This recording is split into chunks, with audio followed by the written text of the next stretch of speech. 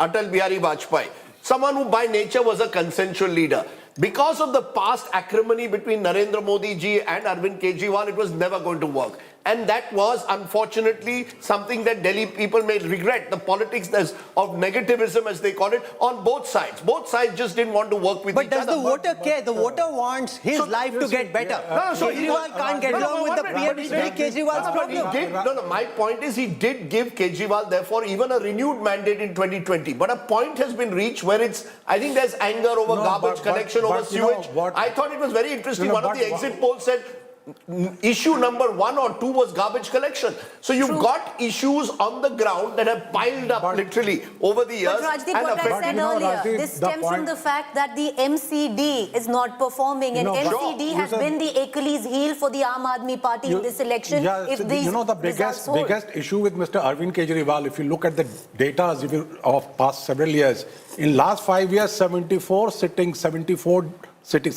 days of Vidhan Sabha. Just 20 bills passed. 20 bills with 10 bills are of their increment of salary of the MLAs. What work you are doing for Delhi?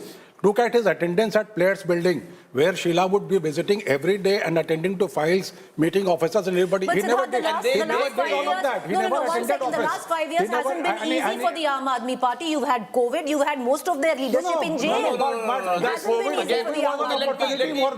COVID was an opportunity for them to rise, take up the challenge and deliver on that. No, but COVID was not for the Aam Aadmi Party alone. COVID was for the whole world. What a sloppy, lazy excuse for misgovernance. The laziest, sloppiest excuse for misgovernance. COVID was as much for Yogi Adityanath as it is for Madhya Pradesh. Not showing up because there was COVID. It's just the most ridiculous excuse. The most ridiculous excuse for the Aam Aadmi Party and its supporters to blame COVID for misgovernance is just pathetic. It's just pathetic, completely pathetic. It's not about COVID. You're misconstruing it. It's about attendance. It is about attendance. It's not just for one.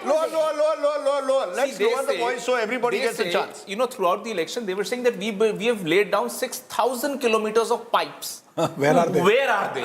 6,000 kilometers. आप पूरा भारत का नक्शा 3 बार नाप सकते हैं उसमें. Where are the 6? And on top of that, they said 10,000 kilometers of road. Itni road ही नहीं है दिल्ली में. Rajat, the Aam Aadmi Party went into this election on the first term. अरे भाई data तो सही बोलो. They did not do any work in the second term for whatever reasons. 6,000 kilometers. You are rubbing into the face of the people. You are saying 6,000 kilometers लोगों का नाला में पैर गिर रहा है आके. The BJP should send a thank you note to the Aam Aadmi Party for winning MCD. Fine. That's what should happen. There are MCD. If you look at the map of MCD, for a moment, for our viewers to understand, it was a very close run thing. There are a large number of BJP MCD councillors, there are a large number of Aam Aadmi Party. It's not as if it is as one-sided as the assembly was. Obviously, councillors have failed and they have huge question marks over their ability to govern. I think this is Delhi elections are increasingly this time localized. And that's why the BJP has a chance, because the BJP has focused on local non-performance. I don't think the Aam Aadmi Party can claim in the last 3 years in particular that they've done substantial work on governance, because they've spent most of their time firefighting. Arvind Kejriwal, I make the point, Rahul. No, but I don't agree. No, please. Rajdeep, 1 minute. Yes. Arvind Kejriwal went to jail. Satyendra Jain went to jail. Manish Sisodia went to jail.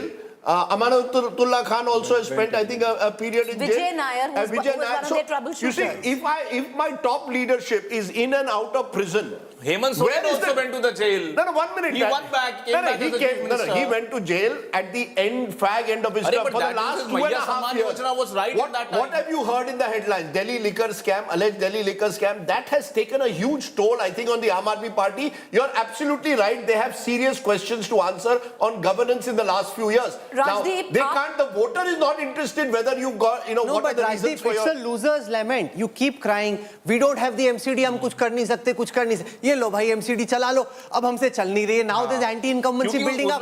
That's a ridiculous situation. No, but that's a ridiculous. You can't say, give me an opportunity to bat. I'm the best batsman. I'm the greatest batsman. I'm greater than Modi. You get an opportunity to bat. You're not interested in batting. He used to go to Ghazipur. Kejriwal used to stand on that, that huge dump pile of. He has stopped going there now. Why do you make claims that you can't solve? No, because the This is rhetoric the of challenge. opposition Rajat, the is Aam much Aadmi tougher Party than the would have been reality of very governance. happy The if rhetoric of this opposition is election much was tougher than the fought reality on of governance, and Sheesh that's Mahal. the If the reality. election was fought on Otherwise, it corruption makes no charges, sense. the Aam Aadmi Party would have been very happy if it was Sheesh Mahal and corruption. Sir. The Aam Aadmi did not want the issue of garbage, issue of sewage, issue of water to actually No, but be AAP can't spoken decide of. what the issue of the elections will be. But AAP can't Rahul, decide just a what the minute. issue of the elections Rahul, will be. what Voters I'm decide that. Yeah, Rajdeep. What I'm Just a saying minute. is that the BJP picked the right word Okay, by just- fighting the election on Rajdeep. these topics. You raised the issue of governance, and I think it's a valid issue. My only limited point is, we have now created a situation in Delhi where there are so many friction points. Where you've got the LG battling every day with the chief minister, where you've got bureaucrats through law, But Rajdeep, bureaucrats through law don't have to necessarily listen to the chief. Sit out, no, fight at the No, no, election. but Rajdeep, Don't even Rajdeep, contest I Delhi only election. look, Rajdeep, If you no. only Rajdeep, find excuse, Rajdeep, then don't contest Delhi election. Because we people suffer. You see, Common basically- people no, suffer. But Rajdeep, I disagree. Let- Why is it only about Delhi? Even in Punjab, where you have a full government, the police is with you. Now you're Look coming at the to- mess you're the changing the government is. goalposts. But it's the same. No, no, It's but about there's the something interest very- and aptitude to something- govern. something very interesting You are happening in you're Delhi. excellent at rhetoric and street fighting and agitational politics. How good are you at governance? Prove it in Punjab. See, something Punjab that- is a different story. Delhi, I believe, is a story where we are going to, at some stage, Delhi is going to have to decide who is the big boss of Delhi. Is it the LG? Is it Something the very Home Ministry? big- Is it the Chief Minister? Otherwise, do not even You see, ensure we don't need a Chief Minister of Delhi. Rajdeep, Why do you need a Chief Minister? Big boss of Delhi are the people of Delhi. In Okla, the BJP candidate is leading. And BJP candidate is leading because his wife is a local councillor. And he's a former congressman. And Manish is a former congressman. And his wife is a councillor, and she has done a lot of hard work in the area. But remember also, Okla is a classic constituency where spoilers can come in. split AIMIM has a strong candidate there. Congress has a candidate there. And despite all that, Okla में BJP का candidate lead करेगा ये तो बहुत it's a very no, but it shows that the Muslim vote there could well be getting badly split. There is every indication of that. Vote is getting split in that constituency. That means they are getting split in all the 12. That we don't know. We don't know that. So, at the moment, certainly in Okla, that's happening. If the BJP is leading, the Muslim vote is being badly split between Congress, AIMIM, and the Aam Aadmi Party. That's very clear. If the BJP wins, and Manish has a good reputation Has a good also. reputation by this councillor. There is some merit in looking at the BJP is halfway. strength scanner data, because as you're seeing this, BJP supporters would be dancing on the streets of Delhi. They've hit that magic figure. For 2.5 decades, ladies and gentlemen, the Bharatiya Janata Party has eyed that number 35 but unable to get there. This morning, Super Saturday it is. From the initial lead, 60 out of 70 trends, the BJP 37. Who is this one lone congressman who is standing tall? Don't they, Usko? We look for him in the election intelligence dashboard. So here's the point I was making, and this is interesting. There are 35 seats the BJP has never won in the last 3 elections. Badly. Out Seat of those, in Yeah. 14 seats at this moment, the BJP is leading.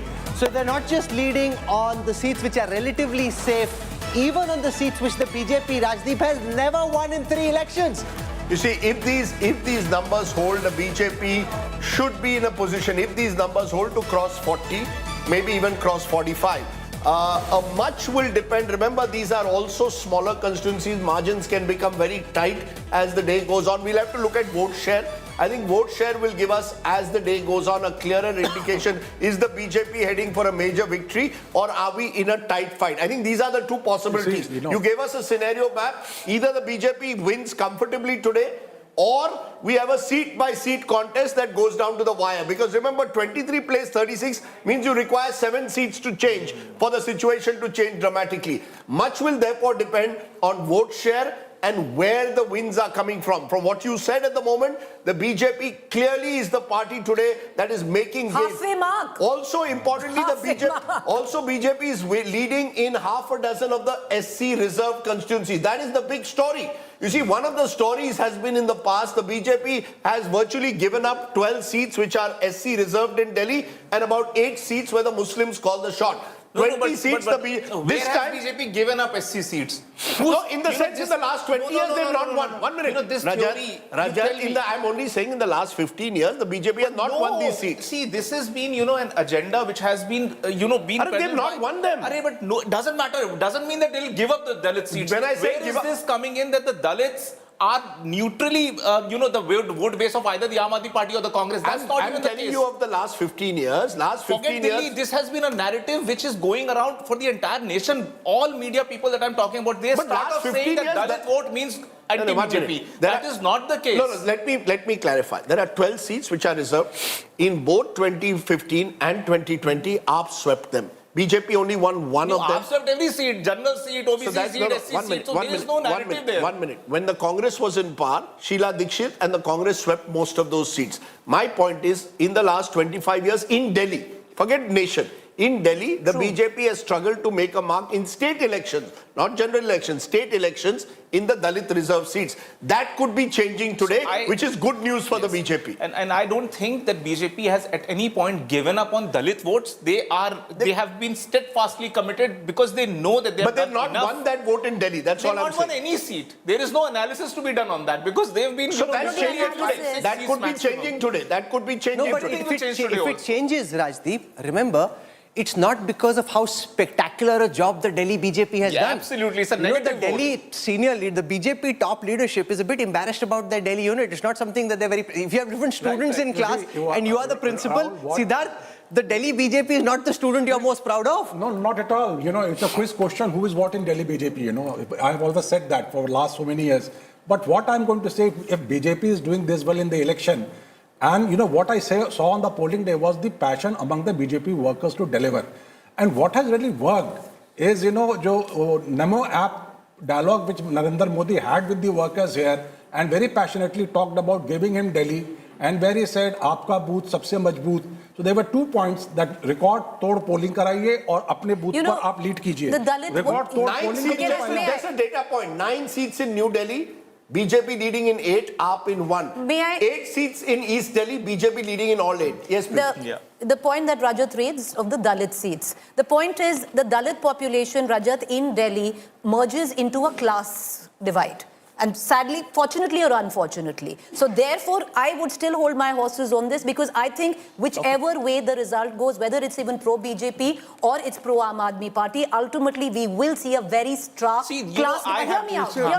We will see a very stark class divide. Which No. We will I have see been it. We listening will to this. see it. I've We been will listening see to it this when you get into a class war, even from Deshmukh ji for far too long. Do you think? will see Okay, it. tell me this, You Preeti will ji. see Do you it. think All I'm that a pipeline or a nala doesn't It's not disturb about a one poor second. class or a middle One class? second. That's a It is- rhetorical. That's a No. rhetorical question. See, but water Rajat, availability, the Rajat, water it's not an tanker argument. picture, It's not it has an been in the argument. Jhuggi Jhoppadis. They did It's not not have an access to argument. water. Like I'm saying, we will see a stark class divide, I and don't the see Dalit it. population in See, Delhi I- is more the low-income group, fortunately, unfortunately, and could very well be still behind we the have a vote. very but people patronizing- are- no, Rahul, we have a very patronizing attitude towards the poor. अरे उनको क्या है? उनको नहीं, थोड़ी but ना you see, governance you issue matter cannot- करता you है। can- 1000 रुपए दो गरीब का vote I think This has that been a should be patronizing limited to a attitude. post-poll Never survey. works. Fine. Post-result survey. No, but and Let's we I'm do know saying- better. that. But You know, I listen. still believe you give money to middle class or to poor, it's the same.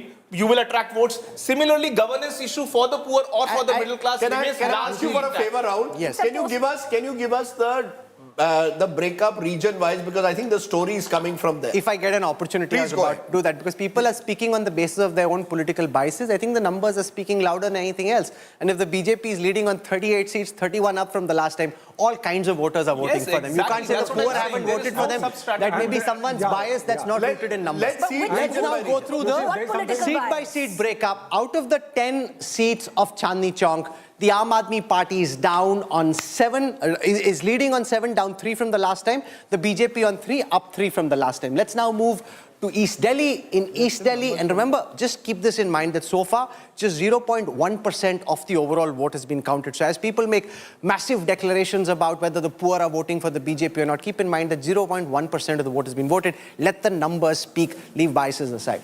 0.1% of the votes have been counted. The BJP currently in East Delhi leading on 8 seats, up 5 from the last time. The AAP on 0, down 5 from the last time.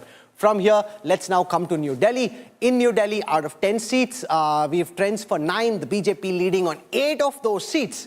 Aam Aadmi Party only on 1 down, 8 seats from the last time, and most importantly from the BJP's lens, this includes that massive politically significant seat of New Delhi, where former Chief Minister and AAP convener Arvind Kejriwal currently trails against Sahib Singh Verma's son, Delhi BJP candidate Parvesh Verma, who's currently leading. From there, let's now move to Northeast Delhi. We have trends for 8 out of 10 seats in Northeast Delhi. AAP leading on 5, BJP on 3.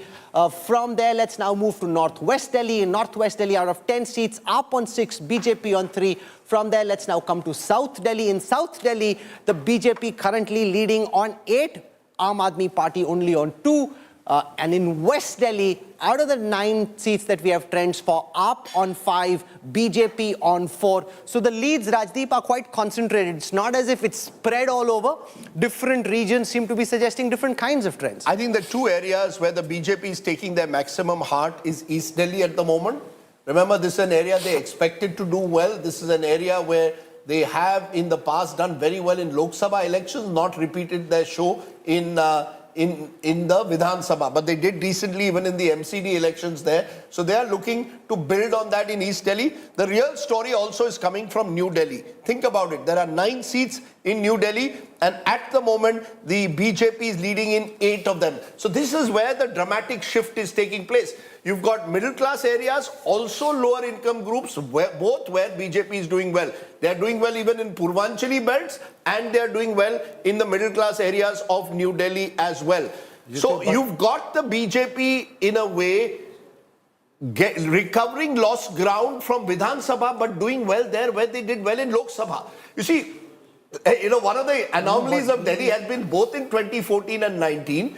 The BJP did very well in Lok Sabha, got over 50% of the vote. If they use that as the base, they built on that base in this election. They've not got into the trap they got into 2015 and 2020. But that's not happening in Chandni Chowk constituency. That's an exception. The rule in general this time is the BJP is now recapturing its original middle class area. Also remember, Rajdeep, but Chandni Chowk has 10 seats, on which Aam Aadmi Party leading on 8 seats, and Chandni Chowk is the area which has majority of the seats are Baniya Punjabi seats.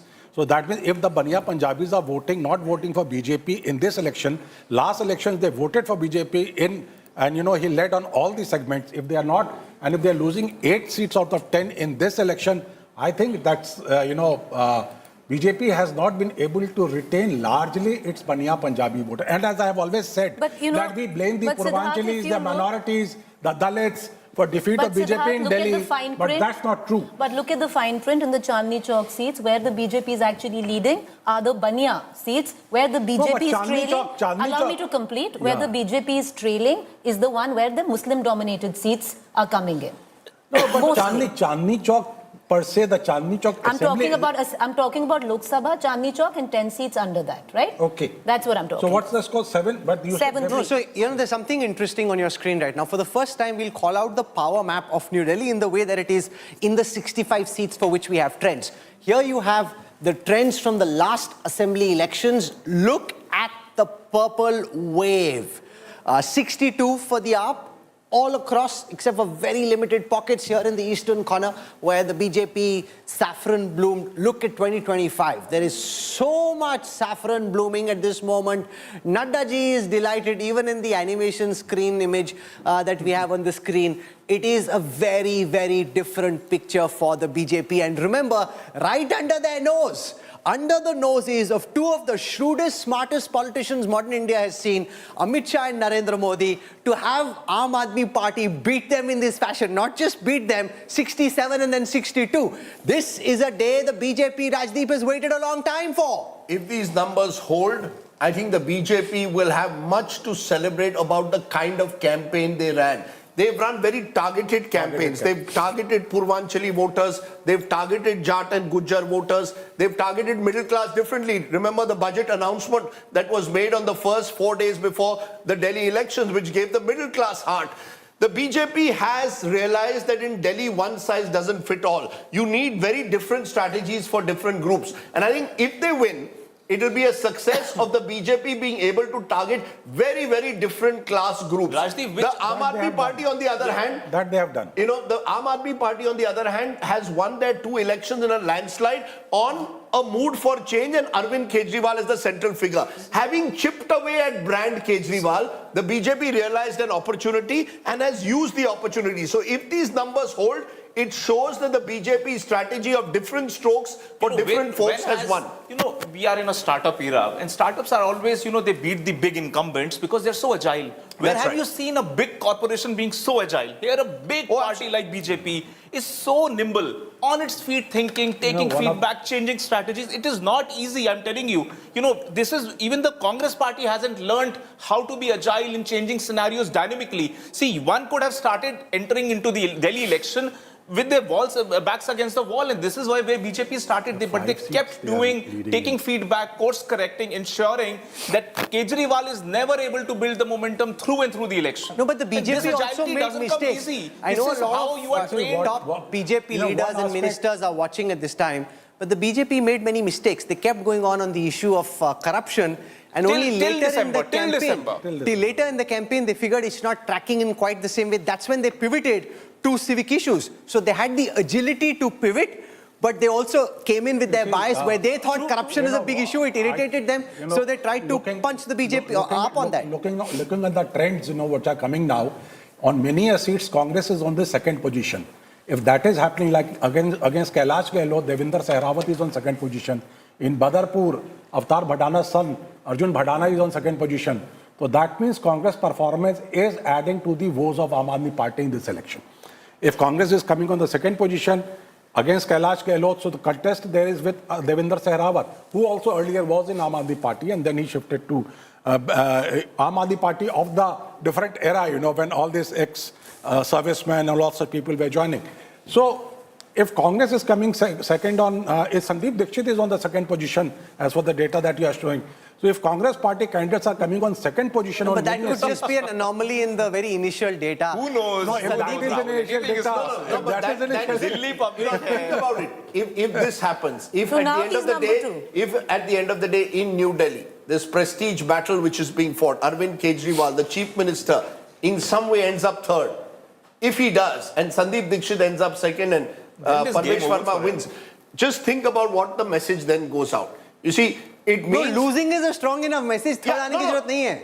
irrespective of where you end up in your overall numbers, if you as the sort of face of your party are not able to win or in some way end up third, I think the message that goes down clearly is Brand Kejriwal, which we just spoke No about, arrogance, has been Kejriwal. severely, you call it Arrogance, you know, So look at it the gets posters. severely diminished. You know, Rajdeep ji, you have been in a habit of looking at holdings and all. Look at Aam Aadmi Party's holding. This man was so confident, he used to put his picture and then question mark. Because he believed that there is no person walking on earth who can match me on the same No, no, frame. no, one That is the degree of arrogance that this man You brought call into it the arrogance. table. Look, the fact is that very same strategy worked in 2015. But you are worked a in beaten man. 2020. Your moral capital has been I think you made a eroded. good point. The BJP pivoted in this election and changed its strategy compared to 2015 and 20. The BJP did the same in Maharashtra. Just look No, at but the way you cannot after its, see- just a minute, after its defeat in the Lok Sabha, it pivoted, decided we need to change strategy, we need to make the election much more hyper-local. In Delhi, what they've done a mix of a hyper-local strategy, doing the Nukkad Sabhas, going to the Jhuggi Jhopris, trying to break the Aam Aadmi Party's dominance there, and at the same time ensuring that their middle-class vote, look at the budget, as I say again, is kept galvanized and happy and is able to respond to the BJP effectively. The Aam Aadmi Party, I don't think, had any other issue this time apart from Kejriwal. So this is even bigger a problem. Now you don't have an issue. Your main issue is Kejriwal, who himself, his entire moral capital is depleted. It is finished, eroded. The problem was that then you put yourself in the center. There is an Atishi who is doing a relatively far better job than you are doing. You completely sideline her, so much so that she is not even seen in the same frames. She wasn't even talking to the media that much. Only अब आप because जबरदस्ती लड़ाई कर रहे हैं नहीं, मैं सही बता रहा हूँ। Don't go overboard. Atishi and Arvind Kejriwal have a good working relationship. Whatever, ठीक है, benefit of doubt किसी को कुछ भी दे दो, but you need to analyze You see, why he kept himself I think- above everyone. listen, I was speaking to on certain artificial- You know, one spokespersons of the second, Aam Aadmi one Party. second, okay, let me- Listen, let हमारे me- यहाँ खून नहीं चलता, one हमारी second, नसों में one second. Kejriwal One by बैठा है. one, ये सब क्या है? one by What one. deity worship I is think this? our viewers will benefit One if we second. don't have crosstalk. The Go fact ahead. is, Rajat, it's all well and good to say this because the numbers right now don't support the Aam Aadmi Party. 2013, 2015, 2020. See, look at the number that the Aam Aadmi Party got. They got it on only one name, Arvind Kejriwal, right? So this time also, when Arvind Kejriwal stepped down, he stepped down. Everybody knew this was a de facto chief He's a minister who was charge-sheeted coming man, in. Preeti ji. But it has He's to a- be proven in a court. We don't know. Charge-sheeted hai, bhai. But it has to be ठीक है, proven. no, There but are so there- many people who are charge-sheet- charge-sheeted. That's a separate matter. Is he There's a- a charge sheet in the eyes It's not of the proven. Delhi voter. See- There's a charge sheet in the eyes of the Delhi voter. The Delhi voter is voting on whether he believes that charge sheet or not. This election, like it or not, Kejriwal presented as a referendum. If he wins, Yes. it's a referendum in his favor. If he loses, as the numbers are suggesting at this moment, that's a referendum that went against him. The legal charge sheet will take its own time. The political charge sheet, it is judgment day on the political charge sheet. 42 leads, Rajdeep, for the Bharatiya Janata Party, 35 up from the last time.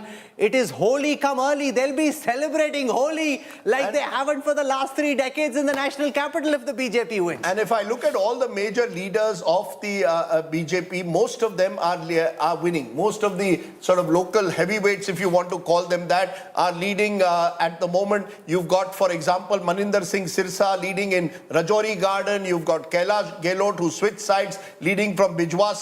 You've got Harish Khurana, son of former Chief Minister Madan Lal Khurana, leading from Moti Nagar. You've got Rajkumar Arvinder Singh Anand Lovely. leading from Patel Nagar. You've got Arvinder Singh Lovely leading from Gandhi Nagar. He was, of course, once the Congress president. Ramesh Biduri is leading over the chief minister. So you've got all your strong men and strong women leading at the moment. On the other hand, the Aam Aadmi Party is struggling even with its strong candidates, except for Saurabh Bhardwaj at the moment.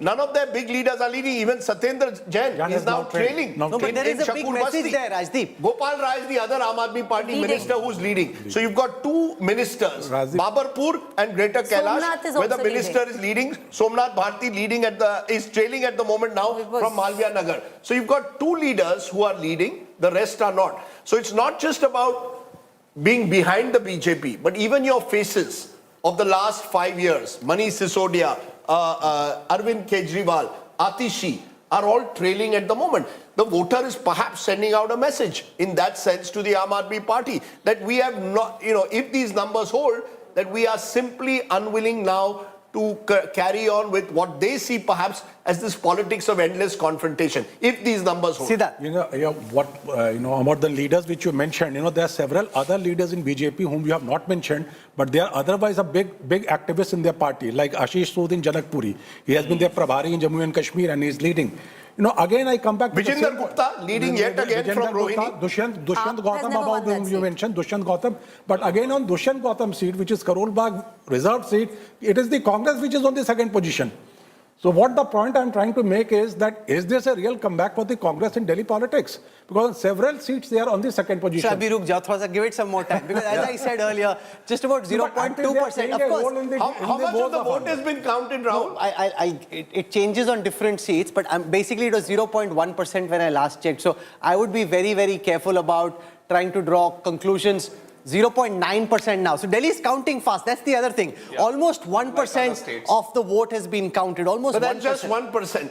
No, but 1% is pretty Across big. Delhi, As you you see get a fair across, Yeah, you can no, see an 1% is idea. also bigger than any. Yeah. Listen, just so that you understand, 1% seems much smaller than it actually is, but it's on a large sample. So it's actually bigger than any post-poll study or opinion poll, and therefore it starts giving you some trend. You don't need to wait till all the votes are counted. It starts giving you some trend, and the trend right now is that the Bharatiya Janata Party seems on its way to a historic mandate. The BJP is waiting for this day. waiting for this day for 2.5 decades, Rajdeep, waiting to see themselves ahead of the Aam Aadmi Party. 26 for AAP, down 36, 36 up. So straight transfer for the BJP, pulling away from the AAP. 23 seats, 23 seats. 23, Siddharth, Rajdeep, please. 23 seats where there is a Dalit factor at play. Some, of course, are the 12 SC reserve seats, but there are 11 others with a substantial Dalit population. Of these 23 at the moment, AAP is leading in 12, BJP in 10. All these 10 are gains. All these 10 are seats the BJP has not won since 2003 except one. That is huge. Remember, that is where the real change is taking place. These are seats where the BJP over the last 20 years has not won even once. They are leading in 10 of them. In fact, 11 now. 11 and 1 to the Congress. The Congress is leading in one of them, yes. So there is a small gain for the Congress. But by and large, the BJP is making a big comeback in even the poorer areas of Delhi as per this poll at the moment. Rajdeep, you know, the interesting point in those Dalit seats are that look at the candidate who's on number 2. Ambedkar Nagar seat, it is the Congress which is on number 2. That's the one seat and they're leading in one. No, I'm saying number 2. In one they are number 2 and one they are leading at No, they are on number 2 and several seats. They are in Karol Bagh, they are number 2. Behind Darshan Gautam. In Ambedkar Nagar, they are number 2. Okay. Sairabad is number 2 in Bijwasan. Let's get some political reactions. CR Keswan joins us from the BJP. Shama Mohammed is with us from the Congress and Anmol Pawar is with us from the Aam Aadmi Party. CR Keswan, 43 leads for the Bharatiya Janata Party at this time, up a whopping 35. Super Saturday in full play for the BJP. Good morning, Rahul, Rajdeep, Preeti and all your panelists and your audience. These are early trends, very welcome trends. And I think from the trends indicate two things. First, I think the people of Delhi have vanquished the virus of AAP after a decade of misrule. Second thing is, I think the people of Delhi have reiterated their faith and reimposed their trust in Modi ji's guarantee of Modi ji's guarantee as a vision of a vibrant, Viksit Delhi. I think the past decade has seen a very bizarre rule where, the people of Delhi witnessed a decade of deception, drama, deceit, and dishonesty. And I think they have had enough of it and they've put an end to this. And the BJP presented a very strong alternative. And the BJP has been doing very well in the past 3 Lok Sabha elections. We've won all the 7 seats. And we've been, our vote percentage has also been very good in the assembly elections since 2013. So I think today is a mandate for the BJP to govern. The people of, I'm sure that the results will hold. Looks like the people have blessed the BJP to govern after 26 years. And I think the people of Delhi don't want to be left out because there has been, amazing transformation in the growth story of India under the leadership of Modi ji. And I think I think one moment which stands out for me, Rahul, is when the Prime Minister, very emotional speech asked and apologized to the people. He did it for Bengal and also for Delhi, saying that he could not implement schemes like, the healthcare scheme for the senior citizens. And I think these would have touched a chord because, like the Prime Minister said, the AAPDA had been blocking, whether it's, pension schemes, healthcare schemes, they were blocking. And all that we heard and all that we saw was Sheesh Mahal, liquor scam. It was a government riddled with... CR Keswan, so excited. It's almost as if you are jumping out of the screen. These are initial trends, but yes, Delhi's political exile for the BJP could be coming to an end. Anmol Pawar joins us. He's not looking very happy. And I suppose the voters haven't given you any reason to be happy either. 25 leads for Aam Aadmi Party. It's not a complete capitulation. You're still in the game on these 25 seats. 37 down, though, from the last time. How the mighty seem to be falling this morning. Mr. Pawar, welcome.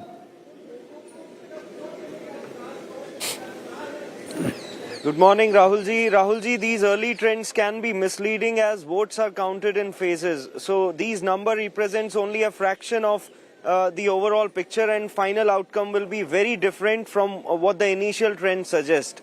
आम आदमी party प्रचंड बहुमत के साथ चौथी बार सरकार बनाने जा रही है. That's the reality. The people of Delhi are saying in one voice, फिर लाएंगे केजरीवाल और अगले 3 घंटे में चौथी बार फिर आएंगे केजरीवाल. अनमोल पवार, whatever you say कि क्या होगा, एक बात तो साफ है कि 2025 is not 2015 and 2020 when you swept Delhi. Even your top leaders, including Mr. Kejriwal himself, are trailing at the moment. Is the Aam Aadmi Party accepting that there is much stronger anti-incumbency than you anticipated? That this is a strong, as of now, seemingly a negative vote against your party?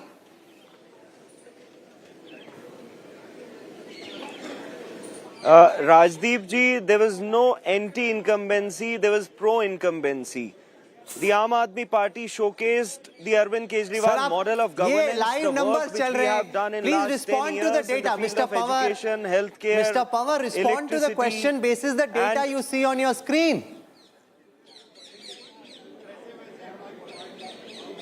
Actually, I can't see the screen, but as per my report, Okay, and we are leading Mr. in, Pawar, right around now the more than BJP stands 25 at 44, the Aam Aadmi because- Party at 25. You might seem to suggest that there's a pro-incumbency way, but I'll give you one seat. And Anmol Panwar, you tell me if I'm wrong, which it is right now, the Aam Aadmi Party trails on Sangam Vihar. If the Aam Aadmi Party is trailing on Sangam Vihar, I would reckon, ask any Aam Aadmi Party leader if they pick out top 2 seats which they considered the safest. One is Sangam Vihar, the other Babarpur, then Deoli. If in Sangam Vihar you are trailing right now, that means there's severe cause for concern.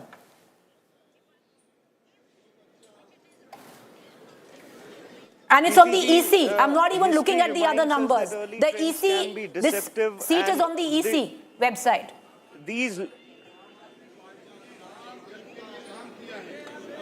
The late counts will bring an unexpected turn, and certainly the Aam Aadmi Party will lead in even the seats you have just mentioned. Okay, dil rakhne ko galib khayal acha hai. Aam Aadmi Party clutching on to hope at this moment.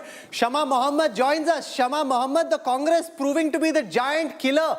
Not enough to kill and win, but kill enough to trip the Aam Aadmi Party. That's the role. So AAP is seeing in Delhi the Congress do what the AAP did to the Congress in Gujarat. You're just tripping them enough that they lose. It's not about them losing or another person losing or winning. It's about us getting back our vote share, which belongs to us. And I think the people of Delhi have understood in the last 10 or 11 years what this particular party called AAP has been doing. I mean, I live in Delhi. Let me tell you one thing. Two weeks before the election, Rahul, in front of Gargi College, the garbage was cleaned on time. The garbage bin was there. There is a Kuda Bhavan there. They used to clean it up. Before that, nobody cleaned. Yesterday, I was walking past. Again, you see garbage. I mean, what sort of governance is this by AAP? The MCD functions when just 2 weeks before the elections. You have sewage, water everywhere. I mean, Delhi has become so dirty, so polluted. Traffic is horrible. It has become unlivable in Delhi. So I think whatever the result today is, people are replying back on what they are seeing. It's very interesting, Shama Mohammed, that you're detailing all of this. This was the case 6 months ago as well. At that time, you fought in coalition with AAP. This time, you've decided to take on AAP. I just want to put the vote share numbers to show why the Congress is making a difference. AAP, yeah, of course you can. But 42% AAP, 48% BJP, 9% Congress. So the Congress, and if the Congress touches, which means they are doubling their vote share compared to 2020. That is an important factor. But please respond. There are viewers who are listening to you, Shama Mohammed, saying AAP has not governed Delhi well. That was true 6 months ago. That time you were embracing Arvind Kejriwal. Okay, so the other reason is why was AAP born? It was born with India Against Corruption. I remember very well, and Lokpal. What was the High Court report? A High Court of India, a High Court of Delhi said that there is a CAG report which says there is an involvement of AAP in the liquor scam. They asked AAP, the Delhi former Chief Minister, Mr. Arvind Kejriwal, to table that report in the Assembly. Call a special session, table the report. Now, if you are innocent, as Mr. Kejriwal says, why did he not table that report? He refused to. And that showed us that he is corrupt. He is involved in the Delhi liquor scam. If a man who came out with Lokpal saying, we need Lokpal, we passed it in the parliament, the Lokpal bill. What has happened to Lokpal? What has happened to the corruption? Most of his ministers are behind bars. You knew all of this, ma'am. I'm sorry to persist. You knew all of this 6 months ago. You see, No. the opportunity, it is the Congress Rajdeep- seems to have suddenly decided we need to finish all the regional parties for us to grow. That's the reality. 6 months ago, you No, wanted to finish Rajdeep, Narendra Rajdeep, Modi. No, but that's One an minute. absurd, Rajdeep. One Can I second. just reply to that? AAP wanted to finish the Congress in Goa, in Uttarakhand, in Himachal, in Gujarat. So why would the Congress not take care of its own interests? 1 minute. Do unto others what they do Can I unto reply you? to No, just a minute, ma'am. Just a minute. All I'm saying is this. 6 months ago, this reality was known. Yet you tied up with the AAP because you wanted to defeat Mr. Modi at all costs. Yes. Right? So you decided, I'm ready to break bread with AAP. 6 months later, you've decided, no, we Can have I to first speak? finish off AAP. Please understand, just before the Haryana elections, Rahul Gandhi told a CWC meeting, we must have a tie-up with AAP. This is just 4 months ago. Suddenly, Shama Mohammed and other congressmen are finding all the weaknesses that they can in AAP. But My today, point is, look at the today, Rajdeep, the story is not the Congress. Today, the story is this historic No, 1 minute, the recovery story of is the partly the BJP. Congress. The story Congress is behind the Partly, screen. sir, the Congress the is partly the story. They have doubled their Oh, vote of course. share. No, I'll take- As a result of that, what could have been even a closer contest is one-sided. That's You know, all I'm saying. I'd like to bring in Shama Mohammed and ask her a question and flip it around, Shama. Because yes, you're saying you're getting your vote share back or a part of that vote share back. What if the Congress had fought alongside the Aam Aadmi Party and it was an open option till at least 2 months ago?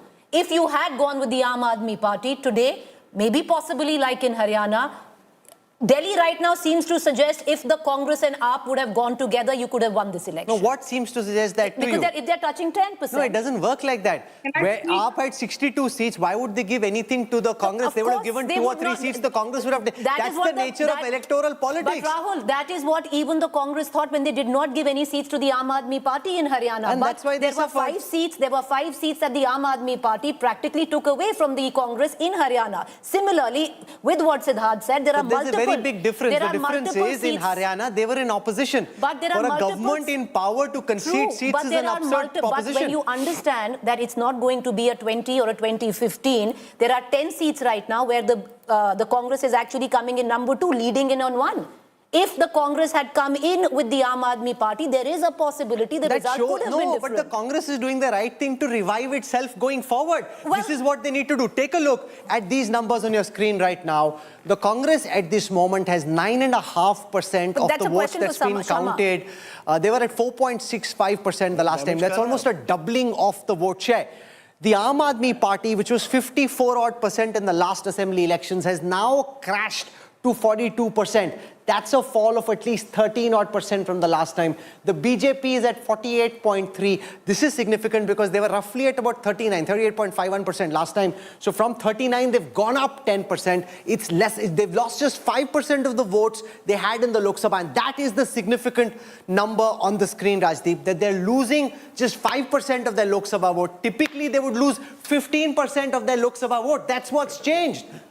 2 things have changed. The BJP has held on to a substantial amount of the vote it got in the 2024 Lok Sabha in Delhi. Correct. Number 2, the Congress has taken a substantial chunk away of the Aam Aadmi Party Exactly. vote. Both have happened. It's a double whammy. The AAP has been hit by the fact that the BJP voter has solidified. The same voter who voted for them in the Lok Sabha has by and large solidified. It's a decline by only 5% compared to 15% in previous elections. By and large, the same voter who voted for Modi ji as Prime Minister has chosen to vote for the BJP at the state level. Plus, the voter who voted for AAP in 2020, a section of it has drifted and joined the Congress party, about 5%. Add the 2 together, it's the perfect swing. So you've got the Aam Aadmi Party going down by about 10-11%. Because of the BJP retaining a large section of its votes, but also the Congress chipping away, especially, there are constituencies now where the Congress is coming second. Exactly.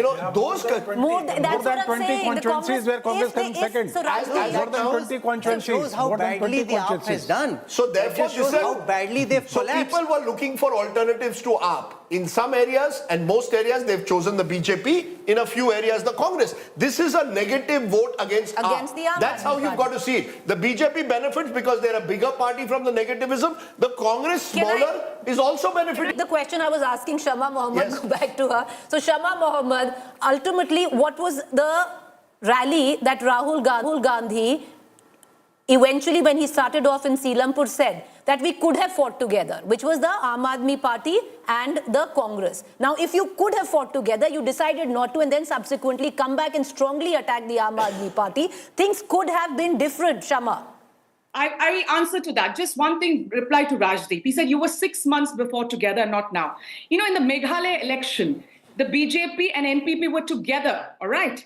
In 1 month, Mr. Amit Shah says, the government which they were together, that NPP is corrupt, do not vote for them. After the election, when they won 2 seats, again they joined back NPP. So please question the Bharatiya Janata Party. Also, Rajdeep Sardesai. No, this is not a Meghalaya election, ma'am. Ma'am, this is not Meghalaya. We are talking about Delhi. No, you must answer. You must answer this Delhi question. Why not be honest and say we want to finish the AAP? Why don't you be honest? Be honest and say we want to finish AAP. That you sacrificed an election which you could have won jointly because, and there's nothing wrong in that because that's the nature of politics. Let me answer to that. In Haryana, they had only 1.6% of vote. Why didn't the Aam Aadmi Party tell us, listen, we are not going to fight this election. We are going to stand back because we want you all to win this election. No, they wanted 5 seats for what? For 1.6% of vote?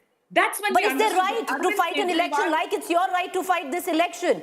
No, but this is a rhetorical demanded exercise. together. I don't know why we're wasting because time trying to forge an alliance between, post facto alliance between AAP and the Congress. Let Shama respond, but this is more studio fantasy than reality. There's no point in this post facto analysis because the fact is the BJP is winning. But Shama, complete your point and then we'll move on. But the problem is also you all have 3 hyper-excited anchors who's not allowing me to speak.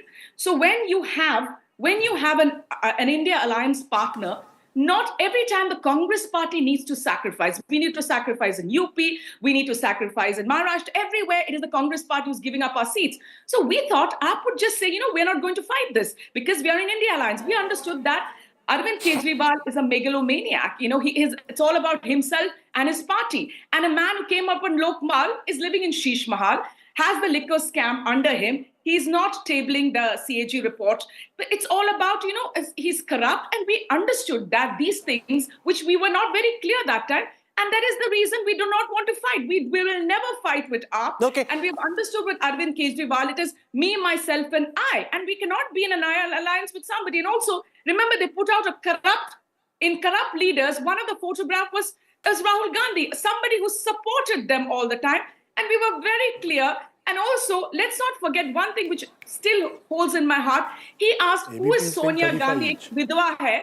And when he went to jail, he puts his wife in front. Why didn't he make Gopal Rai the chief minister? You know what? Because it's all about me, myself, and I. He went to jail. We did not have a chief minister. You live in Delhi. The 3 of you all live in Delhi.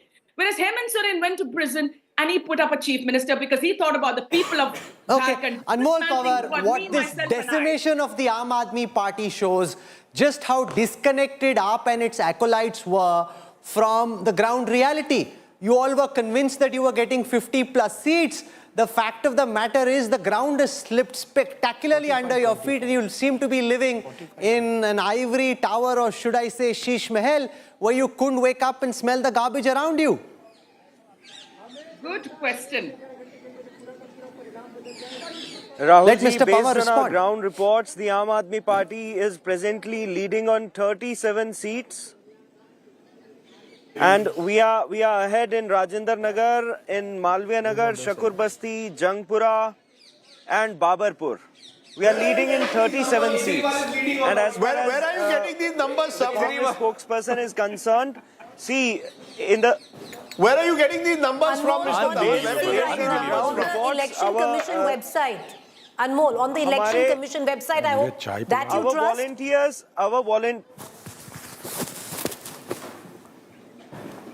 Preeti ji, our volunteers are at the polling station, at the counting centers.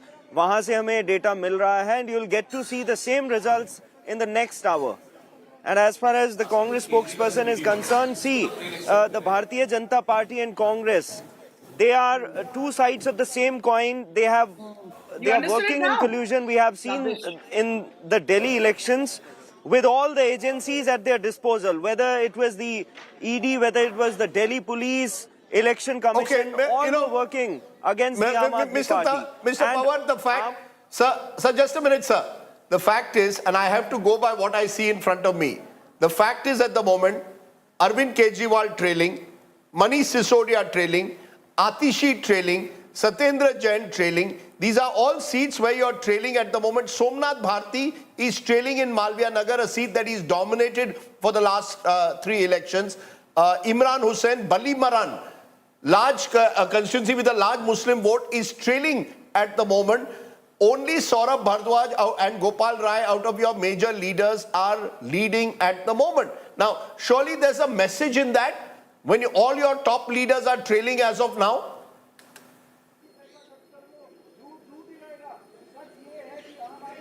Rajdeep ji, these are early trends, and I am with full responsibility, I am placing the data on record that we are leading on 37 seats.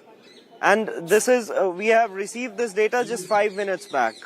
Okay. Okay, आप देखते जाइए, ये trends भले ही कुछ भी कह रहे हो, eventually it's the Aam Aadmi Party that will form the government. You see, they've come down now from 50 plus to 37, Rahul. And even in the constituencies where candidates were changed, Rakhi Birla, for example, changed her constituency. She is trailing at the moment in Madhipur. You had Manish Sisodia moved from Patparganj to Jangpura. He is trailing. It clearly is sending out a message. You see, the Aam You Aadmi can run, Party but you can't hide. Sorry? You can run from Patparganj, but you can't hide. No, it also shows that, and the candidate leading is an interesting candidate. Tarvinder Singh Marwa was someone who would always find in and around larger than life. Big Burli Sardar. Yeah, you'd find him in and around Sheila Dikshit's house for 15 years, moved to the BJP, 50 and Mr. Marwa is... See, the BJP's touched 50. The gap now, Rahul, if anything, has widened. So unless Mr. Pawar is living in some alternate universe, the truth of the matter is, the BJP is heading, as of now, to a major win. No, can I point out from the election intelligence dashboard that at this moment, there are 45 seats where the gap between the party that's leading and the party that's coming second is less than 500. In these, the BJP has 30, the AAP has 14. So the BJP can hope that out of the 19 that the Aam Aadmi Party is leading on, 14 leads for AAP are frail, slender leads, that they can pull some of these away. So BJP can hope that the tally can rise much further. Conversely, the Aam Aadmi Party can hope that they can pull some of these 30 seats where the BJP is leading by narrow margins and bring them into the AAP corner. But with about 3% of the vote counted, this battle is shifting towards the BJP. For all the fog of confusion which was witnessed in studios and outside about how this could be a massive victory for the Aam Aadmi Party, it is turning out to be anything but. This is turning out to be one of the most historic days for the BJP in the national capital, Rajdeep. Absolutely. Remember, the BJP only won the 1993 election in Delhi. That's almost a generation ago. So, you know, you've not won in a state for 30-odd years on your own, a majority on your own. Therefore, it is a historic day for the Bharatiya Janata Party. It also comes on the back of your stupendous victory in Maharashtra. It comes on the back of your surprising victory in Haryana. It means that all the momentum that you seemingly had lost in the 2024 Lok Sabha is being revived one by one. And it also shows, as we saw in that small interjection with, short interjection with Shama Mohammed, the opposition is in disarray. They are now targeting each other. Each of them are saying, you know, who didn't tie up with you in Haryana? Look at the state of the opposition. No, they are and not look at the BJP. Yes. Something I wanted to add. You mentioned 1993 election. Yes. Similar election happening today. Congress is on second position on 24 seats. I just counted. So, and in 1993, it was Janata Dal, then Janata Dal, which, you know, turned the cart of Congress party at that point of time. And this time it is the Congress party which is turning cart of Aam Aadmi Party. 24 seats, they are on the second position. That means a lot. It's a very significant shift of votes. It's not just a defeat for the Aam Aadmi Party. If Congress is not winning any seats today, just one seat they are winning today, somebody to be blamed for it is the Congress central leadership, which did not participate in these elections wholeheartedly. It stopped people like Ajay Makan going full blast against Aam Aadmi Party in this election. They tried to restrain them. Had they not restrained them in this election and having gone in the campaign full flood ahead, probably they would have had some seats on the board today. Coming second on 24, 25 seats is no mean achievement for Congress party. Who came second is only partially and marginally consequential. The big story is you got the BJP now with 50%, 50 seats out of 70. That's much more than the halfway mark. This is as good news, Rajat, as the BJP could have hoped to have this Saturday morning. No, exactly. I mean, look, right from the day when Prime Minister Modi, the then Chief Minister, ascended to Delhi, became this towering figure that Indian politics has seen. But there was this small gaping hole which always bothered the BJP from an upstart, challenging and talking the same language that the BJP, with a borrowed vocabulary, he was trying to dent the BJP in the stronghold of Delhi.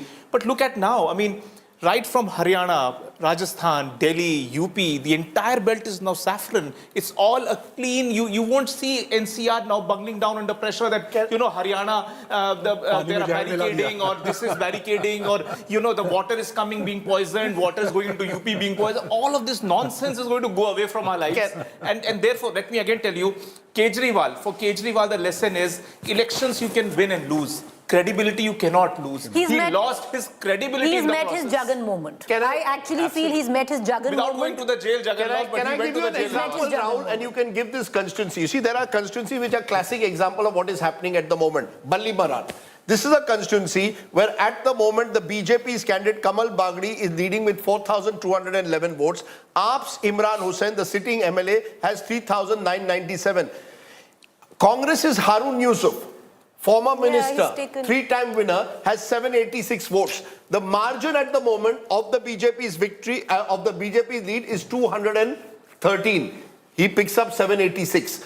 There will be at least a dozen such constituencies at the moment where no, just a minute. It's an important factor. Of course. The fact is that the Congress party is achieving what it set out to do. The Ajay Makans of the world convinced Rahul Gandhi we cannot revive. For Congress, this election is not about survival, it is about revival. The only way we can revive is fight this election, fight hard, put up all our strong candidates, and at least a dozen of them. One of them is leading. Let me give you another example. Nobody really thought this was, because you've quoted a Muslim seat. Yes. Let me quote Adarsh Nagar. Aam Aadmi Party right now, okay, now it's gone up. Otherwise, the Congress had 350 votes and Aam Aadmi Party was trailing with 50 votes. So let's take my limited point is this. That imagine Muslim seats also. The Muslims are also looking for options. Remember what stand Arvind Kejriwal took during the Delhi riots of 2020. There what were a stand? number, He didn't take a stand. That the number of Muslims thought that he did not choose to take a stand because he didn't want to lose the Hindu vote at the time. The truth of the matter is, in areas where Muslims are seeing options, even AIMIM, in Okla, for example, the candidate is picking up votes. The point which I'm making is I agree with Rajat. Credibility is being hit on both sides. There is the BJP which hit you with the credibility talking about Sheesh Mahal and claiming that you had not fulfilled your promises. So is the Congress. Can I take Arvind Kejriwal is being hit by a double whammy. The VIP candidates of Delhi, and let's see who stands where. In Kalkaji, against Atishi Alka Lamba is trailing Amanatullah Khan in Okla on an AAP ticket, trailing Arvind Kejriwal. And this really, ladies and gentlemen, is the biggest story. Outside of the fact that the AAP is being bested, the man who thought he could take on Modi, the man who thought he was the future of Indian politics at this moment, Arvind Kejriwal trails against Parvesh Verma in that bellwether seat of New Delhi, a seat that saw the mighty Sheila Dikshit fall. Could Kejriwal fall here as well? 6,853 votes for Arvind Kejriwal. But Rahul, the You've got winning Sandeep Dikshit, 3,687. Sandeep Dikshit, 3,687. Parvesh Verma at 8,290. Rahul, this is in New Delhi. Yes, as I said, the title of your program is Badla. Sandeep Dikshit for the last decade has been waiting for a moment where he can give Arvind Kejriwal a bloody nose. He believes Arvind Kejriwal is the one who undermined his mother Sheila Dikshit by targeting her. Believes it's true. On the CWG scam. He's been waiting for his moment. He hasn't got an opportunity in these last 10 years. He fought a Lok Sabha election, lost, then seemed to be on the margins of the Congress. Took up the challenge only because he wanted to teach Arvind Kejriwal a lesson. Omar Abdullah has this tweet, aur lado aapas mein. He's got this tweet out.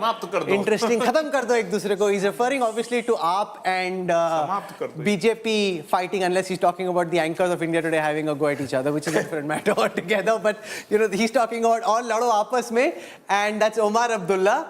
talking about how Congress and AAP fighting has had an impact on the electoral results. You know, Rahul, what Omar is saying is absolutely right. If you recall, just a few weeks ago, Omar Abdullah said, we've got to come together and decide, do we want this India alliance or Absolutely. not? One of the stories of this election, Rahul, if these results hold, is while the BJP gets all the momentum, the India alliance is over. You know, where is this India alliance? How can you have calling each other anti-national, useless on governance, corrupt, and next day come together? The voter sees through it. And the BJP loves it. It suits the BJP. This is what the BJP has been saying all the time, that you have come together only out of anti-Modiism. I think from their sitting chief minister trailing in Palpalganj, which is where Manish Sisodia came away from, Awadh Oja, the educationist, on an AAP ticket in Palpalganj trails. Farhad Suri in Jangpura trailing Gopal Rai in Babarpur on an Aam Aadmi Party ticket, one of the few AAP leaders who has reason to smile. Smiling also is Harish Khurana, Madan Lal Khurana's son. So much for the BJP not being a party of dinners. You've got Parvesh Singh Verma, Harish Khurana fighting on a BJP ticket this time. Sons of former chief ministers, Harish Khurana. In 2020, the AAP won this seat. In Motinagar now, Harish Khurana leading. In Ballimaran, Imran Hussain on an AAP ticket is trailing. Kailash Gehlot in Bijwasan, fighting this time on a BJP ticket, is winning. Kapil Mishra in Kharawal Nagar on a BJP ticket is winning. Manjinder Singh Sirsa now on the BJP ticket in Rajouri Garden winning. You've got Manish Sisodia in Jangpura, another heavyweight of the Aam Aadmi Party. Just shows you the kind of day Aam Aadmi Party and its supporters are having. Manish Sisodia trailing third position in Jangpura on an AAP ticket. This is not good news because you've got Farhad Suri pulling away some of the Muslim votes. You've got Tarvinder Singh Marwa, former Congress leader, now fighting on a BJP ticket. He's winning as well. So Jangpura not looking good. From here, let's now go to the next sheet. Parvesh Verma, the giant slayer and he will be Rajat, the toast of the BJP. When he goes to the next BJP meeting, they'll be standing up and clapping for the man if he manages to beat Kejriwal. If by 12-1 these results hold, whether they make him chief minister or not, and for all you know, they may not make him chief minister, he will be a BJP superstar. 100%. He was given a task, a clear message that this is the only limited space that you will operate in. But he had a surgical approach to the whole thing. There were a lot of brickbats. If anyone never say this is the end of AAP or the end of Kejriwal, it typically isn't. Because even if that's what your opponent would like to see, politics and voters have a way of seeing you come back. The BJP had just 3 seats in 15, 8 seats in 2020. From there, 50 plus this time round. It is one of the most remarkable turnarounds. And that too, besting an opponent who's irritated them for the past 10 or 12 years. And therefore, the BJP, and mark your words, when those images come, Rajdeep, according to the EC website right now, Arvind Kejriwal is trailing by 74. I'd much rather look at our own data on our screen right now, tracked by many more people than the Election Commission's website. You keep saying that don't focus on the opposition story. To my mind, 31. it is actually the story that's building up. You've got to look at the story. Look at the 49 number. There are 31 seats that I have counted, where the margin of the BJP's lead is less than what the Congress candidate is getting.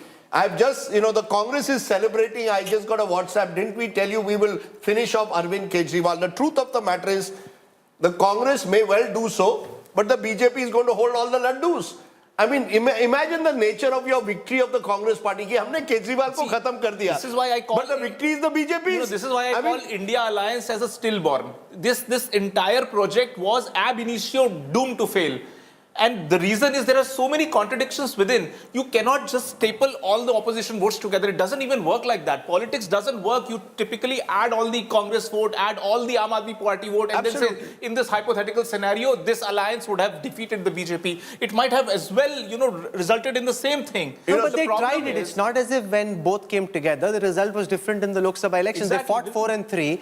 The BJP still won. I think the fact is that voters, and this mandate shows, were just fed up of Kejriwal. That they had enough. They'd seen enough confrontation. They'd seen enough theatre. They said, boss, I want governance.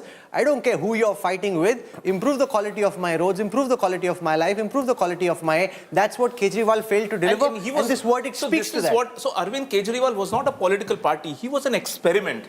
And everybody bandwagoned on this experiment because, everybody, the middle class, typically, they were so disillusioned. Rajat, to add to what you said, Kejriwal was the Frankenstein which both the Congress and the BJP created to defeat each other, and he ended up bashing up both of them in that point of time. He was so crafty in his message that he created this new plank where neither the BJP could step on nor the Congress could step on. It was his place to sort of rule. He's already, Rajat Sethi already referring to Kejriwal in the past tense. Just hold that political obituary. The wheel in that sense is coming a full circle. Yes. In 2013, Arvind Kejriwal rises over the debris of the Congress. He, in a way, dismantles the Congress and creates the situation for the BJP then to emerge as a dominant party a year later in 2014. Now, just the reverse has happened. The Congress has had its moment where it can push Arvind Kejriwal to the margins, and the BJP is once again the winner. The only balle, both in 2014 and 2025 is the BJP. The BJP is having a great time. Aap lado apne aap. No, but you see, you're fighting with each other in 2013 and now in 2025. But I BJP is the big fundamentally winner. disagree with this premise that the BJP would have lost if AAP and Congress came together. Once this level of anti-incumbency builds up, Not so come easy. together. But that's not the point. Why are you trying to bring them together when they don't want to come together themselves? No, ऐसा नहीं है, Rahul. We, as you said, we have to go by data. Of course. I am going purely by data as of now. That data could change by A lot of the Congress vote, Rajdeep, is the rejection of the AAP vote. Why are you thinking it will still come to the Congress? Sir, all I am saying, you're absolutely right. There's an anti-incumbency against AAP. That's the big message. The other message clearly is you want to fight a mighty Modi-Shah machine. Mighty. Of course. The mightiest machine in the history of post-independence India. You fight against each other, your chances of defeating them go even The further BJP down. state That's all president I'm is saying. speaking at this time, Virendra Sachdev. Let's listen to what he has to say. What a day for Virendra Sachdev and his team in the Delhi BJP. आप जनता के साथ विश्वासघात करेंगे, धोखा देंगे तो जनता वैसे ही परिणाम आपको देगी। एक आखिरी प्रश्न, अगर अरविंद केजरीवाल हार जाते हैं तो क्या लगता है उनका फ्यूचर क्या होगा? उनके भविष्य की तो वो चिंता करे, लेकिन मुझे लगता है वो अपने किसी राज्यसभा सांसद की सीट खाली करवाएंगे। ये तो बड़ी बात कहते हुए दिल्ली बीजेपी अध्यक्ष वीरेंद्र सचदेव जो इस वक्त हनुमान मंदिर में परेशान होने के कारण दिल्ली में जो लोगों ने नर्क झेला है 10 साल, तो मुझे लगता है कि दिल्ली के सम्मानित नागरिक पूर्ण बहुमत भारतीय जनता पार्टी को देंगे, और जो देश में विकास हुआ है उस विकास को देखते हुए दिल्ली में भी विकास होना चाहिए। इस मानसिकता को लेकर लोग त्रस्त हैं। पानी एक बूंद बढ़ाया नहीं गया, वो 950 MGD पानी 1300 MGD चाहिए दिल्ली में। तो दिल्ली के लोगों ने इस बारी बदलाव का मूड रखा है, और जो राष्ट्र के अंदर मोदी साहब ने विकास किया पूरे देश में, दिल्ली भी उसी दिशा में चले कि दिल्ली का विकास हो। इसलिए भारतीय जनता पार्टी की सरकार बनेगी दिल्ली में, भारतीय जनता पार्टी जीतेगी। कुछ शीला जी के द्वारा सीटों का जो डिलिमिटेशन किसी जमाने में कांग्रेस के द्वारा किया गया, जिससे खुद ही अपनी वो हिट विकेट शीला दीक्षित जी हुई थी, इस प्रकार की कॉन्स्पिरेसी करके कि वोटों को, सीटों को इस तरह से बनाया गया। एक वर्ग है जो वर्ग भारतीय जनता पार्टी को वोट कास्ट करने में परहेज करता है, उनको धीरे धीरे जोड़ जाड़ के ऐसा करने का प्रयास शीला जी ने किया था। उस डेमोग्राफी के कारण केजरीवाल 2 बार चुनाव इसलिए जीत गए कि मुफ्त की रेवड़ी बांटनी और झूठे वायदे करने। अब 10 साल में केजरीवाल जी एक्सपोज हो गए कि वो केवल झूठे वायदे करते हैं, कर कुछ सकते नहीं है। देखो, ये कालका जी की जनता का डेवलपमेंट को लेकर अगर उनको चाहिए डेवलपमेंट होगा तो स्वाभाविक है आतिशी की वो विदाई करेंगे। वो मैं कोई किसी को लीड देने वाला नहीं हूँ, ये कोई रेसलिंग नहीं है, ये कोई कंपटीशन टेस्ट दे के हम आगे नहीं बढ़ रहे हैं, ये जनता के आशीर्वाद का है। कालका जी की जनता आशीर्वाद अगर देगी तो स्वाभाविक है आतिशी को लौटना पड़ेगा, क्योंकि आतिशी ने पिछले 5 साल में क्षेत्र में केजरीवाल जी ने दिल्ली में कुछ करा ही नहीं है। और अगर इन परिस्थितियों में भी केजरीवाल को लोग अगर वोट देते हैं तो वो वर्ग जो देश में विकास, देश की तरक्की चाहता है, तो वो लोग वास्तव में इस बात को लेकर व्यथित होगा।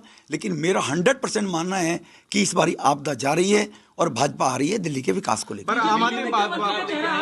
बीजेपी के मुख्यमंत्री के चेहरा आप होंगे? ये बेकार की बातें करने का लाभ नहीं है। हम सेवा के काम करने के लिए राजनीति में हैं। न तो केजरीवाल हमारे बारे में तय करेगा, न कोई और तय करेगा। हमारा पार्टी नेतृत्व है, और हम किस व्यक्ति का कहाँ उपयोग होता है उस हिसाब से राष्ट्र के निर्माण में कौन कहाँ बढ़िया काम कर सकता है। हम जैसे पहले 3 बार विधायक रहे थे तब कौन से तब विकास सेवा की, 2 बार सांसद रहे हैं। हम राष्ट्र के विकास के लिए, क्षेत्र के विकास के लिए, लोगों की सेवा के लिए राजनीति में हैं। मोदी साहब के 11 साल का टेन्योर और गुजरात का 12 साल का टेन्योर देख लिए। सेवा सेवा, मोदी साहब ने सेवा की है। हम एक ऐसी विचारधारा के लोग हैं, सेवा करने के लिए राजनीति में हैं, मुख्यमंत्री मंत्री बनने के लिए राजनीति में नहीं है। सर, बार बार आम आदमी पार्टी ये कहती है कि इलेक्शन कमीशन का इस्तेमाल बीजेपी कर रही है, किस तरीके से आप? देखो, ये तो केजरीवाल को पूछो आप। जब केजरीवाल 13-14 में बोला करते थे तो ईडी सीबीआई को तोता बताया करते थे, शीला जी भ्रष्ट है, जेल भेज दूंगा। कहाँ गए शीला जी के 300 पल्ले के? तो ये तो जब लोग खुद अपने आप को, जनता उनको नकारती है तो अपनी कमी को स्वीकार करते हुए स्वीकार करना चाहिए उनको कि जनता ने मैंडेट राहुल को नहीं दिया, जनता ने मैंडेट उसको नहीं दिया अखिलेश जी को यूपी के अंदर। 5 साल काम करो, मेहनत करो, तब आगे बढ़िए। ये जनता लोगों का रिपोर्ट तैयार करती है, ना इलेक्शन कमीशन करता है, ना पुलिस करती है। अगर ये स्थिति रहती तो इमरजेंसी लगाकर श्रीमती इंदिरा गांधी ने 75 में लोकतंत्र की हत्या करने की कोशिश की, 77 में लोगों ने धूल चटा दी। तो ये तो लोकतंत्र का दुनिया का सबसे बड़ा राष्ट्र भारत है। यहाँ पर कोई अपनी कमियों को छुपाने के लिए एजेंसियों पर दोषारोपण करता रहे, वो अपनी गिरबान में झांके, तब उसको जानकारी रहनी चाहिए। Thank you so much sir. Sir, एक single Ramesh Biduri, he fought this campaign with his back towards his wall. He had a couple of hit wickets. From there, he was feeling the pressure. He's a formidable lead. I went to his house in Tughlakabad. He doesn't stay in his what used to be his MP bungalow. Always stays in Tughlakabad. And no matter what the stereotype about him on television, on the ground, he had a formidable ground game. And look at how the BJP played the Biduri card. You didn't give him the ticket for the Lok Sabha. He was angry, his supporters were miffed, they wanted him to get the ticket, he would have probably won the Lok Sabha election. Yet you did not reject him totally, you used him again. You see, the BJP is very clear. You see the difference between the opposition and the BJP, Rahul, and you're seeing BJP's clarity.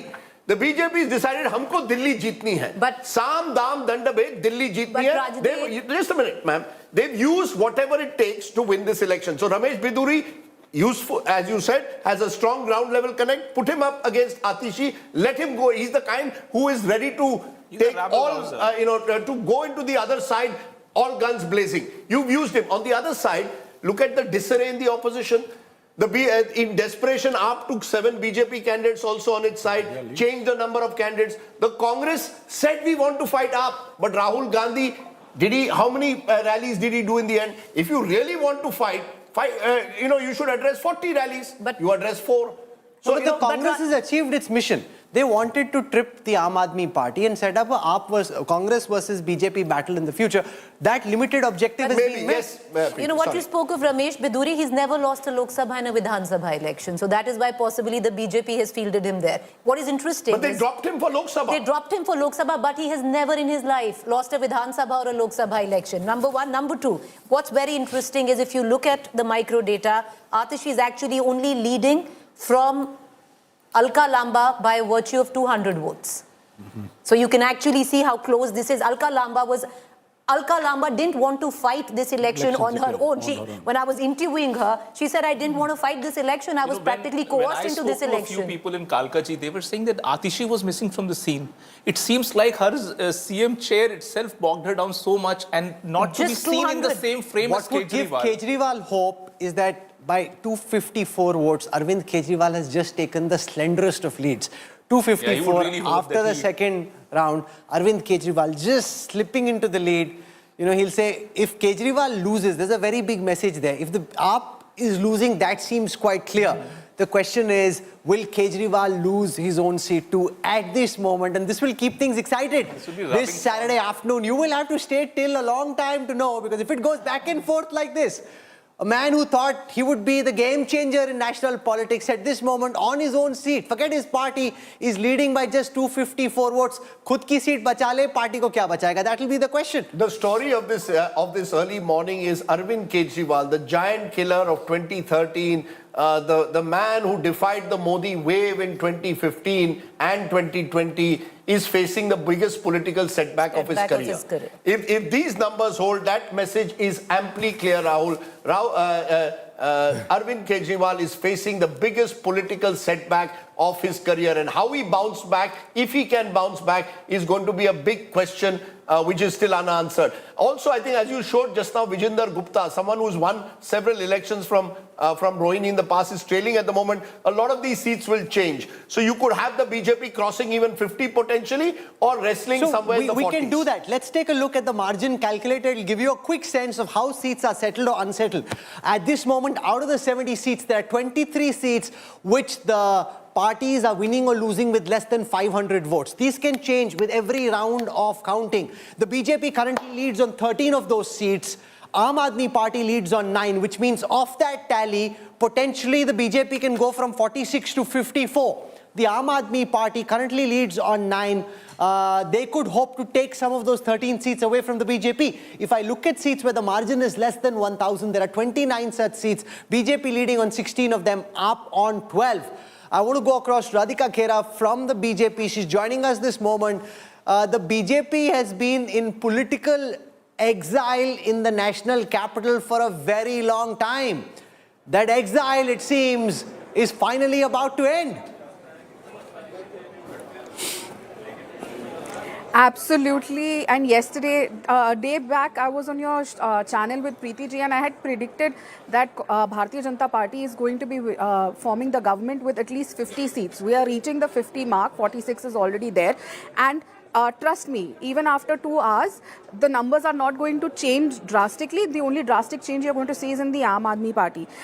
There's a saying in Hindi, जहाँ पे इतनी कीचड़ फैल चुकी है ना, वहाँ पे कमल का खिलना निश्चित था. And that is what we are seeing. The people of Delhi are winning. This is not the win of the Bharatiya Janata Party. The people of Delhi are winning. They are getting freedom from bad water, dirty water, bad quality air. They are going to. That we don't know, Radhika Khera. That depends on what you guys do. No, once again, let's not get carried away here. Whether we are getting freedom from pollution or from bad roads or potholes and everything else that you mentioned, or from the Yamuna being toxic. It depends on what you guys do. You've just got the mandate to govern. Now you need to deliver. We've always delivered, which is why we've got historic mandates in Haryana or Maharashtra, and even a third time victory for our government in the center. And it's really good to see Rajdeep ji on air after a very long time today, Rajdeep, and I'm sure it's pretty heartbreaking to see the results today. But having said that, no, heartbreaking for who? Rajdeep or Kejriwal? It's heartbreaking for Kejriwal, Radhika. People of Delhi. Madam, Both. My heart breaks. Both. My heart has been broken when I was in college by several women. But that is a long time ago. I don't even now remember those days. My heart is never broken. As long as you remember the women. When politicians lose and win, my heart isn't broken. I actually am an observer who enjoys seeing, you know, how political fortunes go up and down. But I just want to point out, just while you carry on with Radhika, just to tell our viewers, just as a bellwether, you know, constituency of how Delhi is changing. Karawal Nagar. Kapil Mishra switched from AAP to the BJP, lost last time. This time is leading by a very substantial margin of 3,000. But Karawal Nagar was won by the BJP. Yeah, no, so my limited point is this. The margins are also increasing of the BJP. Where the BJP was winning by slower margin, they are winning by bigger margin this Bisht time. had won Karawal Nagar with a sizable margin. Yeah, but Kapil Mishra is leading by more than 3,000 votes already. So, you know, the BJP is holding on to its seats. The AAP seats are the ones where the shift is taking place. Radhika, quick question. Radhika, you know, you're right. You were there on my show and you said you'll go beyond 50 and it could very well be possible. But Radhika, rue of fact a little bit. You were part of the Delhi Pradesh Committee, Congress. And the Congress is actually doing quite rather well. You could have been on the ticket this time around.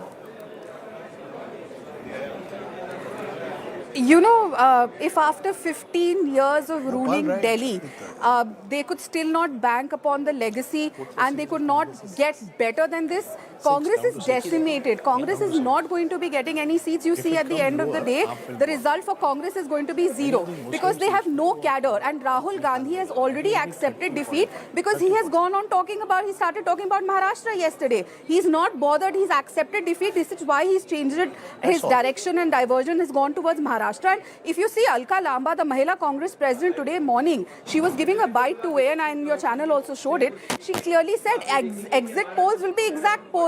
Okay. So if exit polls are exact polls, that one seat is also going to be very difficult for them. There are some very interesting insights that emerge from the vote share calculators, and I want to take our viewers through this. And it'll bring out a very important insight.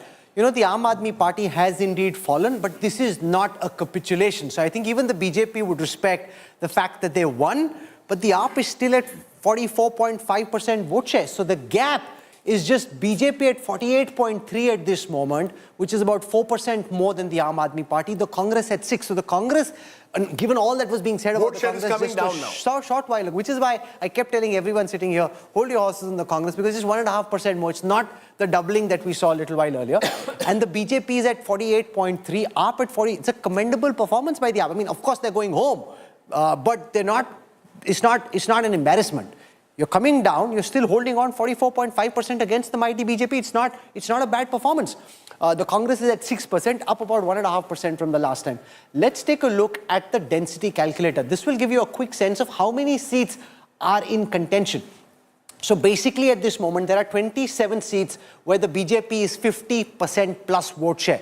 If you're 50% plus vote share on a seat, chance of losing the seat now is just because you're just racing ahead of your opponents, right? So there are 27 seats which seem pakka for BJP at this time. There are only 13 seats which seem pakka for Aam Aadmi Party at this time, and there's no pakka seat for the Congress.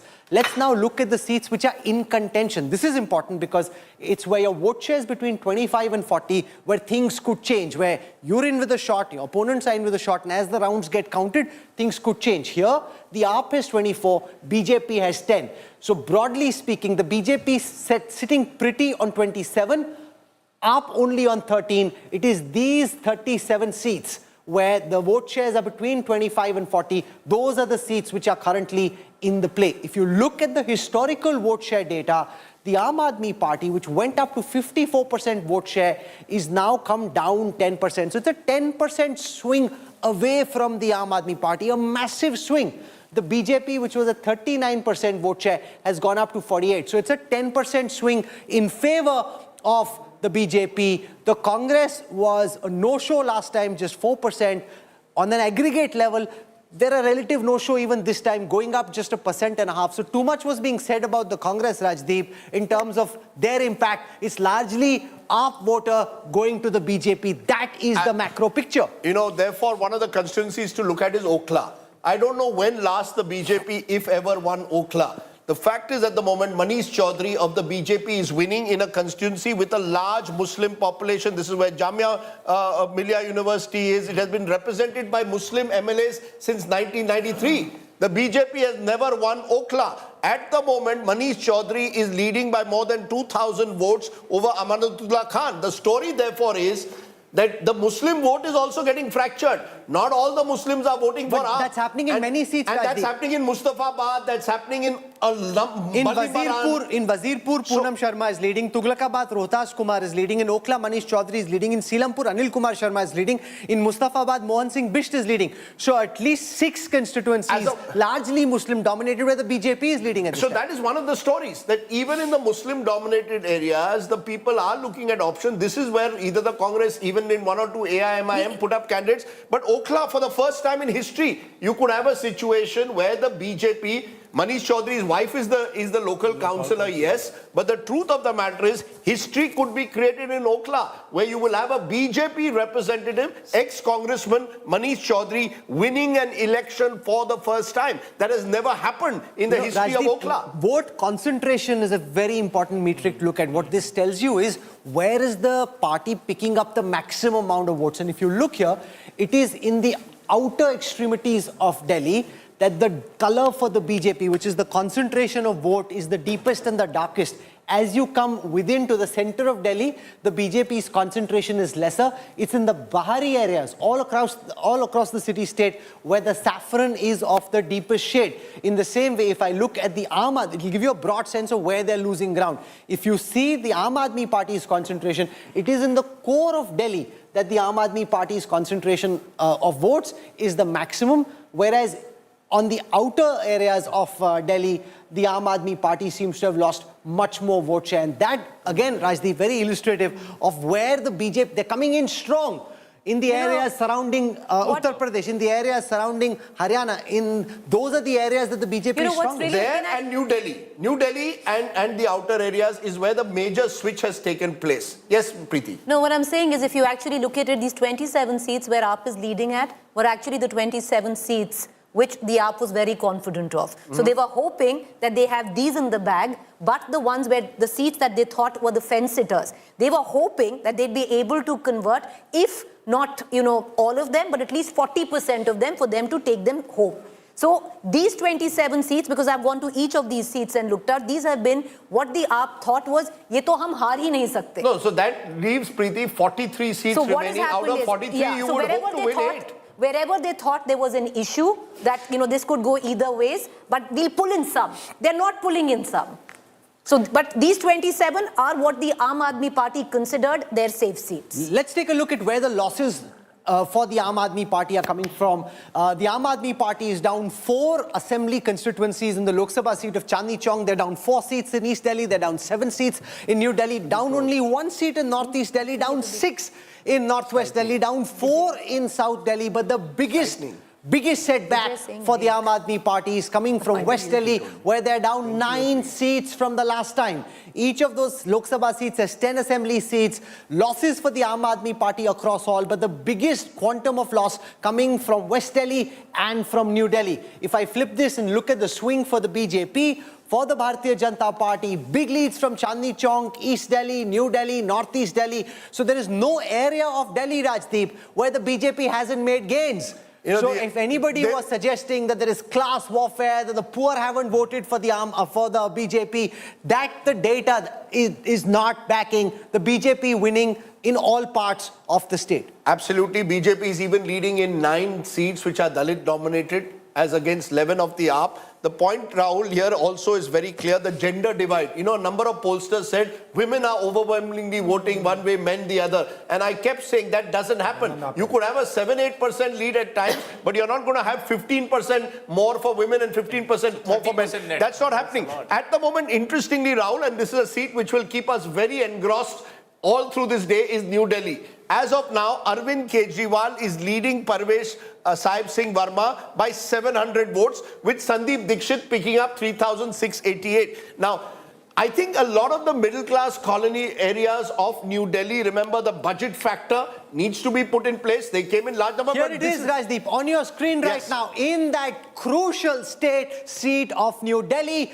Arvind Kejriwal has 13,209 votes. Parvesh Verma is at 12,581 votes. Sandeep Dixit is at 3,688. It's a very, very tight fight. A fight with a lot at stake. Kejriwal scraping through. There's one message. Kejriwal being vanquished in New Delhi is another message altogether. If you break up the 56,000 that have voted, 25,000 come in from the slums, 30,000 are government jobs holders there. This is at least what the division is. And the Aam Aadmi Party hopes to pull in the Jhuggi Jhopdis and a portion of the government job votes. The Valmiki Basti is right here, which is crucial, because this time the BJP thought that they had the Valmikis who were voting for the Bharatiya Janata Party. One of the things about the BJP strategy that you've really got to look at and say that's the way they fight elections is whoever is the chief ministerial candidate or the face of the other side, they don't give him or her an easy ride. They go for him so that they are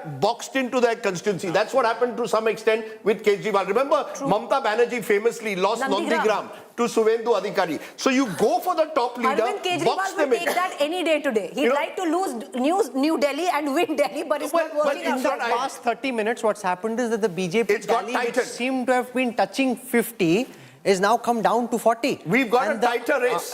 We've got a much tighter race now. The gap is only 4%. The gap is not 6 to 8%. So I'm not saying there'll be a twist in the tail. How much has the vote been what is very clear is that there we have a seems tighter to be race than what we thought. a tighter fight than was originally being imagined. For the first time, AAP has touched 30. For the first time, AAP has touched 30. But how much it makes it, just a minute, it makes it slightly tighter. I still believe the BJP, because of the margin calculator that you showed, Rahul, has the advantage. But what was seeming like a one-sided race about half an hour ago has slightly tightened. I still say advantage BJP because the BJP is winning across Delhi, but in some of the traditional AAP bastions, the AAP is recovering ground. Also, the Congress vote has begun to sharply decline.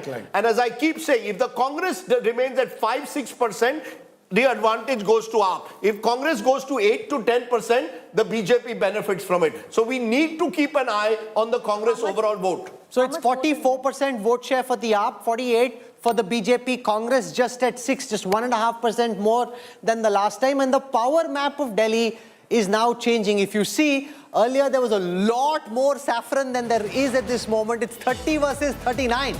So it's not as if the AAP is down and out at 15, 16, 30 is bad, you're losing, but it's not a decimation. But your margin calculator, Rahul, is now the key. Every time, I think we should go to it every 10 minutes because it will tell us whether anything can change. I personally still think advantage BJP, but the margin calculator will give us a better picture because it will tell us which areas are voting. Now, AAP strategists are saying some of our key areas are slowly going to start picking in from the Juggi Jhopri clusters. We will recover some lost ground. Can they recover enough? We don't know. But it's become a tighter race. You know, Omar Abdullah said, "Aur lado aapas mein." Let's get a word in from Supriya Shrineth. She's joining us, heads up the social media cell of the Congress party. You saw the Jammu Kashmir Chief Minister a short while ago, Supriya ji, saying that it's the fight in the opposition between the Congress and the Aam Aadmi Party which has given the BJP the edge. What are you telling people watching at this time and the Jammu and Kashmir Chief Minister about why he thinks the opposition is in disarray? Supriya Shrineth. Thanks very much for having me on the show. It's a good evening, a good morning to you and all your viewers and my fellow panelists here.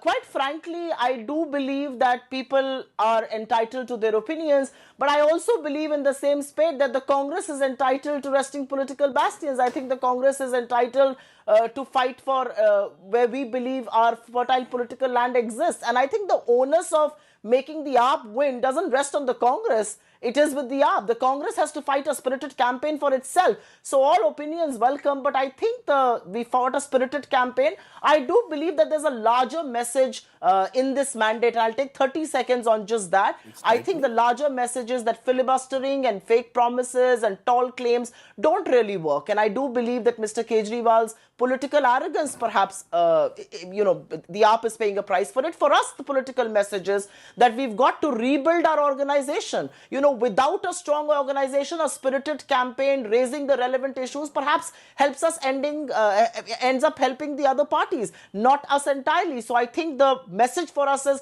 we've got to go back and rebuild the cadre, especially in places like Delhi, where we've been in governance till just about 11 years back. So, you know, as far as allies are concerned, I can turn around and then ask the question, why did the TMC or the Aam Aadmi Party go to Gujarat or a Goa or a Maharashtra or a Haryana or an Uttarakhand? And in Uttarakhand and Goa, the vote share difference and the seat difference between us and the BJP was exactly the number of votes that the Aam Aadmi Party polled. I mean, these are statements that will come in from everywhere. No, but so Supriya, the onus doesn't rest on us for somebody to win. No, Supriya Shrineth, from what you're saying, no, so are you driven by what I call badla or are you driven by your own revival? There are two parts to this. Is it that you want to somehow or the other teach the Aam Aadmi Party a lesson for what they did to you in Goa, what they did to you in another state? Or is it the Congress seeking to revive itself? Let's be very clear. Please, let's be honest at the moment. Is it na banunga, na banne dunga? You see, someone once said about the Congress today, na khud banenge, na dusre ko banne denge.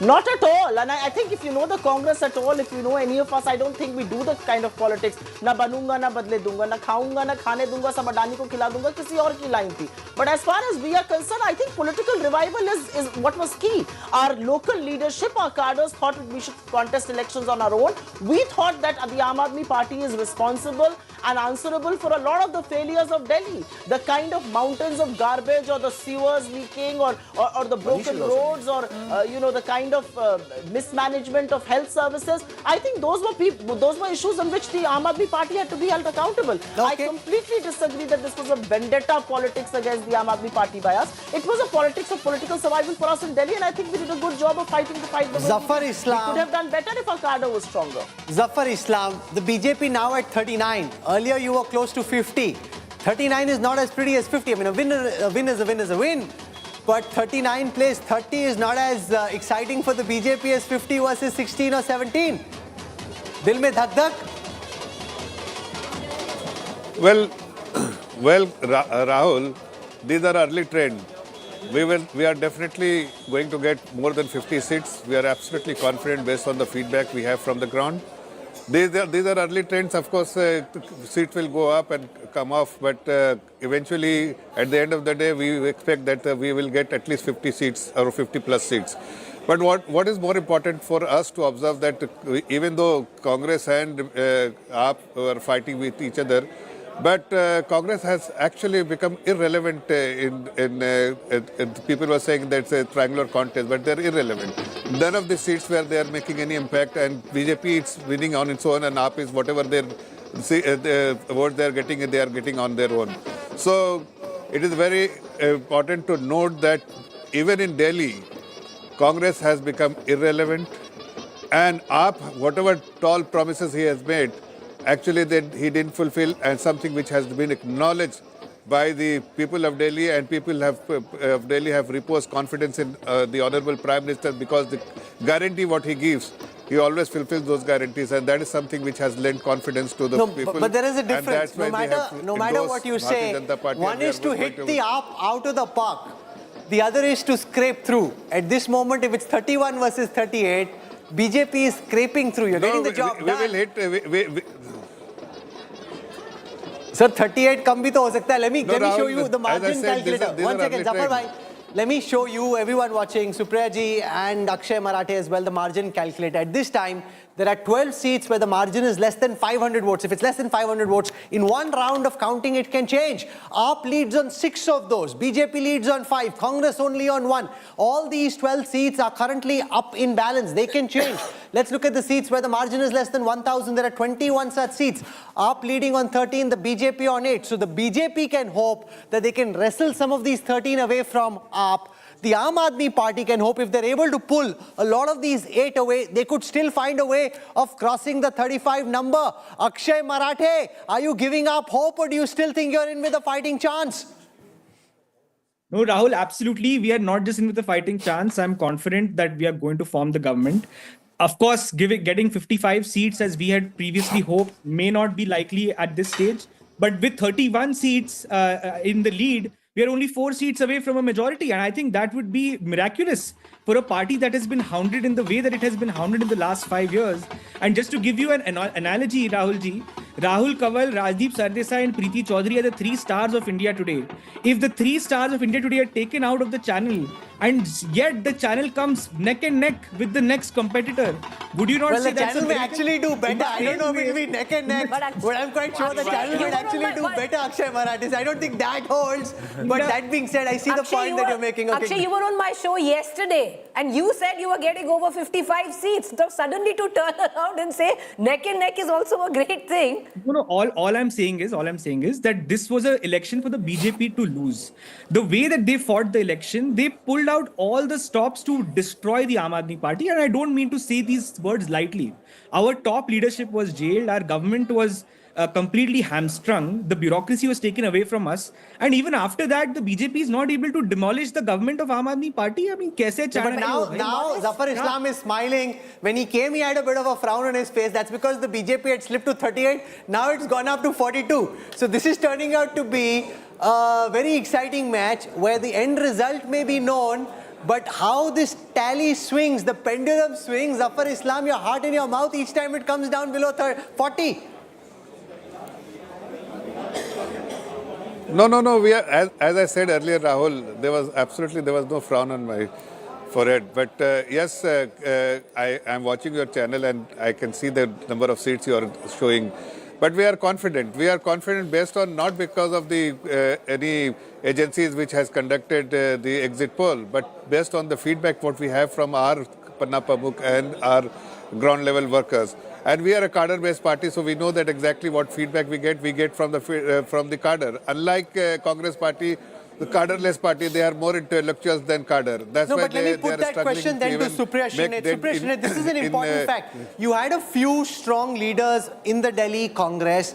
If they'd been put on seats where you had the possibility of maximizing your seat share, that would have been one strategy. The Congress instead went with the strategy of getting its most prominent leaders, of the likes of, say, Sandeep Dikshit, of the likes of, say, Al-Kalamba, up against the AAP bigwigs. So it seemed as if the priority for the Congress in this assembly election was defeating the Aam Aadmi Party rather than trying to get on the scoreboard, which is why at this moment you're not leading on any seats, even if you've done enough damage to trip the AAP. No, actually, there's a very simple explanation for that. We are not oblivious to the fact that our cadres and our organization needs to be a lot stronger in Delhi, and which is why we chose to put our prominent faces against the prominent faces of the Aam Aadmi Party, so that at least the campaign lifted. If these faces weren't contesting these elections, the campaign would have been very damn squib. I mean, whether it's a Sandeep Dikshit or an Alka Lamba, we chose to field them because we thought it was going to be instrumental in lifting the campaign, and I think we were absolutely right. The campaign would have been a damn squib had we not fielded them. So we were not oblivious to the fact that our organization is not as strong and we had to resort to this. But no, our priority was not just to defeat the Aam Aadmi Party. Of course, we had to hold them accountable. Of course, we had to ask them the questions of misgovernance. Our priority was very much to win an election like anybody else. And ma'am, even as you said all that, the one seat that you were leading in, Badli, the Congress is now losing even in Badli. The also interesting is that Atishi has now taken the lead, as has Manish Sisodia. So a number of the Aam Aadmi Party leaders who were trailing earlier Manish are is now still trailing. Well, it's been going up and down. Yeah, so 2 minutes ago, he was leading as per our numbers. But the seat that is fascinating me, Akshay Marathe, is Okhla. You had Amanatullah Khan. This is a seat with a large Muslim population. You're trailing Manish Chaudhary. Manish Chaudhary could well become the first BJP candidate to win here, first non-Muslim candidate to win Okhla. It's never happened. And that in itself could tell a story. He's leading now by more than 2,000 votes. No, Rajiv ji, I think if you look at Indian politics, it is not uncommon for a Hindu candidate from the BJP to win in a Muslim majority seat, especially when the likes of... Never happened in Okhla. It has never happened in Okhla, but it has happened in Mustafabad before. It has happened in several seats of Uttar Pradesh. And it typically happens when you have a spoiler party like the AIMIM. And in this case, even the Congress, which is working in cahoots with the Bharatiya Janata Party to defeat the Aam Aadmi Party. And that's probably what we are seeing right now. That but to say it's a spoiler party is just being very dismissive. Akshay Marathe, the fact is it happens when the Muslim community loses faith in their principal patron. For the last two elections, the Muslims thought they were safe with AAP. They voted for AAP. Post what happened in the Northeast Delhi riots, post the last 5 years, they didn't feel that AAP provided safe harbor, which is why they picked some Congress candidates in some places and the AIMM in another place. Let Akshay Marathe respond, then we get a quick word from Supresh. No, Rahul, I think if you look at the majority of Muslim-dominated seats in Delhi, it is not as if the Aam Aadmi Party is doing badly. It is only in Okhla and perhaps in Mustafabad, where we may not have done as well. It's not as if the Muslim community, lock, stock and barrel, has rejected the party. We have cross section of support across all communities in Delhi, and we are very proud of that. But let me make one quick point. The way the Congress fought its campaign, they started with Silampur, they went after minority seats. That is the kind of cynical view of politics that the Congress has. If they wanted to win the election, they needed to go all across Delhi, but they wanted to weaken the Aam Aadmi Party. Okay, let Supriya make her point. Akshay, we've heard you. Let Supriya make the point. Can I? You know, it's very rich of the Aam Aadmi Party to sit here and say that the Congress was in cahoots. If there is one political spectrum that the Congress represents, that the BJP represents the exact opposite. By that same logic, should I turn around and say that you were in cahoots with the BJP in Gujarat, in Goa, in Haryana, in Uttarakhand? I think this is an illogical statement to make. The reality is that you were in governance for 11 years. You were the ones who were going to be put in the dock and asked those questions. You were the ones who were going to be questioned that when Delhi was ravaged with riots, why did you keep quiet? You went to Gujarat and you said, we are not going to speak about Bilkis Bano. You were the one who said, give me an hour and I'm going to clear up Shaheen Bagh. You expect to win these seats? Really? And you're going to blame the Congress party for your electoral losses? Please don't do that. The Congress chose to fight the election the way we did, whether it was fielding our prominent faces against your prominent leaders, because we had to lift the campaign. And quite frankly, every political party should assess and will assess its political fertile bastions and will try to rest them. I mean, this crybaby attitude of the Aam Aadmi Party has to at some stage end. Because the Congress went, we are losing. Because they are in cahoots. What kind of a statement is this? Please do some internal introspection and come up with better arguments. Because then I can turn around and ask, what were you doing in Gujarat? What were you doing in Goa? What were you doing in Uttarakhand? What were you doing in Haryana? What the hell were you doing in Maharashtra? I mean, are these statements to be made on a day like today? Supriya Shrinet, Akshay Marathe, the India Alliance has officially broken on India Today. The India Alliance has officially broken there. I can see the split deep between the Aam Aadmi Party and the Congress, but I want to look at some of the leading candidates just for a moment. Arvind Kejriwal, as of now, is leading at the moment over Parvesh Verma, but the margin is less than 1,000 votes. You've got some of the other major candidates to look at. Manish Sisodia is now trailing from Jangpura against Tarvinder Singh Marwa, a three-time former Congress MLA, now with the BJP. The margin is about 1,300 votes.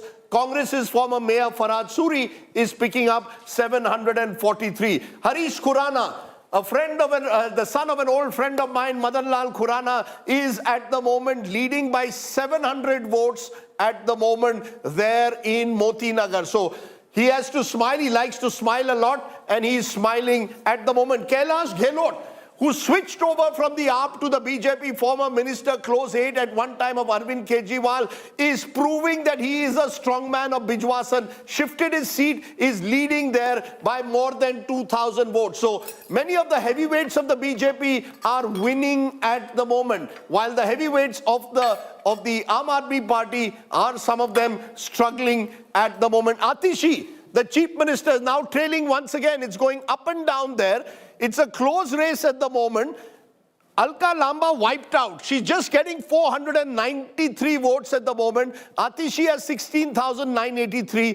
Ramesh Biduri at 18,531. So the margin is about 1,500 votes. And that really, in a way, reflects, Supriya Shrinet, before I come to you, Zafar Islam, the fact is that all these candidates you put up, the heavyweights, Sandeep Dixit, Alka Lamba, none of them are winning. You see, it's one thing to put up these heavyweights to galvanize your flock, but Alka Lamba is just getting less than 1,000 votes. What's the message?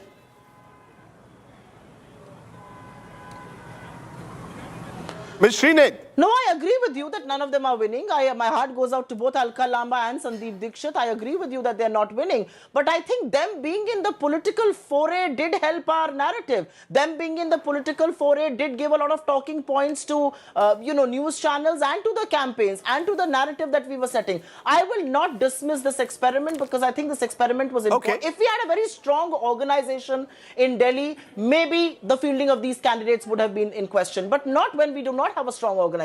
You need to build up. You need to have talking points. You need to, for them to be present on news waves like yours.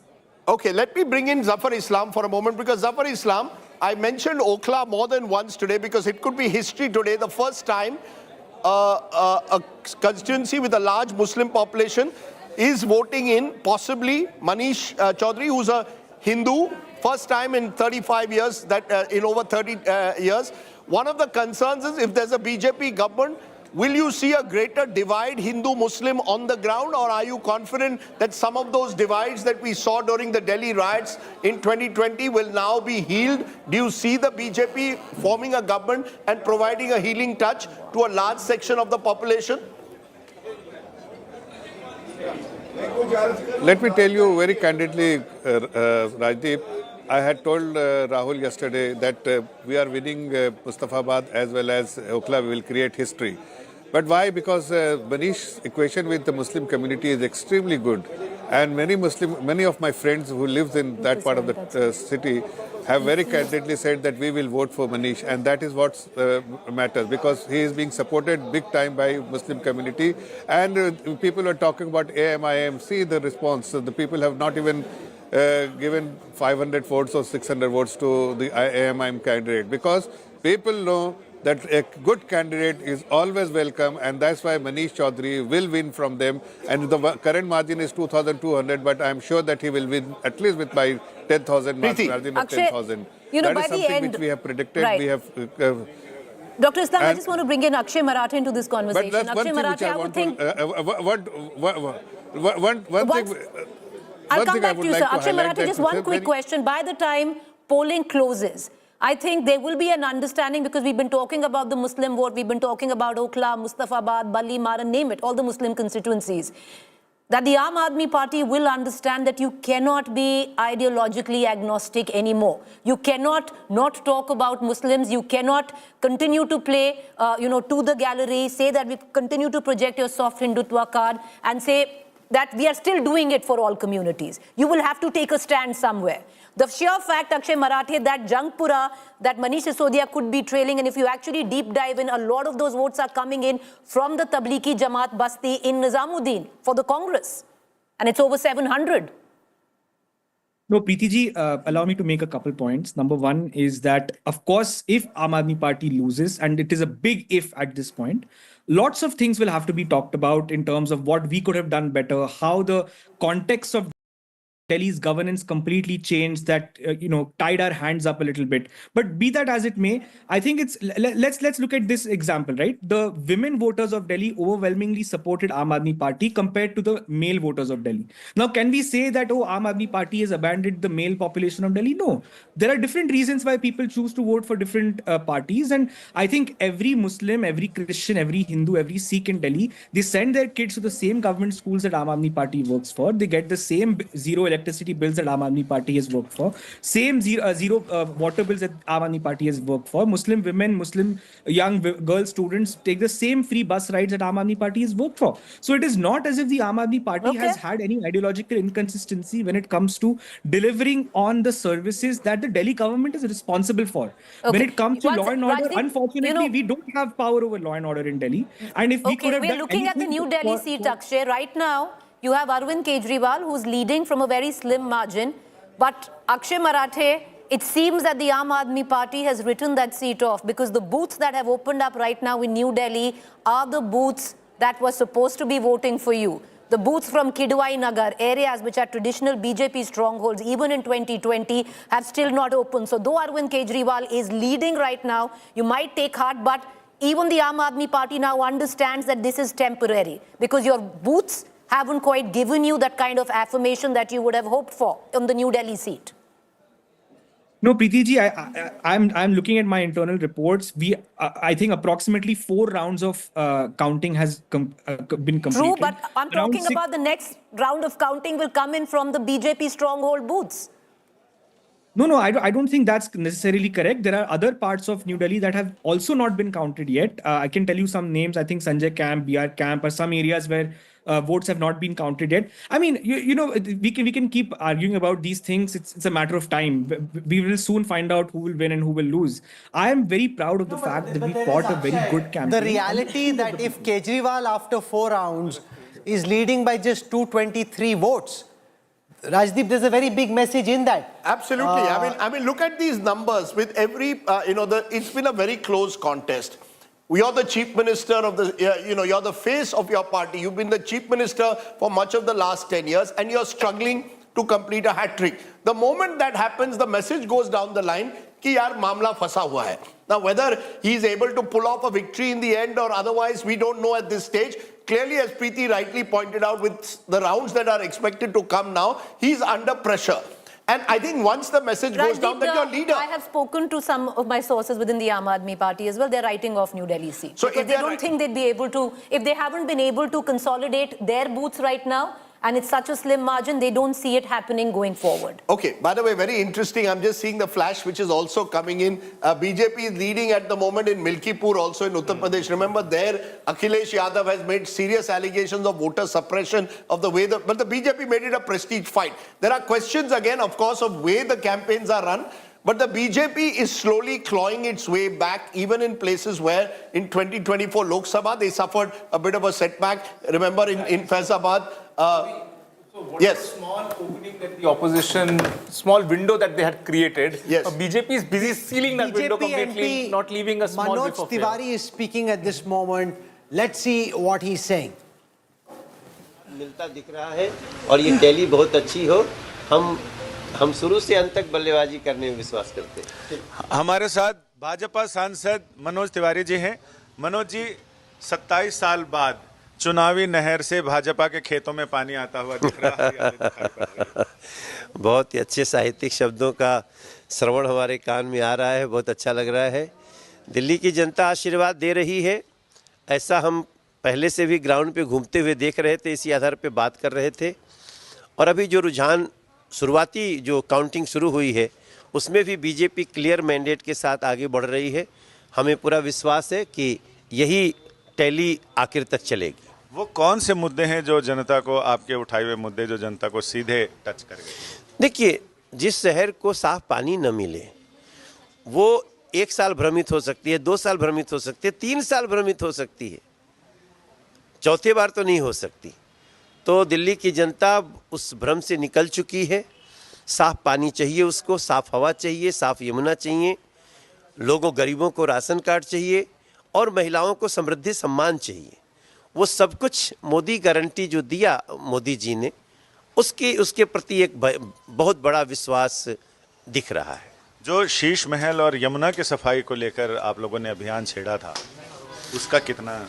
नहीं, उससे तो ये पता चल गया ना दिल्ली को कि जो आम आदमी पार्टी और उसके मुखिया हैं वो लोग आम आदमी के समर्थक नहीं हैं, वो खास आदमी हैं। आम आदमी पार्टी को धोखा दिया, आम आदमी को धोखा दिया, इसलिए आज आम आदमी पार्टी लोगों की नज़र से भी और ईवीएम के आधार पे भी जा रही है। बड़े बड़े चेहरे जो आम आदमी पार्टी के थे वो एकदम धूल चाटते हुए नजर आ रहे हैं या पीछे हैं? मुझे ऐसा लगता था कि ऐसा ही होगा, हालांकि मैं भी 2 घंटा वेट करूंगा, लेकिन जिस प्रकार से आम आदमी पार्टी ने जनता को धोखा दिया दिल्ली को, तो उसमें तो जो शीर्ष लोग थे वही थे सबसे ज़्यादा, नीचे के तो बहुत सारे विधायक बेचारे थे उनके, तो उनको सजा मिल रही है ऐसा दिख रहा है। एक बड़ा हर्डल तो पार कर लिया, अब सबसे बड़ी चुनौती है मुख्यमंत्री कौन होगा। चूंकि चेहरा कोई आगे था नहीं, तो अब कितनी बड़ी चुनौती मानते हैं इसे आप? हमारी पार्टी के पास ये कोई चुनौती नहीं होता है, बहुत आराम से मिल बैठ के हमारी पार्टी डिसाइड कर लेती है और बहुत अच्छा मुख्यमंत्री मिलेगा, ऐसा मिलेगा जो दिल्ली को 15-20 साल तक भारतीय जनता पार्टी की सेवा के आधार पे जो शीला दीक्षित जी का रिकॉर्ड है उसको भी तोड़ेगी भाजपा, ऐसा मेरा विश्वास। क्या सांसदों में से भी किसी को मौका मिल सकता है? पार्टी डिसाइड करेगी, सब कुछ उनके हाथ में है, देखते हैं क्या होता है। यानी अब तक देख रहे हैं नतीजे आ रहे हैं। Manoj Tiwari, ladies and gentlemen, this election is settling in favor of the Bharatiya Janata Party. Make no mistake about it, and I'll tell you why I say so. At this moment, there are 9 seats where the margin is less than 1,000 votes between the winner and the runner-up. Even if all the seats which are being won by others come towards the Aam Aadmi Party, the AAP only picks up 3 more. So at this moment, in the way that it seems, the AAP's tally at the most can go up to 30 seats. That's it, no more, because there are no more seats where the margin is less than 1,000. Whereas for the BJP, they are currently at 43. If the last few overs go in their favor, the BJP can get close to 49. That's the extent to which they can go. So the range really is the BJP potentially could end up close to 50. The Aam Aadmi Party, if everything that's up in the air goes in their favor, could get to 30. It seems game, set and match. We can see the excitement will be Kejriwal jeeta ki hara, Atishi jeeti ki hari. The Aam Aadmi Party, the voters of Delhi have done a jhadu on up. The fact is, Rahul, that 36 is the magic number. As of now, 95% chances are that the BJP will safely cross that mark. Unless something remarkable turnaround happens and AAP starts winning not just less than 1,000, but even the less than 2,000 I can see that. I'll show that. I can show that next. These are seats where the margin is less than 3,000 votes. So there are 35 such seats. 15 for the AAP, 20 for the BJP at this second. But these are tougher because Delhi is a relatively speaking, Delhi is a small state, and therefore, once margins start settling, it's very difficult. So it's seats where the margin is less than 1,000, where things can change. If we look at seats where how many rounds done, Rahul? No, how much? Different seats, different, but about 4 to 5. But it settles down by 4 to 5 usually. Oh, it's a big sample. It's a big sample. Percentage is how much? The only difference could be that in some of the counting centers, some of the polling booths were in, say, the Juggi clusters, and some of them are in Tony colonies. That could be the difference, where the Tony colony votes quite differently from the Juggi clusters. No, that's the one problem in a Delhi election, and that's why Arvind Kejriwal will be really on sort of, gasping for breath at the moment, given that he's leading with 200, and some of the areas that will now come into play are BJP strongholds. Again, on an aggregate still, I mean, the Juggi voters and the urban class voters would have largely been randomized enough to reach to this sample. So I mean, that randomization you can pretty much sort of agree no, but to I'm saying, or hold assume on. If everything goes now in favor of the Aam Aadmi Party, Yeah, exactly. So it in where barely things changes stand, anything. Even if everything goes in their favor, they can get 3 more seats, so they can go up from 28 to 31. That's the extent to which this can go. I think the best case scenario for AAP as of now is BJP 40, AAP 30. The worst case scenario for them is BJP 50, AAP 20. That's the two ranges you're looking at. 40 for BJP, 30 for AAP, or 50 for BJP, 20 for AAP. Either way, BJP as of now is well on its way to forming a government in Delhi for the first time since 1993. And that is a huge story in itself. After 3 decades to come back to power, as I said, BJP had a traditional sort of affection. Their political exile was longer than Bhagwan Ram's exile. That's right. That was just 14 years. This is 27 years. We could go back to Vijay Kumar Malhotra becoming the chief executive of the Metropolitan Council of Delhi way back in 1967. A number of which leaders would contest Lok Sabha elections from here. Whether it was Lal Krishna Advani, whether it was Atal Bihari Vajpayee, at various stages, Delhi was seen to be a BJP city. And yet for 25 years, they've been in a vanvas of 25 years, 25 saal baad. 27 saal take a moment. 27 saal baad. Take a moment to reflect on how sharp Delhi voters are. While there was a Modi wave, they didn't fall for it. They believed genuinely, they, sort of gave enough time to Kejriwal that this man is fit for Delhi. We need and we expect governance from him, not from the BJP. And even historically, he went out and defeated the incumbent Sheila Dikshit, who was, by any stretch of imagination, was a very good chief minister. And look now, relatively a weaker candidate, Parvesh Verma, is giving a restless day to Kejriwal. No, but this is not about Parvesh Verma. This is anti-Kejriwal. I've been saying from the beginning that this is a referendum on Kejriwal. You hate him or you love him. At this moment, more people hate him than love him. Atishi is facing the brunt of Kejriwal. Which is why AAP is where it is. And Kejriwal figured this out halfway, which is that suddenly he had a galaxy of leaders with him in his public interactions. For all these years, it was always just about the persona of Kejriwal. He kind of hedged it by having the likes of Atishi, Saurav Bhardwaj, Manish Sisodia next to him, because he figured that there was anti-incumbency against him. In Kalkaji, Ramesh Biduri is currently in the lead against Chief Minister Atishi. He's leading by about 1,600 votes. GVL Narasimha Rao is a numbers man himself. Leader of the Bharatiya Janata Party now joins us.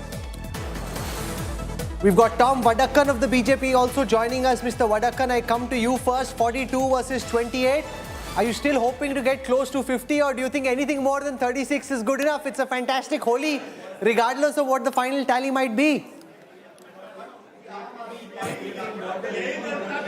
Rahul, this is a mandate given by the people of Delhi. I thank them. Whatever the results be, there is this period of 10 years or more that we Delhiites have suffered. This is a mandate against what the Abda government has delivered to the people of Delhi. This is the guarantees of the Prime Minister that the people of Delhi have accepted. Modi ji has led this campaign from the front. This is basically a message down to the India Alliance, to the Congress party, which again has lost in the launch, and to the SP in Uttar Pradesh, that we have delivered and we will deliver.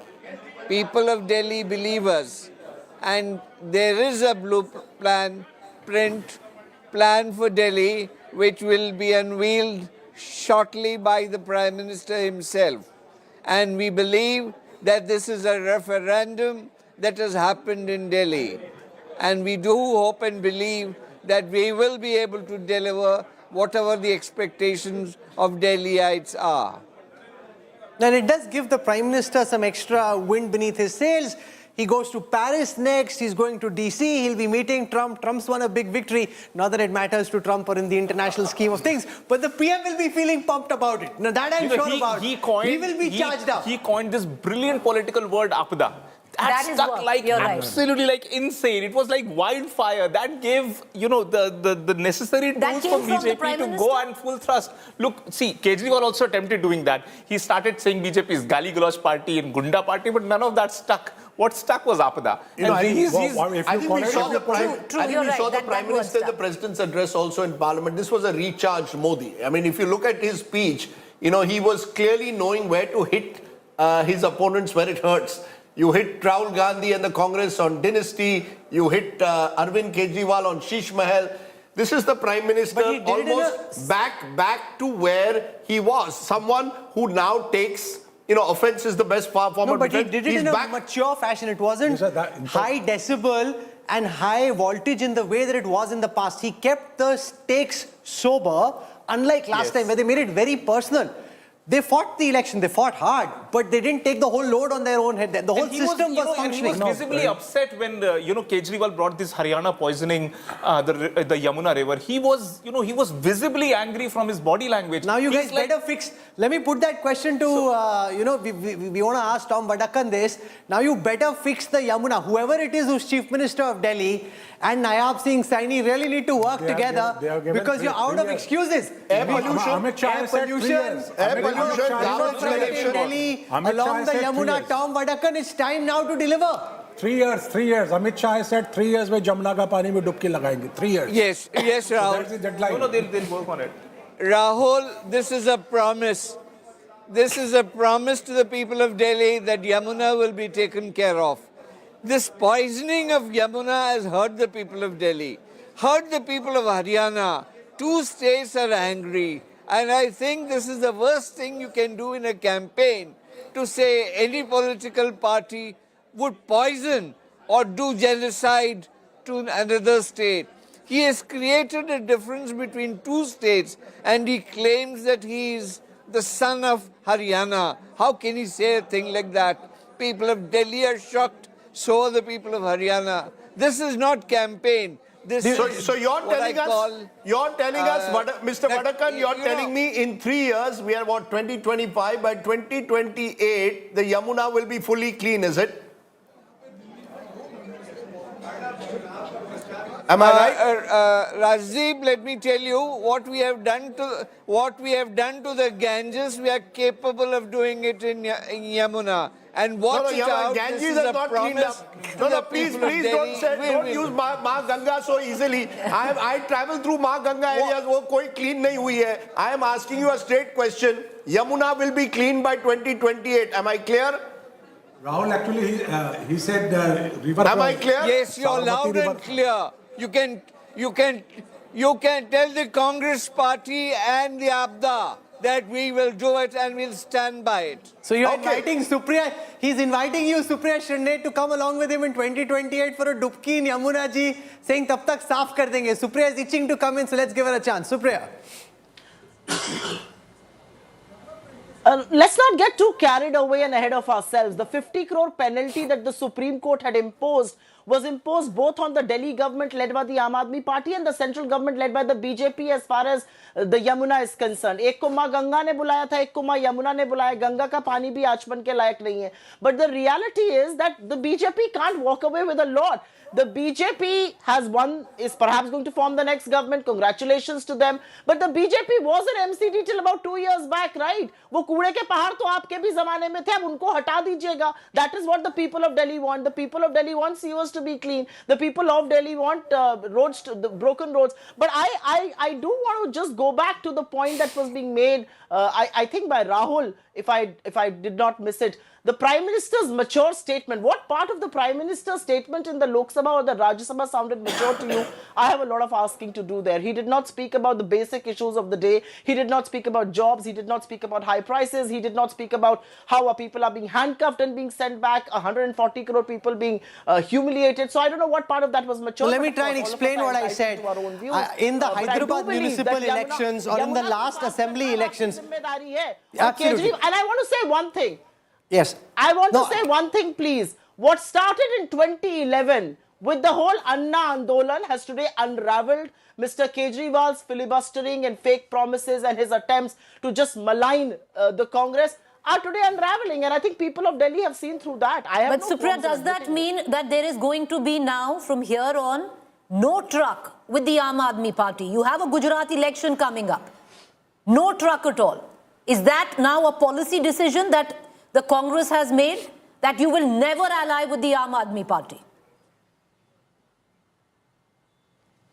Exactly the question that the Aam Aadmi Party should have been asked in Uttarakhand, in Goa, in Gujarat, in Maharashtra, in Haryana, and you answer it for us right now. Elections in. Going exactly forward, the question that should have been posed before them. But as far as we are concerned, as far as we are concerned, this mandate is for Delhi. We were contesting the election in Delhi. We were very, very clear that we had to ask questions and put the government and incumbent government of the day in the dock. There is no denying that. There is a so therefore, I just want to ask Akshay Marathe that, because, you know, Yamuna, I saw when I was away on sabbatical a video of mine playing of Arvind Kejriwal promising me on a show that Preeti and I did a few years ago कि हम Yamuna साफ करेंगे to 2025 तक.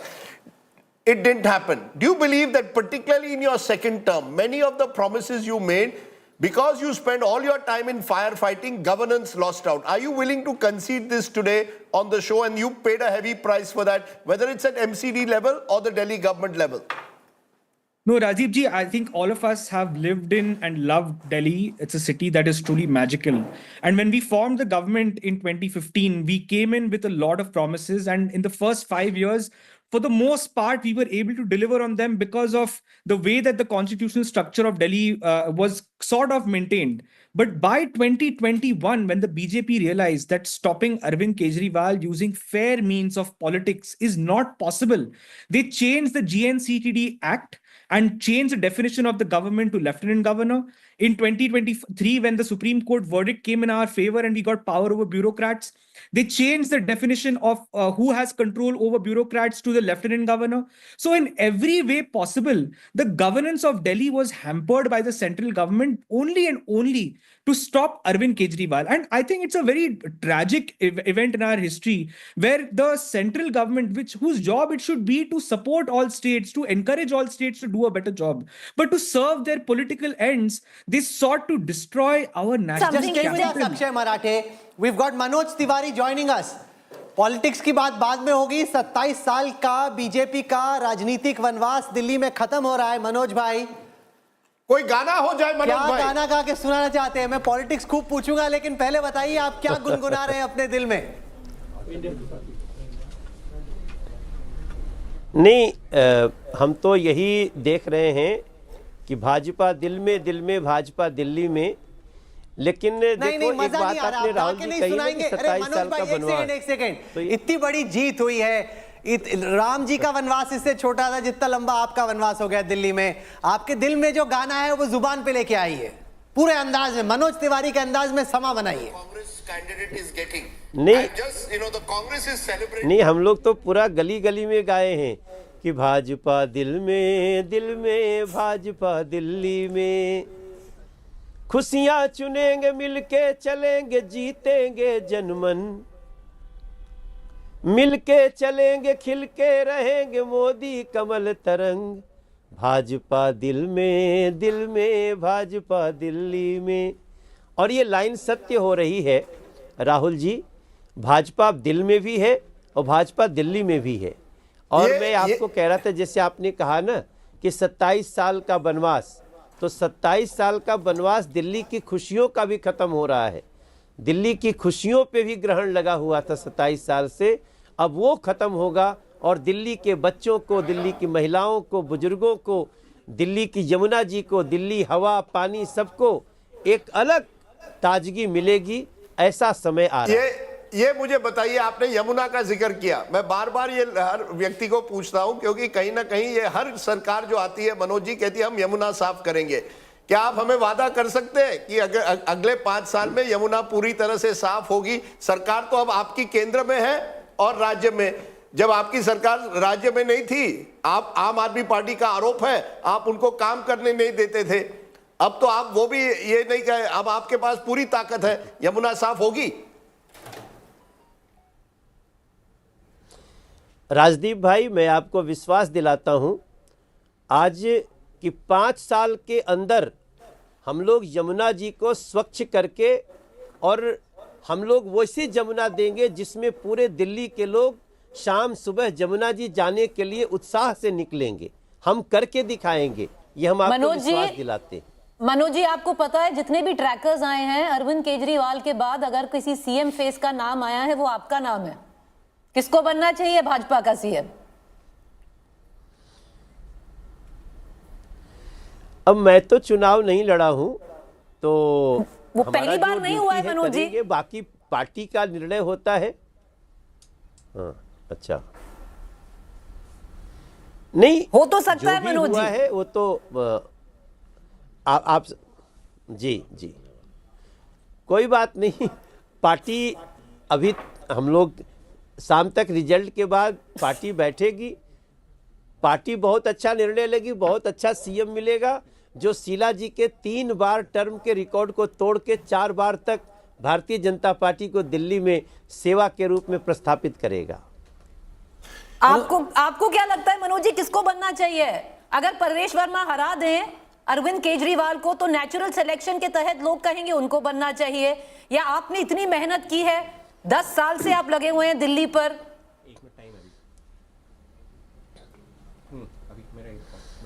मैंने कहा ना कि इसका एक प्रोसेस है जिसमें अभी शाम तक रिजल्ट होने के बाद हमारी पार्टी बड़ी अच्छे ढंग से फ्यूचर को देख करके चलती है, और आप इंतजार करें, बहुत सुंदर निर्णय होगा। पर आप ये याद रखिएगा कि इस बार दिल्ली ने बहाने की गुंजाइश नहीं छोड़ी, क्योंकि पहले एमसीडी आपके पास थी, राज्य सरकार आप या कांग्रेस की थी, तो आप कहते थे काम नहीं होता था। अब केंद्र में भी आपकी सरकार है, राज्य में भी आपकी सरकार है, अब कोई एक्सक्यूज नहीं है। जो आपने राम राज्य की बात की, साफ पानी, साफ हवा, साफ सड़कें, अब भाई कर दीजिएगा आप, फिर चलेंगे आप और हम डुबकी लगाने यमुना जी में 5 साल बाद। 100%, 5 साल भी नहीं लगेगा राहुल जी, 3 साल बाद। आप सोच के बोलिए, जो बोल रहे बाद में इसी का वीडियो बनेगा घुमा घुमा के। अगर गंगा जी यमुना जी साफ नहीं रही तो 3 साल बाद आपके यही वीडियो बनेगा। नहीं, निश्चित रूप से हम 3 साल बाद आपके साथ यमुना जी में, जो यमुना जी आज किनारे खड़ी होने लायक नहीं है, उनको हम लोग डुबकी भी लगाएंगे और उस यमुना जी को पूरे देश का एक सुंदरतम स्थान बनाएंगे। दिल्ली को दुनिया की बेहतरीन राजधानी, राष्ट्रीय राजधानी बनाएंगे। अच्छा, ये बताइए, ये आम आदमी पार्टी का आरोप है कि आपने उनको काम करने नहीं दिया 5 साल। 5 साल आपका एक ही मिशन था, अरविंद केजरीवाल को खत्म करो। किस तरह से आप उसका जवाब देंगे आज? राजदीप भाई, आप भी और राहुल जी आप भी, कलीपुरी जी भी एक बार हमारे साथ थी, राहुल जी साथ थे आपको हमने दिल्ली की दशा दिखाई थी। हम उसको बदल के रहेंगे, इन सिचुएशन जो रहे। और आपको बता दें, जिसको काम ही नहीं करना होता है ना राजदीप भाई, जिसका नियत ही नहीं, अरविंद केजरीवाल की नियत ही नहीं है काम करने की, वो सिर्फ उनका भ्रष्टाचार में डूबे रहने की नियत थी। हम काम करने में कभी नहीं रोके। हम तो उन्हीं के शासन रहते हुए द्वारका एक्सप्रेस बनाए, NH24 बनाए, प्रगति मैदान का टनल बनाए, अक्षरधाम से लेके देहरादून वाली हाईवे बनाए, मेट्रो लाए। हम कहाँ रोके? उनको चाहिए था तो अच्छे ढंग से उसका लाभ ले सकते थे, लेकिन उन्होंने अपना काम नहीं किया, क्योंकि वो काम करना जानते ही नहीं है, वो सिर्फ बेईमानी करना जानते। स्ट्रॉन्ग वर्ड्स दे मनोज तिवारी जी। आप म्यूजिक के अलावा क्रिकेट के बड़े शौकीन हैं, तो क्रिकेट के आज अब अगर आज आईपीएल का दिन होता तो क्या कहेंगे? आपने कितने सिक्सर आज मार दिए? या आखिरी सिक्सर आपका तभी होगा जब कोई कहेगा मनोज तिवारी को मुख्यमंत्री बनाइए। आप सब उनको फंसाने में लगे हुए हैं यार, इतनी मुश्किल से तो उनकी पार्टी जीती है, जब से आए हैं तब से सब उनको फंसाने में लगे हुए हैं। नहीं देखिए 2020 में हम लोगों ने 8% वोट बढ़ाया, लेकिन हमारी सफलता नहीं हो सकी। इस बार हम अच्छे तरीके से सरकार बनाने जा रहे हैं। हमने वेलफेयर स्कीम भी दिया है और कल सीसीएल का दिन है। कल अरुण जेटली स्टेडियम में मनोज तिवारी और सलमान खान की टीम का सेलिब्रिटी क्रिकेट लीग का मैच है। राहुल जी, राजदीप जी आप जरूर आइए, पूरी दिल्ली आएगी। और कल हम अरुण जेटली स्टेडियम में हमारे सेलिब्रिटी क्रिकेट लीग का पहली बार वेन्यू हुआ है और मैं भोजपुरी दबंग No, that's a no contest. Manoj Tiwari much better cricketer than Salman Khan. Rahul, Manoj Tiwari is a good cricketer. I've played against him. He has put up nets. In the MPs versus thing के batting करने लगे, out ही नहीं हो रहे थे फिर। उनके garden में क्रिकेट के नेट्स है. He's a good batsman. अच्छा कवर ड्राइव मारता है. But university player for Banaras Hindu university. हाँ मुश्किल हो गया था मनोज तिवारी ने यूनिवर्सिटी खेला है। जी Rahul ji is also very good cricketer. Rahul को मैंने देखा है। नहीं लेकिन तो कल तो मैं आपको इनवाइट कर रहा हूँ। कल हमारा शाम को 6:30 बजे मैच है। खेलने बुला रहे हैं या देखने बुला रहे हैं? हाँ सर, ये बताइए। अरे थैंक यू सर, आपको याद है। नहीं राहुल जी की कल तो देखने बुला रहे हैं, उनकी परफॉर्मेंस से बेटर है। मैं क्रिकेट नहीं, मैं टेनिस और स्क्वैश। राहुल जी एंथुसियास्टिक बहुत है क्रिकेट के फील्ड पे। आप अच्छे खिलाड़ी हैं, लेकिन आखिरी का सवाल मनोज जी ये बताइए जी नहीं मैं आपसे ये पूछना चाहता हूं कि आप लोगों ने बहुत वादे किए हैं। आप लोगों ने कहा है महिलाओं को 2,500 रुपए मिलेंगे मार्च 8 तक। ये सब वादे जो हैं, क्या ये एक तरह से आप पर प्रेशर डालेंगे? जैसी आपकी अब सरकार आएगी, अब आप किसी और को ब्लेम नहीं कर पाएंगे दिल्ली में, ये आप मानते हैं कि नहीं? हम कभी भी सरकार बनाने के बाद दूसरे को ब्लेम नहीं करते राजदीप भाई, आप तो ये तो देख रहे हैं। और हम 2,500 रुपया प्रति गरीब महिला को, जो हमारा महिला समृद्धि सम्मान है, हम बहुत जल्दी उसकी शुरुआत कर देंगे और दिल्ली की महिलाओं को ये सुविधा दे करके रहेंगे। जो रिजल्ट अभी 42 सीटों पे हम आगे चल रहे हैं। जो दूसरी प्रेस कॉन्फ्रेंस की थी बीजेपी ने, भारतीय जनता पार्टी की टीम इसके प्रति उसमें आपने बोला था कि दिल्ली के पास पैसे ही नहीं है देने के लिए, तो कहां से लेके आएगी अभी भाजपा ये पैसा? क्योंकि आप ही ने कहा था कि दिल्ली के पास कोई पैसा नहीं है कि ये दे पाए, जो अरविंद केजरीवाल जी ने 1,000 और 2,100 का बाद में दावा किया है। नहीं, शायद आप मेरे को मिसकोट हो जा रहा हूं मैंने ये कभी नहीं कहा कि दिल्ली के पास पैसे नहीं हैं। सरकार को देने की नीयत नहीं है। जब भी कोई ये कहता है कि हम प्रत्येक महिला को देंगे, तो झूठ बोल रहा है। हमने स्पष्ट कहा है प्रत्येक गरीब महिला को देंगे दिल्ली के, और इन दोनों में बहुत अंतर है और हम वो करके दिखाएंगे। दिल्ली में पैसे की बिल्कुल कमी नहीं है। हम जब 14 में आए थे सांसद बनके, तो दिल्ली का बजट 37,000 करोड़ था। आज दिल्ली का बजट 76,000 करोड़ है। इसलिए पैसे की कमी नहीं है, नियत की कमी थी, जो अब नरेंद्र मोदी जी का डबल इंजन पूरा करके देगा। अच्छा, जाने से पहले आपने दिल्ली में जो अपने आप को पॉलिटिक्स के सलमान खान समझते थे, उनको तो ध्वस्त कर दिया, लेकिन जो गाना सुनाया आपने वो कैंपेन सॉन्ग था। मैं जानना चाह रहा था कि आपके दिल में जो सॉन्ग है, नॉट द कैंपेन सॉन्ग, जीत के बाद जीत के जश्न वाला जो गाना है, और दूसरा आपने इनवाइट किया मैच के लिए, आपने देखने के लिए इनवाइट किया या खेलने के लिए इनवाइट किया, वो भी जरा क्लैरिफाई कर दीजिए। और जाते जाते आपके दिल में जीत का गाना जो है वो सुनाइए। राहुल जी, पहले तो कल जो सेलिब्रिटी क्रिकेट लीग का मैच है, उसमें मैं आपको देखने के लिए बुला रहा हूं, क्योंकि आप क्रिकेट लवर भी हैं और इसमें तो सिर्फ एक्टर खेलते हैं।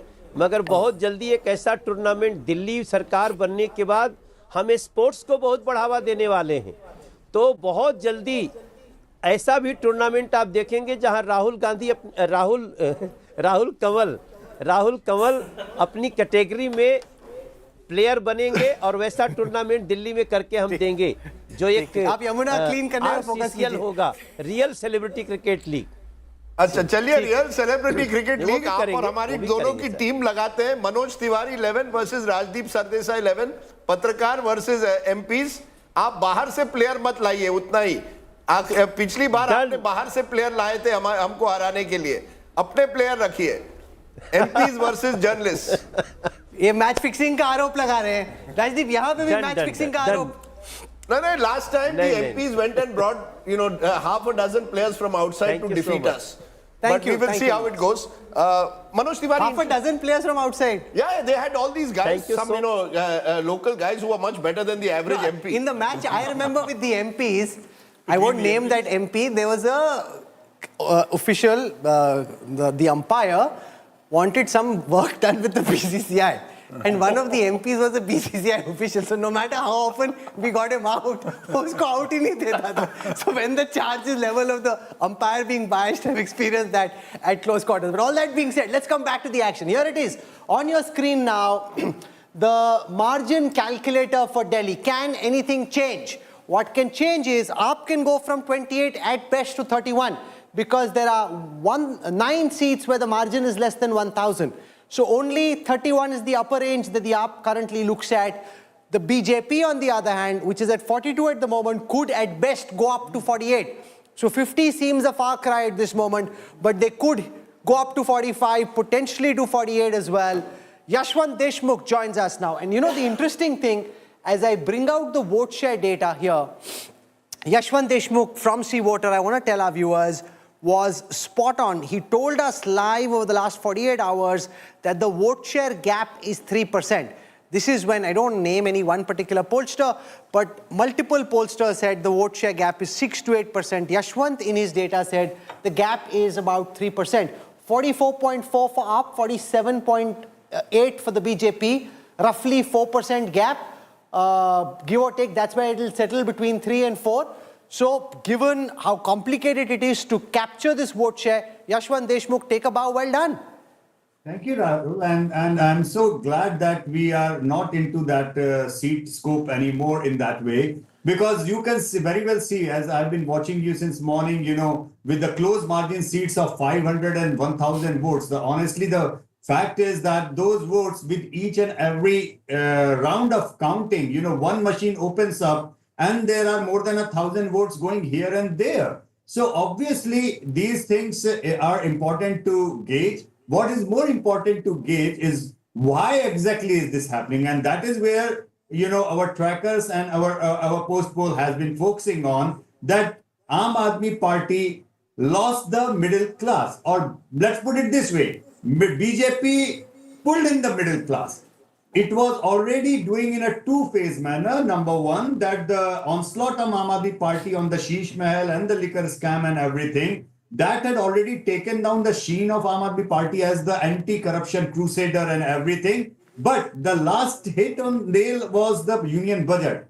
And so how much credit, if Nirmala Sitharaman is watching, the union finance minister, how much credit would you give her for swinging the last-minute fence-sitter voters?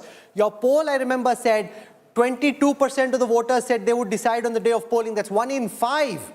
And the percentage went up from 17 to 22. So to what extent would you give the budget put together by the PM and the finance minister the credit for that last-minute swing in fortune?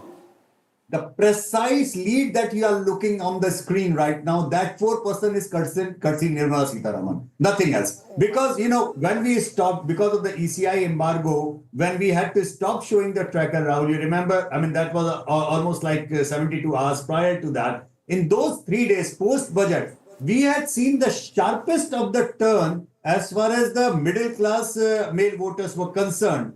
And in the post-poll numbers, when you see the income-wise categorization of how things had been standing, it was a huge, huge gap as far as the upper middle class and middle class voters were concerned. Yashwant, since the morning, there's been a view in the studio that there is no class divide anymore. That's all bunkum. But I would think with what you seem to suggest now, that there is a bigger class divide this time around.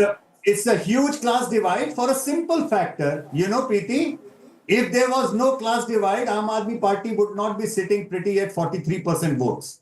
You're right. These 43% votes are precisely coming from the bottom of the pyramid. From the Juggi Jhopadi, low-income group, the minorities, this is precisely where they are getting it from. So the class divide has only widened, Yashwant. That's what you're saying. It's even more stark than it was in 2020.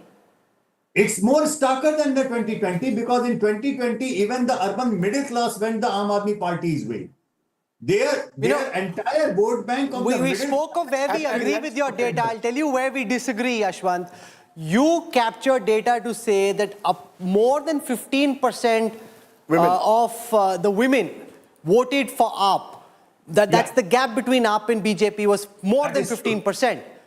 Yeah. The fact is that if the BJP is leading in this fashion, do you still believe that to be the case, or do you think you oversampled the gap, that the gap that you came back with was bigger than the actual gap on the ground?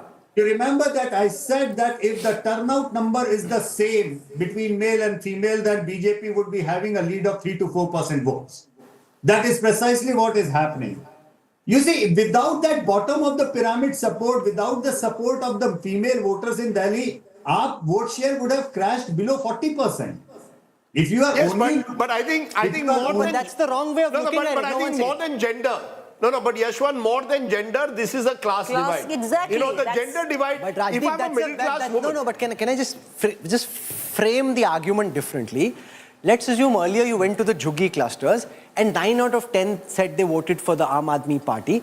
This time, even if it is 7 or 8, it is still a stark class divide in favor of the AAP. But at the margins, your core vote share has fragmented, which is how you've come down from 54 to 44. You won't lose 10% vote share otherwise. No. Rahul, that's the wrong way of looking at it in my view. Okay, argue. The fact of the matter is that the Aam Aadmi Party, there Yashwant is right, would have probably done even worse, but for the income divide that exists in Delhi. The lower income groups, by and large, comparison to the BJP, and I believe you must use the reference point to some extent, at least also as Lok Sabha, the 54%. The BJP has now got the lower middle class. You see, the middle class is not a monolith. Those who benefited, he says the budget made a difference. If I get 60,000 plus salary, I am now a beneficiary. Earlier it was 7 lakhs. Middle class, 1 minute. No, 1 minute.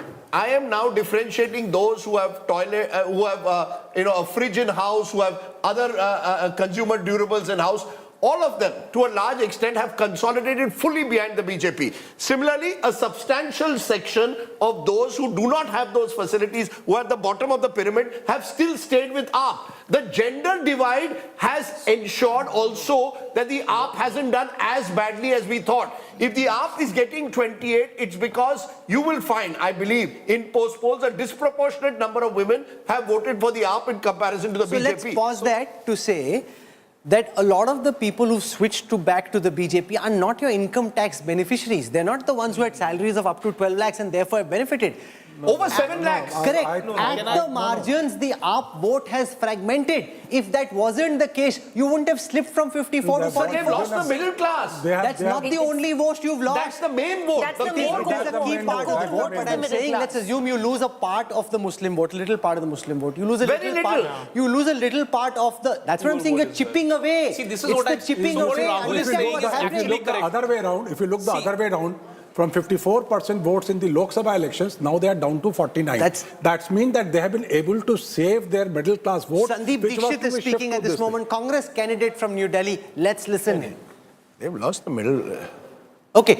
We'll try and pull that out in just a moment from Rajat wants to make a point. I see the starting point of the BJP. It was 40%, around 39-40%. They are almost at 48%. So they've added this 8% kitty. Now, look at the seats that the BJP is leading on. It is all on the outer. There too, there is substantial poorer sections of the society. Look at the central, which is a more urbanized seat where Aam Aadmi Party is still controlling some of the seats.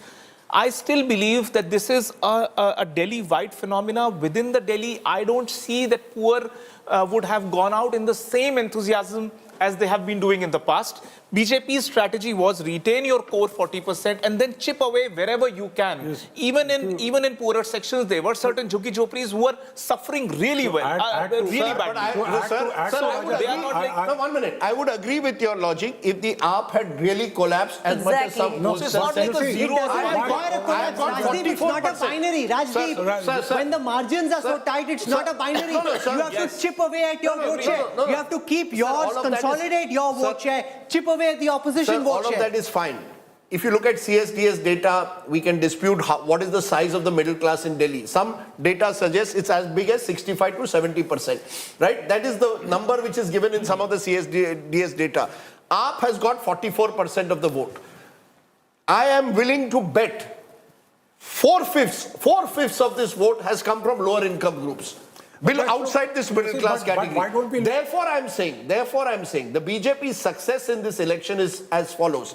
They have made sure that the chunk of the middle class vote that was voting for Modi for Prime Minister and Kejriwal for Chief Minister has said, no, I want Modi for Prime Minister, I want BJP for Chief Minister. And that is the vote that has made the difference in this election. It is not there. I disagree with Rajat that the BJP has dented the lower income group.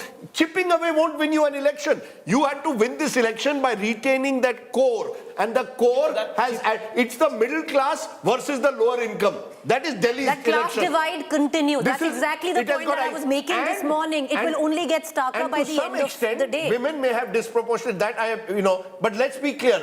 There, I think Yashwant got it wrong. I don't believe that 15% women more have voted for AAP. A middle class woman has voted for BJP in a resident welfare association. It's not gender this time. No, but the thing is, ultimately, if the poor vote for Aam Aadmi Party and the women vote for Aam Aadmi Party, then the results would have been different. It is clearly these two big segments you cannot create an ultimately, the reality is people will put their political bias ahead of that and they will draw whatever conclusion. You can draw any conclusion. The fact is, unless you take away from everywhere, you cannot win. The fact that they won requires a chipping away. And I disagree with Rajdeep that chipping away doesn't matter, because as you chip on every brick, you lay the foundation which is the opposite of the foundation which was laid. But you're already a 54% anyway. We won't dispute it. To my point of view, first, BJP has been able to retain its majority of the votes which it got in the Lok Sabha elections. That has been the biggest success of BJP campaign, that they were able to retain their Lok Sabha figures, number one. And number two, you see this assurance by Prime Minister and others that we will not do away with the welfare schemes and all. Fair enough. Would have made the poorer voters indifferent, and they did not vote as passionately for Aam Aadmi Party as they would have voted last time. I'll give you a certain microcosm of what Aam Aadmi Party movement was all about. Rakhi Birla, Mangolpuri seat. A quintessential example of a common person rising up the ranks and, becoming a minister. She's trailing. And she belongs to that community where, this is not a rich there will be a few seats. No, I can quote you Kondli, vis-a-vis, so I can quote you Kondli where... my point is, all that BJP needed was that extra 8 to 9%. But they were able to chip away wherever they could. But Rajat, there are certain strong leaders who have done wherever this work. they didn't chip, the Congress did the work for them. Wherever they didn't chip, the Congress did the work for them. The remaining 5% chipping was ultimately Jo Jeeta Wahi Sikandar. Everything else is pure analysis. You can put your bias over theory. The Congress story is not as, is only 6% at the moment. So as 6, no, but this is good news for the Congress. So AAP cannot blame the Congress for this defeat. Let's be very clear. 100%. You see, I thought when there was a stage in the morning where Congress was leading in 20, was leading in 1 and number 2 in 21, you could blame the Congress. Today, Aam Aadmi Party cannot blame the Congress for this defeat. Let's go to Shelley Oberoi from the Aam Aadmi Party. Shelley, are you conceding defeat now? Anshul Avijit from the Congress also joins us. The Aam Aadmi Party was bombastic. 50 se ek kam nahi, 55 bhi aa sakti hai. We may hit 60. From there, it seems you may not touch 30 at the end of the day.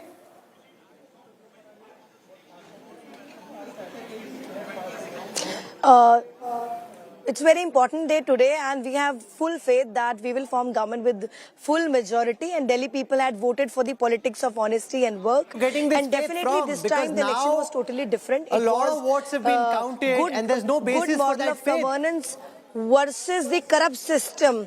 Arvind Kejriwal versus the entire corrupt system, the Bharatiya Janata Party, Congress, the all agencies all together, and the Arvind Kejriwal votes have been counted. And the possibility of this now being turned on its head. Even after, despite challenges, they were tried to overcome. Shelley ji, 21.6% of the vote has been counted. Congress has failed to open its none of them are listening to anything. It's not like you're not listening to the voter of Delhi. You're definitely not listening to the anchor. 4 rounds are done. I think we need to have patience. 4 rounds are done. Shelley Oberoi, let me ask you one question. In the coming Shelley Oberoi, can you hear me? few hours, we'll get to know the clear Shelley results. Oberoi, can you hear me? Can you hear me? You're not audible. Am I audible? Can you hear me? Yes, yes. Shelley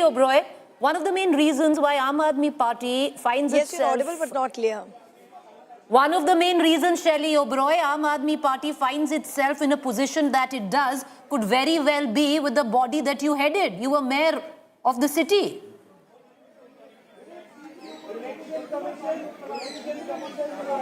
See, in last 10 years, Aam Aadmi Party has fulfilled all their promises, but the way Aam Aadmi Party has faced a lot of challenges in the last 1 year, 1.5 year, Aam Aadmi Party has performed well in comparison to how the things were going on. And definitely we have full faith on Delhi people. Just wait and watch situation. How has the MCD performed? How has the MCD performed in the 2 years that the Aam Aadmi Party has been leading it? Many would suggest that it is the MCD and the lack of work done by the MCD that has done the Aam Aadmi Party in today. No, in the last 15 years, MCD was ruled by Bharatiya Janata Party, and as a mayor, I have seen how the MCD situation was so worse at that time. In last 2 years, we have regularized more than 10,000 MCD employees, and also those employees who were struggling to get their salaries, and for 6 months they were not getting their salaries at that time. They used to protest outside the BJP headquarters, outside the mayor house, but now it's almost 1 year now. They are getting their salary very Let's get timely. Anil Antony And from the winning this side. time, The BJP's Anil Antony joins us. Mr. Antony, the BJP has been out of power for so long. The big question, of course, is can they now live up to the hopes of the Delhi voter? For so long, Delhi has been deprived of development. Delhi voters have voted with high expectations, and the countdown will start from now. Thank you, Rahul. Thank you for having me in the show. This is definitely a historic mandate for the Bharatiya Janata Party. This is after 27 long years that the Bharatiya Janata Party will be coming to governance in Delhi. One thing which we can assure, based on our track record and whatever we have been seeing in the last 10-11 years, is wherever there is a Bharatiya Janata Party government, we have always delivered. Something which we saw after the Lok Sabha elections, where it was only the second time in our country's history where our Prime Minister came back for the third time. After that, you saw state elections in Maharashtra, in Haryana, and now in Delhi. And all these places, the common trend is people are giving us historic mandates. All these states, it is our best ever mandates that the people are giving. And that is because people are now saying that they would like double-engine governments. They know that for the next 5 years, just like the last 10 years on the national stage, it is going to be a very stable government that is led by our Prime Minister Narendra Modi ji. And in a situation like that, they would like the policies that we are creating from the national level be implemented well in the state levels. And this is why they are you mentioned the word double engine. And that's a word that really, in a way, is now echoing once again. We saw it play out in Maharashtra. We saw it play out in Haryana. And therefore, are you saying that it is only when you have governments of the BJP at the center and the state will governments function efficiently? Is that the message you believe that you're trying to send out with this Delhi verdict? See, in Delhi itself, something which we saw was Mr. Kejriwal and the Aam Aadmi Party purposefully and trying to create scenarios where some of the policies were not given to the people. For example, the Ayushman Bharat health insurance scheme. Right now, it is the largest health insurance scheme in the world. 50 crore plus beneficiaries. Now, after the Lok Sabha elections, now we have given it free coverage to everybody over 70. But in some states like Delhi and West Bengal, the governments there, the state governments were trying to deny people the benefits that they deserve. And this is not something the people appreciate. Anshul Avijit, the difference between the Aam Aadmi Party's campaign and the Congress, if the Congress was in power in a state like Delhi versus the BJP being out of power, chances are the Congress would have collapsed. The AAP is still 44.4% vote share, the BJP 47.6%. That, frankly, is the difference. Despite their back to the wall, despite their top leadership being in jail for a large part and out of action, they've still come back with 44.4%. Do you accept that? That the AAP's ability to fight, even if they lost in the end, the AAP's ability to fight and not give up is much more than the current day's Congress ability to fight? Yeah, well, why don't you use that argument in Telangana, Rahul, where the ability of the Congress party to fight and come back to power was amply proven there. I mean, nobody gave a chance before 1 year before the Telangana election. No, I don't buy that. There are contingent circumstances. Look, here all our top Delhi leadership fought the election. We ran a very aggressive, positive campaign. We hope to up our vote share as well. Yeah, the number of seats is very disappointing, I have to say. It's not all what you expect it to be. The BJP and the Aam Aadmi Party were caught in a tussle of allegations and counter allegations. The AAP completely destroyed the civic structures in Delhi with all the safai and all that you see at the moment. So it was complete mismanagement of Delhi. Here, the BJP was stalling every kind of process and then, court cases and getting embroiled in that. So it was caught between that. We ran a very good campaign. No, but if And you let me ran a tell good campaign, you moved from 4.65% to 5.7%. 1% in 5 years, that's the end result of what you're calling, Anshul, a spirited campaign. And let me just add to that of Rahul, you're saying spirited campaign. How do you run spirited campaigns unless you don't revive your organization? The same organization 6 months ago was asked to work with AAP to win a Lok Sabha election. Now you tell them you've got to fight the AAP. The AAP has misgoverned Delhi. I mean, the Congress seems to me C for confusion. You see, what is the clarity? You need C for clarity. What is the Congress's clarity going ahead? Okay, you've ensured that AAP has lost and you're hoping that you will now climb up and become the challenger. But how are you going to do it without an organization? Our purpose was not to defeat AAP. The India Alliance, and I know I saw you very gleefully announce the obituary of the India Alliance. I mean, you could hardly contain yourself. I don't know why. The India Alliance is an ideological compact that is based on certain kind of values of social justice and of secularism, and of course defeating the BJP. Now, sometimes this alliance works very well and complements each other and covers each other's weaknesses in places like Jharkhand, like where it did wonderfully well. I mean, and that is one story that is often neglected. The revival of the Congress in many states where it has won the opposition, won the state despite massive opposition, and people writing it off is not what is quoted. Yes, I do agree. Do you have any regrets at all of not fighting this election with AAP?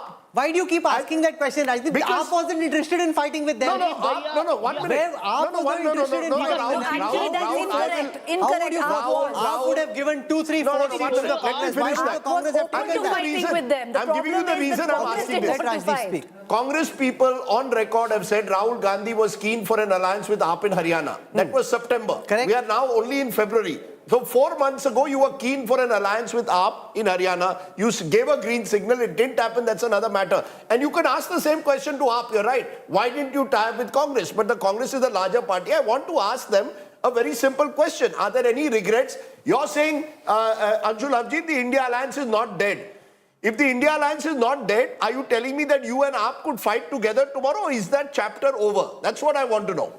The India Alliance is bigger than any particular election that we have fought. I mean, there are elections where we haven't fought with the India Alliance. There have been statements that are often contradictory to each other. But this is a far bigger idea, the India Alliance. Don't write it off like that and so gleefully. I'm simply amazed by that. No, I'm not gleeful. Look, I like to smile. You see, everything, I get into the next. Anshul, we just like elections. We love politics. We like elections. That's the glee.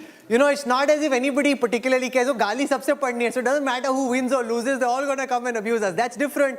It is just that elections are exciting. It's a big day in national politics. It's a massive day in Delhi politics. 27 years of being out of power. The BJP is coming back to power. That is the glee. Once they are in power, they will be held to the same standards of counts as the Aam Aadmi Party and the Congress before that. So there is no glee in any of what you're seeing except for the glee which comes with an exciting election, Rajdeep. No, absolutely. I am mystified that at one level every Congress leader says India Alliance is alive, we are ideologically together, and then in the next breath goes and targets the AAP, which is also part of the India Alliance, and vice versa, the AAP does the same thing. No, but we have a situation where anchors are more keen on forging an alliance than the parties themselves. No. The India Alliance, Congress and AAP are not interested in allying with each other. They are at each other's throats, daggers drawn. Anchors seem more interested in forging an alliance. No, it's not a question of anchors being more interested. I find it very intriguing almost at the way Indian politics moves. If you see what was happening 8 months ago and what you see happening today, all I'm saying is that dissonance reflects in the voting also. Voters also see through it. There are various factors that have led to the erosion of credibility of AAP and Arvind Kejriwal. One of those is the fact that, one day you want to do a transactional alliance with one party, next day you say Ekla Chalo Re. Ditto with the Congress. I mean, Rahul Gandhi and the Congress have to decide.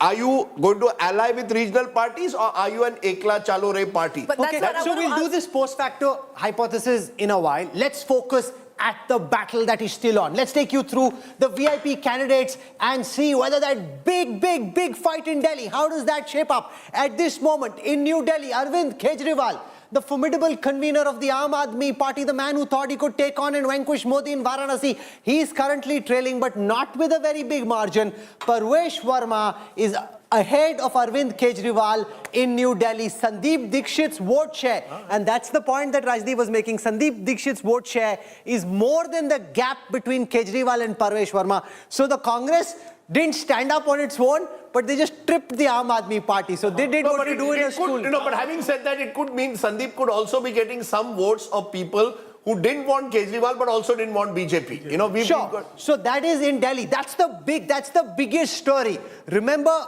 he failed Sheila Dikshit, thought he could do the same to Modi. Is he being bested in his own bastion now? A lot for the man to think about. Arvind Kejriwal trailing currently in New Delhi. The other big story that's playing out at the moment, if you look at region-wise, and that's really the story of Delhi, Northwest Delhi, West Delhi and Outer Delhi. These three regions are deciding Delhi's future. In all the other regions, it's very competitive. But Northwest, West is a sweep. If you look at the numbers for West Delhi, it's a complete sweep at the moment for the BJP in West Delhi. Rajdeep, let's go through this. In Okhla now, Amanatullah Khan on an AAP ticket is currently leading. That's big relief for Okhla, for AAP and for Amanatullah Khan himself. He's currently leading in Okhla. In Kalkaji, the incumbent Chief Minister, Atishi, trails against Ramesh Biduri. In Parpalganj, Awadh Oja, brought in with so much fanfare, given this high prestige seat, he's currently trailing in Parpalganj. Harish Khurana, Madan Lal Khurana's son, former Chief Minister's son, in Moti Nagar, he's leading. Gopal Rai leads in Babarpur. Imran Hussain in Balimaran is currently leading. Kailash Gehlot, now on a BJP ticket in Bijwasan, is leading. Kapil Mishra in Kharawal Nagar is leading. Manjinder Singh Sirsa, currently leading in Rajouri Garden. Manish Sisodia trailing. So it's not just Kejriwal. Sisodia trails, Atishi trails. How the mighty Rajdeep have fallen. All five leaders are trailing. Yeah, the only one who's survived at the moment is Saurabh Bhardwaj and Gopal Rai. Only because competition was not very good. Yeah, and GK, had there been a better candidate. Let me be fair to Saurabh Bhardwaj. You can travel through GK where I live. You had a good candidate. He has a very good reputation. GK, you had Shikha Roy, who has been... He's seen as a... No. Let me be fair to Saurabh Bhardwaj. A lot of the vote is coming from his personal equity that he has built and he had a formidable candidate. But I want to ask you, Preeti, when I look at these numbers region-wise, is this what AAP feared? That Outer Delhi, Northwest Delhi and West Delhi, these are areas, some of them bordering neighboring states. There's a large Jat and Gujar population in some of those areas. That's where the biggest hit is being taken by AAP. Did AAP factor that in, that this is where that turnaround could take place? Well, I'm glad that I can speak again, firstly. Secondly, yes, they were expecting the outer areas. The Aam Aadmi Party was expecting that they're going to lose heavily in the outer areas. I don't think they saw that kind of a rout in West Delhi. West Delhi, they swept last time around. So if you actually look at that... What could have changed? It's the middle class, Rajdeep. I really do think it's the middle class that has come and taken it away from the Aam Aadmi Party. They factored it in, but they didn't think it's going to come out so strongly. Because I do remember, after the budget was announced, they went into a little bit of a recalibration. There are 3 surveys that the Aam Aadmi Party was doing. And I would reckon all of us... We've got Anna Hazare speaking at this moment. The political protege is trailing. Anna Hazare speaking. Let's listen to him. मैं पहले से बता रहा हूँ, आचार को शुद्ध रखो, विचार को शुद्ध रखो, वो उनके दिमाग में नहीं रहा और उसके कारण आज वो इलेक्शन में हार गए, कम वोटिंग है। तो क्या अल्लाह भ्रष्टाचार जो उनके नेताओं के ऊपर जो भ्रष्टाचार के आरोप लगे थे, तो क्या वो भी इस नाकामी के पीछे जो जिन उनको कम सीट मिली है वो भी वजह रही? भ्रष्टाचार उनके ऊपर भ्रष्टाचार के अरविंद केजरीवाल हो या उनके कई नेता हो, उनके ऊपर भ्रष्टाचार के आरोप लगे थे, क्या ये वजह हो सकती है जो उनके कम सीट चुनकर आए हैं? राजनीति में आरोप प्रत्यारोप होते रहते हैं, लेकिन जब आरोप होते हैं तो ये आरोप कैसे गलत है वो जनता को दिखाना जरूरी है कि ये मेरे ऊपर जो आरोप हुआ ये गलत है।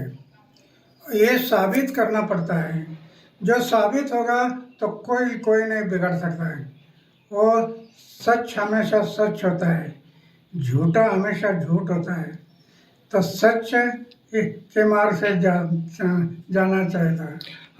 कई बार ऐसा आरोप भी लगा है क्या अन्ना हजारे के वजह से अरविंद केजरीवाल जो है तो दिल्ली पे सत्ता पर अन्ना हजारे के ही वजह से अरविंद केजरीवाल दिल्ली पे सत्ता पर बैठे, उन्हीं के साथ वो अनशन करते थे, बार बार आप पे उंगलियां उठाई गई और अभी भी उठाई जाती है, कैसे देखते हैं अन्ना इसे? ये बराबर नहीं है। दिल्ली में पहली बार एक मीटिंग हुई थी और उस मीटिंग में इन्होंने पक्ष और पार्टी निकालने के लिए सोच किया था। मीटिंग इसके लिए थी और जिनको पक्ष और पार्टी में जाना है वो मीटिंग के लिए आ जाओ। मैंने देखा, मैंने तय किया पक्ष और पार्टी में मैं नहीं जाऊंगा, किसी पक्ष और पार्टी में मैं नहीं जाऊंगा। और वो मीटिंग हो गई, मैं पक्ष और पार्टी से दूर रह गया। तब से आज तक दूर रहा। फिर वो पक्ष निकाले, पार्टी निकाला और पार्टी में चले। ये नया पार्टी था, लोगों ने विश्वास किया। आगे चलकर शराब के दुकान निकालना, शराब के बिक्री के दुकान बढ़ाना, पैसा। One of the many people who played a role in propping up Kejriwal but feel betrayed by the man. The list is long, Rajdeep. You know, very few people who would have betrayed or have as many people feel betrayed than Kejriwal. From Prashant Bhushan, Yogendra Yadav, Kiran Bedi, Shazia, Ashutosh, Ashish Khaitan. Kumar Vishwas. There's a very long list in a very short span. There is, and therefore, let's be honest, this is a startup whose many co-founders have left it. And that doesn't, that clearly shows that something perhaps didn't quite go well with the original idea of this startup and where it stands today. You're right that Anna Hazare may well feel betrayed. And which leaves to the question of bounceability. I want to go right round. I mean, can Kejriwal bounce back from this? It's pretty clear now that he's probably going to lose in New Delhi. And it's pretty clear now that the BJP is winning Delhi. Let's go right down the thing. Quick comments. Can Kejriwal bounce back? You see, first thing which Arvind Kejriwal would be thinking after today's defeat, how to keep his flock together. Because whatever 20, 25 odd MLAs is going to win, they are not people who are ideologically aligned to him, because this party never had any So you think ideology. your first challenge is to keep the party together? The first challenge is to keep the party together in assembly and also save itself in power in MCD. Preeti, what's Kejriwal's bounceability? Can he bounce back? Well, in this election, no, he's lost this election. In terms, what does he do now? Well, number one, I think even before he starts looking at losing his MLAs in Delhi, he needs to look at Punjab immediately. I think that is priority number one for the Aam Aadmi Party, and I think they understand that. With 91 MLAs, you are saying yes, the danger exists to his government? Yeah, they feel that, and it's going to happen, and they thought it was the inevitable, and if they lost What Delhi... would happen? Multiple things could happen. And Eknath Shinde but possible. figure? There could have been a possibility. But they will, number one, Punjab. Number two, yes, in Delhi, because if it's about 26, 27, Arvind Kejriwal will not be in the assembly. They'll need to figure out how to safeguard their own MLAs. Number three, I actually, contradictory to what Siddharth said, I think Arvind Kejriwal will let go of the MCD. I have a feeling, because that has been something, that there is a part of the Aam Aadmi Party, think tank, that, if this was an eventuality, if at all, then the MCD is only going to pull back the party further. So that is something, and you can't put anything beyond Arvind Kejriwal, because with him everything is possible and anything is possible. So is he going to bounce back from this? No. But eventually, will Arvind Kejriwal bounce back for a person I followed for so long? Yes. Where does he start? You see, the problem he has, I mean, let's be fair to him. It's incredible in today's India to build a political startup so soon, win 2 states, become a national party. I don't think that's ever happened. A party which has been set up in the manner that it is. You could argue Telugu, there's some one state. No, but it has been the fastest growing. So my point is, where do you start the bounce back? Because, you need a base. I have a feeling he's also going to start. It? I feel he's going to Punjab, and I think he's going to start setting up base in Gujarat. No, but there's there's a very big difference. Let's keep that in mind, Rajdeep. In Gujarat, part of the reason the Aam Aadmi Party saw purchase was on the back of the springboard that Delhi provided. With core motherboard now out of action, these ancillary units that you're seeking to bring, how much life will they have? Rajat wants to come in on this. That where does the generator draw its bijli from? Agar generator mein bijli nahi hai, then how do you kind of power and irrigate Gujarat? They believe that the diesel from Punjab generator would supply fuel to all the other states. That's not going to happen. Allow me to finish. Supplier in Punjab. How dependable is the supplier in Punjab? This is the problem. I think now if today Kejriwal goes and starts meddling in Punjab's affair, he's going to do further damage. He will have that itch now, because he loses his own MLA. Karenge kya ghar mein but Bhagwant Mann feels remote controlled. He feels he's not given a fair share. He will now want to flex his muscles a bit more. He's the top leader now. Kejriwal is no longer. He can be a convener. He can keep convening the Aam Aadmi Party. But he cannot be seen meddling. Again, second most important thing is, in a relationship, you should not take your partner for granted. Here, Kejriwal was in a healthy romantic relationship with Delhi. He kept flirting with all other states without doing necessary that he should have done for Delhi. True. He should, again, if at all, resurrection of Kejriwal will happen only when he goes back to his original promise. Original promise being that I have come here to change the politics. I will go into every gully, nukkad, Chauraha, fight for people's rights, do the tough battle. Don't try to find shortcut that going to Punjab, etc. Let me tell you one final thing. In Kharagpur, sir, when I was studying at IIT Kharagpur, he used to be my senior and he used to come in and he used to sing these things with the dhol and dapli in his hand. Even in Kharagpur, still had a Hawaii chappal in his feet and he used to go around. And we were young and we used to think like IITs will go out and work in corporates and all. Seeing this man, it was an alternate reality for us. Very hard to understand. So you were inspired by Kejriwal in college? So we were all Kharagpur, all of us helped him reach to a level where he is today. So you're feeling betrayed like Anna Hazare. Lot of youngsters who want to enter into politics, everywhere the question mark has been put because of failure of Kejriwal's model. Largely, he has scuttled the hopes of several young people who want to make a difference. People will think they are cut out of the same cloth. They will become the same. Away from Kejriwal. Can I just say on Kejriwal, writing somebody's political obituary is the easiest thing to do. He is a street fighter. I did not say obituary. I'm not saying that you're saying that. I'm just generally saying that anybody who thinks that this is the end of the Kejriwal saga, it probably isn't. He'll find some way of resurrecting. No, but that is his core character. He actually can hit the streets. He has been living in streets in Mangolpuri and all. He used to just walk without any cameras around him. That was the original Kejriwal. That was the perception. Yashwant Deshmukh can also come in. GVL Narasimha Rao could be the case. GVL Narasimha Rao, the BJP now at 46. It came down to 40. It seemed as if, well, you're winning, but not that big. But 24 versus 46, party time for the BJP in Delhi. Yes, Rahul, I think after, you have to see this election results or election trends in comparison to our performance in the past 10 years in Delhi Assembly polls. I think while we were winning Lok Sabha big time in 2014, 19 and 24, Assembly always proved to be a big challenge.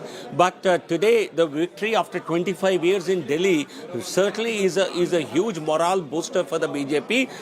Whatever be the margin of victory, our victory is a big victory for us because we have increased our vote share nearly 20 percentage points compared to last elections. And that's a huge jump. Yashwant Deshmukh was saying that there is a big class divide, that poor people haven't voted for you, that only the rich and the middle class have voted. The lowest of the lowest, the poor, have all gone for AAP. That's the argument that Yashwant makes. Do you buy that? That's what the AAP camp thinks as well. Do you buy that argument that there's a massive class divide, that women and the poor have not voted for the BJP? Rahul, BJP has been subject to this analysis. We are an urban party, we are an upper caste party, we are only a male-dominant party, but we have over time proved all these hypotheses wrong. And Delhi also, even if some sections have voted less for us compared to other sections, we will ensure in power we will have maximum gains across all sections. BJP, you have seen Delhi, Haryana, Maharashtra, states we have retained after 10 years. And here you have Aam Aadmi Party, which succumbs to the BJP's onslaught after 2 terms. We have seen that happen with every other party. KCR in Telangana. BJP is the only party which has that stamina to not only remain in power, but win elections one after the other by fulfilling promises to the people.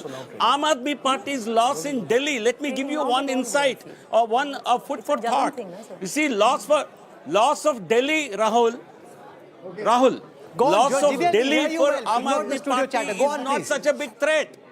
GVL, the fact is that... Yeah, see, you were describing, you see, I've seen many politicians, I see a lot of crosstalk, if I may be allowed just 30 seconds. A lot of political leaders have really suffered in political defeats, but have bounced back. But for Kejriwal, it will not be possible, mark my words, because he's just not lost an election. He has lost his promise. He has lost his image. He has lost his entire foundations of his promise. He's Just stay with us, GVL. Bhojpuri superstar Ravi Kishan, Member of Parliament, joins us. We had Manoj Tiwari sing a beautiful song for us. And I want to talk about politics, but I'm also wondering, आप क्या गुनगुना रहे हो किशन साहब? क्या गाना है आपकी जुबान पर? कौन से वो शब्द हैं आपके होठों पर जो आप दर्शकों को बताना चाहते हैं? Nothing, Rahulji. I'm very happy that Purvanchalia, all my people, my community, our community has voted for Pradhan Mantri Modi ji, believed in him, और फाइनली जितना कहब की जिंदगी झंड बा आज इन लोगन के आपका, और अब उन लोगन के शीश महल वाला के कोनो बात के घमंड ना रही. तो this is what I want to say, very very happy with the result. Finally capital रहेगा राहुल जी. एंड जो नर्क हमने 56 कॉन्स्टिट्यूएंसी में ट्रैवल किया, सारी झुग्गी झोपड़ियों में, हर क्लस्टर में, हर पूर्वांचलियों के पास आई वेंट, पार्टी ने जहां जहां भेजा, और यही एक आवाज़ थी, जैसी उनकी ज़िंदगी थी बहुत बदतर थी, उससे आज आज़ादी मिलेगी. थैंक गॉड, जो रुझान बहुत अद्भुत आ रहे हैं, यही रुझान आगे और बने, which I am expecting we might touch 50. तो मुझे वो लग रहा है कि एक अच्छी जिंदगी की ओर ये कैपिटल जाएगा, ये राजधानी जाएगी. 27 साल बाद मोदी की गारंटी ने हमको वापस लिया. Ravi Kishan ji, they backed the Aam Aadmi Party in the last couple of elections. Why do you think voters from the eastern parts of India, northeast India, the eastern parts of North India switched this time to the Bharatiya Janata Party? Because they've been betrayed, they've been cheated, fraudster हुआ है उनके साथ. उनके बच्चों को you serving them booze, एक बोतल पर एक फ्री, वो ड्रंकर्ड बना गए. वो बेचारे काम करने, they've come मायके के हम कमाए जाता नहीं हम Delhi, and here you are giving them what service, what life you're giving? No water, pollution, no drinking water, no school, everything was lies and lies. They've been cheated first 200 unit बिजली पर, बस में फ्री घुमा देंगे. तो ladies, this two things, they poor people because they're very innocent community and they got carried away. And finally जब हम लोग पहुंचे, उनको बताया कि कौन सी नर्क की जिंदगी में जी रहे हो, ये 200 यूनिट के चक्कर में और एक बस के. At least wake up, guys, otherwise all your life will be finished.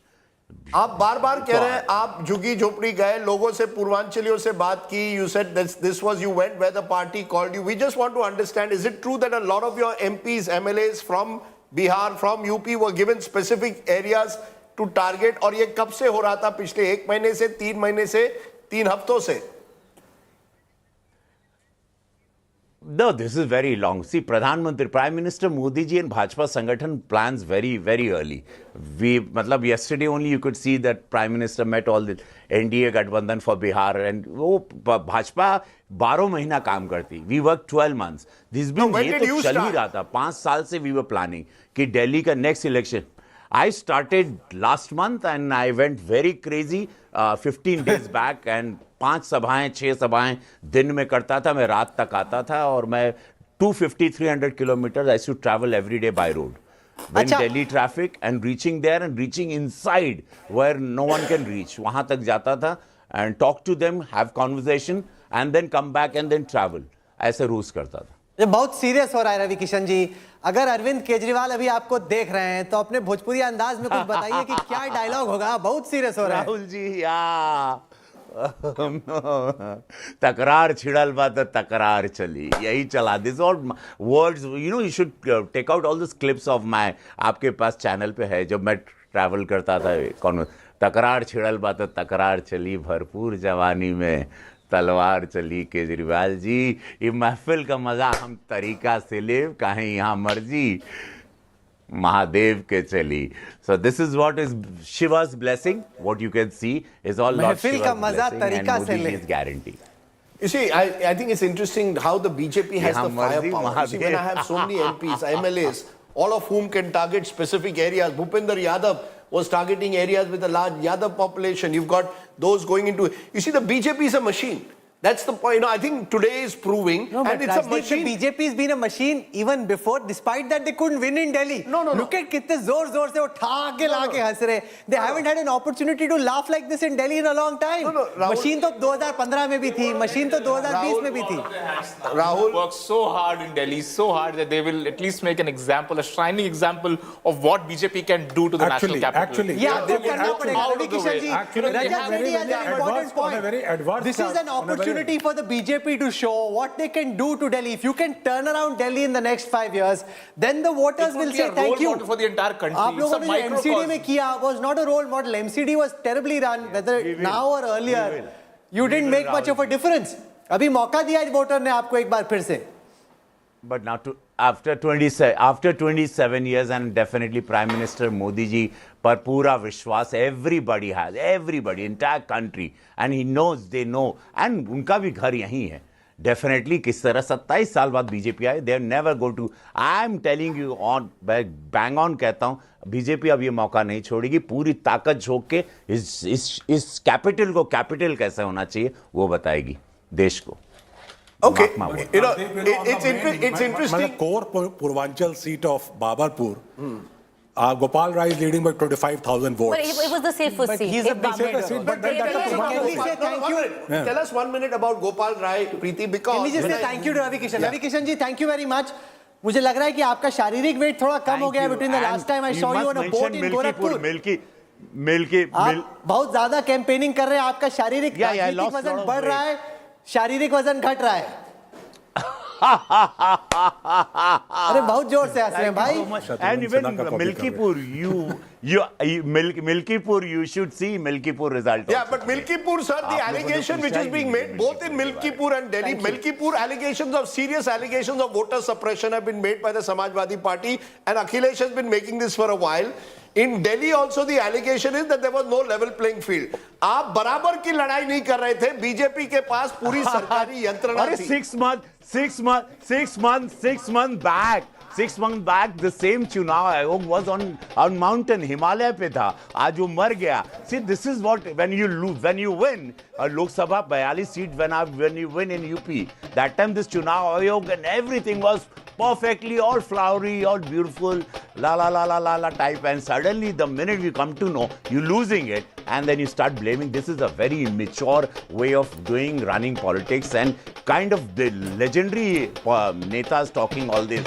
I feel as an actor, as a new learning politician, I feel very sad. When you win, it's all beautiful, and when you're losing it, you start blaming straight away, you know. This is very sad. Look at this. Ayodhya में जब जीते थे, वो जो जीते थे अवधेश प्रसाद, उनको trophy की तरह राहुल जी और अखिलेश यादव जी लेके पार्लियामेंट में ट्रॉफी की तरह घूमते थे. And today, look at the result. Okay. Thank you so much, Rahul ji. बहुत shukriya. Thank you very much for joining us, regaling us with your laughter. And Rajdeep, this laugh, I mean, it's almost as if it's been suppressed for 2 decades, that laughter now coming out. You know, Jo Jeeta wo Sikandar, but I just want to understand from you, Preeti, I see all the AAP leaders, even Saurabh Bhardwaj now, is trailing in Greater Kailash. The only AAP senior leader at the moment leading is Gopal Rai from Babarpur. Satyendra Jain, Somnath Bharti, Atishi. Manish Sisodia is also leading now. Yeah, interestingly in Jangpura, but it's going up back and forth. Yeah, it's back and forth. Does Manish Sisodia now become possibly the leader of the opposition if he wins, or Gopal Rai? And we come back to the question, where does Arvind Kejriwal start? The next round of elections are Bihar, Tamil Nadu, Assam, Bengal and Kerala, none of which where the AAP has a big stake. Then you have Punjab 2 years from now. Does he start rebuilding from that Punjab election, or does he start rebuilding from Delhi? Well, number one, you know, you spoke about Gopal Rai. Well, there are a couple of senior leaders who are leading right now. Jarnail Singh, I would think, and Gopal Rai are 2 big leaders that are leading. If, of course, Gopal Rai wins, you can see him as the leader in the assembly. And I think he's going to take the charge. But where does Arvind Kejriwal go from here, Rajdeep? I don't see him fighting an election anytime soon. I think Arvind Kejriwal has understood he's already gone back to the drawing board. And if there is somebody who can resurrect himself, I would think he's... How does he do it? That's I think he's going to... Where does he do it? I feel, number one, I think he's going to take a big call on MCD. He's going to make a big call on that, this way or that way. I think MCD is something which the party has understood, has only... You know, in hindsight, the Aam Aadmi Party would have hoped that they had lost the MCD election. So, number one, will he go all in to try and resurrect the MCD and try and make it function better, or does he give it up? So that's the question number one that will go. Yeah, but I want to understand from you, Preeti, that is a Delhi call. At the end of the day, Arvind Kejriwal saw himself as a national leader. Whether he was not, or how does he now resurrect himself as a national leader? Well, I do see that there is, on the larger India alliance, which already started before the Delhi elections, you will see now a coterie emerging of the regional parties. Right. You will see an Arvind Kejriwal, you will see a Mamata Banerjee, you will see a Samaj together. Now, what will, now where this goes, one can very well imagine, because it does isolate the Congress somewhere, number one. Number two, I don't see him fighting any election in the near future. I feel he's going to go all in for Gujarat. And I feel... All in for Gujarat? He's going to try to go all in for Gujarat. Because in Delhi, of course, what do? For 5 years, you are where you are in Delhi. You will lose, if there's 25 on the board, you will lose at least 10 of these over the next few years, if not months. So you will lose a lot of these MLAs. How strong can you keep Delhi going? I don't think right now. It's not his, how does he overcome the political setbacks? It's bigger question. I've been underlining this thing. How does he get his credibility back? Now, what does he do to win that? That's a much He's more going to take to serious the streets question. again. That's what I'm He's saying. going So to he take cannot to go the to streets. Gujarat. I'll give you an If he example. goes to Gujarat, I'll give you an example. If there was a chance that Aam Aadmi Party would have won this election, it was very clear within the Aam Aadmi Party that they were not going back to the proverbial Sheesh Mahal. So, that's an example of that. So there is already a certain amount of recalibration that is going in. There is already a certain amount of recalibration that has already gone in trying and putting your team and reassessing the people that you had in your team. And now try to create a second rank of leader. Itself, it has been narrated by too many viruses. You have a Raghav Chadha. You have a Raghav Chadha who is going to go see Wimbledon. Arvind Kejriwal. That's not Did you see Raghav Chadha in the election? Arvind Kejriwal's biggest problem today. Okay, one by one. Yes, Arvind Kejriwal's biggest problem today, where he's going to find it very difficult to take a flight again, is lack of intellectual fuel. When Arvind Kejriwal started his career, there was such a good, intellectual stuff which was there with him. Today, this party totally lacks on intellectual caliber. Look at the people who have been given ticket, all, migrant people with all kind of, credentials for which Aam Aadmi Party never came into existence. So today, with all its intellectual caliber gone, I think it's going to be very, very challenging for Mr. Arvind Kejriwal No, but this also shows how deadly 10 years of anti-incumbency can be. Just the fact that you're in power, it all adds up. The same person doing the same job in the same function for a long time. And that also shows the significance of the 4th of June and Prime Minister Modi's hat-trick. He'd been in power for 10 years. Of course, his esteem took a bit of a hit, came down from 303 to 240, but 240 was still enough to stay in power. To come down from 62 to 25 just shows how Kejriwal has fallen. I want to show you now where the BJP's gains are coming from. Before you go, all this Kejriwal bashing, and today is a good day perhaps to... not bashing. No, it is. No, 1 minute. It is. He will get his due share. He has to get his due share. All I'm saying is, and I'm open to being challenged on this, it was not a level playing field. Over the last 3 years, ever since Kejriwal went into Gujarat, the BJP consciously decided we are going to destroy him. It's that when the Delhi liquors... politics for charity. 1 minute, sir. What do you mean by that? He was in power. He cannot play victim card. See, I'm asking you a question. He has consistently played the victim card. Let me finish. I'm not even doubting that he has consistently played the victim part. I'm only stating facts.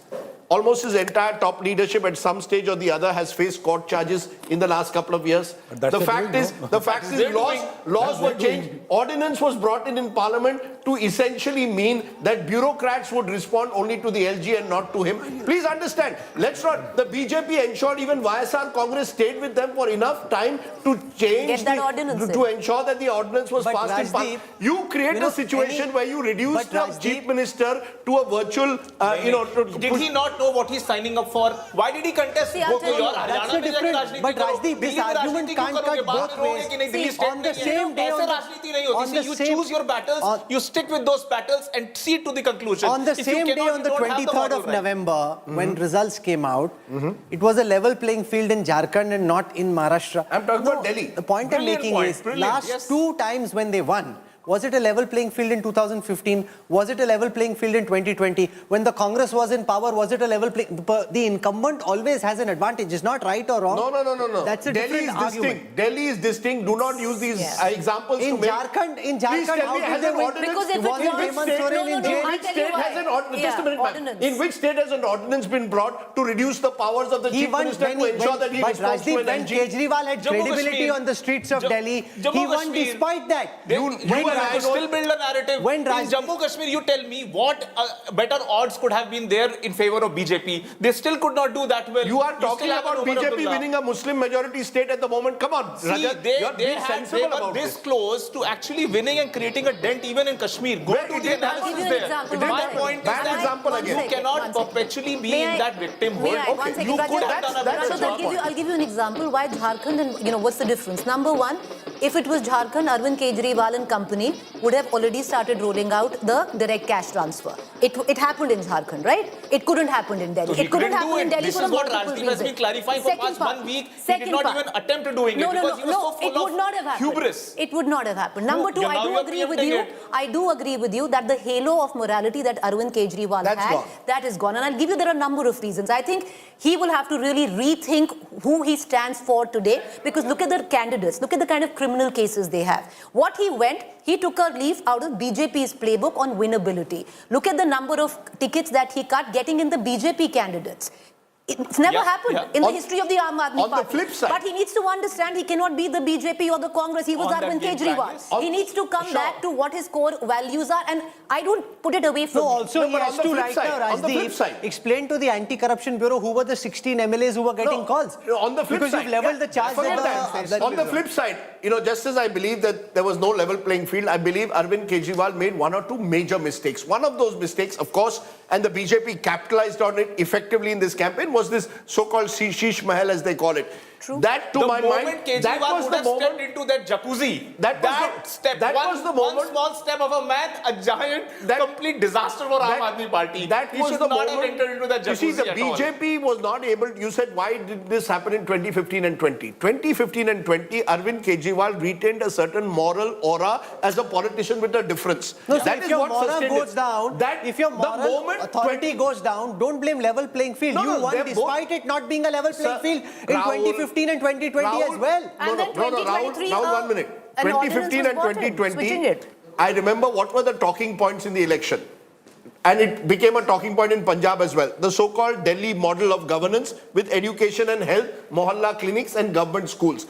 It was a time when Arvind Kejriwal could go to a public gathering and claim, I am a politician with a different, ye sab neta alag hai, main alag neta hu. By 2023-24, on the back of the alleged Delhi liquor scam and the Sheesh Mahal controversy that breaks, Arvind Kejriwal then loses the moral halo. The BJP has benefited hugely from that. It's not ever one factor. I'm only pointing out two issues. One is the lack of a level playing field that the BJP has ruthlessly exploited. Number two, Arvind Kejriwal's own mistakes, which he is paying a heavy price for. That's how politics No, but works. why a loser lost cannot consume more time than what the winner now intends to do. And the fact that Delhi has This an election is opportunity. about the loser. No, This but was a referendum on Kejriwal. Rajdeep, that's looking at the rear view mirror. Look in front. There's a new Delhi that awaits. Sure, sir, The but- BJP has an opportunity to fix the ills of the you last and- 10 years. do you and I agree? try and provide, if they can, a new model of governance to the capital. Do you and I agree on a simple issue? Which is? That this election, and maybe everyone on this, was a referendum on Kejriwal. Of course. Of course. That And he whether, failed. right? And he's lost the You know, referendum. one more That's thing. why I'm spending time on him. Rajdeep ji, one more This thing. election is not about One more the thing. BJP. This Kejriwal election said- is about Mr. Kejriwal. It was a referendum on Arvind Kejriwal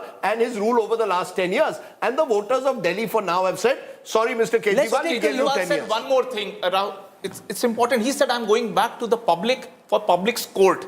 BJP has cornered me and, issued all these fake notices and fake charge sheets against me. He's lost I'm going in to the people's court. Now, the people's court has said that what you did was an error on your part, error on your core character. So I think the verdict is now clear in no uncertain terms. He has lost all credibility, all moral character, all moral capital. If he needs to regain, he needs to go back into his Hawaii chappal and do Rajniti, which actually suits him. He can still resurrect. But then this Hawaii chappal is not going to be a sellable item will now, not because fall that for Hawaii it. chappal has lost People will- credibility. yeah, Okay, people will let's take a Hawaii chappal has look lost at its where the credibility. BJP's gains are coming from. This is in terms of seat share.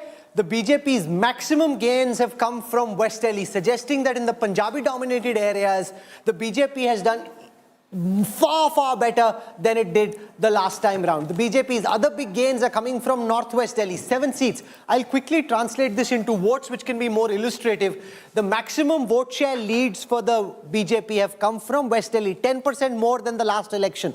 In New Delhi, 10% more than the last election. In Chandni Chowk, 8% more than the last election. In South Delhi, only 5% more than the last election. So East Delhi and South Delhi is where the BJP hasn't gained as much. The biggest gains for the BJP have come from West Delhi and from New Delhi. Let's, on the other hand, look at the vote share gains and losses for the Aam Aadmi Party. The Aam Aadmi Party has lost 12%. This whole Punjabi kind of vote in West Delhi, largely Punjabi, 12% move away from the Aam Aadmi Party in West Delhi. 13% move in New Delhi away from the Aam Aadmi Party. 9% move away from the Aam Aadmi Party in Chandni Chowk. 6% away in... So it's East Delhi and South Delhi where the AAP has lost the least. The biggest shift away from the Aam Aadmi Party has happened in New Delhi, West Delhi, and in Chandni Chowk. I want to show you something which is incredibly interesting. Look at the power map. Now, this is important because this was the last assembly where the Aam Aadmi Party swept everywhere. Now, if you see, In New Delhi and in East Delhi, it hasn't done that badly. Elsewhere, it's saffron. So the BJP, where it has won, and I think, just take this map on the screen so our viewers can spend some time trying to see it.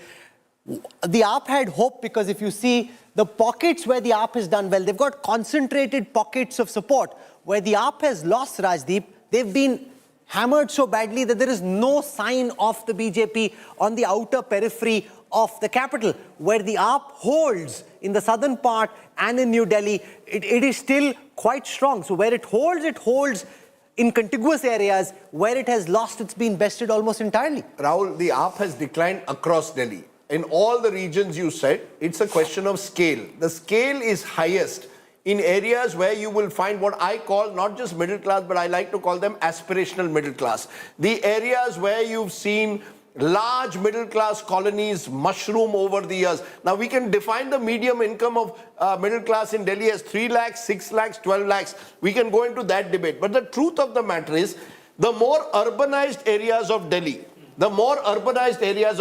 have chosen to reject AAP more strongly than the slightly more semi-urban, semi-rural. The more urbanized areas have rejected him wholesale. The areas... But कैसे आप map देख के बोलो ना? One minute. But map देख के तो बोलो. It's the outer periphery that's picked Sir, all these areas the are southern becoming, parts of Delhi all these are becoming also aspirational. Look at the affluence that is coming in. Look at the number of middle class families. We can go by CSDS numbers, 65 to 70% of Delhi is middle class. Arvind Kejriwal lost the Delhi middle class completely in this election. That is a fact. Now, you can say chipped away at income groups, of course that will happen. But the real loss for Arvind, the middle class hero, how did Arvind Kejriwal come to power, Rahul? Before 2015, he came to power as a middle class hero, anti-establishment. Later, he made, transformed himself into a pro-poor image. मैं आपको free power दूंगा, बाकी दूंगा. That part, a large part of it has stayed with him. Otherwise, you would not get even 24 seats. He would have been wiped out completely. But 24 is very different from 30 plus. Earlier, they came to 30 plus. They've slipped and the BJP has gone up to 46. I'm going by vote share out. No, and also look at seats where the margin is less than 500. There are only 4 such seats. This election very quickly formalizing and stabilizing. The AAP at the most, if at all, can go from 24 now to 26. Rahul, the BJP at most can go up to 48. Rahul, don't look at the seats. No, I know. I can look at votes as well. Look at vote share. It's 44% to AAP, 49% to BJP. That's a 5% difference. At 44%, while it may be a big, it will translate into a number of seats, 44% is a substantial number of votes. But also means that from last election... इस बार 44 आए, 10% हट गया. Obviously, your base is so high. 10% उड़ गई आपकी vote share. Substantial तो होगा ही. और लोकसभा चुनाव You asked me where is the vote come. My limited point I will keep making is he has lost the middle class vote of Delhi overwhelmingly. Everything else has been chipped away. But the real vote, the real damage to Arvind Kejriwal is someone who came to power as a middle class hero has lost the Indian middle, Why do you think, Rajdeep ji, why was he not listening to or reading the writing on the wall? It was so evident. He was making mistakes after mistakes. Everything that he, didn't want to stand for, he kept repeating those mistakes. He was in the political office. In the last 12 months, even in jail. Who could have been more shameless to be in jail and be a chief minister? He flouted every single thing that he was standing for. Now you are pointing out to one of the big mistakes. He should have given up at the moment he went to jail. He could have given up. You can go into all of that, Rajdeep, but we can discuss that in another mistakes. I'll just tell you, Rajat, exactly a week ago you were on my show, right? You yourself admit the turnaround happened in the last 1 week. Fair enough. You multiple times. See, most BJP wanted a positive narrative. Just allow me to complete. Most psephologists have come and confirmed that the turnaround has happened in the last 1 week. So before that, everything was seemingly fine, right? No, not at all. See, where is let me counter. You asked me a question, let me counter. So Aam Aadmi Party is starting with 62 seats. Okay? They had to climb down. They climbed down because of Sheesh Mahal and the halo completely eroding. Okay? They climbed down to a level where there was a stiff competition. And then BJP wanted something, some positive agenda to go to the people. They've not been in power. They don't have the leaders. They don't have the bench strength within Delhi adding to what Preeti they had said, to do something. That, last 7 days, 8 days, in last 7-8 days, one, the budget was announced, 12 lakh rupees tax rebate, and 2, Amit Shah going out and saying that unauthorized colonies will give you property rights. That means that means the people.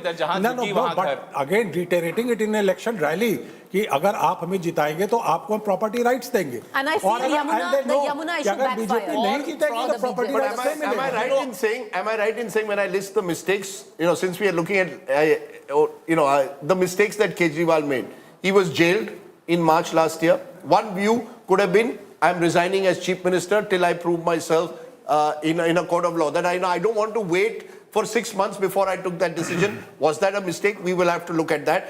Sheesh Mahal and the way the BJP played it up, saying, look at the lifestyle of Arvind Kejriwal, a mistake. Possibly at the end of the day, therefore, Arvind Kejriwal found, I repeat, I think this election has been a referendum on Mr. Kejriwal 5 years after 2020, where he was seen as an anti-corruption crusader. Today, Arvind Kejriwal is seen by many of those who supported him, yaar, unme aur unme kitna farak hai. And I think that is the vote that you are seeing reflecting in this can election. I be honest? I think the biggest drawback for Arvind Kejriwal, or the mistake or something that has pulled him down more than the corruption charges and the liquor scam allegations, are the moral corruption, is how people have seen. The Sheesh Mahal. The Sheesh Mahal, you can call it the toilet seat or the 10 lakh pardas. Or the jacuzzi. Or the jacuzzi or whatever. Whatever that you might make it. So that has also added, especially where the middle class is concerned. But there were a lot of factors. The 8th pay commission, Rajdeep, a lot of people came government employees, especially New Delhi constituency, who when I was speaking to them, a lot of them did say that the 8th pay commission is coming now. It will come either way. But you give the credit to the incumbent, which is the central government. Let's take a look at how the different seats in Delhi have performed. So I'm just trying to explain what I'm about to show you, and then we'll show the data. Now there are 12 reserved seats, Dalit reserved seats, but according to our data, there are 23 seats where the Dalits are in significant percentage on that seat, in a position to be able to influence the seat. On those 23 seats, the Aam Aadmi Party leads in only 12, down 10 from the last time. The BJP leads in 11, up 10 from the last time. So on Dalit-dominated seats, it is even Stevens, 11 versus 12, AAP versus BJP. This is Dalit-dominated seats. On the upper caste-dominated seats, there are 42 such seats. The BJP has a massive lead. 42 such seats, 30 for the BJP, 12 for the Aam Aadmi Party, a significant lead. AAP here is down 24 seats. These are the upper caste-dominated seats. This data is very illustrative because it actually gives you a sense of what happened. On the 16 Punjabi-dominated seats, and this will send shockwaves in Chandigarh and through Punjab as much as it is on the Punjabi-dominated seats, because remember, the Punjabi vote matters to AAP, not just in Delhi, they're in government in Punjab as well. On the seats dominated by the Punjabi community, 11 for the BJP, up 10 from the last time, AAP only at 5, down 10. This particular data sheet will be looked at extremely closely all through Maja Malwa, where the Aam Aadmi Party is on extremely slippery ground, losing that core Panthik vote which it had in the 2022 assembly elections there. Now from there, let me now come to the Muslim-dominated seats. In the 11 Muslim-dominated seats, the AAP leads on 7, the BJP leads on 4. Now, for the BJP in Gandhinagar, Kharawalnagar, Mustafabad and Simapur, they're leading on these seats, which is significant because these are supposed to be Muslim. So this whole aspect of fragmentation of a part of the Muslim vote sees the AAP BJP had won 2 of these seats last time, although 3 of these 4 seats last time. Rajdeep, that's the point I've been trying to make for a while, that it's the chipping effect. You're not going to pull something away completely. You need to chip at your adversary vote share, consolidate your own, which is what the BJP has done. They didn't let them consolidate their vote share. Usko todo, apna jodo. That's how the BJP has built this vote share. No. If, for example, in SC seats, out of the 12, I think 8 or 9 have been won by the Aam Aadmi Party. So the Aam Aadmi Party is holding out the reserved seats. You showed just now a graphic about upper caste. Correct. Just look at the big margin in the upper caste. 30 is playing, I think, 11. It's a virtual sweep for the BJP.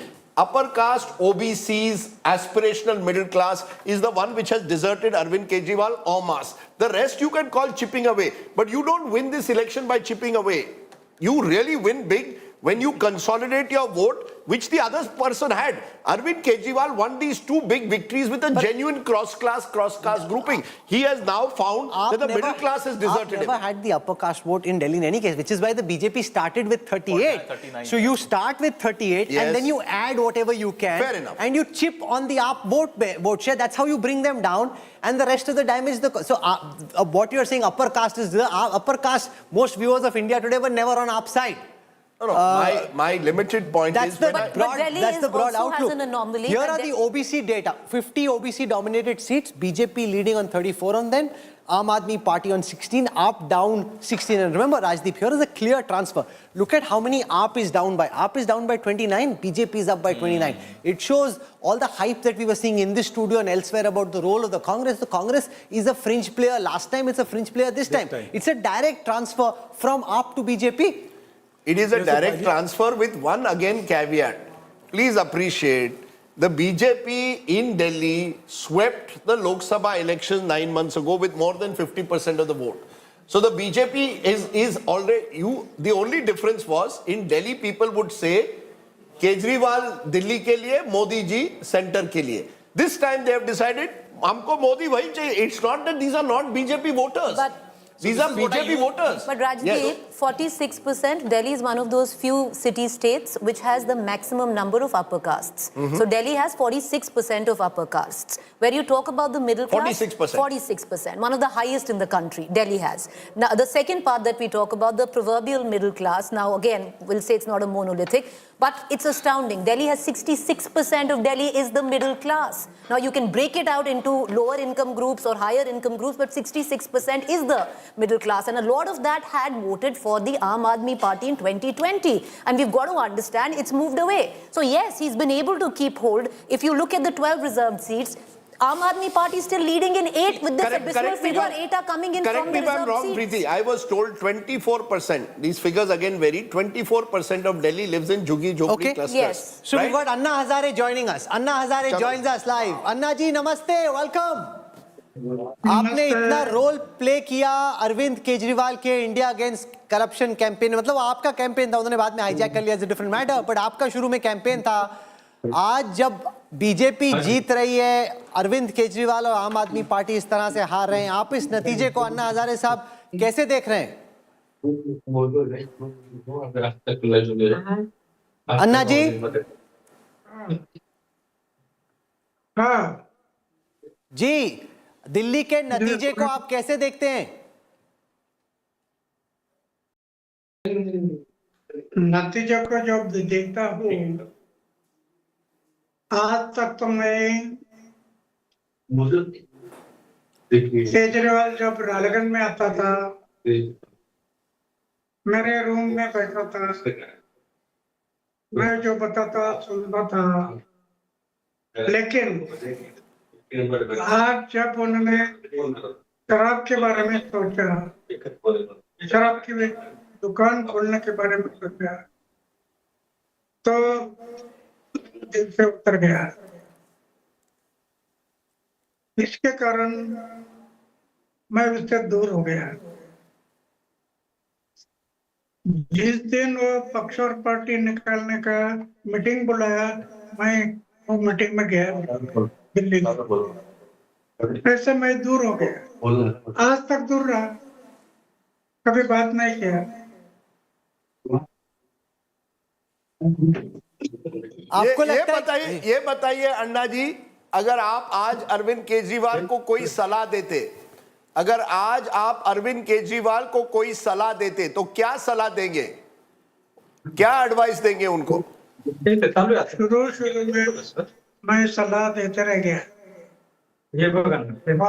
समझाया, सिखाया, लेकिन समझाने से परे चला गया, तब मैं साथ छोड़ दिया. आज फिर से कभी बात नहीं किया. आपने इतने सालों में कभी बात नहीं की, पिछले 8-10 साल में कभी अरविंद से बात नहीं की? अभी जिस दिन पक्ष और पार्टी निकाला, तब से मैं बात नहीं किया. तो अन्ना जी, आज जब अरविंद केजरीवाल दिल्ली हारते हुए दिख रहे हैं तो आपकी इस पे क्या टिप्पणी है? नहीं, अभी तो मैं बताने से परे गया हूं। अभी कोई बता नहीं सकता। रजत आपसे पूछना चाहते हैं। रजत, गो अहेड। अन्ना जी नमस्ते। मैं आपसे ये पूछना चाहता हूं कि युवाओं को आपका क्या संदेश है, जो युवा आज भी राजनीति में आना चाहते हैं? क्या आपको लगता है कि युवाओं को अब राजनीति में नहीं आना चाहिए केजरीवाल का एक्सपेरिमेंट फेल होने के बाद? हेलो, नहीं, युवा शक्ति हमारी राष्ट्र शक्ति है। ये युवा शक्ति जाग जाए तो कल का भविष्य, उज्जवल भविष्य दूर नहीं, समाज और देश का युवक ही इस देश को बनाएगा, इस पर मेरा विश्वास है। उसका कारण, मैं एक 17 साल का युवक था। मैंने जीवन में तय किया कि जब तक मैं जीऊंगा, मेरा गांव, मेरा समाज और मेरे देश की सेवा करूंगा, और जिस दिन मैं मरूंगा उस टाइम पर गांव, समाज और देश की सेवा करते करते मरूंगा। ये मैंने व्रत लिया। आज तक मैं वो व्रत का पालन करते आए हैं। ओके, फिर से मैं अंदर गया नहीं पक्ष और पार्टी का। We'll leave it there. You know, many such broken dreams of working together as Kejriwal forged his own blazing political path that meets resistance today from the voters of Delhi. Anna Hazare Saab, for joining us. Thank you very much. Appreciate you taking out time. 24 versus 46. It seemed as if it was tied. 24 versus 46 is not tied. It's a very comprehensive defeat of the Aam Aadmi Party at the hands of a marching BJP. It is a comprehensive victory for the BJP. Anything over 40, frankly, is a victory when you have only 70 seats on offer. In 1993, they had 47 seats. Yeah, so they're almost going back to where they were in 1993. But I think the real story still remains, to me, in this particular election, not the BJP but the Aam Aadmi Party. Because I maintain, Rahul, what are the changes that have taken place in Indian politics in the last decade? One of the changes was 10 years ago, or 11, since we had Anna, a party comes up, startup party, says India against corruption, metamorphoses into Aam Aadmi Party. And there were a lot of people, Rajat mentioned, a lot of young people, a lot of people who are disenchanted with both the Congress and what the BJP stood for, who thought maybe we have an alternative. I recall being in places. BJP. He gave a localized solution to a localized problem. I remember going to an IT park in Bangalore, and a lot of the young guys who had been IITians were looking up to Arvind Kejriwal as someone who was going to be a game changer. You go to Chennai, there were people in Chennai talking about it. In Mumbai, Arvind Kejriwal was a big talking point 10 years ago. And he came out of the cold. He didn't come from Mr. Modi had the full backing of the Sangh Parivar. The Congress leadership has, decades of being in power. Kejriwal was the outsider. I think on reflection, he will realize that he made mistakes and is paying a price for it today. Betrayal of an idea. Betrayal of an idea, well put. A betrayal of an idea is an idea. Aam Aadmi Party was not just a party, it was an idea. And today maybe that idea of providing that third alternative has gone down. What lies ahead? Huge question mark. You see, That's Virendra Sachdeva is being held on the shoulders by BJP workers, dancing and celebrating. It's going to be a wild Holi at the BJP headquarters. And let's be clear, it's not as if, you see, when we talk about bounceability, it's easier for a Congress leader or a BJP leader to bounce back. They have a structure in place. For someone like Arvind Kejriwal, whose party is built around his own image, once his image takes a dent, it's not going to be so easy for Arvind Kejriwal to bounce back. So as we see the BJP celebrating their Virendra Sachdev, the BJP has had many state presidents over the years. But he's the one who hit the ball out of the park. He's at the right place at the right time. No, so he wanted can take some credit. a ticket for himself, gave his name on 3 seats, was sent out of the meeting. You can't be president and try and fight yourself. And let's listen to what he's saying. He's the one who did what Kiran Bedi, Harshvardhan, Vijay Goyal, Manoj Tiwari, all of them couldn't. Jo jeeta wahi Sikandar.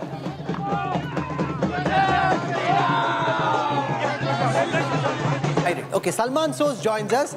There's some dissent breaking out within the Congress. We can see Udit Raj has tweeted, commenting on this defeat, saying that the local leadership was not in sync with the central leadership, that we could have taken this vote, Salman Soz, from this was originally a Congress vote, we could have taken it back. It seems to have gone to the BJP.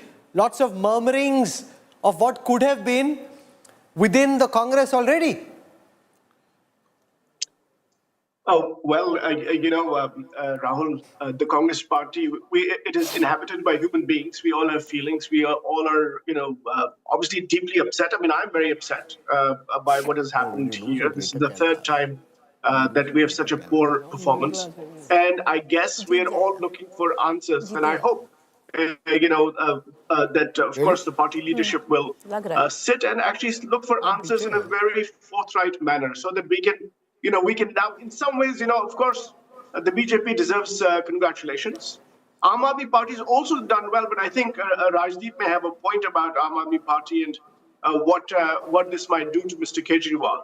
But frankly, this may also be an opportunity for the Congress now to force the path ahead. The BJP did not win in Delhi for all these years, and now after all these years, they have won, and it is a very good victory. So no reason that the Congress cannot come back. Okay. But Nalin Kohli joins us. Nalin Saab, इतने दिन से TV से गायब, जीत गए तो आ गए. That's a big complaint. You hardly make. You're all busy fighting all these fancy legal cases. Now that you won, welcome and congratulations. Well, in fairness, Rahul, your comment is not incorrect because I've been doing TV only in the last few weeks.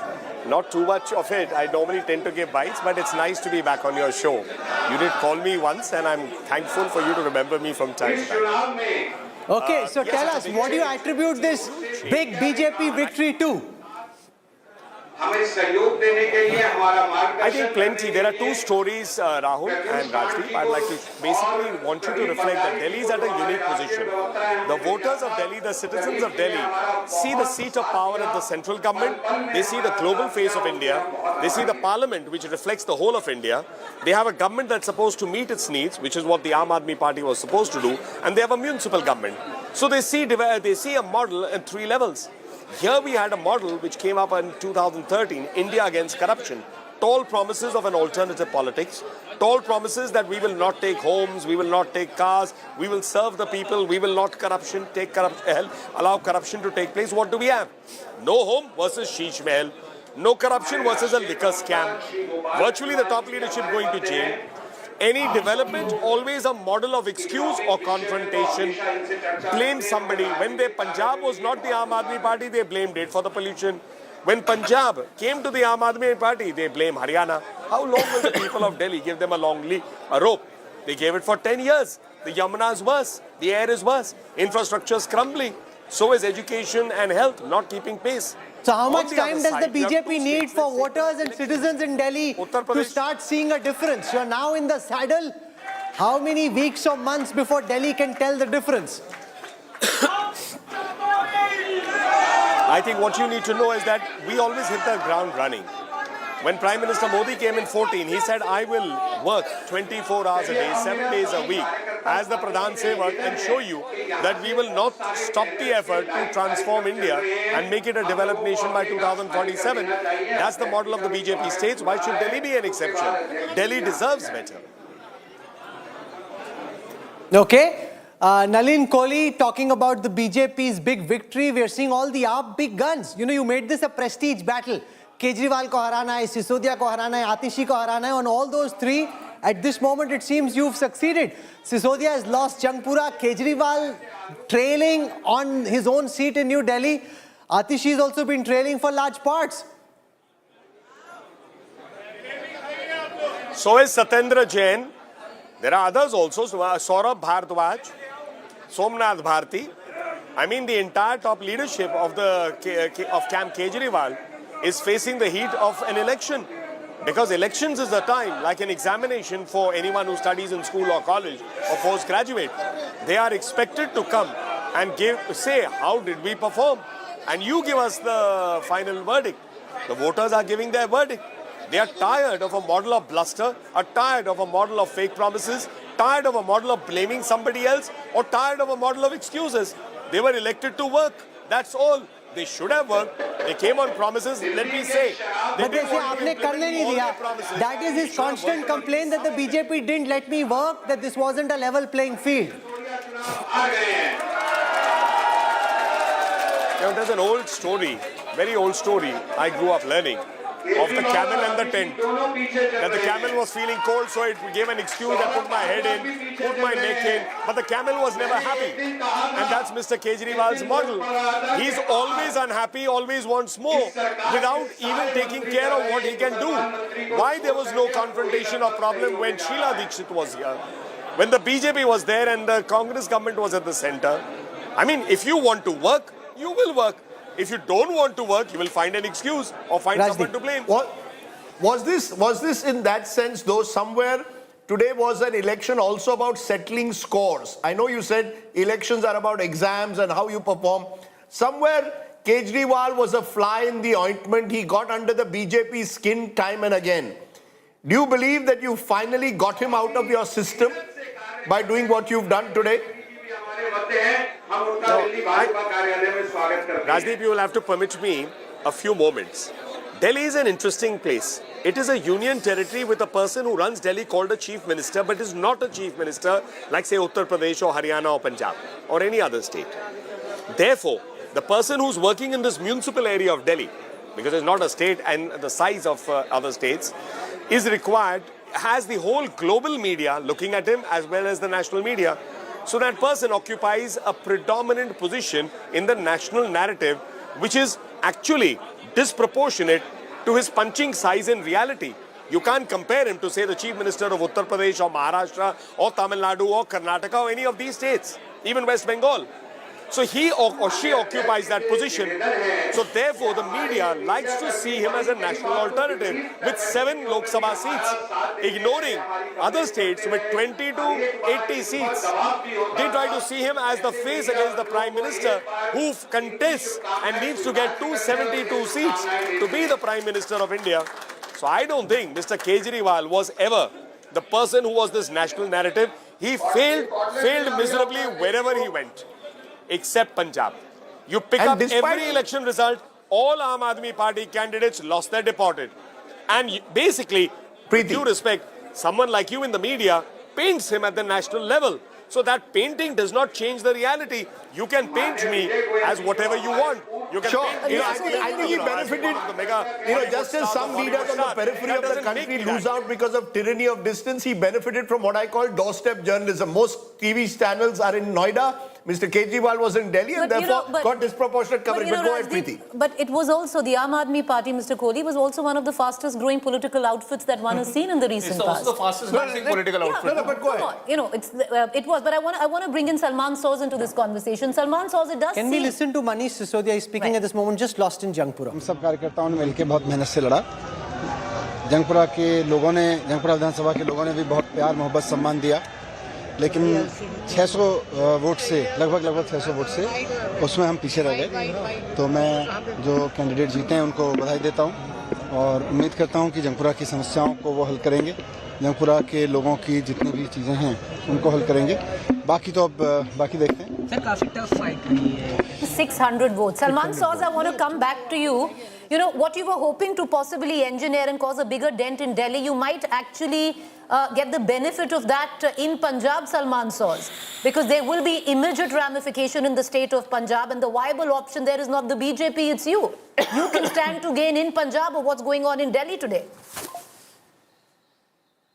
You know, looking at Aam Aadmi Party's difficulties in Delhi and then saying that we will gain in Punjab, that is one way to think about it. What I would prefer that our party do is actually to see how we can actually emerge from the difficulties of the past 10 years. And I think that is important for us. I think we made some headway during the Lok Sabha election. We need to do more of that, much more of that. We've had some big reverses in the past few months. And we need to really understand what's going on. And then I think things like Punjab and everything else, they will fall in place. But if we start just going willy-nilly to, okay, now these guys are suffering here, let's take them out in Punjab, I don't know if that's going to be sustainable for the long run for us. We need a long-term Take a look at this. in Jangpura, Manish Sisodia at 30,724 votes.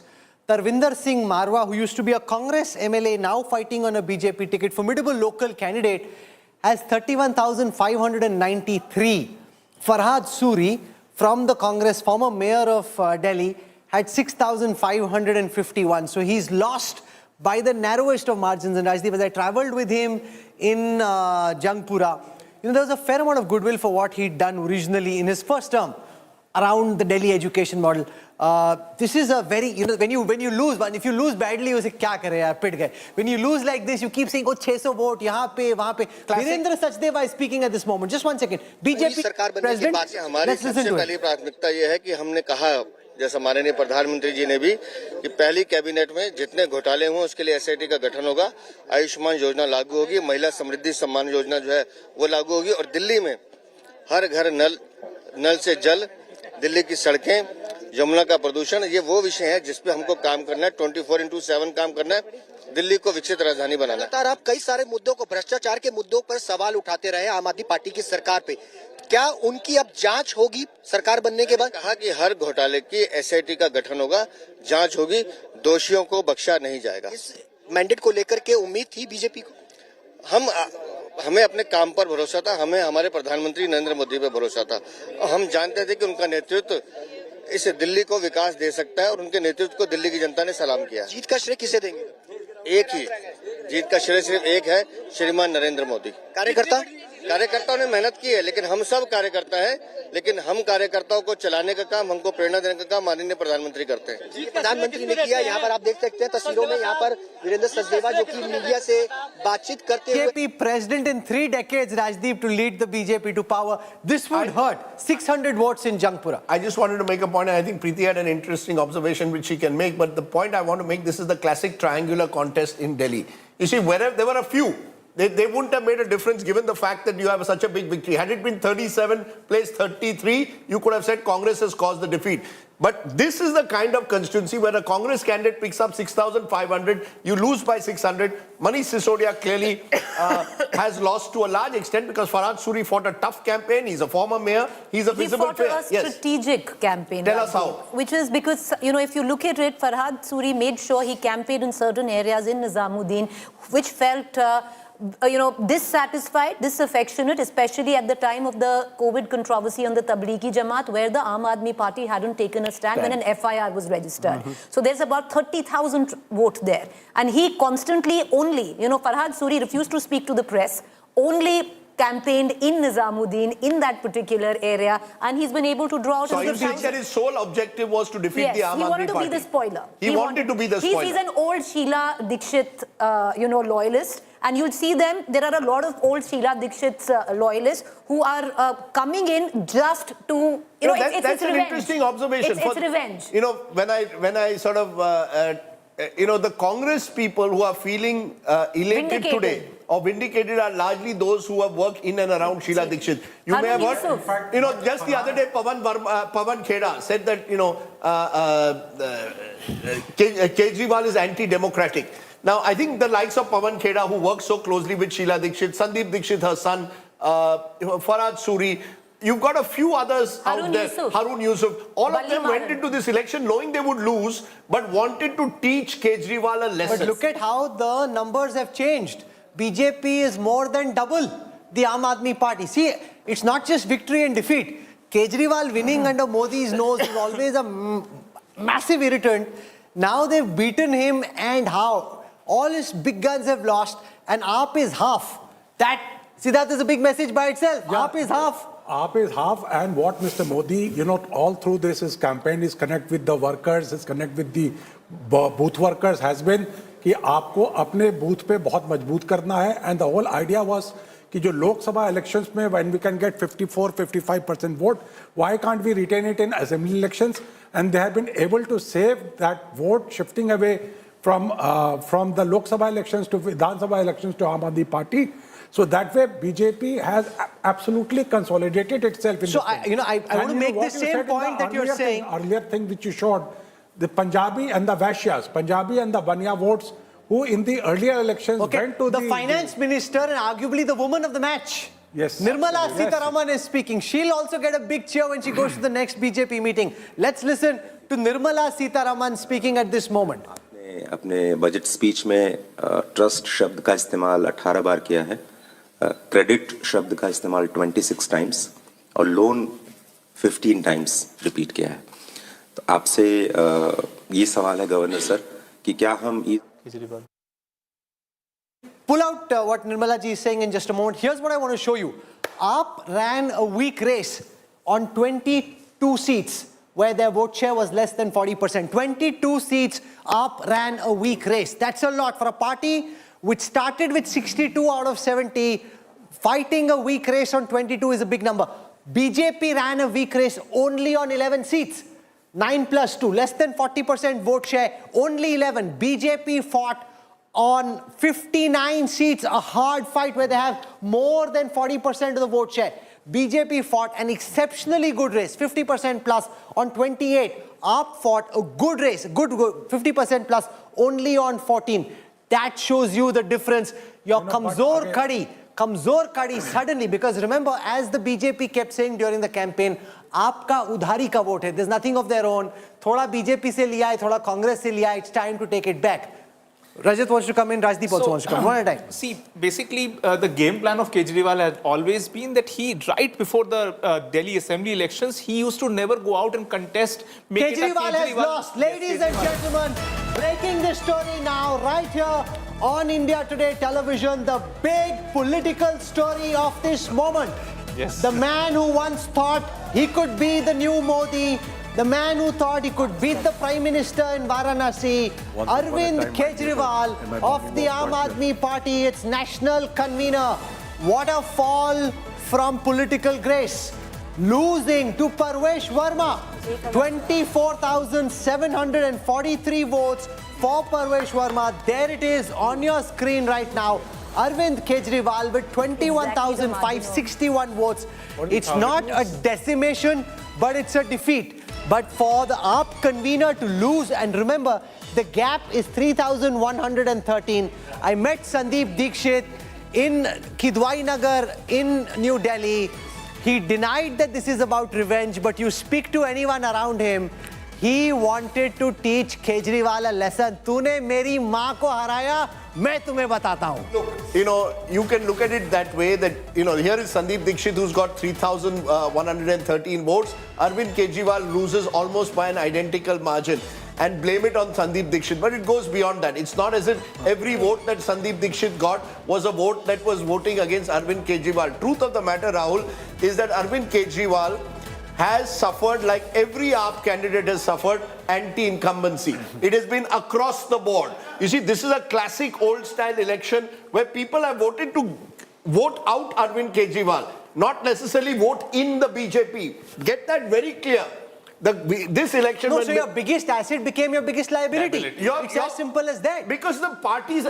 When you saw an AAP poster, who did you see but Kejriwal? How many other leaders have you ever seen on an AAP poster? It's only Kejriwal. It's like, say tomorrow if BJP was to lose Gujarat, when Mr. Modi was Chief Minister, it would lie on Mr. Modi. Modi was Gujarat, Gujarat was Modi. Today, for the last 10 years, for the Aam Aadmi Party, Delhi was Kejriwal, Kejriwal was Delhi. That's why even when he was in jail for several months, he did not even appoint someone else as Chief Minister because he was the face. That face itself has been humbled, his lieutenants have been humbled, and this is a classic anti-incumbency election where the voters have chosen very clearly, the People's Court, as Arvind Kejriwal called it, have decided, Mr. Kejriwal, we don't want you in 2025. So I think, look at all these numbers put together. It is a vote against Arvind Kejriwal. The BJP is a beneficiary of the referendum that's gone against him. It's not as if the BJP has stalwart leaders in Delhi whom people were hankering for. They didn't even know who the face was.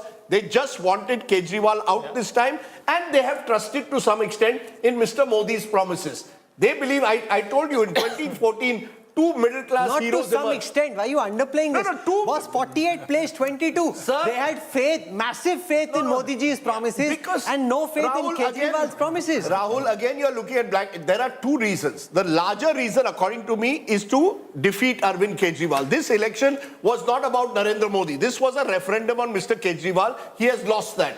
The fact that the BJP had Mr. Modi on their side is an added bonus. The real reason is not people went to vote कि मुझे मोदी जी चाहिए. They were मुझे केजरीवाल और आम आदमी party नहीं चाहिए इस बार.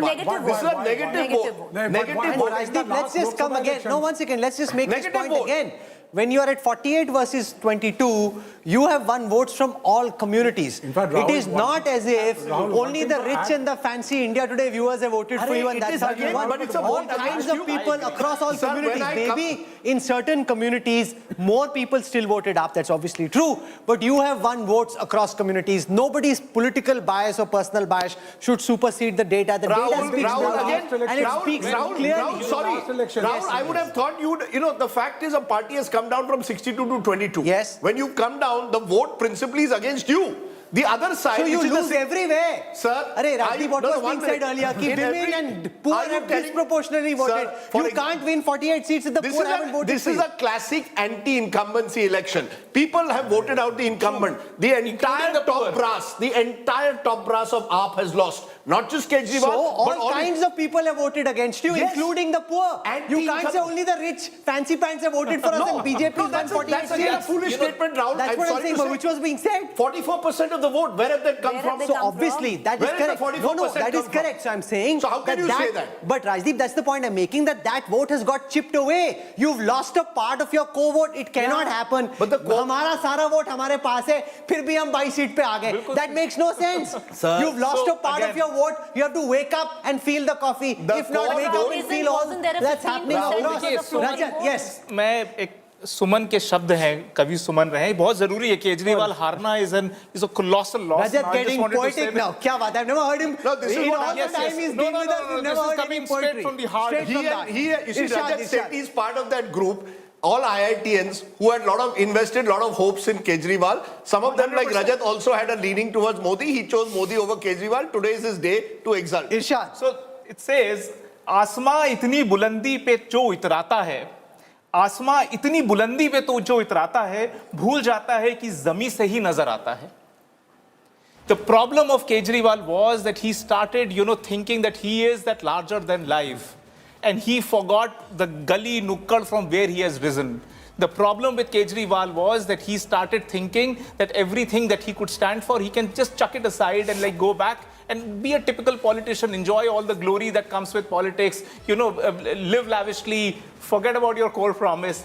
Janta to moorkh hai, freebie baat do. The biggest disservice that he has done to the entire country is introducing this virus of freebies. Who brought freebie culture in our country? It's him only. And it was never targeted. These freebies were pan-Delhi, pan-population, and he kept pushing this idea, and every other political party, Congress, BJP, had to join that bandwagon of giving freebies. The defeat of Kejriwal, Rajdeep, is a big day in Indian politics. The fact that he had, and in some senses, and while you this was linked to a startup. Let's draw the startup analogy. I don't want to take any I'll give you a startup example. Let's not take any one company's name, but we've seen many Indian startups reach $10 billion, $16 billion valuations. I was going to say exactly only that. To be proven to be made of feet of clay, and they collapse. It's in some ways the equivalent of the Indian political startup story, and we've seen that happen in business. It's happening now in politics. Right? Look, in politics, it's far more difficult. When we compare. Kejriwal was India's only political unicorn of the 21st century. Let's be very clear. You have lots of unicorns. You have lots of valuation. Exaggerated valuation. No. With not actually matching cash flows. Agreed. Exactly. Agreed. Zero profit. You've had many such startups which have zoomed up, and dramatically so in terms of politics. Between he joins politics in 2012. By 2013, he's become chief minister. 2015, wins a big majority. He is a political unicorn. And I think the disappointment... No, he may no longer be a unicorn. The unicorn requires 1 billion plus. You still hold on to Punjab, so I suppose you're unicorn to that extent. I don't think he's... But you had a multi-billion-dollar valuation. That's crashed. That's quite crashed. While my friend Rajat Sethi exults over Kejriwal's defeat, I think the troubling part is simply this. He represented not he represented for those who supported him over the years, not just a political party, but an idea that you could do politics differently. The troubling part of today will be all those who thought you could do politics differently Not have politics realized differently, could govern We've got differently. Nimi Rastogi joining us from the AAP office. I've just received word from the AAP office. They've locked up the AAP office. They've apparently locked up the AAP office. They're restricting entry. Only party officials are allowed. Unknown media people are being sent outside. Known people are being kept inside. Unknown people are being sent outside. Nimi Rastogi, क्या हो रहा है? क्यों बंद कर दिया आपने AAP का office?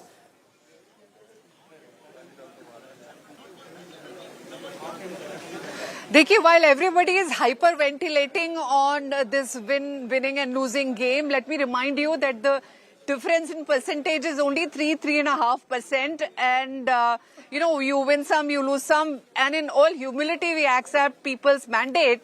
But let me remind you, it was Arvind Kejriwal who set the narrative, who set the higher standards in electoral politics, who called a spade, and who had the guts to I want to give you some good say news. even the most unthinkable the very things rare which people shy piece away. of good news And we belong in the to- last round of counting in Kalkaji, Atishi at this moment is leading by 2,700 votes, which means unless all the votes which are still to be counted go against a chief minister, sitting incumbent chief minister, now on her way out, Atishi is likely to win. So they'll have somebody, you'll have somebody in the assembly on an AAP ticket who's a prominent leader. Atishi likely to win, though Kejriwal and Sisodia have both lost. Nimi Rastogi.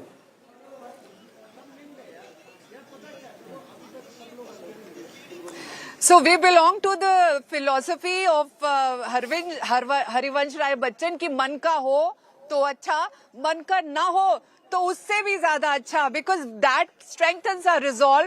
We are not going anywhere. We are a force to reckon with.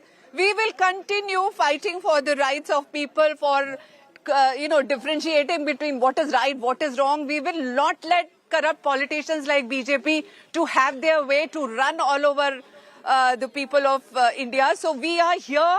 We will check course correct. But how will you and do we it? will Nimiji, proceed from here. Nimiji, we those are are even fine more words. motivated to go ahead and serve Nimiji, people. those are fine words. The truth of the matter is Delhi was your bastion, your fortress. When you want to expand, you first need to protect your fortress. Now your fortress has been breached. How do you expand or even contemplate the future? Do you accept that you have a very long marathon now to run? You are a startup, as we are calling it. You've met a huge bump. अब आप next level पे कैसे जाओगी?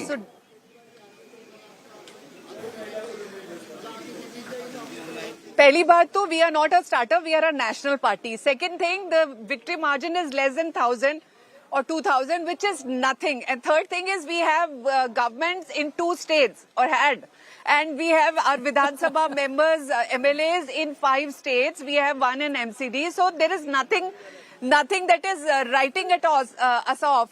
Don't be in hurry to write an epitaph for us.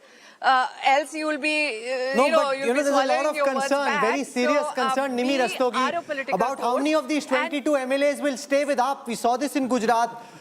You had 6. Most of them, I think, 1 odd stayed, the others left. Are you concerned that some of these 22 could leave too?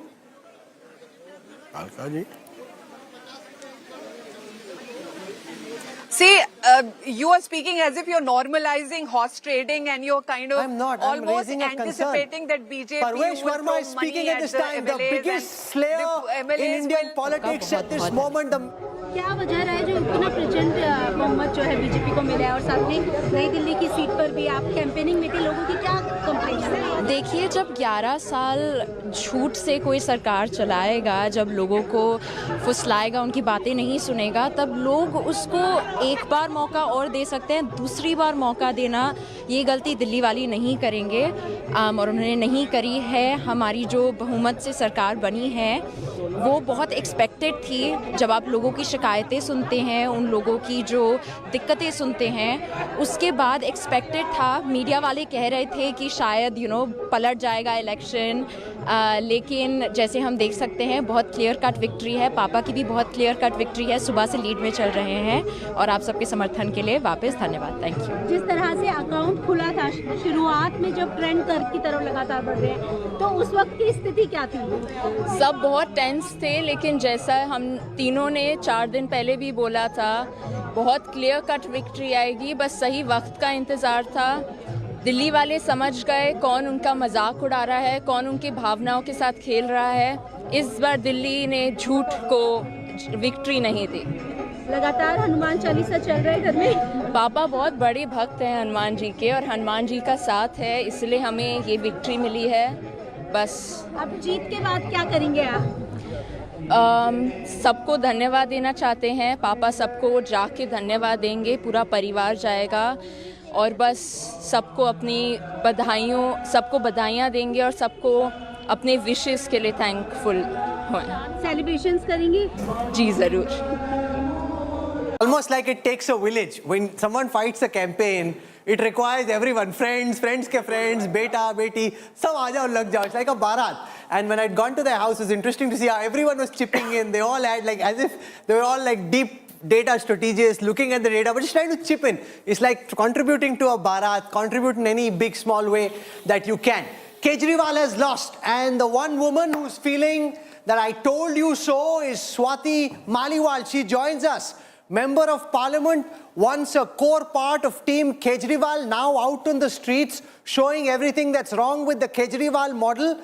Are you feeling happy? Are you feeling sad? Swati ji, do you say, I told you so?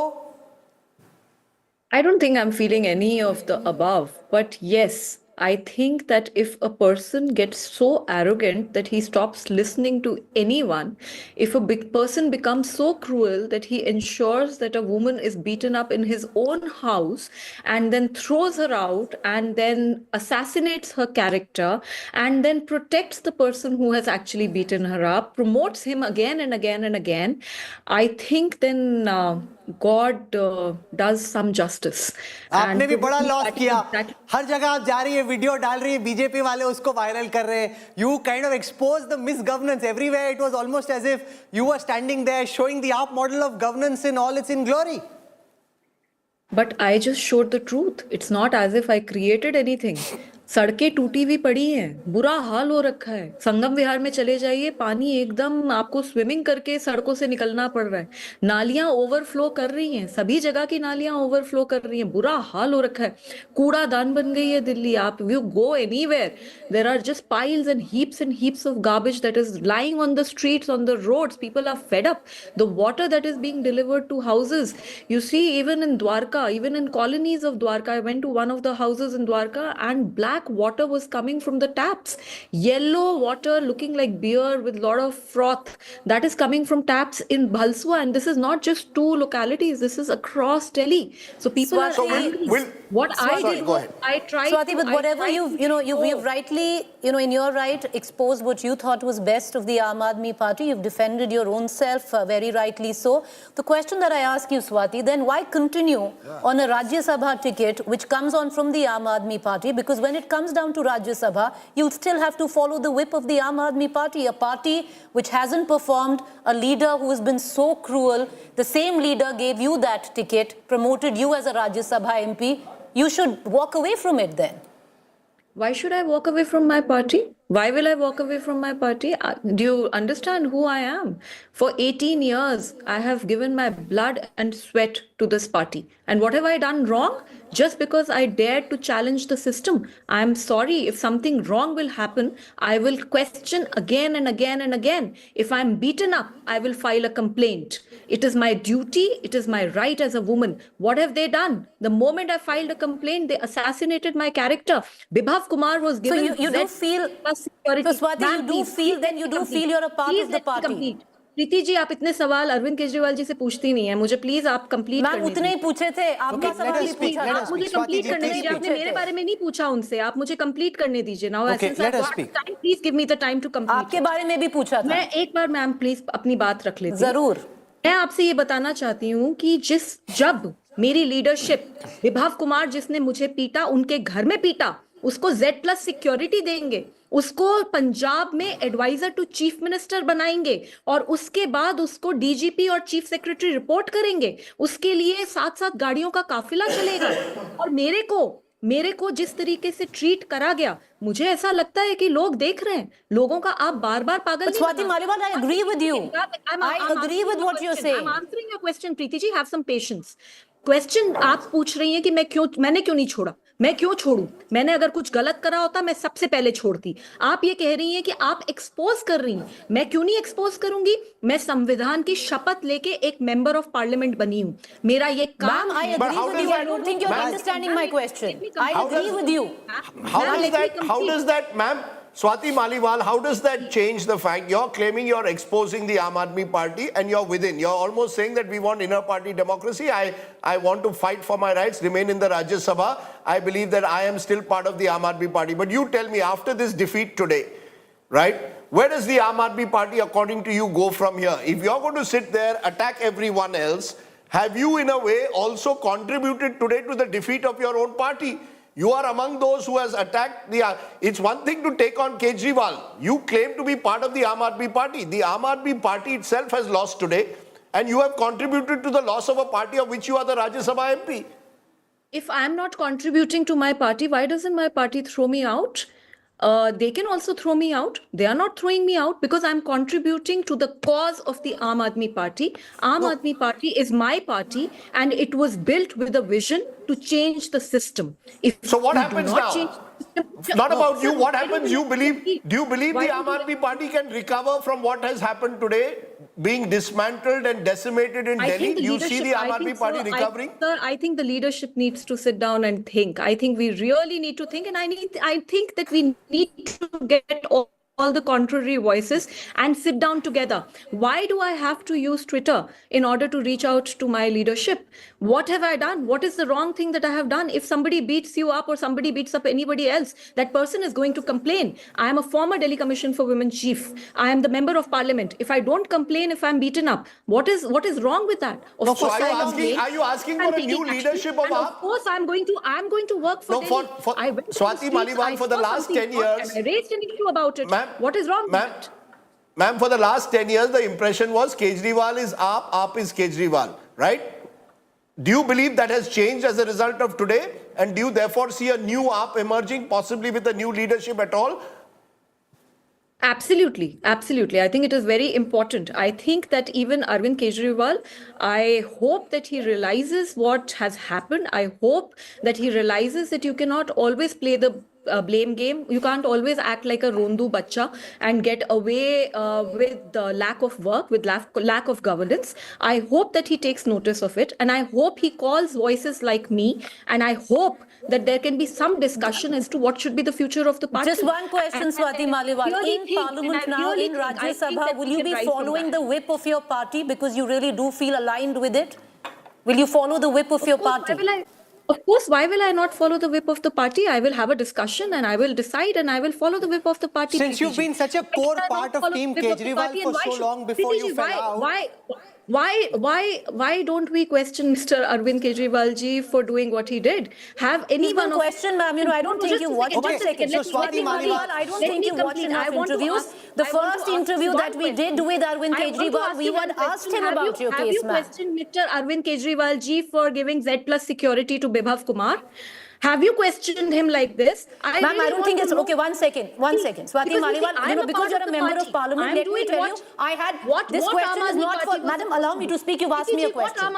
This question is not for Arvind Kejriwal. This question was for Bhagwant Mann. And yes, Swati Maliwal, Bhagwant Mann was asked this question in this interview that I had conducted. I think the voters of Delhi have spoken very loudly and all questions have been answered in that, Swati ji. True. You tell me this. Where do you think Arvind Kejriwal lost the plot? You've been such a core part of his key team. Then you fell apart. Where do you think this man who thought he could be the messiah, the Moses Indian politics was waiting for, where do you think he went wrong? Sir, I think it is absolute arrogance. You see, when we got Punjab government, after that, the amount of money, the amount of power that started flowing in, I think that caused a lot of arrogance. Otherwise, there is no justification for this. You see, during COVID, the entire Delhi was burning. The country was burning. Why does a man have to build, the chief minister of Delhi, why does he have to build a sheesh mahal during that period? आपकी कथनी और करनी में कुछ भी समानता नहीं है. केजरीवाल कहते काम नहीं करने दिया मुझे. मैं तो करना चाहता था, ये बीजेपी वालों ने, एलजी ने करने नहीं दिया. सर आपने दिल्ली महिला आयोग का काम देखा? 9 साल में दिल्ली महिला आयोग में थी सर, मैंने 9 साल के अंदर 1,75,000 केसेस की सुनवाई करी। हर दिन 4,000 कॉल्स हमारी 181 हेल्पलाइन पे आती थी। Stay with me, Swati, just for a moment. Parvesh Verma is speaking at the moment. I want to listen in. Okay, that's Parvesh Verma. We'll try and get more from him in just a moment, but go out and complete your argument. Sir 2,500 से ज्यादा rescue operations करे। दिल्ली महिला आयोग का नाम आज पूरे देश में नहीं विदेश में भी लोग जानते हैं। तो एलजी साहब तो हमारे साथ मैं भी तो दिल्ली सरकार में थी, एलजी साहब वहां भी थे, केंद्र सरकार वहां भी थी, पुलिस हमारी भी बहुत बार नहीं सुनती थी, हमारी भी बहुत लड़ाई होती थी पुलिस से, लेकिन काम तो किया ना सर। तो काम ना करना ये मैं सही नहीं मानती, क्योंकि मैं ये मानती हूँ कि अगर आपकी इंटेंशन है तो आप कुछ भी कर सकते हो। पुलिस तो हमारे अंडर कभी भी नहीं थी, but still the Delhi commission for women, जब हम कोई नोटिस इशू करते थे दिल्ली पुलिस को काम करना पड़ता था, because we were working with soul force. I think it is very important if you are an activist, if you want to bring about political activism, it is so important to maintain that. You can not get corrupt, you can not not listen to others, you cannot meeting people. You're saying the turning point. You're saying the turning point for you was the victory in Punjab. You believe the victory in Punjab led to the Aam Aadmi Party believing that it could walk on water. That's where you believe that the transformation took place. If you had one piece of final advice for Arvind Kejriwal today, Swati Maliwal, what would it be? What would you tell him if you met Arvind Kejriwal today? Sir घमंड नहीं करना चाहिए, और घमंड और अहंकार तो रावण का भी चूर चूर हो गया था। मैं बस इतना ही कहना चाहूंगी, घमंड मत करिए और किसी भी महिला को कभी कमजोर मत समझिए। आपको लगा था ना कि एक अकेली महिला क्या बिगाड़ लेगी, मेरा क्या कर लेगी, तो एक अकेली महिला नहीं होती।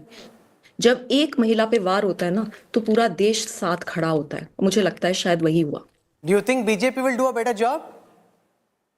I just hope, I really hope, and I think it will be really shameful if they are not able to perform, because you see, the people of Delhi have voted again with a strong mandate.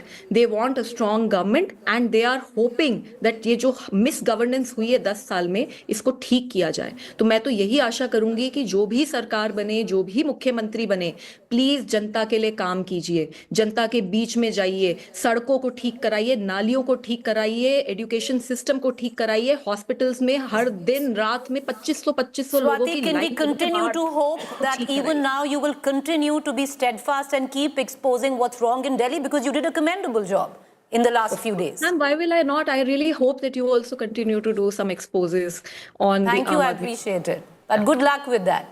Swati Maliwal, there's relief and vindication writ all over your, this has been all the nature of modern politics is such that it gets so personal.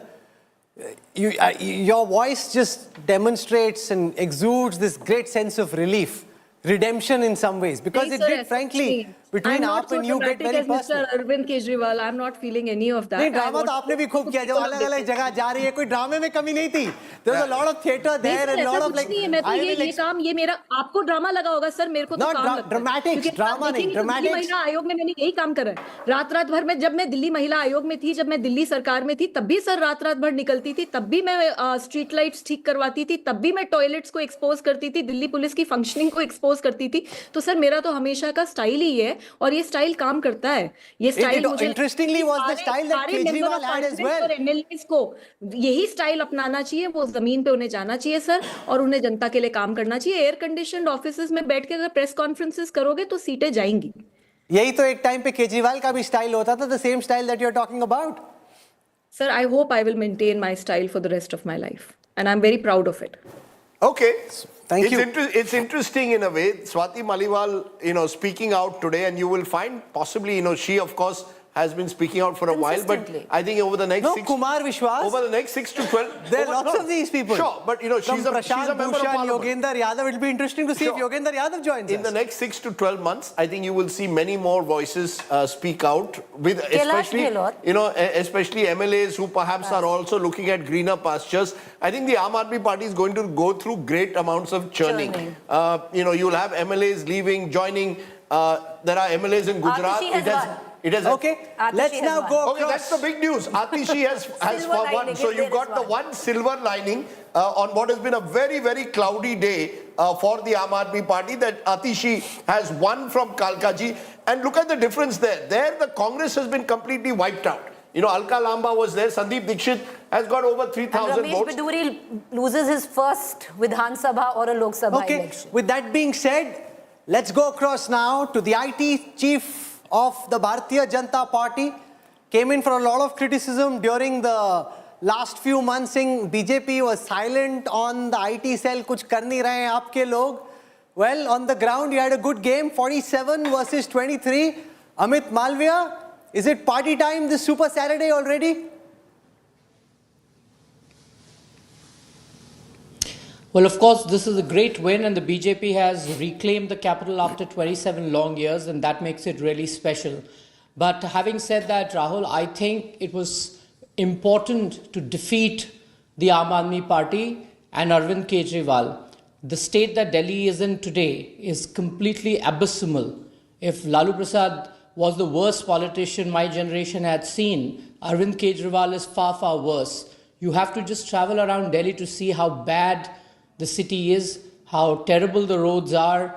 There's a crumbling infrastructure, there's no healthcare, no education, but just a lot of talk about these things. Arvind Kejriwal had come to sort of personify a model which was all about advertisement, which was about high decibel communication and really no delivery on the ground. And finally, the people of Delhi have spoken and have spoken unequivocally. And I think it's a new dawn for Delhi. Things will only get better from here. And the BJP, led by Prime Minister Modi at the center and now in the state, will ensure that India has the capital that it deserves. Capital for a Viksit Bharat of 2047. Do you believe, though, that Arvind Kejriwal, Mr. Malviya, was not just another political rival? He was also someone who got under your skin for a decade, and today, finally, with this defeat, you believe that you have managed to ensure perhaps that Arvind Kejriwal is pushed to the margins. Is that the significance, apart from what you mentioned about Delhi, that political rivals, Arvind Kejriwal was one person that you were going for right from the beginning?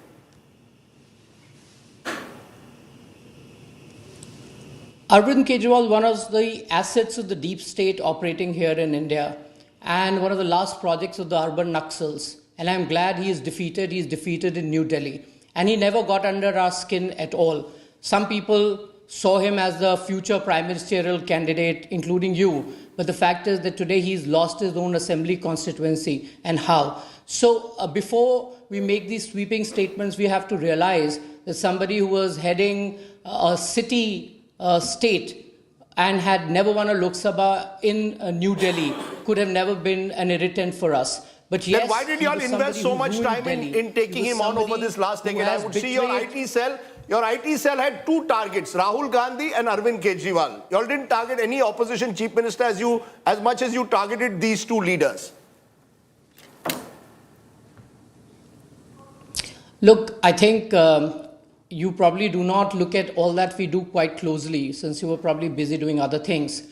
Every leader or every political party which is coming in the way of India's development, we are going to take them on. And Arvind Kejriwal was no exception. He didn't have our undivided attention as you would like to believe. And if you're putting him in the same league as Rahul Gandhi, it is for Rahul Gandhi and the Congress to answer. But the fact is that Arvind Kejriwal, like I said, was the chief minister of a city-state like Delhi. He was never somebody who we could have taken seriously beyond a point, but yes, it was important for us to win Delhi, and we put all our resources to do so. So this, Mr. Malviya, is a significant recovery for the BJP, given the fact that Lok Sabha seats. The city-state was the one, oasis which eluded you for the last 2.5 decades. This verdict comes with a lot of expectations. You've set expectations so high. Yamuna 3 saal mein theek kar denge, we'll clean out the roads, we'll clean out the garbage, and that's the burden of expectations voters of the capital will judge you against. Can you deliver at the same level at which you pitched this campaign?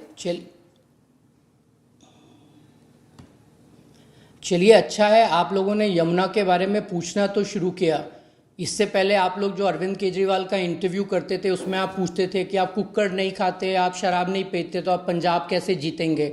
So from there, now when the results are just about coming in, you started asking us about Yamuna कब साफ होगी. जल्दी दिखाई, अच्छा किया. हमने साबरमती को साफ किया, हम यमुना को भी साफ करेंगे. हमने गंगा को भी साफ किया, हम यमुना को भी साफ करेंगे. And this is not about setting high expectations. We are used to delivering on governance. Let's not forget that after being in power for 10 years, Prime Minister Modi has been re-elected for a third term. The BJP governments across the country have got several repeat mandates. That is because of the trust that people have built in us. They see us as a party that delivers on governance. We are the natural party of governance in India today. And it is very, very unlikely for a party to have come back this strongly in the state of Delhi after being out of power for the last 10 years and of course 15 years before that. So people of Delhi obviously realize that if there is any party that can deliver for Delhi, it is the BJP. And that is a huge endorsement for the kind of politics that Prime Minister Modi has brought in this country. One of the arguments Never being made, again Mr. Malviya, was that this Arvind election Kejriwal saw will a ever become relevant in India's politics after this. No, one of the arguments being made by pundits was that this election saw a massive class war, that the poor didn't vote for the BJP, that the middle class and the rich did, but that there was massive class warfare in terms of vote share, that the poor stayed away from the BJP. What's your data telling you? What's your interpretation? I mean, who are these pundits? Till yesterday, all these pundits were saying that the Aam Aadmi Party is leading. Till the exit polls started coming in. The moment exit polls started coming in, these pundits flipped saying the BJP is in the lead. So they are not pundits, they are propagandists. The truth of the matter is that Delhi voted for the BJP every single time in the Lok Sabha, and we had vote share in excess of 50% every time. Therefore, the people of Delhi were not averse to voting for the BJP. There was no class divide. Everybody voted for the BJP. The rich, the poor, those living in jhuggi jhopris, those living in high rises and urban pockets. The fact is that Arvind Kejriwal made promises to them, and the people of Delhi, particularly the poor, believed that it could be an opportunity for them to maximize. A kind of phenomena that we also saw during the 2024 Lok Sabha election, when the Congress and the India Alliance parties went around saying that we will put X amount of money in your bank account on 1st July and misled the voters. So people have now seen so what through impact it. does the Delhi verdict have on Punjab? Only talk. And Arvind Kejriwal hasn't delivered anywhere. नहीं वो कहते हैं आपने काम नहीं करने दिया. LG was a big bottleneck that you never let him work. He would have done a better job if the LG hadn't tripped him over.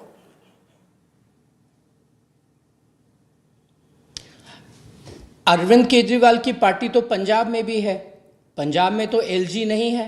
Punjab में 1000 रुपए जो महिलाओं को वादा किया था चुनाव के समय, क्यों नहीं दिया और किसने रोका?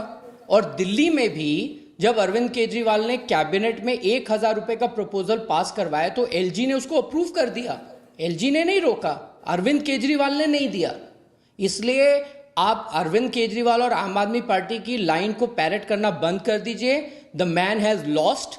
You guys need to find another potential candidate to build up against the BJP because he is now in the dumps. तो एलजी ने किसी को नहीं रोका. आप काम ही नहीं करना चाहते हो. एलजी ने सड़क बनाने के लिए रोका. Amit Malviya, are you writing today obviously every election sees winners and losers. You seem to have written the obituary of Arvind Kejriwal. I come back to it. Are you saying that Arvind Kejriwal is over? That as far as the BJP is concerned now, Arvind Kejriwal no longer poses anything remotely like a challenge to you anymore?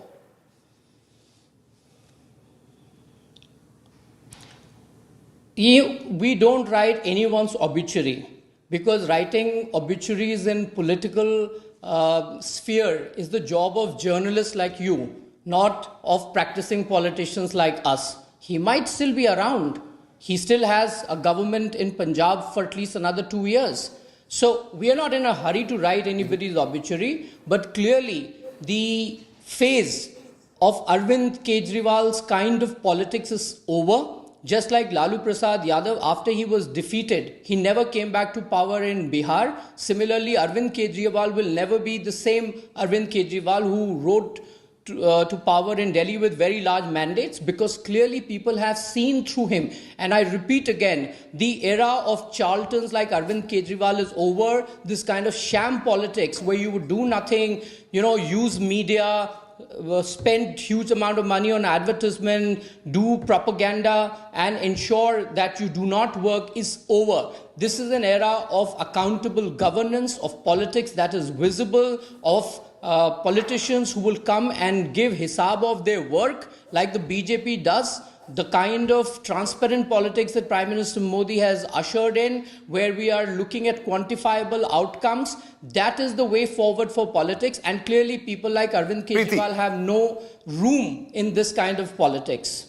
Mr. Malviya, what impact or implications do you think this will have in the state of Punjab?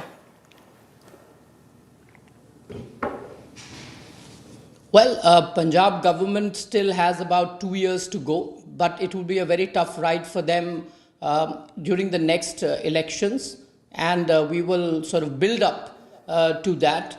And clearly Punjab is showing a great deal of shift away from the Aam Aadmi Party already towards the BJP.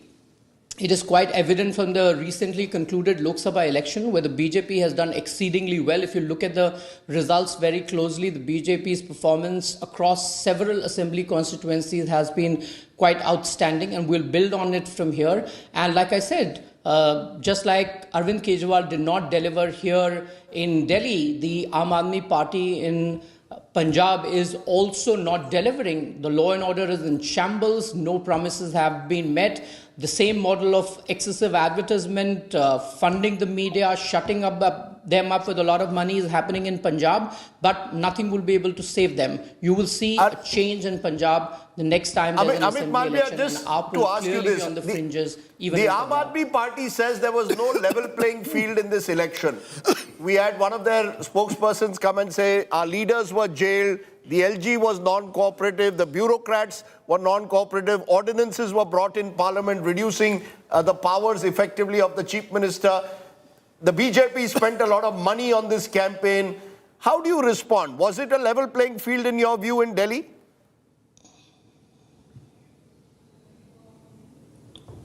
Did they make similar arguments when they won 62 seats and 68 seats? So why are they making this argument now? Did they not know what they have signed up for?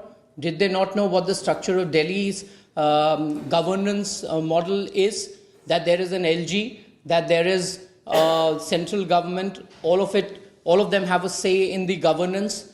And what is it that Arvind Kejriwal tried to do which the LG did not allow him to do? I just gave you an example. 1,000 rupees to women, LG approved it. Why did Arvind Kejriwal not implement it? Why was the liquor policy first introduced and then withdrawn when they were called out? Their leaders were in jail because the Congress party filed a complaint. The courts took cognizance, the agencies investigated, and eventually the Supreme Court gave them bail on technical grounds, not because they did not find them guilty. The matter is still being pursued. So what level playing field are you talking about? Mr. Are you Malviya, saying their that it is grounds kosher to be stems from the corrupt? fact You that the think power Kejriwal equation can ruin the completely country, was tilted ruin after the state, ordinance and was still voted in continue to be in office? 2023, overturning a Supreme Court order? Madam, how did Sheila Dikshit deliver while Atal Bihari Vajpayee ji was the Prime Minister? Sheila Dikshit was the Congress Chief Minister. Atal Bihari Vajpayee was the Prime Minister of the NDA alliance. But there was no problem. Delhi had the most prosperous growth during that period. So the problem is with Arvind Kejriwal. The problem is with nobody else. And so making the point, Mr. Malviya, why did Arvind that Kejriwal will now have a lot of time to train. Yes, Rahul, yes. Rahul. Go on, sir. Rahul, let me just finish. This whole boogie about LG ने हमें काम नहीं करने दिया. Health तो आपके पास था, education आपके पास था. जब कोविड में LNJP hospital में the mortuary was full, Arvind Kejriwal did not even go there. It was Home Minister Amit Shah who went to LNJP and inspected. He was the one who ensured that burials and last rites of people who had died was ensured. Kejriwal was nowhere to be seen. School क्यों नहीं बनाए? सड़कें क्यों नहीं बनाई? इसके लिए तो LG का approval नहीं चाहिए. Meanwhile, on the screen we have Parvesh Verma. Basically, Arvind Kejriwal को कुछ काम करना नहीं है. Is Parvesh Verma, Amit, is Parvesh Verma the man who could now be the next Chief Minister of Delhi? We are seeing pictures of him being held aloft by supporters of the BJP. Do you see a generational change now in BJP in Delhi?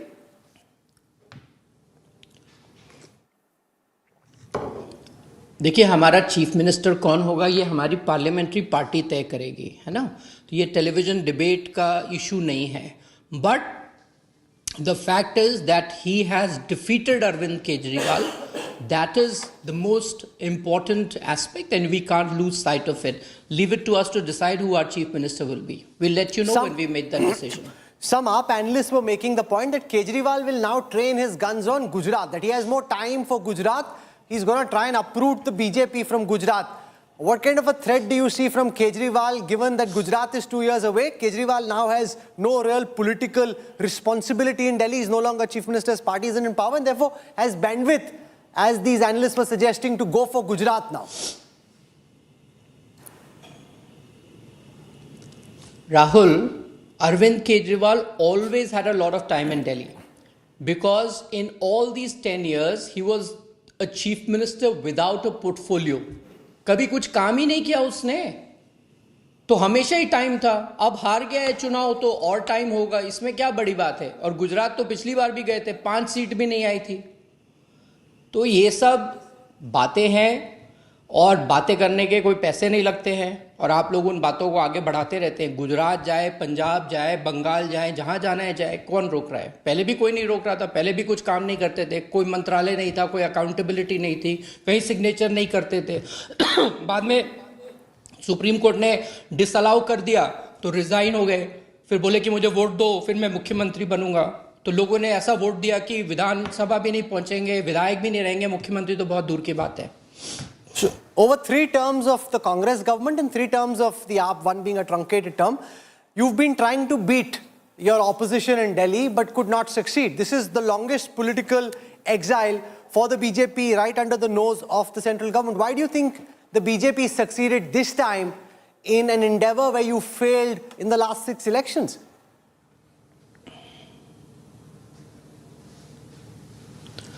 Look, I think what you have to understand is that it was quite circumstantial.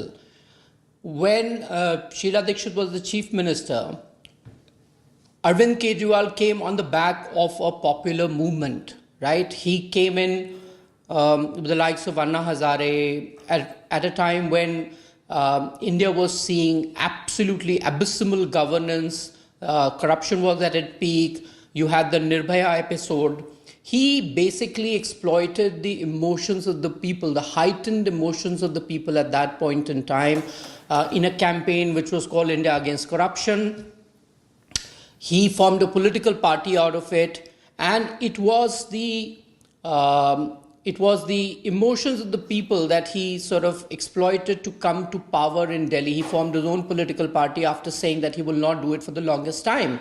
And therefore, that particular moment was the inflection point where the BJP's return back to power was somehow thwarted.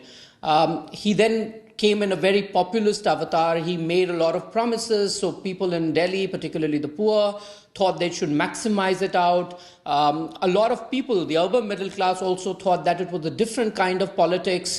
Arvind Kejriwal has cheated all of them. And like I said, never again in this country, at least in my generation, will anybody trust somebody like Arvind Kejriwal who comes on very high promises and does not deliver. Give me a more traditional politician, who will deliver on what he promises, rather than a charlatan like him who will say things but do something completely different. I don't think India deserves this kind of politics. And to be fair, some of the more traditional politicians have done far better job of delivering their states or regions than Arvind Kejriwal has. He is perhaps the worst experience India has seen, and I'm glad that Delhi has dumped him, and dumped him how? Okay. Amit Malviya has reason to celebrate. I maintain, Rahul, and I think we agreed on this. No, but there are lots of these laddus in the BJP office. I hope you're sending some our way as well. Mr. Malviya, you can't eat all the laddus yourself and not give us any. We've been anchoring since early in the morning and are quite famished by now. He's a diabetic. He doesn't have to eat the laddus, he can send them to us. Well, Rahul, the mood in your studio is pretty somber. I mean, I don't think people in your studio are up for laddus. And those of you in the studio who would celebrate the BJP win would get our laddus. But for some of the others, हम तो किसी की भी win celebrate कर लेंगे. I'm having orange juice and the color is saffron. I know exactly what the color of the day. The color is saffron. I'm having orange juice and I enjoy laddus. And I enjoy Mysore Pak. I enjoy all kinds of sweet. I hope Mr. Malviya sends me a box. He's basically not sending us any. आपको नहीं खिलाना तो ऐसे नहीं वो आपको खिलाना चाहता है. वो कहता है अगर बक्सा राहुल को भेजूं राजदीप भी 2 लड्डू खा लेगा. वही मुसीबत है. हम भी खा लेते हैं. सबका साथ सबका विकास. सबका साथ सबका विकास. सबके लड्डू. सबके Laddu. No, so no laddus coming. Understood. Okay. चलिए आप लोग थोड़ा इस दुख को पचाने की क्षमता बढ़ाइए अपनी. काफी टफ दिन है आप लोगों के लिए. I can see it. And Arvind Kejriwal losing your last hope, it must be quite a painful thing. तो थोड़ी हिम्मत दिखाइए. होता है ऐसा सब चीजें. हिम्मत मत हारिए. आप लोग 22-23 साल से लगे हुए हैं. कोशिश में लगे रहिए. लगे रहो राजदीप भाई. That's what is the message from Amit bhai. No laddus. No laddus. Unfortunately, he doesn't want to share his sweets. But I've got some orange juice. But you know, the point, I can see the BJP, let's be honest, Arvind, they may not agree to it on camera, but he was very different to other opposition rivals that they had. He got under their skin. You know, he was David against Goliath when he took on Modi in Varanasi. No, but he's not a dynast. He doesn't come from privilege. And therefore, he's tougher to counter. No, but this had to unravel on its own. He was punching above his weight all the time. BJP goes after all its rivals in the same way. Look at Mamata Banerjee. Made life really difficult for her. The BJP cannot something deny different. Something different. It's much easier for I haven't seen Rajat exult as much as he exulted today on Kejriwal's defeat. So Haryana mein bhi kuch tha. I've never seen him exult with this. There is something that Arvind Kejriwal perhaps... No, but it's very simple. Rahul Gandhi is much easier for the BJP to punch. Dinesh, born into privilege. He's trying to change that in what he's doing, but that's the charge, and to a large extent it's stuck over the last decade. He comes with more baggage. Kejriwal is tougher to punch. He's also born outside the manor. He is challenging them. So he's as much a challenger and as much an outsider. Before this whole going into Sheesh Mahal and Jacuzzi and the Golden Cupboard, he was as much the outsider. But I'll give you a very interesting story, and I think Mr. Malviya made the point, or one of our guests made. You see, because Arvind Kejriwal was in Delhi, and most of the national media is located here, he was bound to get disproportionate importance. Look at where India Against Corruption took off. Delhi became the epicenter of politics. I remember once Manohar Parrikar, I met him at the airport, he was carrying his own bag. And I said, sir, you're carrying your own bag? He said, yes, I'm also an Aam Aadmi. The only difference is I'm in Goa, your Aam Aadmi is in Delhi, you cover him, you won't cover me. So I think there was a lot of that bhadas, if I may use that word, within several of the BJP members and others, that Arvind Kejriwal gets disproportionate importance. I mean, the glee that I'm seeing both in Congress camp, the Congress camp is also gleeful. They think they've now got a window of opportunity to come back in Delhi. How that will happen, we don't know. Congress is gleeful because he proved to be the Achilles heels in Gujarat. They arguably had a tougher time in Uttarakhand also as a consequence. So if you've hurt the Congress, why will the Congress not hurt you? Why? But the same thing happened with BJP. You recall when he went to Gujarat. He went to Gujarat, Arvind Kejriwal, and said, I'm Krishna. I've come to finish off cunts. You see, Arvind Kejriwal using soft Hindu imagery at times. That with the He was someone he was punching above his weight constantly. And I think the BJP today feels almost relieved and the Congress feels gleeful. For Congress, it was about Badla. For the BJP, it is about... There are some very significant comments made by Arvind Kejriwal, which are now going viral. I want to play them out and just show viewers some of the things the former Delhi Chief Minister said. So here it is, Arvind Kejriwal from late last year to 2023. Arvind Kejriwal, on your screen now. Go for it. Modi ji ko, BJP ko, अब ये साफ हो गया 2014 में हार गए विधानसभा चुनाव 2015 में हार गए विधानसभा चुनाव 2020 में हार गए विधानसभा चुनाव फिर अभी एमसीडी का चुनाव हार गए तो अब इनको ये तो पक्का हो गया भाई दिल्ली में आम आदमी पार्टी से जीत नहीं सकते ये पक्का है दिल्ली में ये कुछ भी कर लें कुछ भी कर ले, दिल्ली में आम आदमी पार्टी से ये जीत नहीं सकते। और एक फर्जी शराब घोटाला बना के उन्होंने हमारे संजय सिंह जी को गिरफ्तार कर लिया, सत्येंद्र जैन को गिरफ्तार कर लिया, मनीष सिसोदिया को गिरफ्तार कर लिया, विजय नायर को गिरफ्तार कर लिया, अब ये मुझे गिरफ्तार करने जा रहे हैं। तो इनका मकसद ये है कि किसी भी तरह से आम आदमी पार्टी के टॉप के नेतृत्व को गिरफ्तार करके आम आदमी पार्टी को और सरकार को तितर बितर कर दिया जाए। इस तरह से नरेंद्र मोदी जी दिल्ली के अंदर अपनी सरकार बनाना चाहते हैं। उनको पता है चुनाव में नहीं हरा सकते, उनको पता है। मैं उनको कहना चाहता हूं केजरीवाल को चाहे जेल में डाल दो, जेल से भी जीत जाएगी आम आदमी पार्टी की सरकार। मैं नरेंद्र मोदी जी को कहना चाहता हूं, मोदी जी इस जन्म में तो आप हमको नहीं हरा सकते दिल्ली के अंदर आम आदमी पार्टी को। आपको दूसरा जन्म लेना पड़ेगा, इस जन्म में तो नहीं हरा सकते आप आम आदमी पार्टी को दिल्ली में। दिल्ली के मालिक हम हैं, दिल्ली के मालिक ये लोग नहीं है। ये हमारे ऑर्डर को पास करेंगे, मानेंगे, हम दिल्ली चलाएंगे। मोदी जी इस जन्म में नहीं हरा सकते। परवेश वर्मा ने हरा दिया, मोदी की जरूरत ही नहीं पड़ी। Parvesh Verma has bested him.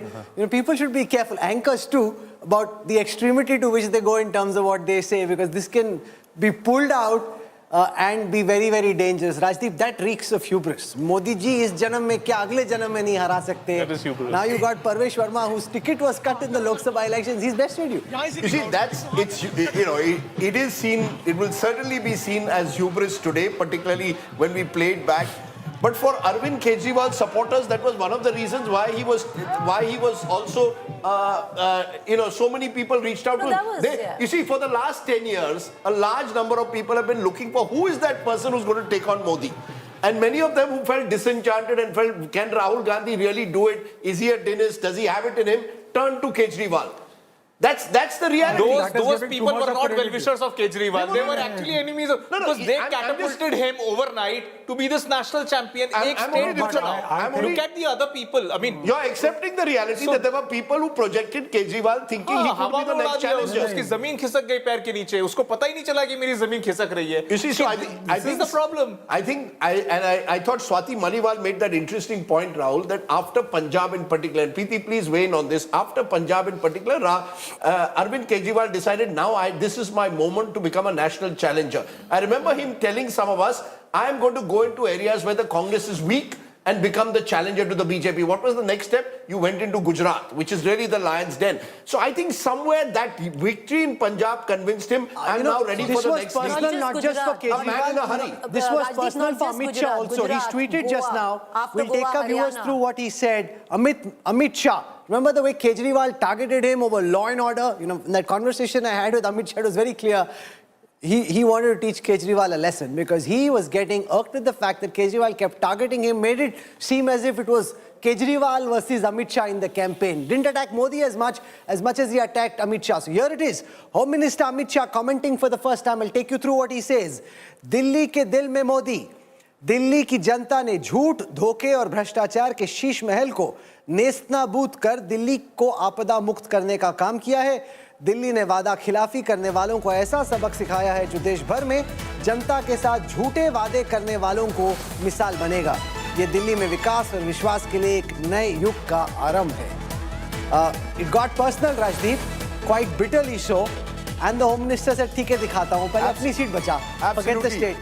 Preeti, you want to agree on the Gujarat point? No, but no, I'll tell you why it's gotten personal. It's gotten personal because 2020 was an election where Amit Shah and it was versus Arvind Kejriwal. Amit Shah did 23 rallies, went across campaigning. It was seen as an Amit Shah versus Arvind Kejriwal election. So therefore, it has become personal between them. With what you speak, what we were talking of earlier, Rajdeep, not just Gujarat, Goa, Haryana, Uttarakhand. Yes. So, you tried to spread further than what you could actually afford to. Yeah, and you realize that you shouldn't have done it. In hindsight, should have Arvind Kejriwal gone to Gujarat at the time he did? No, and I'm sure that even the troubleshooters, and there are only few and far between, where the Aam Aadmi Party comes into question, agree that maybe it was a bad idea. They should have gone to Haryana, maybe Goa, but Goa is a place where I think Arvind Kejriwal will still look at penetrating again. But is Arvind Kejriwal someone, I mean, one of the challenges for all opposition leaders is to work with each other. When you're faced with the Modi-Shah juggernaut,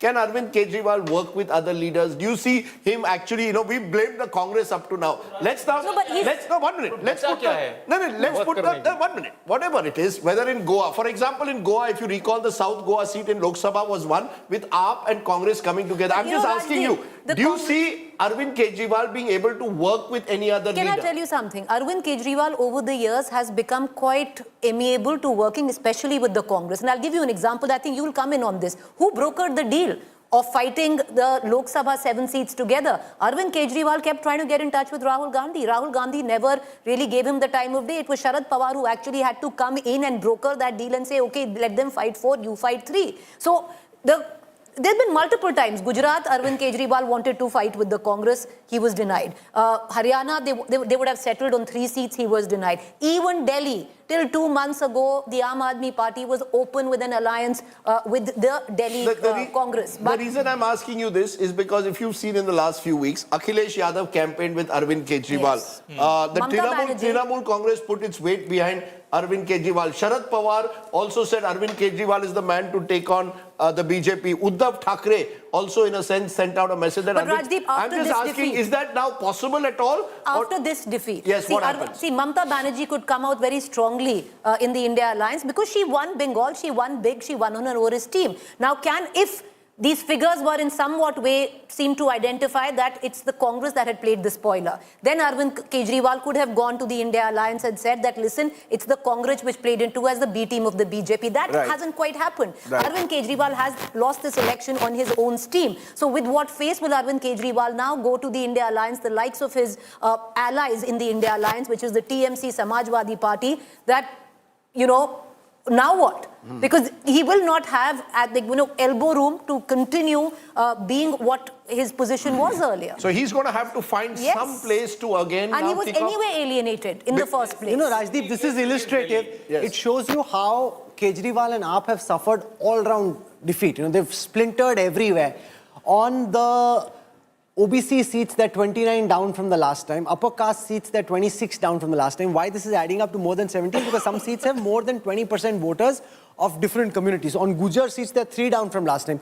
Dalit seats, 10 down from last time. Muslim dominated, only 1 down. On Punjabi seats, 11 down. And this has ramifications for Punjab as well.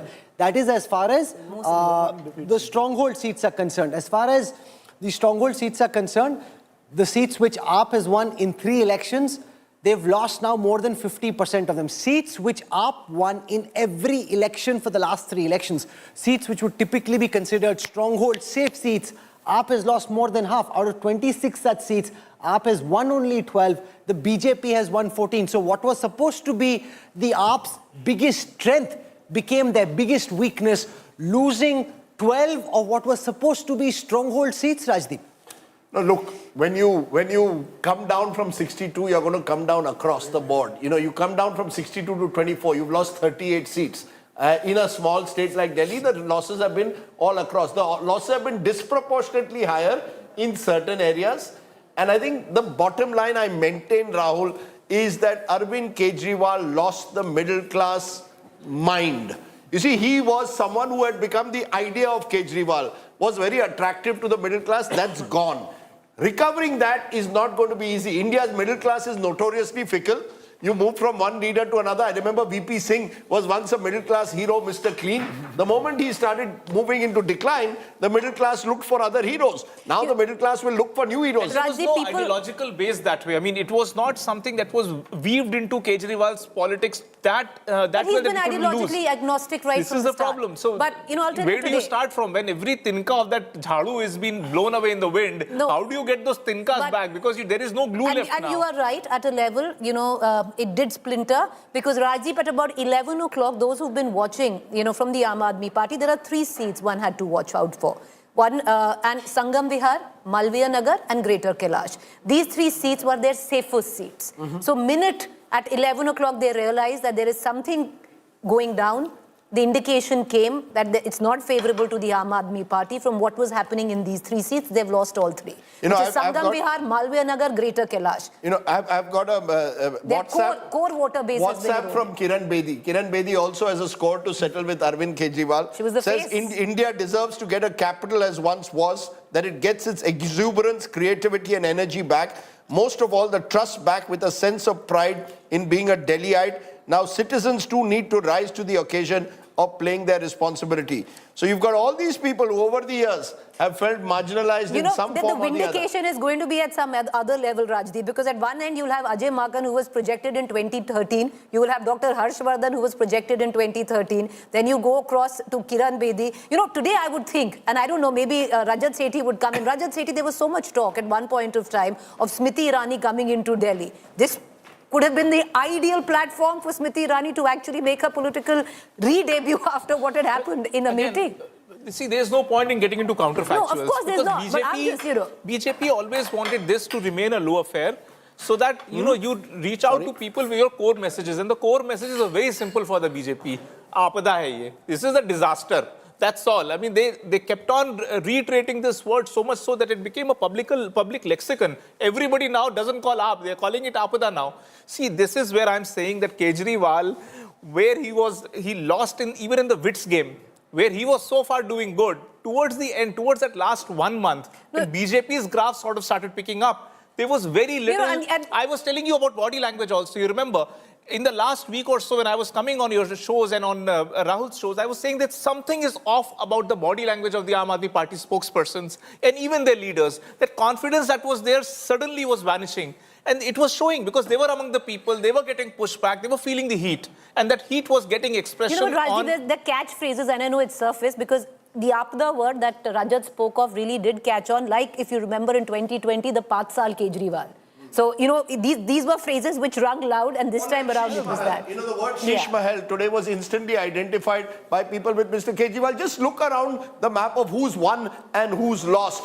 The truth of the matter is, if I look at the Aam Aadmi Party, the only 2 big winners for them at the moment are Atishi, who has won in Kalkaji, won by a very narrow margin in Kalkaji, just over 1,000 votes against Ramesh Biduri. And that was a tough candidate that she took on. So she's won there. And Gopal Rai in Babarpur, who's won by a big victory. So for Atishi, this is a big day. She's the Chief Minister of the state. She's one of the few people who's won. She could well, along with Gopal Rai, be the face of the Aam Aadmi Party. They will need to have a strong face in place. Gender also works in favor of Atishi. So Atishi could well be one of the faces that emerges out of the debris that we see of the Aam Aadmi Party here.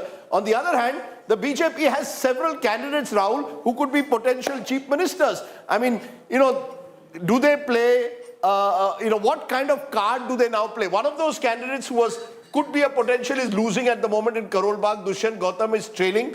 If he wins, many saw let's listen him to as a potential Speaking of candidate. BJP CM candidates, a man who's announced his own candidature with his big victory, Parvesh Verma, speaking now. Listen in. हो नहीं पाएगा ये वाला गाना बंद करो एक साल के बाद एक सेकंड देखो आप ऐसे करेंगे तो मैं भी नहीं करता कर लेते हैं आप एक सेकंड मीडिया के अलावा कोई ऊपर नहीं आएगा विकी तू भी नहीं आएगा सबको नीचे कर दो सब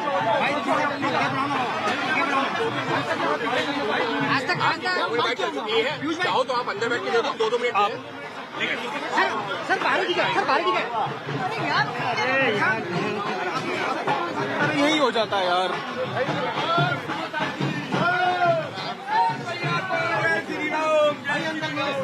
अरे बुला रहे The fact that he's beaten Arvind Kejriwal, that also explains the frenzy around him. Although given the BJP's recent choices, you can't be quite certain that he will be chief minister. Although he has probably, Rajat, the strongest claim. Given that he's beaten Kejriwal in a battle which Kejriwal didn't think he was losing, which nobody in the AAP thought they were losing. They were thinking 50 plus, 55 plus, ho sakta hai 60 bhi aa jaye. From there to beat Kejriwal in his own den. It is a huge personal victory for Parvesh. And I think, I mean, if you look at all the other leaders, somehow if Biduri loses, Dushyantji loses, then all these senior leaders losing, he becomes sort of a default choice in this setting because you don't have enough people left in that array of 47. But you still, again, with BJP leadership, they have larger nationwide calculations in mind. What gender but this representation? gives him the stature. See, certainly, frankly, no, it gives him the stature. He cannot be ignored anymore in Delhi politics. Stature. If they make the choice for who the BJP cadre would want today, it would be him. It would be him. No, there's another reason. Remember, in Haryana, you decided you chose an OBC. Yeah. In Rajasthan, there has been a silent, sullen anger among the Jats कि हमारे लिए जगह नहीं. Now, if in Delhi you have a Jat face in Parvesh Verma who is voluble and therefore will be out there. He's not someone who's going to sort of. But he's not voluble like Ramesh Biduri. No, not voluble like Ramesh Biduri, but he's not someone who's going to take a step back. So if you've got someone like that, an assertive Jat there, he's a fighter. As Chief Minister of Delhi, it is able to overcome one of the question marks over the BJP that they've suffered, which they, in 2024 Lok Sabha, it was certainly an issue. Whether it was in Haryana or Rajasthan, they lost a number of Jat-dominated now seats. That they do not also have a Punjabi face in the whole country, BJP. And on the Punjabi seats, you have one in stock. Yeah, so that's the other option for them. And and there are prominent Punjabi candidates who have won. Like in Janakpuri, I was seeing this person called Ashish Sood, who was their Prabhari in Jammu and Kashmir. Yes. He's leading by about 20,000 votes. Yes. Satish Upadhyay, another former leader of the former BJP president. BJP president, he has won his Malvinagar seat, defeating Somnath Bharti. Yes, so there are prominent faces. Rajdeep, other than natural selection, because he's beaten Arvind Kejriwal, the David who was now Goliath, coming to the fact that outer area, Parvesh Verma comes from outer Delhi, borders Haryana. This is that area where there was a certain amount of resentment because we kept talking about the Jat vote so much in Haryana. You appease that. In Rajasthan, everybody thought that the fulcrum of Jat politics from Haryana is now going to spin over to Rajasthan. At some level, you're giving messaging there as well. Western Uttar Pradesh, there's a certain amount of messaging that goes to Western UP as well. So you're saying the Jat factor could well work in Parvesh No, but you also need somebody with some stature and you need somebody who has some standing. Stature का मतलब क्या I'm saying felling Kejriwal gives him that stature instantaneously.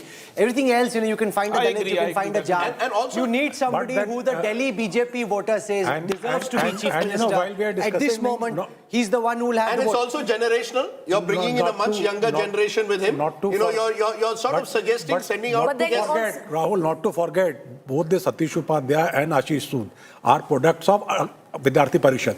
They have been pracharaks of RSS also at some point. Okay, but then it counters breaking news coming in. Breaking news coming in that the General Administration Department of the Government of Delhi has put out a notice. They have sealed the Delhi Secretariat to address security concerns and the safety of records. They think the AAP could be up to no good in the last few hours. They're imagining or suggesting that AAP might try to delete records. So it is requested that no files, documents, computer hardware may be taken outside the Delhi Secretariat complex without permission from the General Administration Department. It is therefore directed that necessary directions may be issued to the concerned branch in charges under the department offices situated in the Delhi Secretariat to ensure safety of records, files, documents, electronic files under the section. This is a bit like Kejriwal saying, "मेरे 15 MLO को ले रहे हैं, ये बोल रहे हैं, ये लोग delete कर देंगे, हरा देंगे, जला देंगे before leaving." None of which has happened. But they're playing back in fact, will there be vendetta? I have a feeling things will get ugly.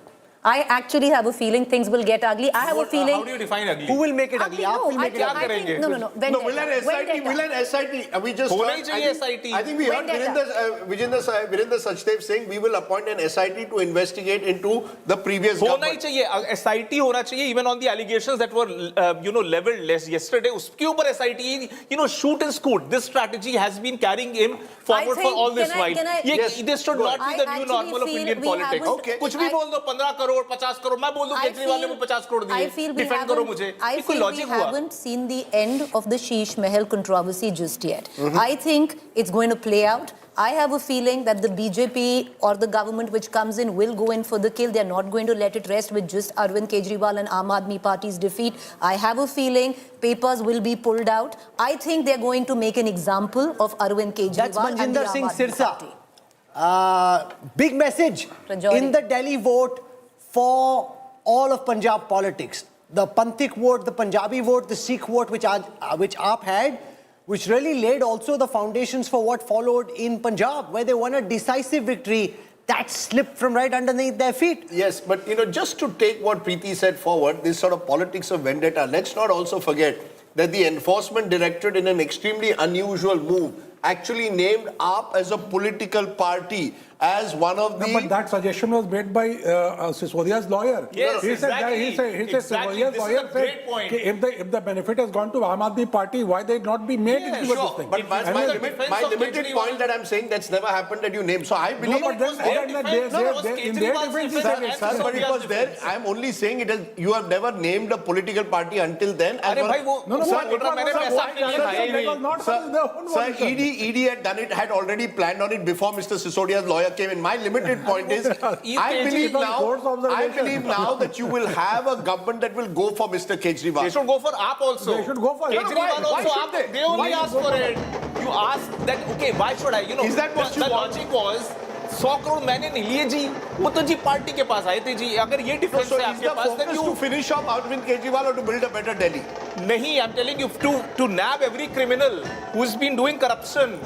Follow the law of the land, now. What is there in trying to see vengeance or vendetta or anything? Follow the law of the land. It is in black and white. The Delhi BJP has danced for other people's victories, parties' victory, but in other states. बहुत बार dance किया है. पहली बार अपने लिए dance कर रहे हैं. I've got this whole generation, all young kids, largely young, middle-aged kind of people. They wouldn't have danced on their own victory. They've danced for Modi ji at the center. They've danced for wins in Maharashtra, Haryana, elsewhere. They're dancing for themselves for the first time, guys. The big day for these guys. No, I think the point you made earlier also, the fact that, you've got some prominent Sikh faces who won, is also an important moment for the BJP, given the fact that that is another vote, which certainly in the last few years, the BJP has struggled to hold on to, the Sikh vote. We saw that in Punjab. And we've seen it in general, the farmers' agitation, the feeling that... It's the Punjabi vote versus Sikh. Yeah, so, no, but there are Sikh faces who won. Yeah, of course. Manindra Singh Sirsa has won by a big... They won by a big margin. But Jitendra Shanti has also won, no? From who came in from the BJP to Rajouri Garden was not seen to be an easy seat. They won by a big margin. So clearly at the moment, the message has gone down that they've won very strongly across West Delhi with a large Punjabi Sikh population. West Delhi and Punjab are very closely related. So therefore, you've got a situation that the BJP will have to take a call as to what kind of a government do you send out, what is the messaging you send out. So let's ask that question to Sardar RP Singh about the impact of the Delhi verdict potentially on Punjab politics. Sat Sri Akal, RP ji, you must be celebrating big victory for the Bharatiya Janata Party. You've been waiting to dance in Delhi for a long time. There was a crowd at my house another half an hour ago, and they have gone to the BJP Delhi office now. And with dhol and bhakar, everything there with crackers also, although I told them not to burst it here, they should go to the party office and do it there itself. But coming to the issue, the Sikh votes, yes, there's a shift in the Sikh votes, and then also that Rajouri Garden and even in Tilak Nagar, we have done quite well. I mean, although there was a woman candidate we had lost that seat, but we have done quite well in Tilak Nagar. Harinagar, another seat, which is a Sikh seat. And mark my word, this will have a great impact on the Punjab politics also, because what is the impact on Punjab politics? What is your assessment of the impact on Punjab politics? I'll commit to that. Because that message that BJP doesn't promote Sikhs or BJP doesn't push Sikhs will be washed out, because that's the message which these parties used to convey, that BJP is anti-Sikh or they don't promote Sikh. Although Prime Minister has done so much of work for Sikh community as such, which has not happened in the last 60, 70 years. For example, the Kartarpur corridor, the Sajjan Kumar going to jail, Jagdish Thakur on the hook now. So all these have worked in psychologically, but the barrier was that Sikh faces. And then you were talking about who can be Sikh face, who can be a CM? Probably a Sikh face can be a CM of Delhi also. तुसी किसको बना रहे हो? सिरसा जी को बोल रहे हो कि उनको बना दे CM? I'm saying probably. I never said that. I can't name anyone. I'm no one to decide on that. But I mean, since you're talking about, Siddharth Mishra has a question for you. RP जी, आपने 3 नाम मुझे WhatsApp किया था कि रमेश, प्रवेश और आशीष जीत रहे हैं. आपके दोस्त हैं विद्यार्थी परिषद के. रमेश हार कैसे गए? चलिए, मतलब मेरे तो सतीश भी हमारे पुराने दोस्तों में से हैं. दिल्ली में एक बार ये कहा जाता है ये 4 लोग ऐसे हैं जो कि पूरे दिल्ली के सिस्टम्स को देखते हैं, परंतु रमेश का हारने का कारण इसलिए कि थोड़ा सा मार्जिन कम रह गया, थोड़ा सा कुछ वहां पर वोट इस प्रकार के हैं जो क्लस्टर्स में कुछ दिक्कत रही है. उसको मैं अभी एनालिसिस आ जाएगी, डिटेल आ जाएगी. परंतु आपने जो एक नाम दिया था वो भी पंजाबी वोट फेस हो सकते हैं. Siddharth, Ashish can be another good Punjabi face also. I'm just naming. I'm not one to decide on it. You have fought an election in Delhi. इस बार अब लग रहा है लड़ लिया तो better था राजेंद्र नगर से. पहले भी लड़ चुके हैं sir. Preeti, good question. See, Preeti, there's a time to move on in the party also. Party called me, the party bosses called me and told me there's time to move on from Delhi and to some other work. Let party decide. I'll be very keen, not to contest election, but to manage Punjab affair. I was in charge of Punjab affair when party won 19 out of 23 seats. So I don't mind.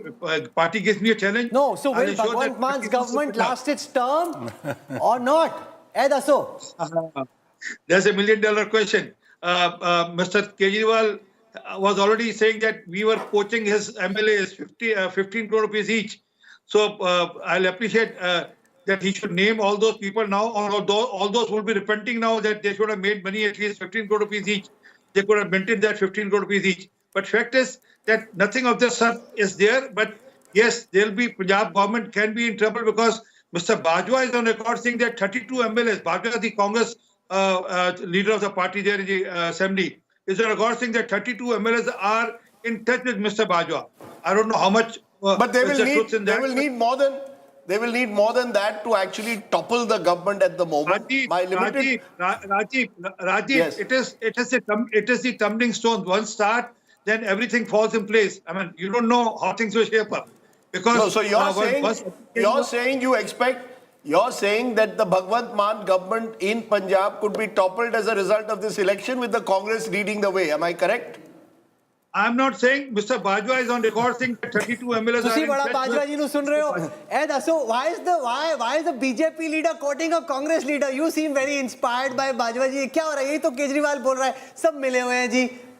अच्छा मिले हुए की बात करें एक minute Rahul मिले हुए की. Okay, just give me a second. I'm coming back to you. Parvesh Verma is with my colleague Piyush. Let's listen to the man of the moment. श्रेय किसको देंगे? देखिए जीत का श्रेय है दिल्ली की जनता को. चलो खुश रहो. बहुत अच्छा लगा. जीत का श्रेय है दिल्ली की जनता को, सारी नई दिल्ली के मतदाताओं को. जीत का श्रेय है हमारे दुनिया के सबसे लोकप्रिय नेता आदरणीय श्री नरेंद्र मोदी जी को, जिनकी ऊपर में दिल्ली के लोगों ने विश्वास जताया. जीत का श्रेय हमारे पार्टी के राष्ट्रीय अध्यक्ष आदरणीय श्री जेपी नड्डा जी को. जीत का श्रेय है हमारे गृह मंत्री आदरणीय श्री अमित शाह जी को और तमाम उन लाखों कार्यकर्ताओं को पार्टी के जिन्होंने जी जान से मेहनत करी है.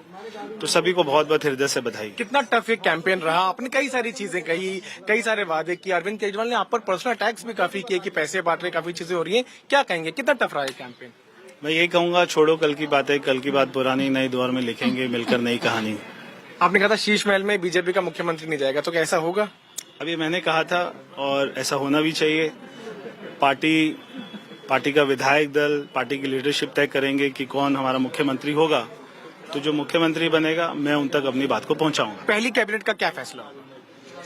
पहली कैबिनेट का फैसला होगा कि एसआईटी की जांच होगी, सारे करप्शन की जांच होगी, एसआईटी का गठन होगा और महिलाओं को जो हमने 2500 रुपए का वायदा किया है उसको पूरा करेंगे. एक आखिरी प्रश्न, क्या आपको लगा कि एक सबसे बड़ा मुद्दा रहा जिसने दिल्ली की जनता को टच किया और उन्होंने अरविंद केजरीवाल के खिलाफ, आम आदमी पार्टी के खिलाफ वोट किया? देखिए, अरविंद केजरीवाल जी ने 11 साल में कोई काम ही नहीं किया, तो बहुत सारे मुद्दे थे, मगर दिल्ली की जनता को समझ आ गया था कि अरविंद केजरीवाल जी केवल और केवल झूठ ही बोलते हैं. क्या हम अगले मुख्यमंत्री से बात कर रहे हैं? ये जब पार्टी तय करेगी तो आपको नाम जो है सबको पता ही लग जाएगा और हमारा विधायक दल बैठेगा, उसके बाद में पार्टी की लीडरशिप बैठेगी, तो जो भी होगा वो सबको मंजूर होगा. जो भी होगा वो सबको मंजूर होगा. इस तरह की बातें करते हुए परवेश वर्मा, जायंट किलर जो है वो Verma, the giant slayer, besting the mighty Kejriwal in his bastion of New Delhi, trying to sound chief ministerial, if I may say so. छोड़ो कल की बातें, कल की बात पुरानी, नए दौर में लिखेंगे मिलके नई कहानी. But you heard what he said, that the two decisions, SIT to be appointed, which will look into the corruption charges, which of course Rajat believes is the way forward. Good luck. But they said it earlier also. Yes, but you see what it's going to do, sometimes with leaders like Arvind Kejriwal, he will want, otherwise he'll be completely out of the exactly. news. You are right. He's going to use this then. The only hope that he still has is to He's somehow or the ignoring other claim that Ignoring him is the worst thing you can do to him. is that, that this is a vendetta against me, but that's one part. Second, 2,500 to women. And I think once we get the gender breakup in a post poll, we'll know. All the pollsters who suggested that, women were voting overwhelmingly for the Aam Aadmi Party, that's not happened. Good. I'm glad you're changing some of the analysis. No, 1 minute. I said very clearly the class divide in Delhi is still there. You still think all the poor voted for AAP?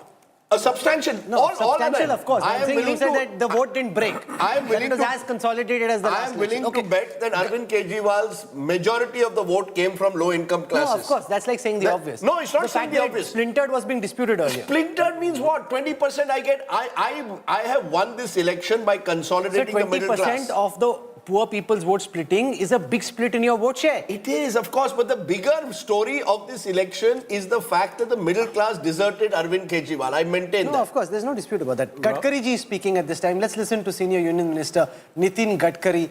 We'll try and get some reactions from these big guns of the BJP as they speak and celebrate what will be a historic victory.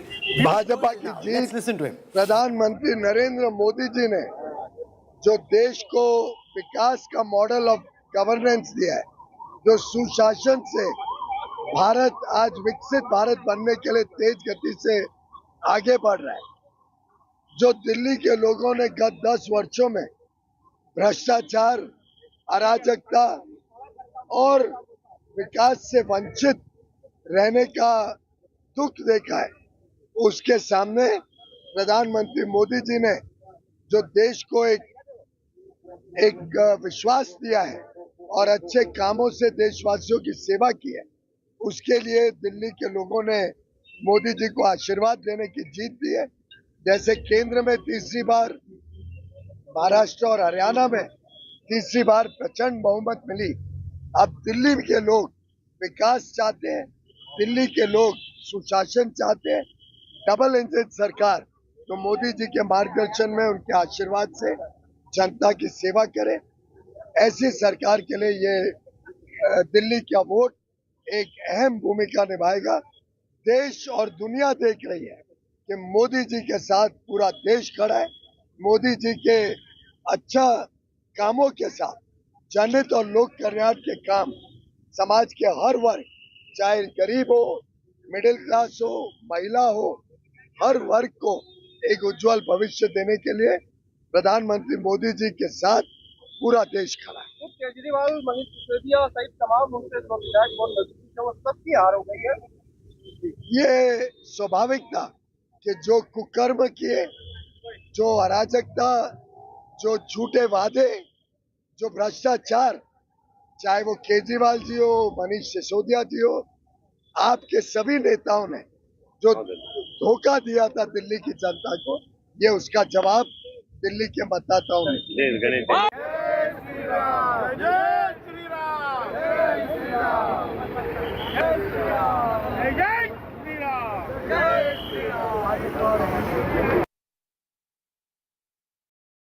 All right, Piyush Goyal there. Of course, the BJP ecstatic, elated, Parvesh Verma coming in, and also suddenly, Rahul, for somebody who went out for Arvind Kejriwal very statesmanly when he was questioned, कि अब छोड़ दो जो पीछे हुआ, जाने दो That's why he's going to try and sound chief ministerial.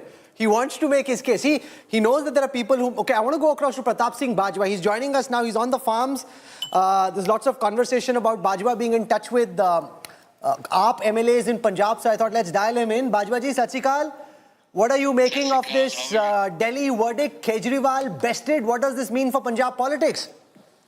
See, I think this is the best thing that has happened not only to Punjab, even to politics. See, in our ideological battle against the BJP, this man was one person who was creating a kind of a cloud in between.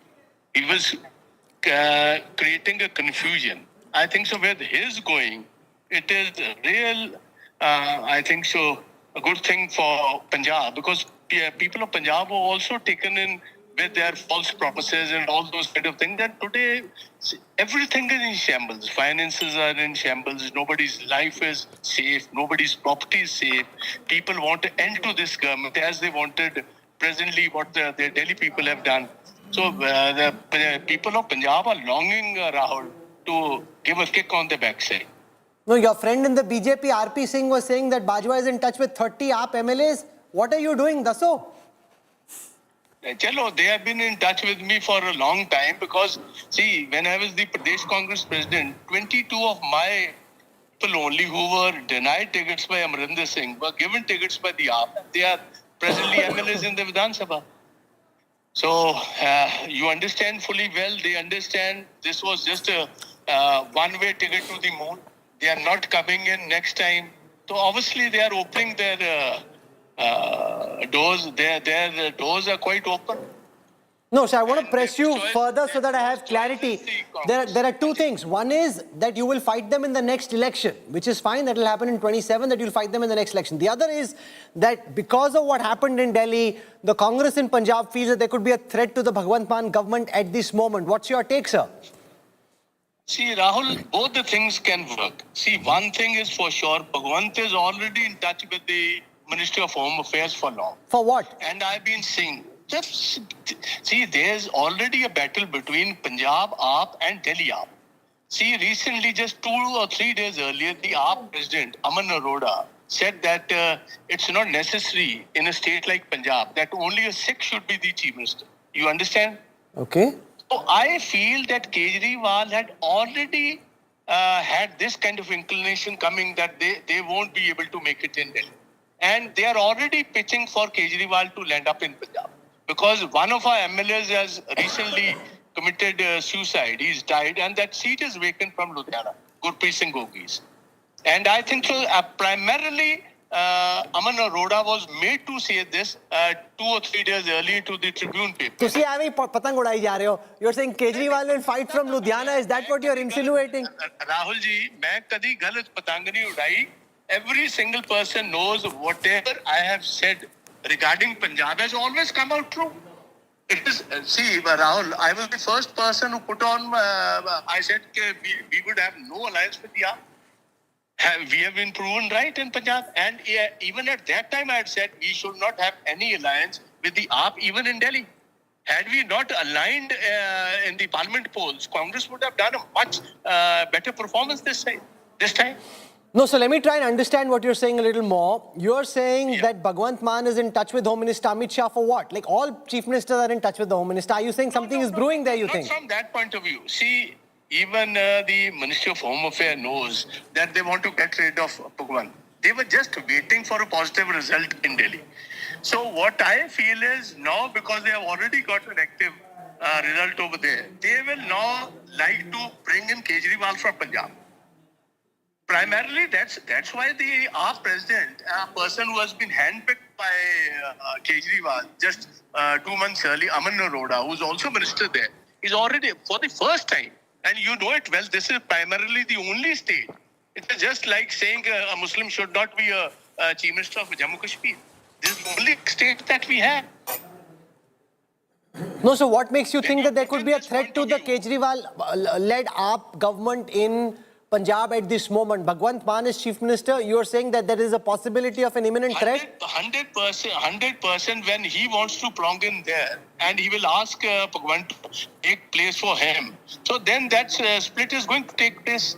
And instead of we have to open our doors open for the AAP MLAs, why should we allow most of them to run away to... No, but you need 2/3. You need 50 plus. See, that I do agree. We need 2/3. But obviously, we are keeping all our options open. I understand it fully well. And see, they are going to crumble like house of cards. Why do you think they'll crumble like a house of cards? Why do you think they may crumble like a house of cards? So they exactly know this is the first and the last time. Every single AAP MLA knows they have no future ahead. ये तो पहले भी पता था since see. But sir, Congress लड़ नहीं पाती. Haryana में also you had a chance. Your party, not you, found a way of botching it up. I mean, what's the guarantee, even if there is anti-incumbency, that you will be the beneficiary? Rahul, I can't answer on Haryana. At least on Punjab, I can say that we fought them. See, Bhagwant was saying, I'm going to win 13. And we won 7 and he won just 8. And from 92, we brought them down to 32. And from our 18 MLAs, we went up to 38. So we are fighting tooth and nail, and we are sure 100% we are going to pin them down in the next elections. But before elections, if something takes place, we should not be sitting as ducks over there. No? We should be prepared. A lot of MLAs are in touch, obviously. किन्ने MLAs वाले कोल touch विच है? मैं जिन्हें को तानू इन्होंने RP Singh ने दसे इन्हें क्या ही थे. Why are you talking to RP Singh?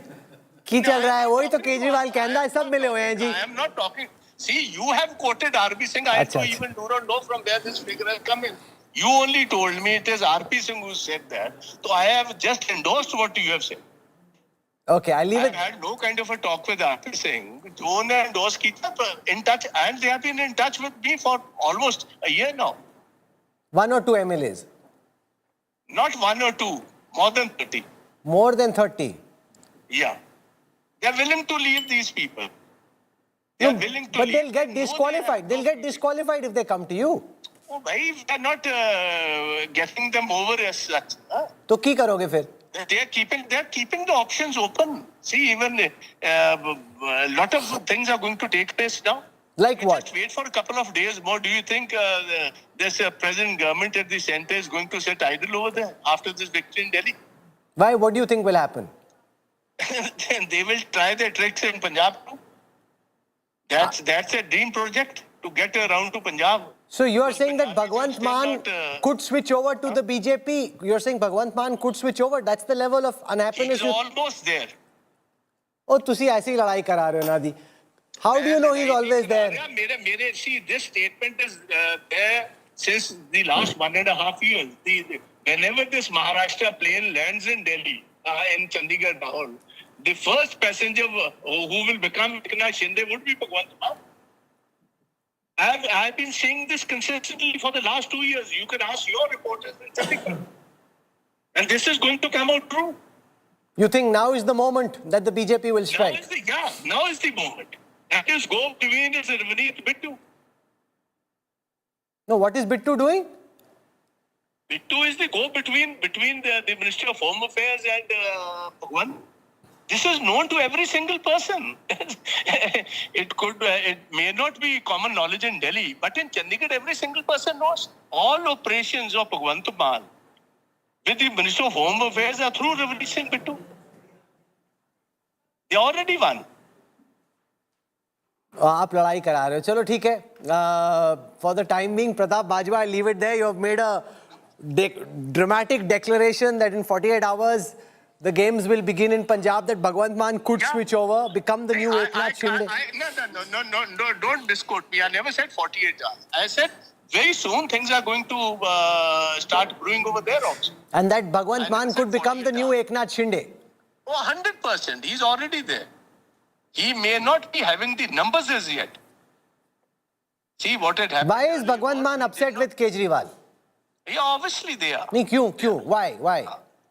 Because see, because now his own old chief secretary, Pepal Kumar, they are running the show over there. All important positions over there, the chief secretary, home secretary, whatsoever, the postings are being done straight by Kejriwal, not by Bhagwant. He just a duck over. बिल्कुल इसका सारा काम दाम बंद कर दिया है. हाँ. Chalo, I leave it there. Pratap Bajwa, let's see whether you're the oracle who told the truth or whether this was just political fantasy. We'll find out soon. This is going to come true. And you had promised me earlier that when Congress wins Punjab, I'll give you a call, and you forgot to call me then. And when this happens... So election to 2 साल बाद है. जीते कहाँ हो तुसी? This we talked about the Lok Sabha elections. Parliament election. Okay, done. You remember? ठीक है, done. So we will catch up soon then. Pratap Bajwa for joining us. Thank you very much. Parvesh Verma's daughters are speaking to us right now. Let's go across live. राजधानी है, अगर लोगों को वहाँ पर साफ पानी, बिजली की दिक्कतें हों तो दिल को बहुत दुख पड़ता है और हम सभी को बहुत मुश्किल लग रहा था उनकी स्थिति को देखकर, क्योंकि हम उनकी सेवा नहीं कर पा रहे थे, लेकिन उन्होंने हमें आश्वासन दिया था और आज आशीर्वाद दिया है, समर्थन दिया है और हम 5 साल उनकी मेहनत करके उनकी सारी दिक्कतें दूर करें. आप युवा हैं, कितनी बड़ी डबल इंजन की सरकार युवा के लिए हो सकती है दिल्ली में? बहुत बड़ी। एजुकेशन, एम्प्लॉयमेंट, जो वुमेन एम्पावरमेंट है, इन सारे इश्यूज पे एक यूथ सबसे ज़्यादा अफेक्टेड होता है, और उससे भी ज़्यादा जो दिल्ली का यूथ है उनमें एक जोश हमेशा से रहा है, एंड वो बहुत क्लियर कट रहे हैं। वो कोई भी बात दिल में छुपा के नहीं रखते हैं, वो उस पर पूरी तरीके से एक्ट करते हैं, और उन्होंने इस बार भी एक्ट करा है। यूथ का सपोर्ट था, वुमेन का सपोर्ट था, इसीलिए पूर्ण बहुमत से बीजेपी की सरकार आई है। Thank you. आपका नाम? शिवेंद्र। शिवेंद्र, आप किस तरह से देखते हैं पापा की इतनी बड़ी जीत को? बहुत हिस्टोरिकल मोमेंट है, हमारे लिए बहुत बड़ी चीज़ है। ये एक झूठ के अंत की जीत है, ये एक उस गवर्नमेंट की एंड है जिन्होंने सिर्फ झूठ बोला, जिन्होंने लोगों का कुछ भला नहीं करा, लोगों से प्रॉमिसेस बनाए, एक्सक्यूजेस भी बनाए, और लोगों को बस झूठा आश्वासन दिया कि वो काम करेंगे, पर कुछ डेवलपमेंट नहीं लाया। जब अनाउंस हुआ कि नई दिल्ली से वो उम्मीदवार होंगे, अरविंद केजरीवाल के खिलाफ होंगे, क्या आपके दिमाग में था? किस तरह से लोगों के बीच में जाएंगे, किस तरह से लोगों को कहेंगे कि वो बीजेपी के लिए और प्रवेश जी के लिए वोट करें? देखिए, स्टार्टिंग से हमें पता था कि पापा जीतेंगे, फुल कॉन्फिडेंस था, क्योंकि अरविंद केजरीवाल का तो सिर्फ नाम था पर काम कुछ भी नहीं था। वो झूठ बोलते रहे थे और पूरी नई दिल्ली उनसे तंग हो गई थी, उनसे थक गई थी। कुछ काम नहीं हुआ उनके 11 साल उनके गवर्नमेंट के अंडर, तो हमें बस पूरा पता था कि नई दिल्ली की जनता हमारे साथ होगी। Thank you.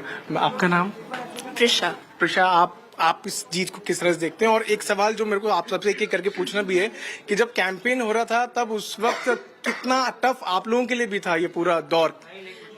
जी, हमें पहले जब अनाउंस हुआ था लगा था कि बहुत मुश्किल सीट होगी, लेकिन जब हमने ग्राउंड पे गए, हमने लोगों से बातचीत करी, तब हमें पता चला कि केजरीवाल से सब तंग आ चुके हैं। वो दिल्ली की जनता का मजाक उड़ा रहे थे, उन्हें इतना झूठ बोल के, और तब भी दिल्ली की जनता उन्हें ही वोट दे रही थी। तो वो एक तरफ से मजाक ही उड़ रहा था सबका, लेकिन इस बार दिल्ली की जनता समझ गई थी, वो हमारा साथ देने को तैयार थी, बस सही मौके का इंतजार था जो आ चुका है। क्या आपको लगा कि सिर्फ एक मुद्दा ऐसा जो कि दिल्ली की जनता को ज्यादा हिट किया, and you also found this on ground, आपको लगा कि ये इस मुद्दे पर दिल्ली की जनता वोट करेगी बीजेपी को? आई थिंक लाडली बहना और महिलाओं का सम्मान देने जो पापा ने शुरू किया, और जो मोदी सरकार ने पूरे देश में शुरू किया जहाँ जहाँ उनकी सरकार बनी है, वो बहुत इम्पोर्टेंट मुद्दा था। बिकॉज हमेशा विमेन डेवलपमेंट की हमेशा बात ही होती थी, लेकिन कभी कुछ काम नहीं होता था उसके टुवर्ड्स। और मुझे जो लिकर पॉलिसी केजरीवाल जी ने शुरू करी थी, उससे सब तंग आ चुके थे। घर खत्म हो गए थे, माएँ बहनें सब परेशान हो गई थी इस पॉलिसी से, और इसने हमें बहुत बेनिफिट दिया। मैम, अब एक प्रश्न जो मैंने कहा था कि किस तरह से ये महीने आपके रहे, क्या घर आ पाते थे, समय मिल पाता था प्रवेश जी को? नहीं, काफी लेट आते थे, पर कोई बात नहीं, उनका मकसद ही यही था कि मुझे ये सीट जीतनी है, अरविंद केजरीवाल से दिल्ली को मुक्त कराना है। तो हार्ड वर्क पेड। आपने मिस किया पापा को इन दिनों में? मिस तो बहुत करा, हम लोगों के विंटर वेकेशंस थे, लेकिन कोई बात नहीं, काम पहले आता है, काम हमेशा पहले आया है। और नई दिल्ली क्या, पूरी दिल्ली हमारा परिवार है, तो हमारे साथ नहीं, अगर वो उनके साथ टाइम स्पेंड कर रहे हैं तो हमें कोई दिक्कत नहीं। आप क्या बोलते थे पापा को, किस तरह से उनको गुड लक विश किया करते जब वो जाते थे? हर दिन रात को जब वो लेट आते थे तो उनके साथ बैठते थे, उनसे बात करते थे, पूछते थे उनका दिन कैसा गया, कि वो क्या क्या आइडियाज हैं उनके मन में। पर हमें पता था कि अगर अंदर से कि even if he's not spending time with us, he's doing it for the betterment of Delhi. He's doing it to serve the people of New Delhi, and that was all right with us. तो तस्वीरों में आप देख सकते हैं किस तरह से परिवार के चेहरे पर मुस्कान है, परिवार के लोग जो हैं वो बहुत खुश हैं, गौरवान्वित जो है वो महसूस कर रहे हैं कि I want to go across to the Chief Minister of Haryana, Nayab Singh Saini joins us. I want to welcome Gaurav Sawant. Gaurav, welcome. Saini साहब, Kejriwal is gone. Will the Yamuna finally get cleaned? आपको लगता है कि दिल्ली वालों को साफ यमुना का पानी मिलेगा फाइनली? राहुल जी, मैं धन्यवाद करता हूँ दिल्ली की जनता का और आदरणीय नरेंद्र मोदी जी की उन नीतियों का, जो केजरीवाल ने लगातार झूठ बोल करके उन योजनाओं से वंचित रखा दिल्ली के लोगों को। मेरे लिए खासकर ये गौरव की बात है कि अब दिल्ली के लोगों को मोदी जी की वो सारी योजनाओं का लाभ मिलेगा जिनसे केजरीवाल ने वहां पर दिल्ली में उनको वंचित रखा है। और जिस प्रकार का झूठ का नैरेटिव केजरीवाल ने सेट करने की कोशिश की है, दिल्ली के लोगों ने उसका जवाब दिया है। जो व्यक्ति जिस माटी के ऊपर, मैंने कहा भी था राहुल जी, जिस माटी के ऊपर इसने जन्म लिया उस माटी का नहीं हुआ तो दिल्ली का कैसे होगा? दिल्ली के लोग उसको नकारेंगे। और आज मुझे इस बात की ये है कि वो झूठ का जो इसने नैरेटिव सेट किया था, उससे आज आपदा से दिल्ली के लोगों को मुक्ति मिली है और उन्होंने मोदी जी की नीतियों को स्वीकार करते हुए बड़े मार्जिन के साथ भारतीय जनता पार्टी 27 वर्षों के बाद दिल्ली के अंदर आई है। गौरव, और लेकिन नायब सिंह सैनी जी, लेकिन अब एक बड़ी चुनौती होगी यमुना को साफ करना। अभी तक तो जो आरोप लगे कि यमुना में जहर मिला दिया और पॉइजन्ड है यमुना या पानी नहीं दे रहा हरियाणा, अब तो हरियाणा में भी आपकी सरकार है, दिल्ली में भी आपकी सरकार है, तो मतलब बीजेपी की, तो अब तो यमुना को साफ करना ही होगा। हमने जो कहा है उसको 100% पूरा करेंगे। हम दिल्ली के लोगों को पहले भी स्वच्छ जल पहुंचाते थे और आगे दिल्ली को पानी को ट्रीट करके बिल्कुल स्वच्छ जल देने का काम वो करेंगे। आदरणीय मोदी है, उस गारंटी के ऊपर दिल्ली के लोगों ने विश्वास किया है और मोदी जी का जो एक विजन है कि हमने भारत को विकसित बनाना है, उस दिशा के अंदर दिल्ली भी आगे बढ़ रही है और हम यमुना को स्वच्छ करते हुए दिल्ली को स्वच्छ जल देने का काम हमारी सरकार करेगी। हम आदरणीय मोदी जी के नेतृत्व में लोगों तक सब सुविधाएं पहुंचाएंगे। आपके हिसाब से क्यों हारे केजरीवाल, क्यों हारी बीजेपी आज? What is your assessment? आप नहीं, देखिए राहुल जी, क्योंकि ये झूठ बोलता था, हर बार एक लिमिट होती है झूठ की। अब दिल्ली के लोगों के झूठ का पानी सर से ऊपर से चला गया था और ये 5 वर्ष के लिए कोई व्यक्ति चुना जाता है, इसको 10 वर्ष का समय दिया। इसने मांगा कि मुझे 5 और दो, मैं सुधार करूंगा, नहीं कर पाया, भ्रष्टाचार में ज्यादा इन्वॉल्व हो गया और सुविधाएं ना देने के कारण आज इसकी ये पोल खुली है कि ये तो भ्रष्टाचारी था, ये ईमानदार नहीं था और ये तो यहाँ पर अपनी सुविधा के लिए आया था। दिल्ली के लोगों ने नकार दिया है। आदरणीय मोदी जी की गारंटी, आदरणीय मोदी जी की नीतियों को दिल्ली के लोगों ने मुहर लगाई है। मैं दिल्ली के लोगों का बहुत बहुत धन्यवाद करता हूं, उनको शुभकामनाएं देता हूं और हरियाणा से हम मिलकर के दिल्ली के अंदर जो यमुना को स्वच्छ करने की बात है, हमारा पानी स्वच्छ जा रहा था, उसको और क्लीन करके दिल्ली के लोगों तक पहुंचाने का काम हमारी सरकार करेगी। अब आप ये बताइए, दिल्ली में आपकी सरकार है, हरियाणा में बीजेपी की सरकार है, राजस्थान में है, क्या अब इन सब का असर पंजाब में पड़ेगा? क्या अगला गेम पंजाब में खेला जाएगा? देखिए राहुल जी, क्योंकि पंजाब के अंदर भी सेम पोजीशन है, कांग्रेस और आम आदमी दोनों एक ही थैली के चट्टे बट्टे हैं, दोनों मिले हुए हैं और दोनों भ्रष्टाचार के माहिर हैं और दोनों झूठ बोलने के भी माहिर हैं और इस प्रकार का जाल बुनते हैं झूठ का कि सजा भाग दिखाते हैं। पंजाब के लोग भी अब समझ रहे हैं, पंजाब के लोगों के ऊपर गहरा असर दिल्ली का पड़ेगा और आने वाले समय के अंदर अभी जो चुनाव आ रहा है, भारतीय जनता पार्टी पंजाब के अंदर भी बहुत बड़े मार्जिन के साथ वो सरकार बनाएगी। चलो, हरियाणा के सीएम साहब के तौर पे अब आपको दिल्ली के नए सीएम के साथ अच्छे से मेहनत करनी है, यमुना जी को साफ करना है, फिर आप और हम मिलकर साथ में डुबकी लगाएंगे यमुना जी के साफ पानी में। बिल्कुल बिल्कुल, मोदी जी का आशीर्वाद है और मोदी जी के आशीर्वाद के अंदर कोई कोर कसर नहीं छोड़ेंगे, हम डट करके काम करेंगे। Nayab Singh Saini for joining us. Thank you very much. The Chief Minister of Haryana. It became personal, Gaurav, for him also. Kejriwal attacked him. Zehar mila rahe hain, toxin mila rahe hain. That's a very serious charge. And it wasn't just a political sort of one-upmanship here. It was something where Prime Minister and lot of BJP people felt emotional about it. That this is going below the belt. This is not where the politics should descend. Sir माथे पर मैं Bharatiya Janata party को इस जीत के लिए बहुत बहुत बधाई देता हूं और मैं उम्मीद करता हूं कि जिस उम्मीद के साथ और जिस आशा के साथ लोगों ने उनको बहुमत दिया है, वो उन सभी उम्मीदों और आशाओं पे पूरा उतरेंगे। हमने पिछले 10 साल में जनता ने जो मौका दिया हमें, उन 10 सालों में हमने बहुत सारे काम किए, शिक्षा के क्षेत्र में, स्वास्थ्य के क्षेत्र में, पानी के क्षेत्र में, बिजली के क्षेत्र में और भी अलग अलग तरीके से लोगों को राहत पहुंचाने की कोशिश की उनकी ज़िंदगी में और दिल्ली के इंफ्रास्ट्रक्चर को भी हमने सुधारने की कोशिश की।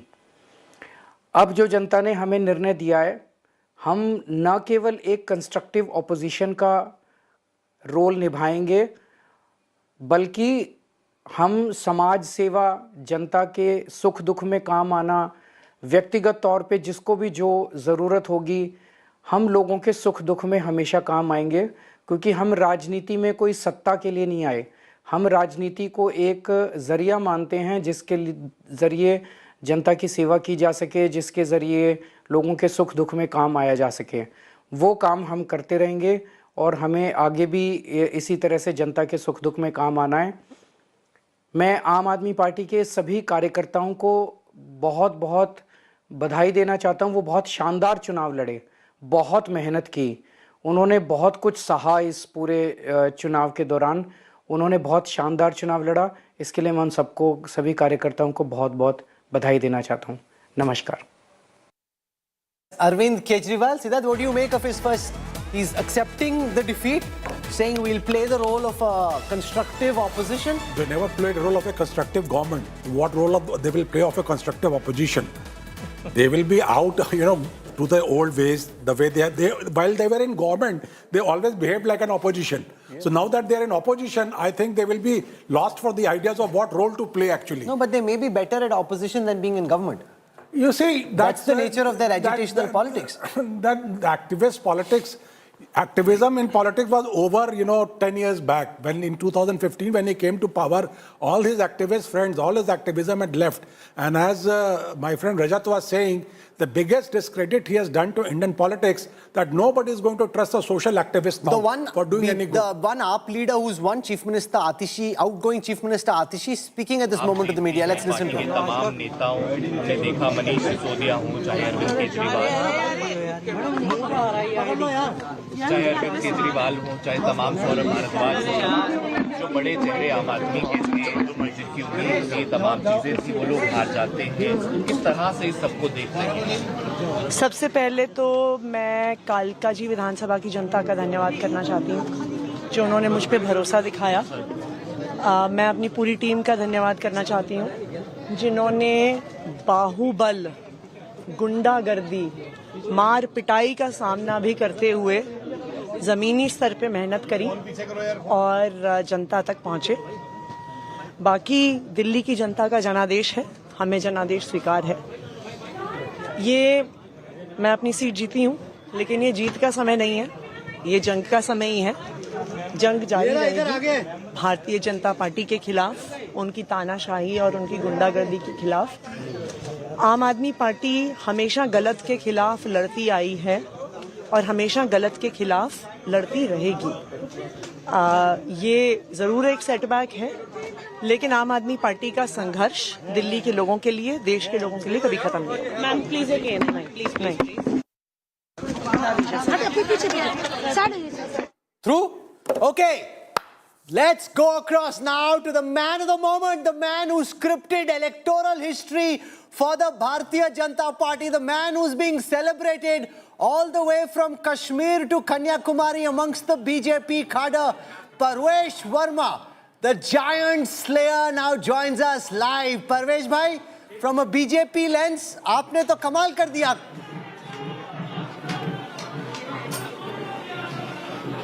सर, मैंने कमाल नहीं किया, ये तो प्रधानमंत्री नरेंद्र मोदी जी का कमाल है कि दिल्ली वालों ने उनके ऊपर विश्वास जताया है। जो उन्होंने देश में काम किए, दिल्ली में काम किए, ये कमाल है हमारे पार्टी के राष्ट्रीय अध्यक्ष आदरणीय जेपी नड्डा जी का। ये कमाल है हमारे गृह मंत्री आदरणीय श्री अमित शाह जी का, जिन्होंने दिल्ली में सारे चुनाव की कमान अपने हाथ में ली है। ये कमाल है दिल्ली के पार्टी के कार्यकर्ताओं का, जिन्होंने जी जान मेहनत करी है, और ये कमाल है दिल्ली वासियों का, जिन्होंने एक अच्छी सरकार बनाई है। कई सारे लोगों को लगता है कि तुक्का है, आपने ऐसे ही हरा दिया। उनको मालूम नहीं कि पिछले एक महीने में आपने कितना काम किया नई दिल्ली में। तो थोड़ा बिहाइंड द सीन्स, पर्दे के पीछे की कहानी बताएं कि आपको कब बताया गया गृह मंत्री द्वारा कि दिल्ली जाना है, आपका शुरू में क्या रिएक्शन था, कैसे आपने जमीन तैयार की जो कि आज लोगों को वो इमारत दिखाई दे रही है। देखिए, अभी मैं आपको 2 मिनट में तो सारी राम कथा नहीं बता सकता हूं, मगर आपके साथ में कभी बैठूंगा आपके चैनल पे, फिर आपको विस्तार से बताऊंगा।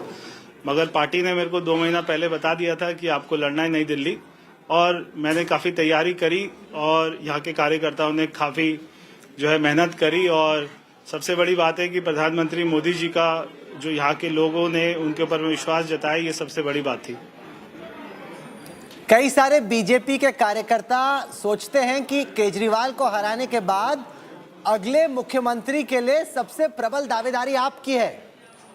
मन में थोड़े थोड़े लड्डू, थोड़ी अनिश्चितता कि बना भी सकते हैं, काट भी सकते हैं, क्या होगा, क्या आपके दिलो दिमाग में क्या चल रहा है? देखिए राहुल जी, मैं ऐसा व्यक्ति हूँ, मैं बड़ा जो स्पिरिचुअल आदमी हूँ, तो मैं बहुत ज़्यादा खुशी होती है तो बहुत ज़्यादा खुश नहीं होता, बहुत ज़्यादा दुख होता है तो बहुत ज़्यादा दुखी नहीं होता। तो जो भी पार्टी का विधायक दल तय करेगा, जो पार्टी की लीडरशिप तय करेगी, वो सभी को मंजूर होगा।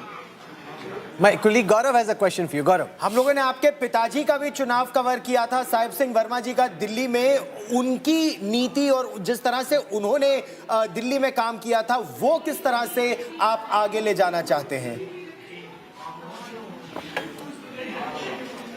देखिए, बहुत सारे काम किए थे और उनके बाद में मैं कहूँगा कि 20 साल अगर मैं कहूँ तो उनको केवल 2.5 साल का समय मिला था। 2.5 साल में हजारों काम किए, मगर 20 साल में मैंने देखा कि कोई काम नहीं हो पाए दिल्ली में जितने काम हो सकते थे। तो ये चुनाव में सबसे अच्छी बात ये रही कि हमारी ऊपर सरकार है और जो हमें प्रधानमंत्री मोदी जी का साथ मिलेगा, उनका विजन मिलेगा दिल्ली में, तो दिल्ली में डबल इंजन की सरकार नहीं 10 इंजन की सरकार काम करेगी और 5 साल में बहुत सारे काम करेंगे। दिल्ली के सारे लोगों को फर्क दिखाई देगा। आपको इस बात का एहसास तो है कि बहुत जिम्मेदारी है, क्योंकि लोगों ने देखा 10 साल में क्या हुआ। अब उनकी ढेरों उम्मीदें हैं कि अगर बीजेपी जब सरकार बनाएगी तो बहुत जल्दी जल्दी आपको दिल्ली की तस्वीर बदलनी पड़ेगी। बहुत जल्दी बदलनी पड़ेगी और बहुत जल्दी बदलेंगे। आपको 5 साल में हमने जितने वायदे किए, सारे वायदों को पूरा करेंगे और दिल्ली के लोगों के ग्राउंड पे दिखाई देगा। अगर हम यहाँ से नई दिल्ली से बाहर निकलते हैं, 10 किलोमीटर दूर जाते हैं, तो हमको दिल्ली की सही पिक्चर दिखाई देती है कि वहाँ पे सीवर लाइन की क्या हालत है। शायद कट गया क्या? नहीं, यहाँ पे सीवर लाइन की दिल्ली में क्या हालत है, गाँव की कॉलोनियों की क्या हालत है, रोड्स की क्या हालत है। तो बहुत सारे काम करने हैं राहुल जी, हमारे ऊपर में बहुत बड़ी जिम्मेदारी है, क्योंकि दिल्ली की हालत को मैं समझता हूँ। मैंने दिल्ली की सही पिक्चर देखी है, सही मैंने तस्वीर देखी है और क्या दिल्ली में प्रॉब्लम्स है मैं जानता हूँ। तो बहुत सारे काम करने हमारे सामने, बहुत बड़ी चुनौती है, मगर सबसे हमें जो है विश्वास है कि प्रधानमंत्री मोदी जी के साथ में मिलकर बड़े से बड़ी चुनौतियों को पूरा करेंगे। ये बताइए, जो शीश महल का केस है या दिल्ली लिकर वाला जो मामला है, क्या उसमें वो आपकी प्राथमिकता रहेगी या दिल्ली में सुधार आपकी प्राथमिकता रहेगी? देखिए, सारी चीजें एक साथ ही करेंगे, दिल्ली में विकास भी करेंगे और दिल्ली के टैक्स पेयर का पैसा कहां पे करप्शन में गया, कौन से स्कैम में गया, उसकी भी जांच करेंगे। तो अगर किसी सरकार ने स्कैम किया है तो उसकी जांच होनी चाहिए, कौन कौन उसमें कल्प्रिट थे, कौन ऑफिसर थे, कौन पॉलिटिशियन थे, वो सभी को सजा मिलेगी। शीश महल में रहेगा नया मुख्यमंत्री कि नहीं?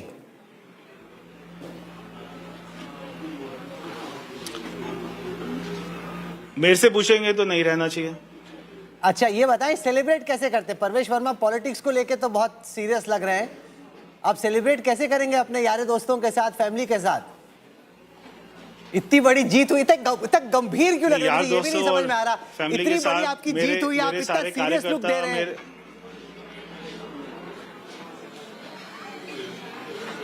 मैंने कहा राहुल भाई कि देखिए, ये जो होता है ना, जीत और सुख दुख, ये चलता रहता है जीवन में। मैंने कहा कि बहुत ज्यादा कोई वो होती है, खुशी होती है, तो ज्यादा खुशी होना भी ठीक नहीं है, बहुत ज्यादा दुख हो तो दुख होना भी ठीक नहीं है, क्योंकि बहुत सारे काम करना है। मुझे केवल इस बात की चिंता है।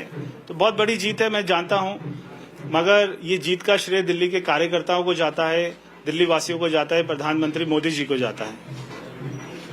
क्या एमसीडी आपके लिए चुनौती रहेगी? क्योंकि इस समय जब अरविंद केजरीवाल मुख्यमंत्री थे और बीजेपी एमसीडी में थी तो कहते थे सहयोग नहीं मिल रहा है, या फिर एलजी का सहयोग नहीं मिल रहा है, केंद्र का नहीं मिल रहा है। आपके साथ वो वाली प्रॉब्लम्स तो नहीं रहेंगी, लेकिन एमसीडी?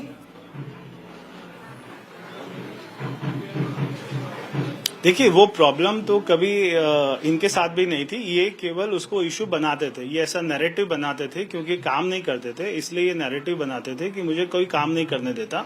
ऐसी बिल्कुल कोई बात नहीं है। चाहे वो एलजी साहब हो, चाहे प्रधानमंत्री जी हो, सभी चाहते दिल्ली में विकास हो, क्योंकि दोनों यहीं तो रहते हैं।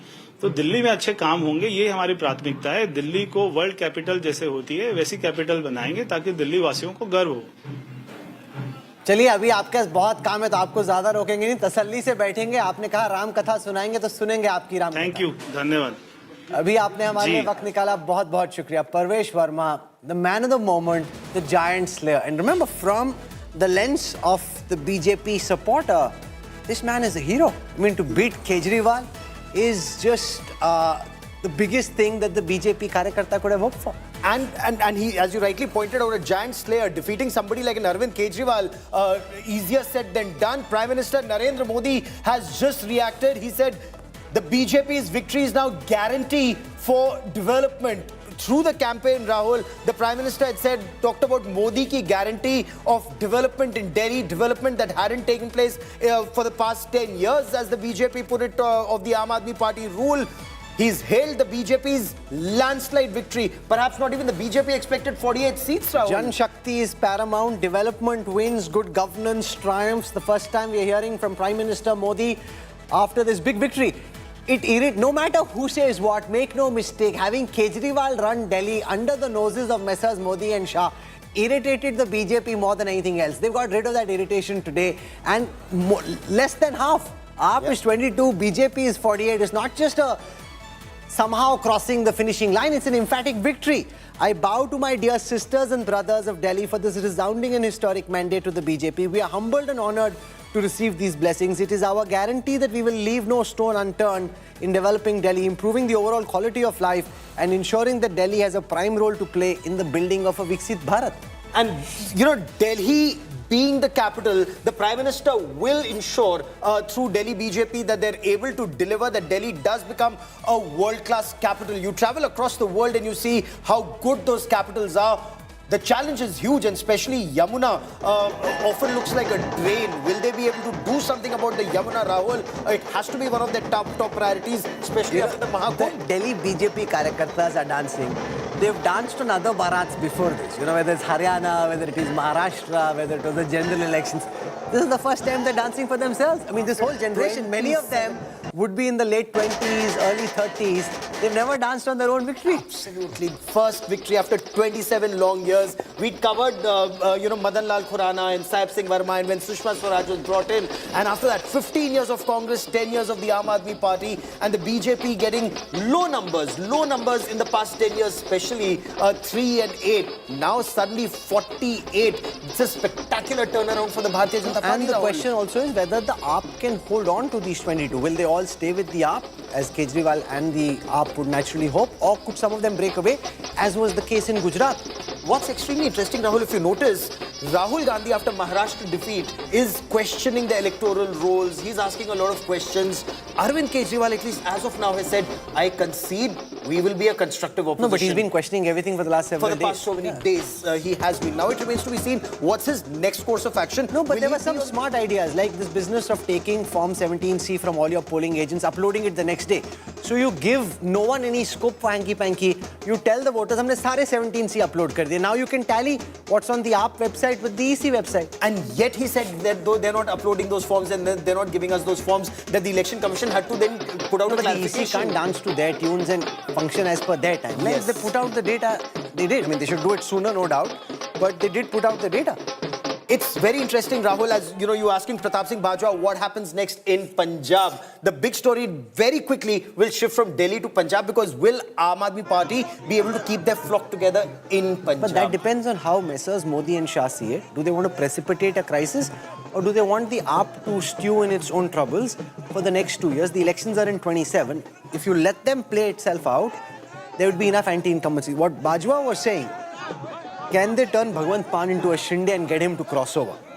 What do you think? No, it depends on how you see it. They can try and engineer that crisis, but is it to their long-term advantage? Is it better? There's no better vindication than winning a genuine election. You try this hanky-panky game. You can, of course, unsettle your opponents, and the BJP has done that. But is that the right thing to do? Probably not. And will they then want to shift focus and concentrate on Bengal? That's one bastion that's become a huge prestige issue. And anti-incumbency building up there as well. So now you've got multiple terms of anti-incumbency. But Mamta, again, is a pugnacious street fighter. Yes. So that will be a very exciting contest too. Bengal after this, Kerala that the BJP has never been able to do. They'll again focus on Bengal. But clearly, Delhi was that big litmus test. After 27 years, the BJP is back in power. The Aam Aadmi Party has been swept out of power. The BJP's next course of action, Rahul, will also be extremely interesting. What does the BJP do next, especially on cases like Sheesh Mahal? What will they do on cases like the Delhi liquor scam? Because these are cases which will have a ripple effect in Delhi and in Telangana. No, but they'll go all guns blazing. They want to just go after Kejriwal and not leave him. So if there's a case and they can prosecute the case, they're not going to let up on it. There's no sympathy and no love lost between the two.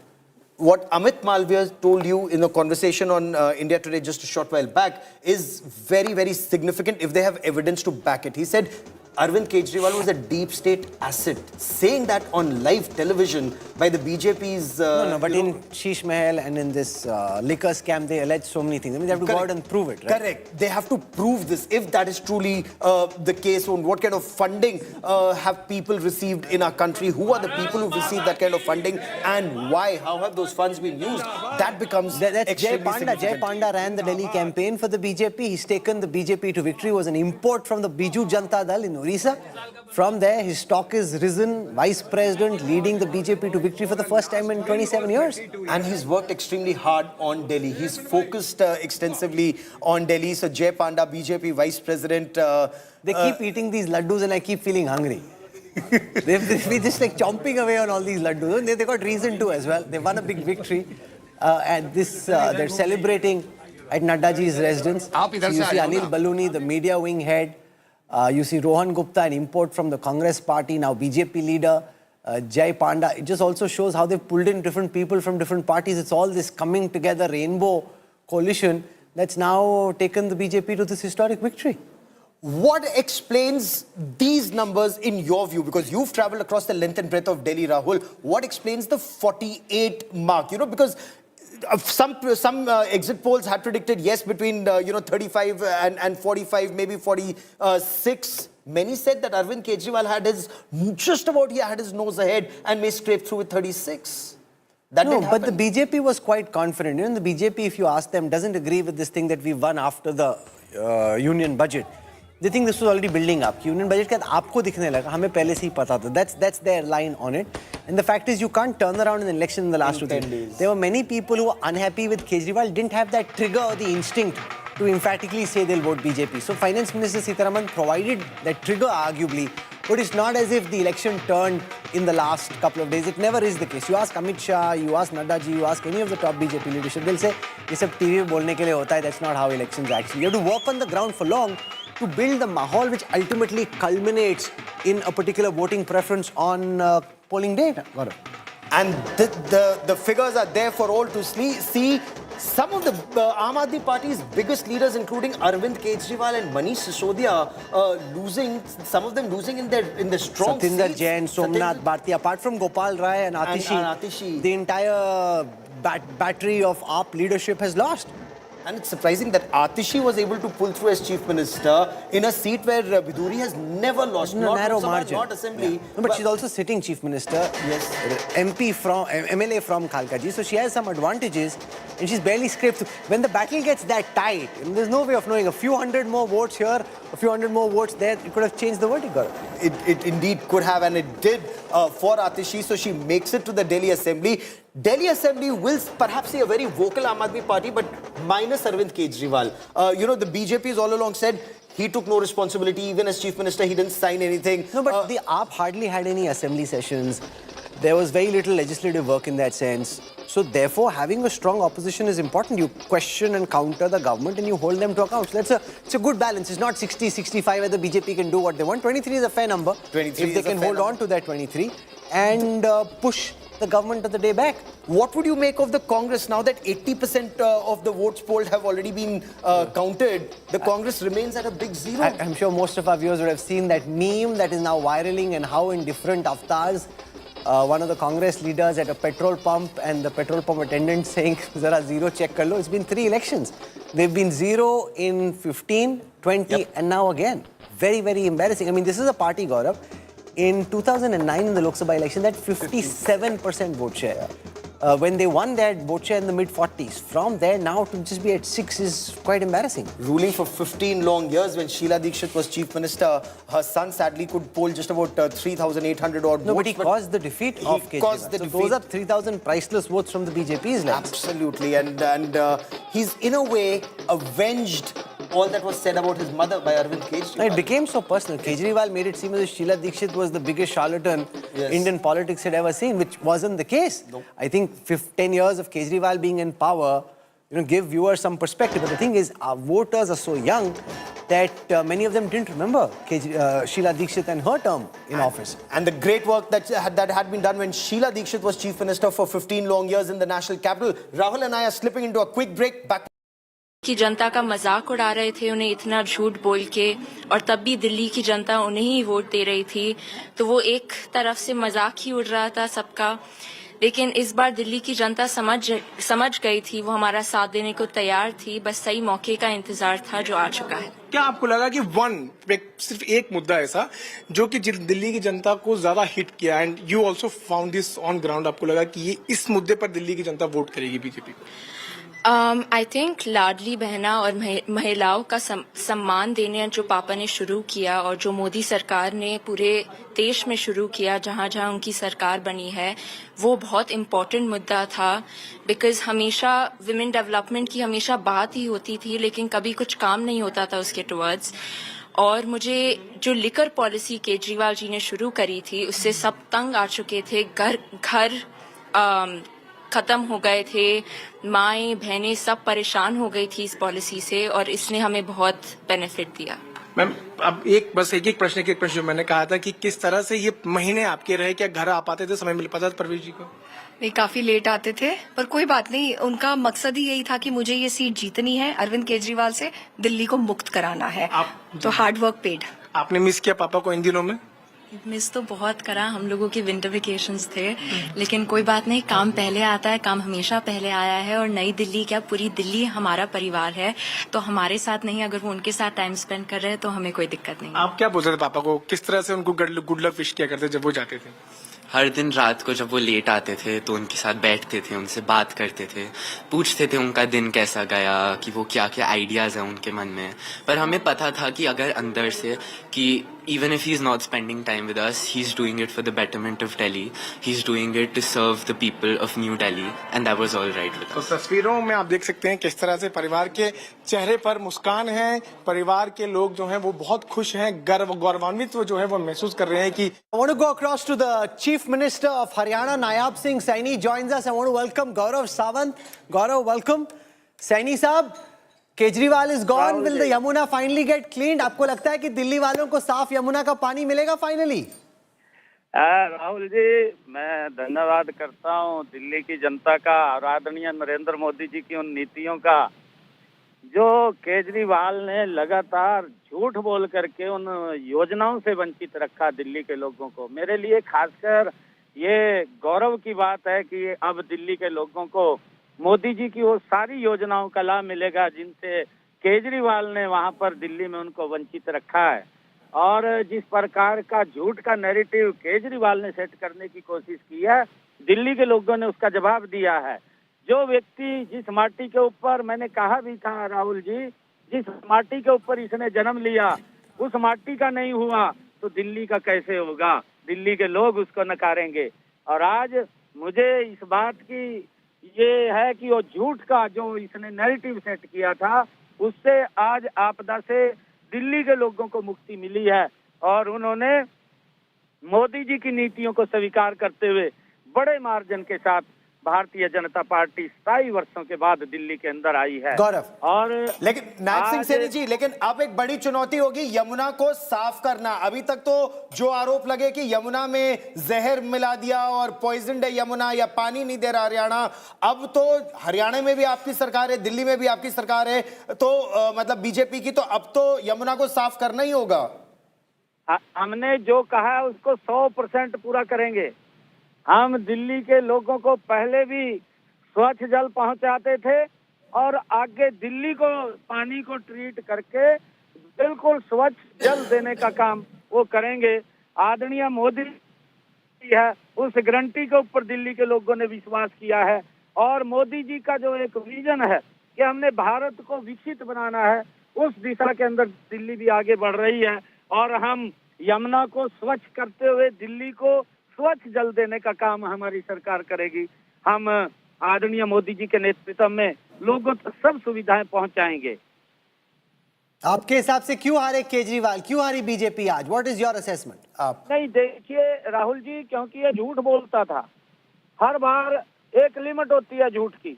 अब दिल्ली के लोगों के झूठ का पानी sir से ऊपर से चला गया था। और ये 5 वर्ष के लिए कोई व्यक्ति चुना जाता है, इसको 10 वर्ष का समय दिया। इसने मांगा कि मुझे 5 और दो, मैं सुधार करूंगा, नहीं कर पाया, भ्रष्टाचार में ज्यादा इन्वॉल्व हो गया और सुविधाएं ना देने के कारण आज इसकी ये पोल खुली है कि ये तो भ्रष्टाचारी था, ये ईमानदार नहीं था और ये तो यहाँ पर अपनी सुविधा के लिए आया था। दिल्ली के लोगों ने नकार दिया है। आदरणीय मोदी जी की गारंटी, आदरणीय मोदी जी की नीतियों को दिल्ली के लोगों ने मुहर लगाई है। मैं दिल्ली के लोगों का बहुत बहुत धन्यवाद करता हूं, उनको शुभकामनाएं देता हूं। और हरियाणा से हम मिलकर के दिल्ली के अंदर जो यमुना को स्वच्छ करने की बात है, हमारा पानी स्वच्छ जा रहा था, उसको और क्लीन करके दिल्ली के लोगों तक पहुंचाने का काम हमारी सरकार करेगी। अब आप ये बताइए, दिल्ली में आपकी सरकार है, हरियाणा में बीजेपी की सरकार है, राजस्थान में है, क्या अब इन सब का असर पंजाब में पड़ेगा? क्या अगला गेम पंजाब में खेला जाएगा?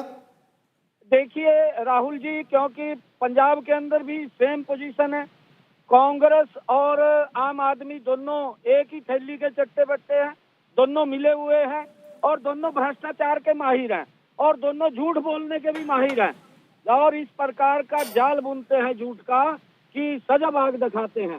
पंजाब के लोग भी अब समझ रहे हैं, पंजाब के लोगों के ऊपर गहरा असर दिल्ली का पड़ेगा और आने वाले समय के अंदर अभी जो चुनाव आ रहा है, भारतीय जनता पार्टी पंजाब के अंदर भी बहुत बड़े मार्जिन के साथ वो सरकार बनाएगी। चलो, हरियाणा के सीएम साहब के तौर पे अब आपको दिल्ली के नए सीएम के साथ अच्छे से मेहनत करनी है, यमुना जी को साफ करना है, फिर आप और हम मिलकर साथ में डुबकी लगाएंगे यमुना जी के साफ पानी में। बिल्कुल बिल्कुल, मोदी जी का आशीर्वाद है और मोदी जी के आशीर्वाद के अंदर कोई कोर कसर नहीं छोड़ेंगे, हम डट करके काम करेंगे। Nayab Singh Saini for joining us. Thank you very much. The Chief Minister of Haryana. It became personal, Gaurav, for him also. Kejriwal attacked him. Zehar mila rahe hain, toxin mila rahe hain. That's a very serious charge.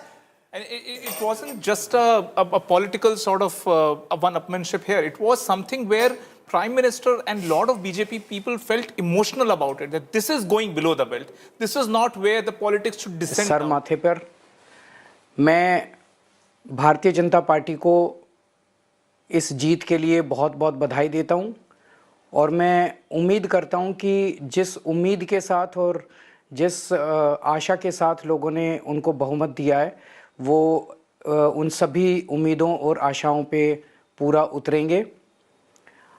हमने पिछले 10 साल में जनता ने जो मौका दिया हमें, उन 10 सालों में हमने बहुत सारे काम किए। शिक्षा के क्षेत्र में, स्वास्थ्य के क्षेत्र में, पानी के क्षेत्र में, बिजली के क्षेत्र में और भी अलग अलग तरीके से लोगों को राहत पहुंचाने की कोशिश की उनकी ज़िंदगी में और दिल्ली के इंफ्रास्ट्रक्चर को भी हमने सुधारने की कोशिश की। अब जो जनता ने हमें निर्णय दिया है, हम न केवल एक कंस्ट्रक्टिव ऑपोजिशन का रोल निभाएंगे, बल्कि हम समाज सेवा, जनता के सुख दुख में काम आना, व्यक्तिगत तौर पे जिसको भी जो ज़रूरत होगी, हम लोगों के सुख दुख में हमेशा काम आएंगे। क्योंकि हम राजनीति में कोई सत्ता के लिए नहीं आए, हम राजनीति को एक ज़रिया मानते हैं जिसके ज़रिए जनता की सेवा की जा सके, जिसके ज़रिए लोगों के सुख दुख में काम आया जा सके। वो काम हम करते रहेंगे और हमें आगे भी इसी तरह से जनता के सुख दुख में काम आना है। मैं आम आदमी पार्टी के सभी कार्यकर्ताओं को बहुत बहुत बधाई देना चाहता हूं। वो बहुत शानदार चुनाव लड़े, बहुत मेहनत की, उन्होंने बहुत कुछ सहा इस पूरे चुनाव के दौरान, उन्होंने बहुत शानदार चुनाव लड़ा। इसके लिए मैं उन सबको, सभी कार्यकर्ताओं को बहुत बहुत बधाई देना चाहता हूं। नमस्कार। Arvind Kejriwal, Siddharth, what do you make of his first He's accepting the defeat, saying we'll play the role of a constructive opposition. They never played the role of a constructive government. What role they will play of a constructive opposition? They will be out, to the old ways, the way while they were in government, they always behaved like an opposition. So now that they are in opposition, I think they will be lost for the ideas of what role to play actually. No, but they may be better at opposition than being in government. You see, that's the nature of their agitational politics. That activist politics, activism in politics was over, 10 years back. When in 2015, when he came to power, all his activist friends, all his activism had left. And as my friend Rajat was saying, the biggest discredit he has done to Indian politics, that nobody is going to trust a social activist now for doing any good. The one AAP leader who's one Chief Minister Atishi, outgoing Chief Minister Atishi, speaking at this moment to the media. Let's listen to him. तमाम नेताओं ने देखा, मनीष सिसोदिया हूँ, चाहे अरविंद केजरीवाल हो, चाहे तमाम सौरभ भारद्वाज हो, जो बड़े चेहरे आम आदमी के थे, जिनकी उम्मीद थी, तमाम चीजें थी, वो लोग हार जाते हैं। किस तरह से इस सबको देख रहे हैं? सबसे पहले तो मैं कालका जी विधानसभा की जनता का धन्यवाद करना चाहती हूँ, जो उन्होंने मुझ पे भरोसा दिखाया। मैं अपनी पूरी टीम का धन्यवाद करना चाहती हूँ, जिन्होंने बाहुबल, गुंडागर्दी, मार पिटाई का सामना भी करते हुए जमीनी स्तर पे मेहनत करी और जनता तक पहुँचे। बाकी दिल्ली की जनता का जनादेश है, हमें जनादेश स्वीकार है। ये मैं अपनी सीट जीती हूँ, लेकिन ये जीत का समय नहीं है, ये जंग का समय ही है। जंग जारी रहेगी भारतीय जनता पार्टी के खिलाफ, उनकी तानाशाही और उनकी गुंडागर्दी के खिलाफ। आम आदमी पार्टी हमेशा गलत के खिलाफ लड़ती आई है और हमेशा गलत के खिलाफ लड़ती रहेगी। ये ज़रूर एक सेटबैक है, लेकिन आम आदमी पार्टी का संघर्ष दिल्ली के लोगों के लिए, देश के लोगों के लिए कभी खत्म नहीं होगा। मैम प्लीज अगेन, नहीं। Through? Okay. Let's go across now to the man of the moment, the man who scripted electoral history for the Bharatiya Janata Party, the man who's being celebrated all the way from Kashmir to Kanyakumari amongst the BJP cadre, Parvesh Verma, the giant slayer, now joins us live. Parvesh bhai, from a BJP lens, आपने तो कमाल कर दिया.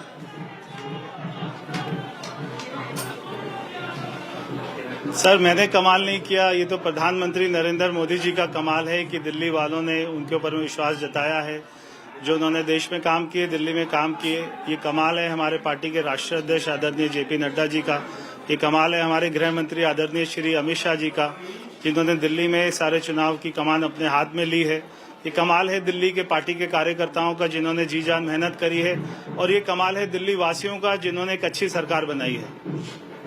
कई सारे लोगों को लगता है कि तुक्का है, आपने ऐसे ही हरा दिया, उनको मालूम नहीं कि पिछले एक महीने में आपने कितना काम किया नई दिल्ली में। तो थोड़ा बिहाइंड द सीन्स, पर्दे के पीछे की कहानी बताएं कि आपको कब बताया गया गृह मंत्री द्वारा कि दिल्ली जाना है, आपका शुरू में क्या रिएक्शन था, कैसे आपने जमीन तैयार की जो कि आज लोगों को वो इमारत दिखाई दे रही है। देखिए, अभी मैं आपको 2 मिनट में तो सारी राम कथा नहीं बता सकता हूं, मगर आपके साथ में कभी बैठूंगा आपके चैनल पे, फिर आपको विस्तार से बताऊंगा। मगर पार्टी ने मेरे को 2 महीना पहले बता दिया था कि आपको लड़ना है नई दिल्ली, और मैंने काफी तैयारी करी और यहाँ के कार्यकर्ताओं ने काफी जो है मेहनत करी। और सबसे बड़ी बात है कि प्रधानमंत्री मोदी जी का जो यहाँ के लोगों ने उनके ऊपर विश्वास जताया, ये सबसे बड़ी बात थी।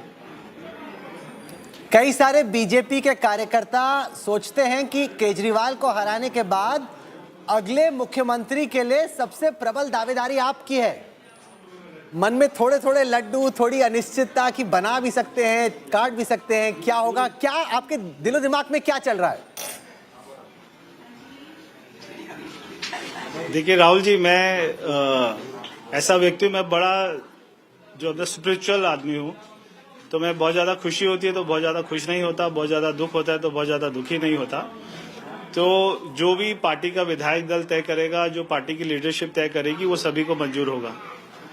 My colleague Gaurav has a question for you. Gaurav, हम लोगों ने आपके पिताजी का भी चुनाव कवर किया था, साहिब सिंह वर्मा जी का, दिल्ली में उनकी नीति और जिस तरह से उन्होंने दिल्ली में काम किया था, वो किस तरह से आप आगे ले जाना चाहते हैं? देखिए बहुत सारे काम किए थे और उनके बाद में मैं कहूंगा कि 20 साल अगर मैं कहूं तो उनको केवल 2.5 साल का समय मिला था। 2.5 साल में हजारों काम किए, मगर 20 साल में मैंने देखा कि कोई काम नहीं हो पाए दिल्ली में जितने काम हो सकते थे। तो ये चुनाव में सबसे अच्छी बात ये रहेगी हमारी ऊपर सरकार है और जो हमें प्रधानमंत्री मोदी जी का साथ मिलेगा, उनका विजन मिलेगा दिल्ली में, तो दिल्ली में डबल इंजन की सरकार नहीं 10 इंजन की सरकार काम करेगी और 5 साल में बहुत सारे काम करेंगे। दिल्ली के सारे लोगों को फर्क दिखाई देगा।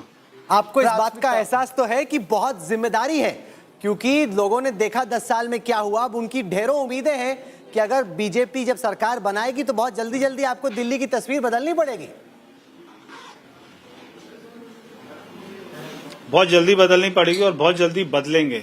आपको 5 साल में हमने जितने वायदे किए सारे वायदों को पूरा करेंगे और दिल्ली के लोगों के ग्राउंड पे दिखाई देगा। अगर हम यहाँ से नई दिल्ली से बाहर निकलते हैं 10 किलोमीटर दूर जाते हैं तो हमको दिल्ली की सही पिक्चर दिखाई देती है कि वहाँ पे सीवर लाइन की क्या हालत है। शायद कट गया क्या? नहीं, आपकी आवाज आ रही है। सीवर लाइन की दिल्ली में क्या हालत है, गाँव की कॉलोनियों की क्या हालत है, रोड्स की क्या हालत है। तो बहुत सारे काम करने राहुल जी, हमारे ऊपर में बहुत बड़ी जिम्मेदारी है क्योंकि दिल्ली की हालत को मैं समझता हूँ। मैंने दिल्ली की सही पिक्चर देखी है, सही मैंने तस्वीर देखी है और क्या दिल्ली में प्रॉब्लम्स है मैं जानता हूँ। तो बहुत सारे काम करने हमारे सामने बहुत बड़ी चुनौती है, मगर सबसे हमें जो है विश्वास है कि प्रधानमंत्री मोदी जी के साथ में मिलकर बड़े से बड़ी चुनौतियों को पूरा करेंगे। ये बताइए, जो शीश महल का केस है या दिल्ली लिकर वाला जो मामला है, क्या उसमें वो आपकी प्राथमिकता रहेगी या दिल्ली में सुधार आपकी प्राथमिकता रहेगी? देखिए सारी चीजें एक साथ ही करेंगे, दिल्ली में विकास भी करेंगे और दिल्ली के टैक्स पेयर का पैसा कहां पे करप्शन में गया, कौन से स्कैम में गया, उसकी भी जांच करेंगे। तो अगर किसी Swept aside, and how in Delhi the BJP has won or is leading in 47 of the 70 seats. The Aam Aadmi Party has been restricted to 23. But the bigwigs of the Aam Aadmi Party, including Arvind Kejriwal, convener of the Aam Aadmi Party, Manish Sisodia, former Deputy Chief Minister of Delhi, they've all lost elections. Atishi managed to win. We get you all details. I'm Gaurav Sawant as always. Let's get started with the headlines.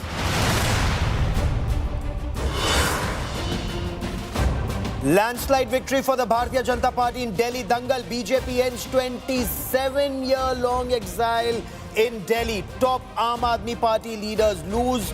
Congress fails to open its account again. Arvind Kejriwal loses his 3-time bastion in New Delhi by 4,089 votes. BJP's Parvesh Verma wins New Delhi, emerges as the giant slayer. मैं आम आदमी party के सभी कार्यकर्ताओं को बहुत बहुत बधाई देना चाहता हूं। वो बहुत शानदार चुनाव लड़े, बहुत मेहनत की। मैंने कमाल नहीं किया, ये तो प्रधानमंत्री नरेंद्र मोदी जी का कमाल है कि दिल्ली वालों ने उनके ऊपर विश्वास जताया है। बीजेपी वाले कहते हैं केजरीवाल फ्री कर रहा है। The biggies defeated in Delhi Dangal. Arvind Kejriwal, Manish Sisodia, Saurabh Bharadwaj and Satyendra Jain lose their seats. Only Chief Minister Atishi survives the saffron wave, wins Kalkaji.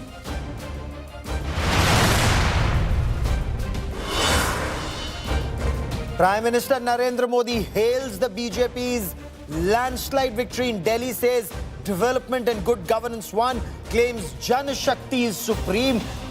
BJP is set to celebrate blockbuster Delhi victory. Prime Minister Narendra Modi to arrive at the central BJP headquarters at 7 p.m.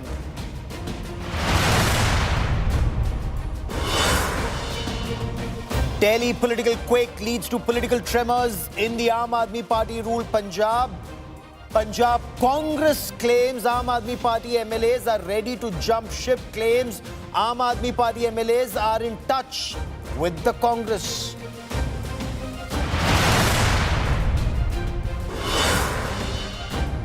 BJP wins the prestige battle against Samajwadi Party in Uttar Pradesh's Milkipur bypoll. BJP's Chandraban Paswan defeats Samajwadi Party's Ajit Prasad.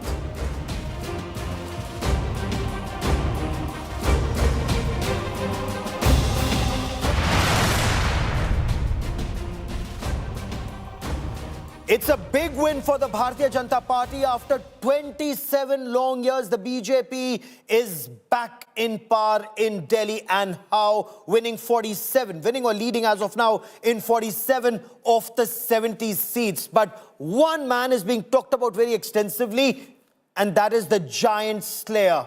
That's right, Parvesh Verma in the New Delhi seat has defeated Delhi's former Chief Minister and the Aam Aadmi Party convener Arvind Kejriwal by a margin of over 4,000 votes. How did he do this? Now, we spoke to him just a short while back, but now his daughters join us on this special broadcast. I have Sanidhi Verma joining me on this broadcast. Also with me is Prisha Verma on this broadcast, and both the girls worked extremely hard with their father for this election victory. And Sanidhi, let me begin by asking you, your first reaction to your father's victory. Were you scared before the election results were coming in, or were you confident? I would say that we were all in the family very confident that my dad is going to win this election. I think that confidence did not come from a place of ignorance or a place of bliss. It came from talking to the people on the ground. It came from campaigning, talking to them about their problems, about the work that Arvind Kejriwal ji, as their Vidhayak, as their MLA, had not done. And the confidence came from the fact that we knew that our dad would be the right solution and the right contender against him. You know, Prisha, your dad was always in the line of Aam Aadmi Party fire. People were saying, look, he's paying money to win elections. Openly, money is being paid. But the young generation is someone that both of you also reached out to in a big way, I'm told. Tell us about how all of you campaigned as a team for your father's victory. I think it was a very, he knew from the start that he's going to lose the elections, so he tried every single possible way to put the people against Papa, which did not work. People were tired of his excuses, of his lies, of him making fun of them by giving them all fake promises and never completing any one of them.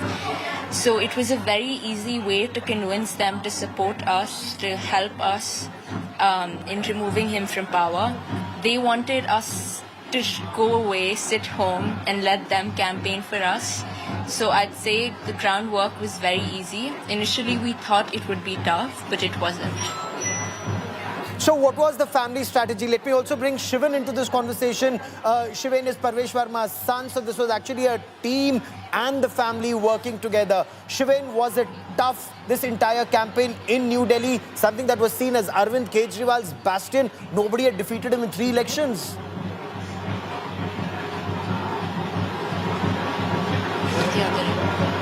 Okay, Shivan could not hear my question then. So, Shivan, Arvind Kejriwal had won 3 times in the New Delhi constituency, and many said it's virtually impossible to defeat him.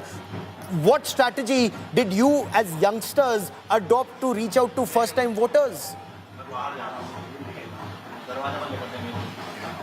I mean, firstly, I wanted to rephrase your sentence because the word is not impossible.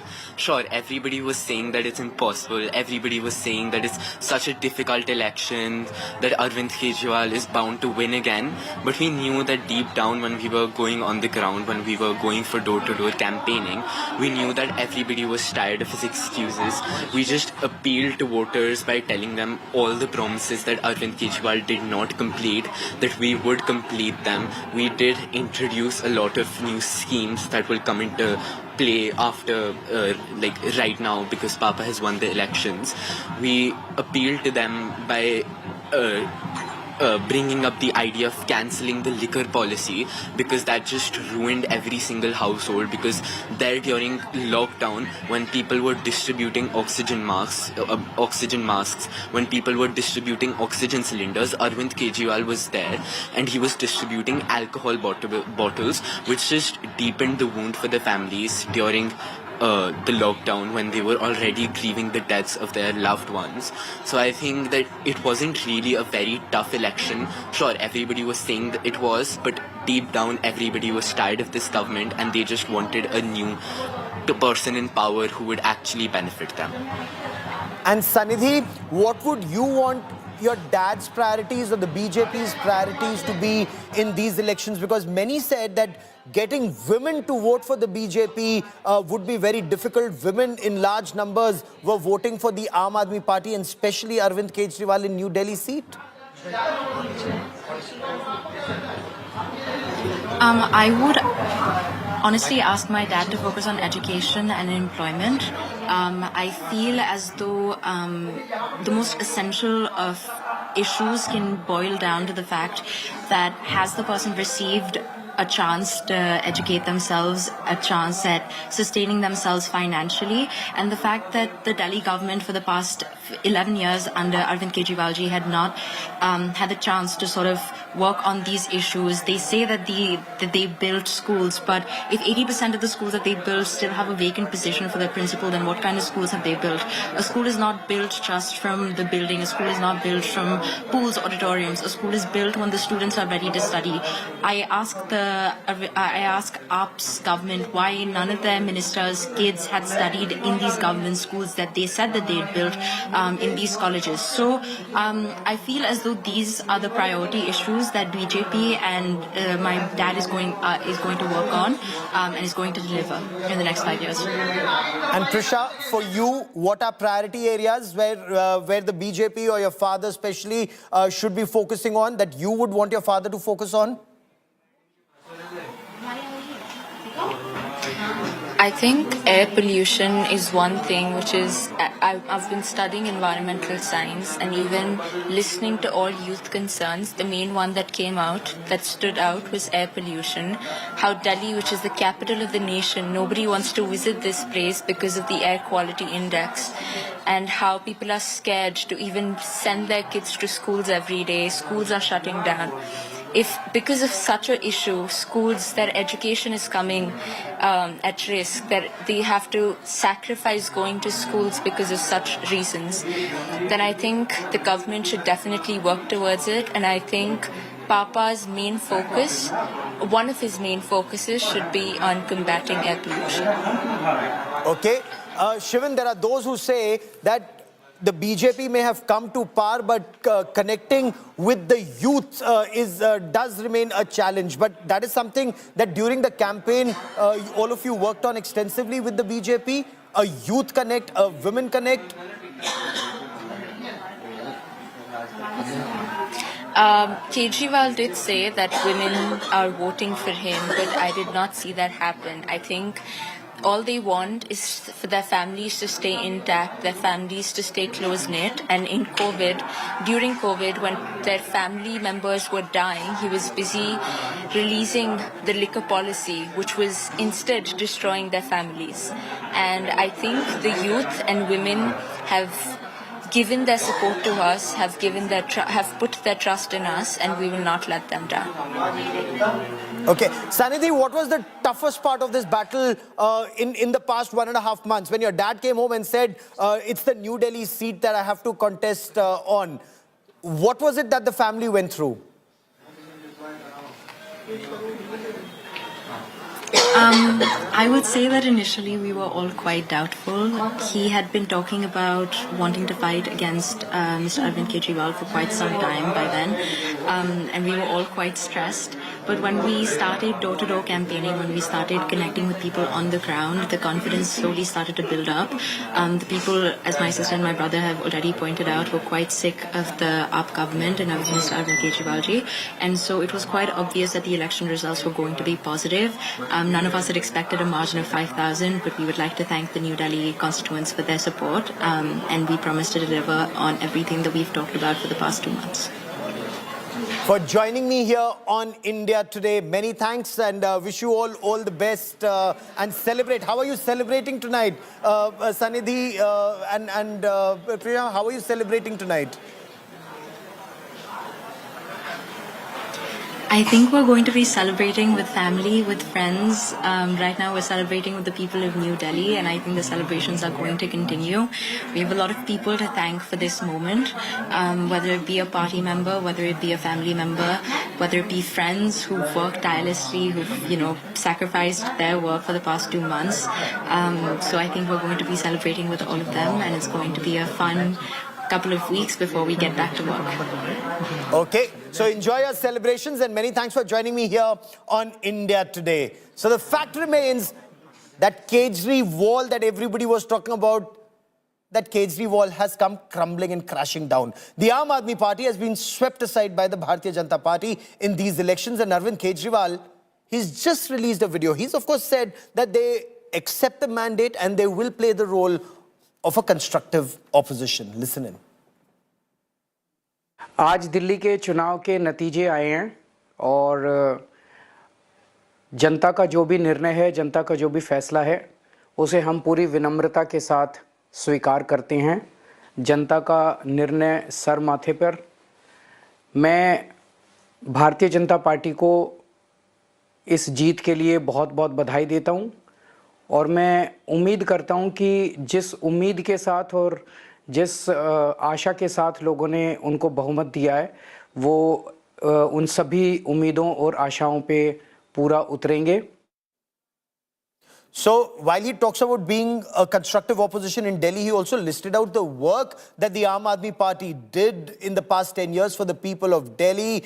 He thanked leaders and cadres and workers of the Aam Aadmi Party for putting up this spirited fight. They were hoping to return to power, even scraping through to get at least 36 to remain in power after 10 long years. Let's listen in. हमने पिछले 10 साल में जनता ने जो मौका दिया हमें, उन 10 सालों में हमने बहुत सारे काम किए। शिक्षा के क्षेत्र में, स्वास्थ्य के क्षेत्र में, पानी के क्षेत्र में, बिजली के क्षेत्र में और भी अलग अलग तरीके से लोगों को राहत पहुंचाने की कोशिश की उनकी ज़िंदगी में और दिल्ली के इंफ्रास्ट्रक्चर को भी हमने सुधारने की कोशिश की। अब जो जनता ने हमें निर्णय दिया है, हम न केवल एक कंस्ट्रक्टिव ऑपोजिशन का रोल निभाएंगे, बल्कि हम समाज सेवा, जनता के सुख दुख में काम आना, व्यक्तिगत तौर पे जिसको भी जो ज़रूरत होगी, हम लोगों के सुख दुख में हमेशा काम आएंगे, क्योंकि हम राजनीति में कोई सत्ता के लिए नहीं आए। हम राजनीति को एक ज़रिया मानते हैं जिसके ज़रिए जनता की सेवा की जा सके, जिसके ज़रिए लोगों के सुख दुख में काम आया जा सके। वो काम हम करते रहेंगे और हमें आगे भी इसी तरह से जनता के सुख दुख में काम आना है। मैं आम आदमी पार्टी के सभी कार्यकर्ताओं को बहुत बहुत बधाई देना चाहता हूं। वो बहुत शानदार चुनाव लड़े, बहुत मेहनत की, उन्होंने बहुत कुछ सहा इस पूरे चुनाव के दौरान। उन्होंने बहुत शानदार चुनाव लड़ा, इसके लिए मैं उन सबको, सभी कार्यकर्ताओं को बहुत बहुत बधाई देना चाहता हूं। You heard Arvind Kejriwal's words, you've heard his tone. Now hear what Arvind Kejriwal had said in 2023 when he said the BJP can never defeat the Aam Aadmi Party in this life of Prime Minister Narendra Modi or in this Janam, that BJP can never defeat the Aam Aadmi Party. You heard his tone. Now hear what Kumar Vishwas, once of the Aam Aadmi Party, describes as the arrogance of Arvind Kejriwal then. Listen in. मैं उनको कहना चाहता हूं केजरीवाल को चाहे jail में डाल दो, जेल से भी जीत जाएगी आम आदमी पार्टी की सरकार। मैं नरेंद्र मोदी जी को कहना चाहता हूं, मोदी जी इस जन्म में तो आप हमको नहीं हरा सकते दिल्ली के अंदर आम आदमी पार्टी को। आपको दूसरा जन्म लेना पड़ेगा, इस जन्म में तो नहीं हरा सकते आप आम आदमी पार्टी को दिल्ली में। मोदी जी को, बीजेपी को अब ये साफ हो गया, 2014 में हार गए विधानसभा चुनाव, 2015 में हार गए विधानसभा चुनाव, 2020 में हार गए विधानसभा चुनाव, फिर अभी एमसीडी का चुनाव हार गए। तो अब इनको ये तो पक्का हो गया भाई दिल्ली में आम आदमी पार्टी से जीत नहीं सकते, ये पक्का है। दिल्ली में ये कुछ भी कर लें, कुछ भी कर लें, दिल्ली में आम आदमी पार्टी से ये जीत नहीं सकते।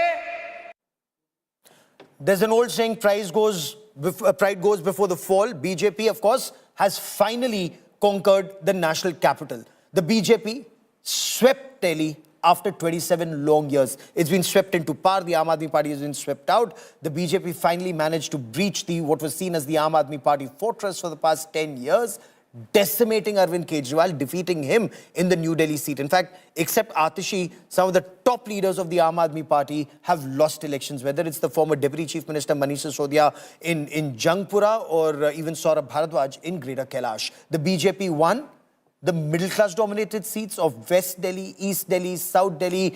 Outer Delhi is one area where the BJP is won in a big way. The Aam Aadmi Party is now leading in 23 seats. The Congress nowhere in the picture. Prime Minister Narendra Modi is set to meet party workers at the BJP headquarters for a victory celebration that happens at 7 this evening. 2025 election results is a huge turnaround for the BJP that had won only 3 seats in 2015 elections and could increase it only to 8 seats in the 2020 elections. जीत का श्रेय है दिल्ली की जनता को, सारी नई दिल्ली के मतदाताओं को। जीत का श्रेय है हमारे दुनिया के सबसे लोकप्रिय नेता आदरणीय श्री नरेंद्र मोदी जी को, जिनकी ऊपर में दिल्ली के लोगों ने विश्वास जताया। जीत का श्रेय हमारे पार्टी के राष्ट्रीय अध्यक्ष आदरणीय श्री जेपी नड्डा जी को। जीत का श्रेय है हमारे गृह मंत्री आदरणीय श्री अमित शाह जी को और तमाम उन लाखों कार्यकर्ताओं को पार्टी के जिन्होंने जी जान से मेहनत करी है। तो सभी को बहुत बहुत हृदय से बधाई। कितना टफ ये कैंपेन रहा, आपने कई सारी चीजें कही, कई सारे वादे किए। अरविंद केजरीवाल ने आप पर पर्सनल अटैक्स भी काफी किए कि पैसे बांट रहे, काफी चीजें हो रही हैं। क्या कहेंगे, कितना टफ रहा ये कैंपेन? मैं यही कहूंगा, छोड़ो कल की बातें, कल की बात पुरानी, नए दौर में लिखेंगे मिलकर नई कहानी। आपने कहा था शीश महल में बीजेपी का मुख्यमंत्री नहीं जाएगा, तो क्या ऐसा होगा? अभी मैंने कहा था और ऐसा होना भी चाहिए। पार्टी का विधायक दल, पार्टी की लीडरशिप तय करेंगे कि कौन हमारा मुख्यमंत्री होगा। तो जो मुख्यमंत्री बनेगा मैं उन तक अपनी बात को पहुंचाऊंगा। हम अगले मुख्यमंत्री से बात कर रहे हैं। ये जब पार्टी तय करेगी तो आपको नाम जो है सबको पता ही लग जाएगा और हमारा विधायक दल बैठेगा, उसके बाद में पार्टी की लीडरशिप बैठेगी, तो जो भी होगा वो सबको मंजूर होगा। There is a process. That process will start immediately. It will take a little time because finally it has to be approved at our highest body, which is the parliamentary board. And after that, whoever becomes the leader of the BJP in the assembly, in the Delhi assembly, will be a very good leader and will start implementing the Sankalp Patra immediately from day one. Can we expect a name in the next 15 days at least? Oh, I'm sure it'll be before that, earlier than that. Yes. Earlier than that. So some name we'll get a clarity at least in a week's time or 10 days' time? I don't want to speculate because, as I said, we're a party which believes in principles and processes. And although I'm a member of the team, as an individual, I should not be making any comments. It'll go through the process and the parliamentary board will decide. मारवा साहब, आपके समर्थक बहुत देर से इंतजार कर रहे थे। बहुत बहुत बधाई और धुआंधार जीत। ये इनकी जीत है, जो हमारे कार्यकर्ता, मैं भी एक कार्यकर्ता हूँ भारतीय जनता पार्टी का। जिस दिन मोदी जी ने स्टेटमेंट दे दी थी, रैली कर दी थी, उस दिन पूरी दिल्ली में एक संदेशा चला गया था मोदी जी का और इसीलिए मैं बार बार कह रहा था हम 2/3 मेजॉरिटी से आएंगे। वो पूरा हुआ और केजरीवाल भी भारी मतों से हारा, सिसोदिया भी भारी मतों से हारा। अभी चेहरा था क्योंकि डिप्टी सीएम रहा है 11 साल, तो चेहरा करके ठीक है। आपको लगता है मोदी जी आए उसका ज्यादा असर हुआ? मोदी जी और अमित शाह जी भी आए, उसका बड़ा असर पड़ा लोगों में। जो अमित शाह जी कह के गए उसी दिन कह दिया था कि मैं जीत रहा हूँ। अब तो मुस्कुरा दो। नहीं मुस्कुरा देंगे। अच्छा ये बताइए, अरविंद केजरीवाल के बाद सबसे बड़ा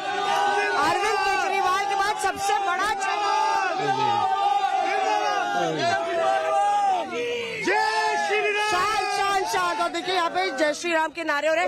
अरविंद केजरीवाल के बाद मनीष सिसोदिया ही सबसे बड़ा चेहरा है, तो आपको लगता है आपकी दावेदारी भी बड़ी हो जाती है जहाँ तक सीएम, उप मुख्यमंत्री और मंत्री बनने का सवाल? देखो, कार्यकर्ता की कोई डिमांड नहीं होती, पहली बात तो सुन लो। हम मोदी जी के, अमित शाह जी के, जेपी नड्डा जी के कार्यकर्ता है। हमारी कोई डिमांड नहीं।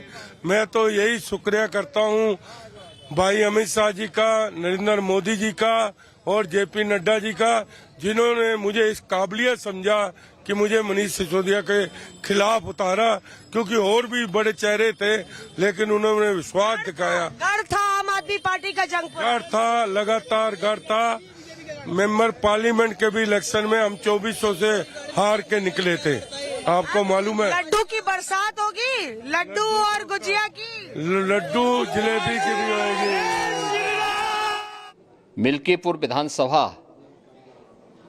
उपचुनाव का परिणाम झूठ एवं लूट की राजनीति पर पूर्ण विराम का स्पष्ट संकेत कर रही है। आदरणीय प्रधानमंत्री श्री नरेंद्र मोदी जी के नेतृत्व में सेवा, सुरक्षा, सुशासन और लोक कल्याणकारी जो कार्य पिछले 11 वर्षों से निरंतर चल रहे हैं, उनकी विजय है। मैं दिल्ली में विजयी हुए सभी प्रत्याशियों को, भारतीय जनता पार्टी के सभी कार्यकर्ताओं को हृदय से बधाई देता हूं और आदरणीय प्रधानमंत्री जी, भारतीय जनता पार्टी के राष्ट्रीय अध्यक्ष आदरणीय श्री जेपी नड्डा जी, रणनीतिकार के रूप में केंद्रीय गृह और सहकारिता मंत्री आदरणीय श्री अमित शाह जी समेत केंद्रीय नेतृत्व को 2.5 दशक के बाद दिल्ली में कमल खिलाने के लिए हृदय से अभिनंदन करता हूं। दिल्ली में झूठ और लूट की राजनीति पर पूर्ण विराम हुआ है। अब हमारा राष्ट्रीय राजधानी भी विकास, सुशासन और लोक कल्याणकारी योजनाओं का सही लाभ दिल्ली वासियों को प्रदान करने में सफल होगा। पिछले लगभग 2.5 दशक से और पिछले 11 वर्षों से तो जो स्थिति दिल्ली के अंदर पैदा कर दी गई थी, उसने दिल्ली को बहुत पीछे धकेल दिया, जनता को बुनियादी सुविधाओं से वंचित किया। वेलफेयर के नाम पर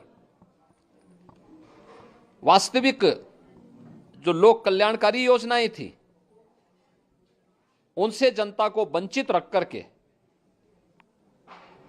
जिस प्रकार की लूट और झूठ की राजनीति को प्रश्रय दिया, उसका पर्दाफाश हुआ। अब हम कह सकते हैं मां यमुना के तट पर बसी हुई दिल्ली विकास का रसास्वादन करेगी और दिल्ली वासियों को उन सभी वेलफेयर स्कीम का लाभ प्राप्त हो पाएगा जिसमें बैरियर का काम दिल्ली के अंदर आम आदमी पार्टी की सरकार पिछले 11 वर्षों से कर रही थी। ऐसे ही उत्तर प्रदेश के अंदर अयोध्या जनपद की मिल्कीपुर विधानसभा का उपचुनाव इस समाजवादी पार्टी के परिवारवाद और झूठ की राजनीति को पूर्ण विराम देते हुए डबल इंजन सरकार के सेवा, सुरक्षा और सुशासन के मॉडल को अंगीकार किया है। जनता जनार्दन ने बहुत स्पष्ट किया है कि भले ही अपने राजनीतिक स्वार्थ के लिए समाजवादी पार्टी कितना भी झूठ का सहारा क्यों न ले ले, कितना बड़ा प्रोपेगेंडा क्यों ना कर ले, लेकिन जनता जनार्दन उन्हें सबक सिखाने के लिए पूरी तत्परता के साथ कार्य कर रही है। अयोध्या का यह परिणाम लगभग 61,000 वोट से भारतीय जनता पार्टी के चंद्रभान पासवान की विजय इस बात को प्रमाणित करती है कि जनता जनार्दन का विश्वास डबल इंजन की भारतीय जनता पार्टी सरकार और प्रधानमंत्री मोदी जी के नेतृत्व में है। मैं चंद्रभान पासवान के विजयी होने पर भारतीय जनता पार्टी और सहयोगी दलों के सभी पदाधिकारियों को, अयोध्या के मिल्कीपुर विधानसभा के सभी कार्यकर्ताओं का हृदय से अभिनंदन करता हूं, बधाई देता हूं और उन्हें इस बात के लिए आश्वस्त करता हूं कि जिस विश्वास के साथ उन्होंने डबल इंजन की भारतीय जनता पार्टी पर विश्वास जताया है, उनकी आशा और अपेक्षाओं पर ये डबल इंजन की भारतीय जनता पार्टी सरकार खरा उतरेगी और झूठ और लूट की राजनीति को हमेशा के लिए पूर्ण विराम देने के लिए दिल्ली और उत्तर प्रदेश के इन चुनावों ने जो परिणाम दिए हैं और सचमुच अभिनंदनीय हैं और एक सुखद भविष्य की ओर हमें ले जाने के लिए एक नई प्रेरणा भी प्रदान कर रहे हैं। मैं सभी कार्यकर्ताओं को इसके लिए हृदय से बधाई देता हूं।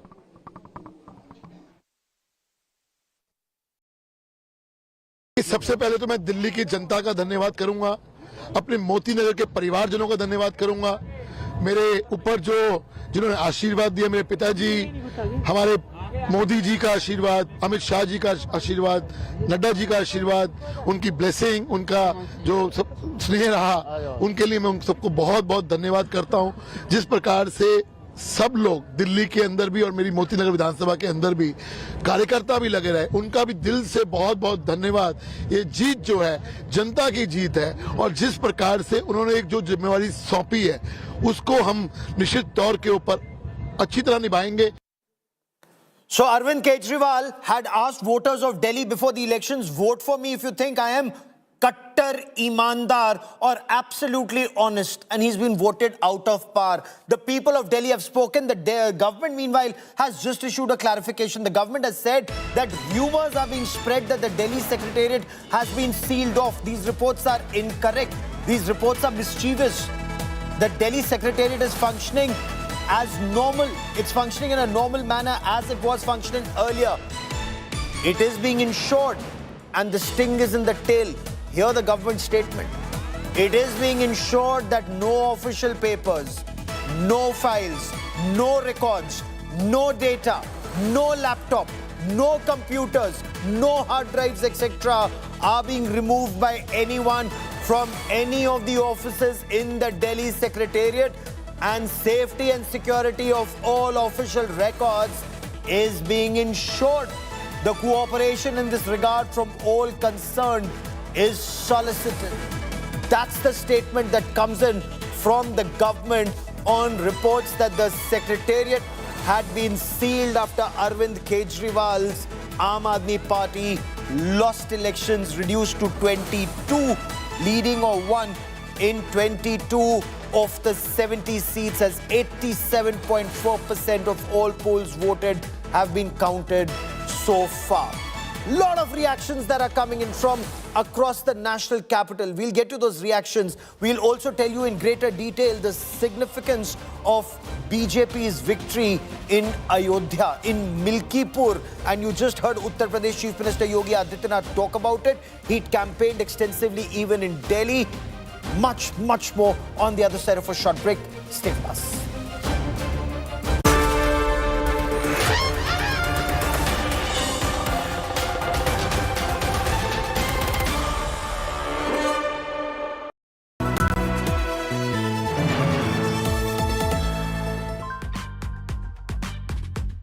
Hey Google, how do I do a wing liner?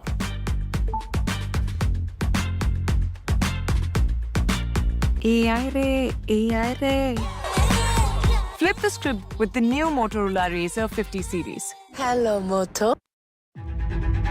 They decode the complex, making sense of the battle for power. They stand for trust, built over decades, earned with every analysis, every trend. They question. सारी दिल्ली को शराबी बना दिया. They challenge. अभी जो सरकार आई है, लोग खाने के भी लाले पड़े हुए हैं. They report to empower your choice. We don't want LG taking our decisions. We don't have that kind of access to him. They are your eyes on the ground, always there, where every vote matters.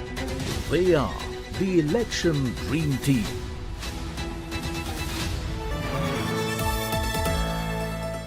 In association with Tata AIG Health Insurance. मुस्कुराए लड़खड़ाए जिंदगी चाहे जो भी हो मैं हूँ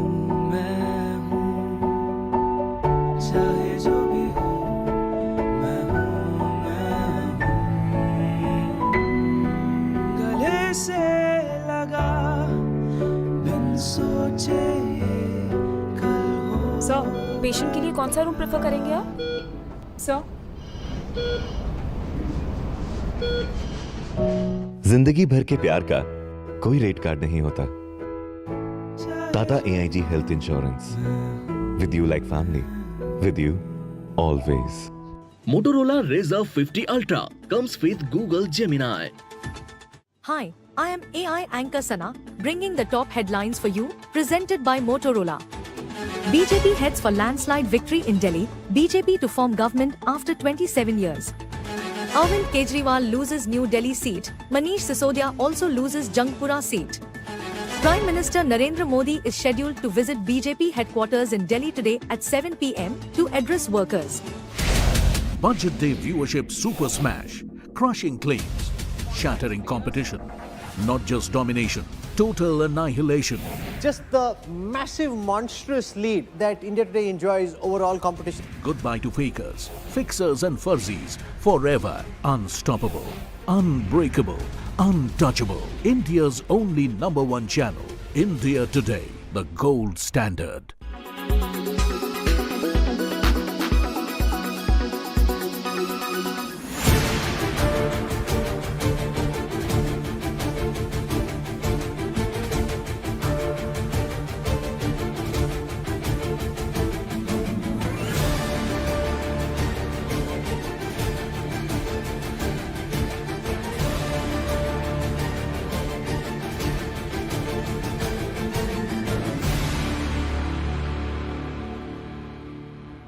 कि BJP के ऐसे कौन से मुद्दे थे जो आगे उसको लेकर के गई और आम आदमी पार्टी एकदम पीछे चली गई। भरोसा,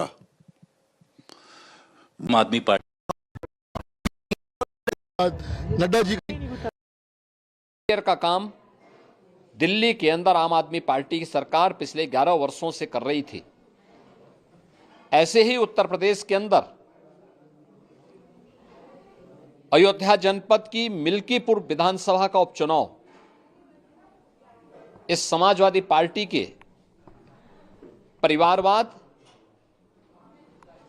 और झूठ की राजनीति को पूर्ण विराम देते हुए डबल इंजन सरकार के सेवा, सुरक्षा और सुशासन के मॉडल को अंगीकार किया है। जनता जनार्दन ने बहुत स्पष्ट किया है कि भले ही अपने राजनीतिक स्वार्थ के लिए समाजवादी पार्टी कितना भी झूठ का सहारा क्यों न ले ले, कितना बड़ा प्रोपेगेंडा क्यों ना कर ले, लेकिन जनता जनार्दन उन्हें सबक सिखाने के लिए पूरी तत्परता के साथ कार्य कर रही है। अयोध्या का ये परिणाम लगभग 61,000 वोट से भारतीय जनता पार्टी के चंद्रभान पासवान की विजय इस बात को प्रमाणित करती है कि जनता जनार्दन का विश्वास डबल इंजन की भारतीय जनता पार्टी सरकार और प्रधानमंत्री मोदी जी के नेतृत्व में है। मैं चंद्रभान पासवान के विजयी होने पर भारतीय जनता पार्टी और सहयोगी दलों के सभी पदाधिकारियों को, अयोध्या के मिल्कीपुर विधानसभा के सभी कार्यकर्ताओं का हृदय से अभिनंदन करता हूं, बधाई देता हूं और उन्हें इस बात के लिए आश्वस्त करता हूं कि जिस all the latest information, inputs and analysis. And this is very, very interesting. Where does the victory come from? Where does the victory margin come from? So the BJP as of now at 48, leading in 48, that's up 40. The Aam Aadmi Party at 22, and that's down 40. So that spectacular shift of the Aam Aadmi Party vote has happened directly to the Bharatiya Janata Party. Now, when you look at the victory margin, because often a lot is talked about the victory margin. If the victory margin is less, the seats can go either side. But when you look at the victory margin, only 3 seats with less than 500. Of course, all 3 have gone to the BJP. Less than 1,000, just about 5 seats. One's gone to AAP, 4 to the Bharatiya Janata Party. Less than 3,000. I also want to get you those seats.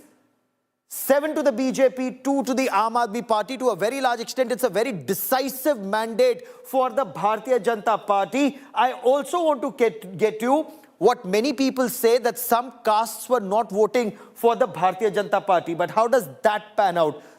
When you look at the Dalits, the Aam Aadmi Party has won 10, which is down 12. The BJP has won 13, which is up 12. So that big Dalit outreach has worked for the Bharatiya Janata Party. What about the Gujars, which was seen as a stronghold for the Bharatiya Janata Party? The outer area, the BJP has won 6, which is up 3 from last time. The Aam Aadmi Party has won 3, down. As far as the Congress Party is concerned, well, the Congress Party was at 0, remains at 0. But then they have damaged the Aam Aadmi Party in some seats. We'll talk about that also. But now when you talk about the upper caste votes, and there are 42 seats here, the BJP at 33, up 27. The Aam Aadmi Party 9, down 27. And very, very interesting matrix all over. When you take a look at, well, if you talk about the swing seats, let me also get you information on the swing seats in Delhi. But before I get you that, I want to get you the latest on what's been happening in the national capital. The Aam Aadmi Party has been swept out of power in Delhi, and how the BJP has breached the Aam Aadmi Party fortress of the national capital after 27 years. And it was a shocking defeat for Arvind Kejriwal personally in the New Delhi seat. But if you look at some of his top associates, from former Deputy Chief Minister Manish Sisodia to, of course, Atishi has won in Kalkaji, but several others who were seen as very strong. Satyendra Jain was seen as a very, very strong candidate. He's lost. Saurabh Bharadwaj has lost at Greater Kailash. Arvind Kejriwal conceded defeat. He lost to Parvesh Verma in New Delhi by a margin of about 4,000 votes. He said he accepts the mandate of the people of Delhi and will play the role of a constructive opposition. Former Deputy Chief Minister of Delhi, Manish Sisodia, he too lost the Jangpura seat to BJP's Tarvinder Singh Marwa. Again, the BJP has made a big effort to reach out to the Punjabis, to the Sikhs, once seen as strong vote base during the times of Sahib Singh Verma, and before that Madan Lal Khurana. Incidentally, Madan Lal Khurana's son has also won, and Sahib Singh Verma's son has also won. Delhi's sitting Chief Minister, now outgoing Chief Minister Atishi, one of the survivors, she managed to scrape through at Kalkaji, defeating BJP's Ramesh Biduri. All the Aam Aadmi Party biggies, they had to bite dust in these elections, and not just Arvind Kejriwal and Manish Sisodia. Saurabh Bharadwaj, for example, he lost Greater Kailash. Durgesh Pathak lost. Satyendra Jain lost. Somnath Bharti lost the Malviya Nagar seat. And these were considered strong bastions of the Aam Aadmi Party. Lots of reactions coming in. Listen in. हमने पिछले 10 साल में जनता ने जो मौका दिया हमें, उन 10 सालों में हमने बहुत सारे काम किए। शिक्षा के क्षेत्र में, स्वास्थ्य के क्षेत्र में, पानी के क्षेत्र में, बिजली के क्षेत्र में, और भी अलग अलग तरीके से लोगों को राहत पहुंचाने की कोशिश की उनकी ज़िंदगी में, और दिल्ली के इंफ्रास्ट्रक्चर को भी हमने सुधारने की कोशिश की। अब जो जनता ने हमें निर्णय दिया है, हम न केवल एक कंस्ट्रक्टिव ऑपोजिशन का रोल निभाएंगे, बल्कि हम समाज सेवा, जनता के सुख दुख में काम आना, व्यक्तिगत तौर पे जिसको भी जो ज़रूरत होगी, हम लोगों के सुख दुख में हमेशा काम आएंगे, क्योंकि हम राजनीति में कोई सत्ता के लिए नहीं आए। हम राजनीति को एक ज़रिया मानते हैं जिसके ज़रिए जनता की सेवा की जा सके, जिसके ज़रिए लोगों के सुख दुख में काम आया जा सके। वो काम हम करते रहेंगे और हमें आगे भी इसी तरह से जनता के सुख दुख में काम आना है। आज दिल्ली के चुनाव के नतीजे आए हैं और जनता का जो भी निर्णय है, जनता का जो भी फैसला है, उसे हम पूरी विनम्रता के साथ स्वीकार करते हैं। जनता का निर्णय सर माथे पर।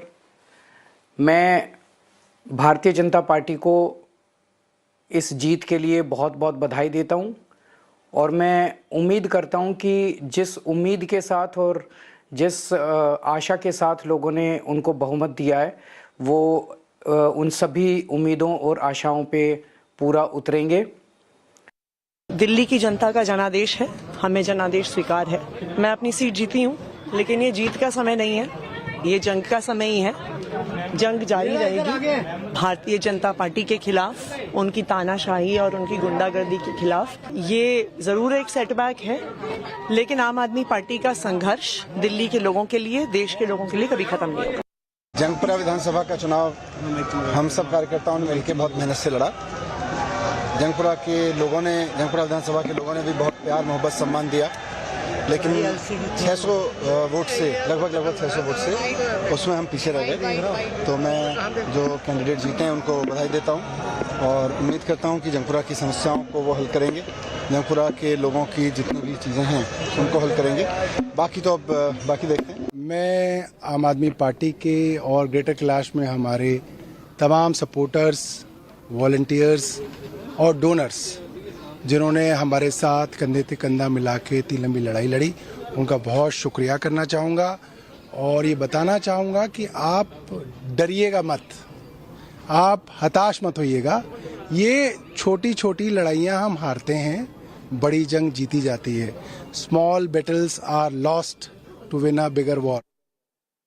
So that's quite a spirited thing for Saurabh Bharadwaj to say, that they may have lost a battle, but they're still there to fight that war. Very, very interesting what that war is or would be in the days and weeks ahead, and what the Bharatiya Janata Party's priorities would be: development of Delhi or prosecution when it comes to the Sheesh Mahal case or the Delhi liquors case, and several others that the BJP wants to pursue in the days and months ahead. We put that question to Parvesh Verma. He said everything will happen simultaneously: development and prosecution to bring back funds. All that and much more on the other side of a quick break. Stay with us.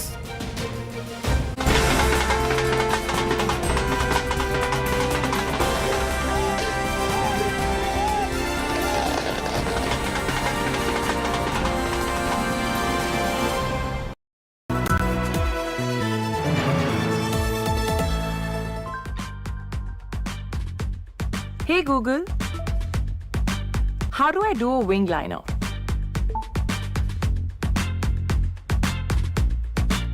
AI Ray. Flip the script with the new Motorola Razr 50 series. Hello Moto. मुस्कुराए लड़खड़ाए जिंदगी, चाहे जो भी हो मैं हूँ, चाहे जो भी हो मैं हूँ। गले से लगा बिन सोचे कल हो। सर, पेशेंट के लिए कौन सा रूम प्रेफर करेंगे आप? सर, जिंदगी भर के प्यार का कोई रेट कार्ड नहीं होता। Tata AIG health insurance, with you like family, with you always.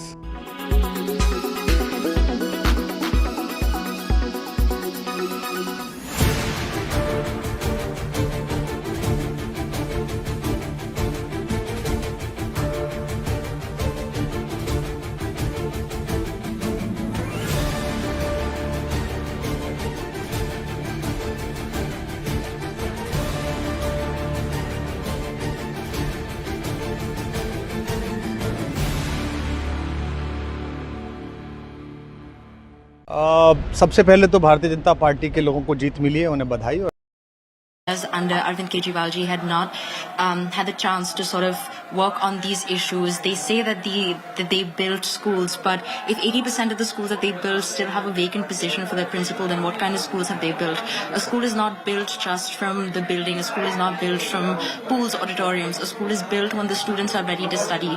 I ask AAP's government why none of their ministers' kids had studied in these government schools that they said that they had built in these colleges. So I feel as though these are the priority issues that BJP and my dad is going to work on and is going to deliver in the next 5 years. And Trisha, for you, what are priority areas where the BJP or your father especially should be focusing on, that you would want your father to focus on? I think air pollution is one thing which is, I've been studying environmental science, and even listening to all youth concerns, the main one that came out, that stood out, was air pollution. How Delhi, which is the capital of the nation, nobody wants to visit this place because of the air quality index, and how people are scared to even send their kids to schools every day. Schools are shutting down.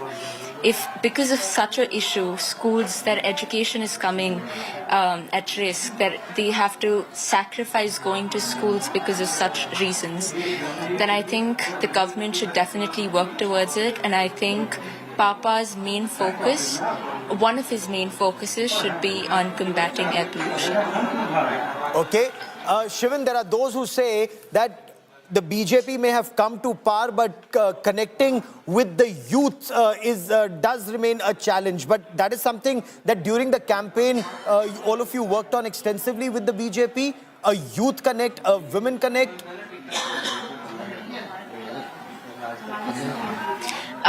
Kejriwal did say that women are voting for him, but I did not see that happen. I think all they want is for their families to stay intact, their families to stay close-knit. And in during COVID, when their family members were dying, he was busy releasing the liquor policy, which was instead destroying their families.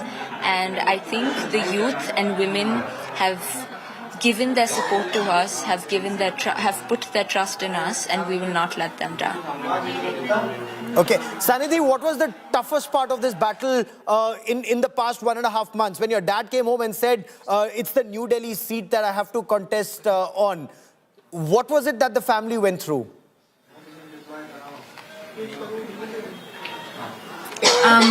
I would say that initially we were all quite doubtful. He had been talking about wanting to fight against Mr. Arvind Kejriwal for quite some time by then, and we were all quite stressed.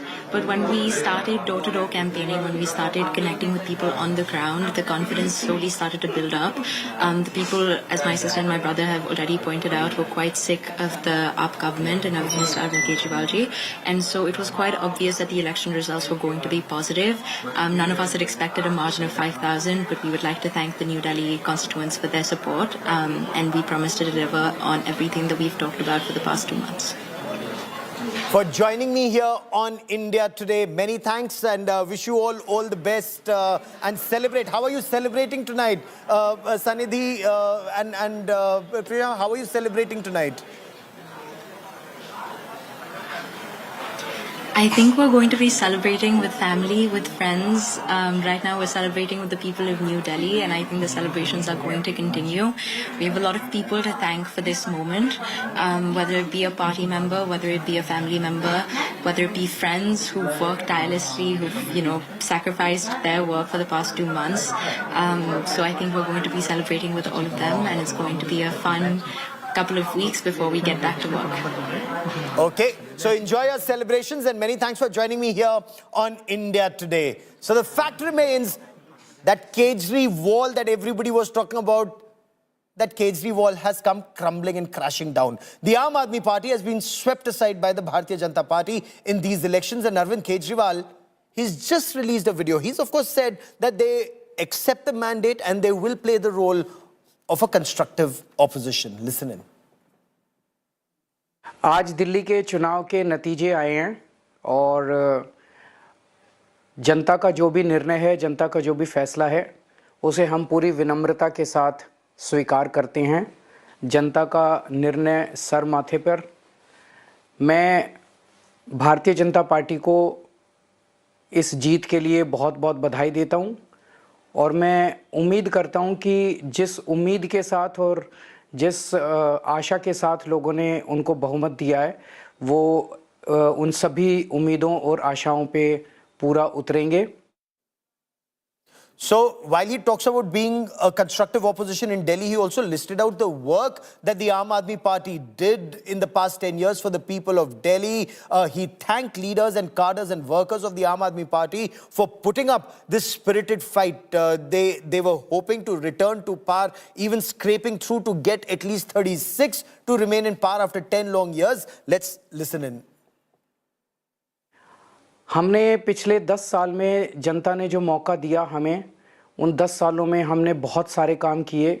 शिक्षा के क्षेत्र में, स्वास्थ्य के क्षेत्र में, पानी के क्षेत्र में, बिजली के क्षेत्र में और भी अलग अलग तरीके से लोगों को राहत पहुंचाने की कोशिश की उनकी ज़िंदगी में और दिल्ली के इंफ्रास्ट्रक्चर को भी हमने सुधारने की कोशिश की। अब जो जनता ने हमें निर्णय दिया है, हम न केवल एक कंस्ट्रक्टिव ऑपोजिशन का रोल निभाएंगे बल्कि हम समाज सेवा, जनता के सुख दुख में काम आना, व्यक्तिगत तौर पे जिसको भी जो ज़रूरत होगी हम लोगों के सुख दुख में हमेशा काम आएंगे, क्योंकि हम राजनीति में कोई सत्ता के लिए नहीं आए। हम राजनीति को एक ज़रिया मानते हैं जिसके ज़रिए जनता की सेवा की जा सके, जिसके ज़रिए लोगों के सुख दुख में काम आया जा सके। वो काम हम करते रहेंगे और हमें आगे भी इसी तरह से जनता के सुख दुख में काम आना है। मैं आम आदमी पार्टी के सभी कार्यकर्ताओं को बहुत बहुत बधाई देना चाहता हूं। वो बहुत शानदार चुनाव लड़े, बहुत मेहनत की, उन्होंने बहुत कुछ सहा इस पूरे चुनाव के दौरान। उन्होंने बहुत शानदार चुनाव लड़ा, इसके लिए मैं उन सबको, सभी कार्यकर्ताओं को बहुत बहुत बधाई देना चाहता हूं। You heard Arvind Kejriwal's words, you've heard his tone. Now hear what Arvind Kejriwal had said in 2023 when he said the BJP can never defeat the Aam Aadmi Party in this life of Prime Minister Narendra Modi or in this Janam, that BJP can never defeat the Aam Aadmi Party. You heard his tone. Now hear what Kumar Vishwas, once of the Aam Aadmi Party, describes as the arrogance of Arvind Kejriwal then. Listen in. मैं उनको कहना चाहता हूं केजरीवाल को चाहे jail में डाल दो, जेल से भी जीत जाएगी आम आदमी पार्टी की सरकार। मैं नरेंद्र मोदी जी को कहना चाहता हूं, मोदी जी इस जन्म में तो आप हमको नहीं हरा सकते दिल्ली के अंदर आम आदमी पार्टी को। आपको दूसरा जन्म लेना पड़ेगा, इस जन्म में तो नहीं हरा सकते आप आम आदमी पार्टी को दिल्ली में। मोदी जी को, बीजेपी को अब ये साफ हो गया। 2014 में हार गए विधानसभा चुनाव, 2015 में हार गए विधानसभा चुनाव, 2020 में हार गए विधानसभा चुनाव, फिर अभी एमसीडी का चुनाव हार गए। तो अब इनको ये तो पक्का हो गया भाई दिल्ली में आम आदमी पार्टी से जीत नहीं सकते, ये पक्का है। दिल्ली में ये कुछ भी कर लें, कुछ भी कर लें, दिल्ली में आम आदमी पार्टी से ये जीत नहीं सकते। There's an old saying, pride goes before the fall. BJP, of course, has finally conquered the national capital. The BJP swept Delhi after 27 long years. It's been swept into power. The Aam Aadmi Party has been swept out. The BJP finally managed to breach what was seen as the Aam Aadmi Party fortress for the past 10 years, decimating Arvind Kejriwal, defeating him in the New Delhi seat. In fact, except Atishi, some of the top leaders of the Aam Aadmi Party have lost elections, whether it's the former Deputy Chief Minister Manish Sisodia in Jangpura or even Saurabh Bharadwaj in Greater Kailash. The BJP won the middle-class dominated seats of West Delhi, East Delhi, South Delhi. Outer Delhi is one area where the BJP is won in a big way. The Aam Aadmi Party is now leading in 23 seats. The Congress nowhere in the picture. Prime Minister Narendra Modi is set to meet party workers at the BJP headquarters for a victory celebration that happens at 7 this evening. 2025 election results is a huge turnaround for the BJP that had won only 3 seats in 2015 elections and could increase it only to 8 seats in the 2020 elections. जीत का श्रेय है दिल्ली की जनता को, सारी नई दिल्ली के मतदाताओं को। जीत का श्रेय है हमारे दुनिया के सबसे लोकप्रिय नेता आदरणीय श्री नरेंद्र मोदी जी को, जिनकी ऊपर में दिल्ली के लोगों ने विश्वास जताया। जीत का श्रेय हमारे पार्टी के राष्ट्रीय अध्यक्ष आदरणीय श्री जेपी नड्डा जी को। जीत का श्रेय है हमारे गृह मंत्री आदरणीय श्री अमित शाह जी को और तमाम उन लाखों कार्यकर्ताओं को पार्टी के जिन्होंने जी जान से मेहनत करी है। तो सभी को बहुत बहुत हृदय से बधाई। कितना टफ ये कैंपेन रहा, आपने कई सारी चीजें कही, कई सारे वादे किए। अरविंद केजरीवाल ने आप पर पर्सनल अटैक्स भी काफी किए कि पैसे बांट रहे, काफी चीजें हो रही है। क्या कहेंगे, कितना टफ रहा ये कैंपेन? मैं यही कहूंगा, छोड़ो कल की बातें, कल की बात पुरानी, नए दौर में लिखेंगे मिलकर नई कहानी। आपने कहा था शीश महल में बीजेपी का मुख्यमंत्री नहीं जाएगा, तो क्या ऐसा होगा? अभी मैंने कहा था और ऐसा होना भी चाहिए। पार्टी का विधायक दल, पार्टी की लीडरशिप तय करेंगे कि कौन हमारा मुख्यमंत्री होगा। तो जो मुख्यमंत्री बनेगा मैं उन तक अपनी बात को पहुंचाऊंगा। हम अगले मुख्यमंत्री से बात कर रहे हैं। ये जब पार्टी तय करेगी तो आपको नाम जो है सबको पता ही लग जाएगा और हमारा विधायक दल बैठेगा, उसके बाद में पार्टी की लीडरशिप बैठेगी, तो जो भी होगा वो सबको मंजूर होगा। There is a process. That process will start immediately. It will take a little time because finally it has to be approved at our highest body, which is the parliamentary board. And after that, whoever becomes the leader of the BJP in the assembly, in the Delhi assembly, will be a very good leader and will start implementing the Sankalp Patra immediately from day one. Can we expect a name in the next 15 days at least? Oh, I'm sure it'll be before that, earlier than that. Earlier than that. So some name we'll get a clarity at least in a week's time or 10 days' time? I don't want to speculate because, as I said, we're a party which believes in principles and processes. And although I'm a member of the team, as an individual, I should not be making any comments. It'll go through the process and the parliamentary board will decide. मारवा साहब, आपके समर्थक बहुत देर से इंतजार कर रहे थे। बहुत बहुत बधाई और धुआंधार जीत। ये इनकी जीत है। जो हमारे कार्यकर्ता, मैं भी एक कार्यकर्ता हूँ भारतीय जनता पार्टी का। जिस दिन मोदी जी ने स्टेटमेंट दे दी थी, रैली कर दी थी, उस दिन पूरी दिल्ली में एक संदेशा चला गया था मोदी जी का। और इसीलिए मैं बार बार कह रहा था हम 2/3 मेजॉरिटी से आएंगे, वो पूरा हुआ। और केजरीवाल भी भारी मतों से हारा, सिसोदिया भी भारी मतों से हारा।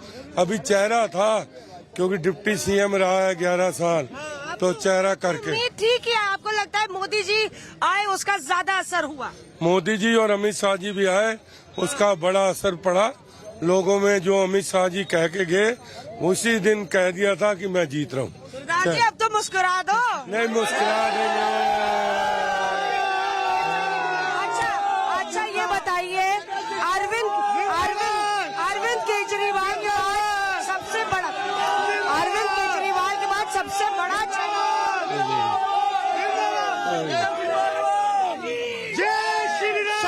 शांत। और देखिए यहाँ पे जय श्री राम के नारे हो रहे।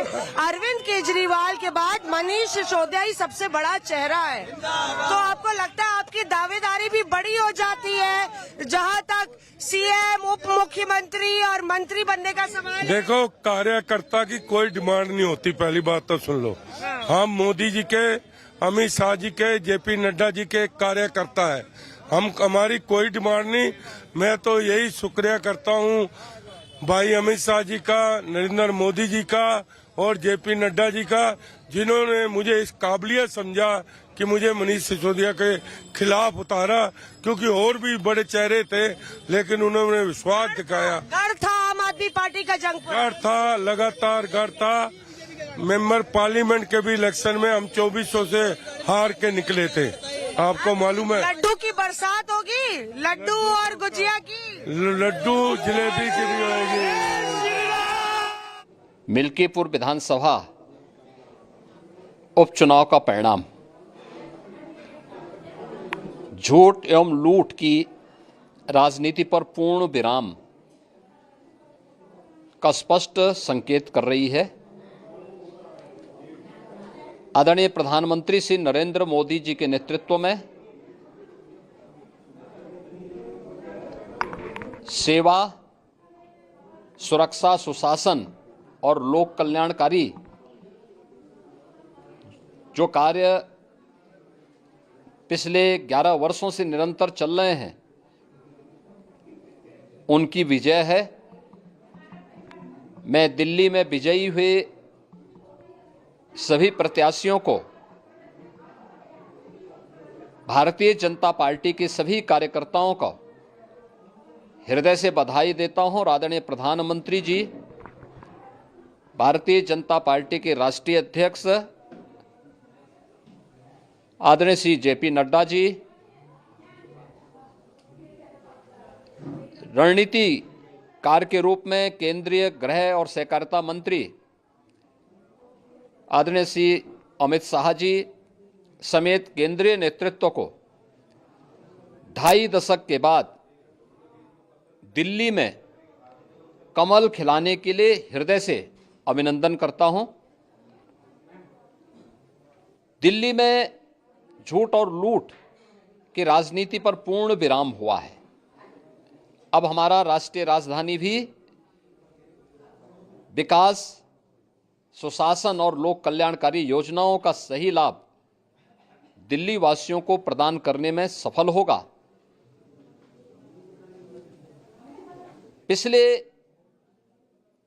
लगभग 2.5 दशक से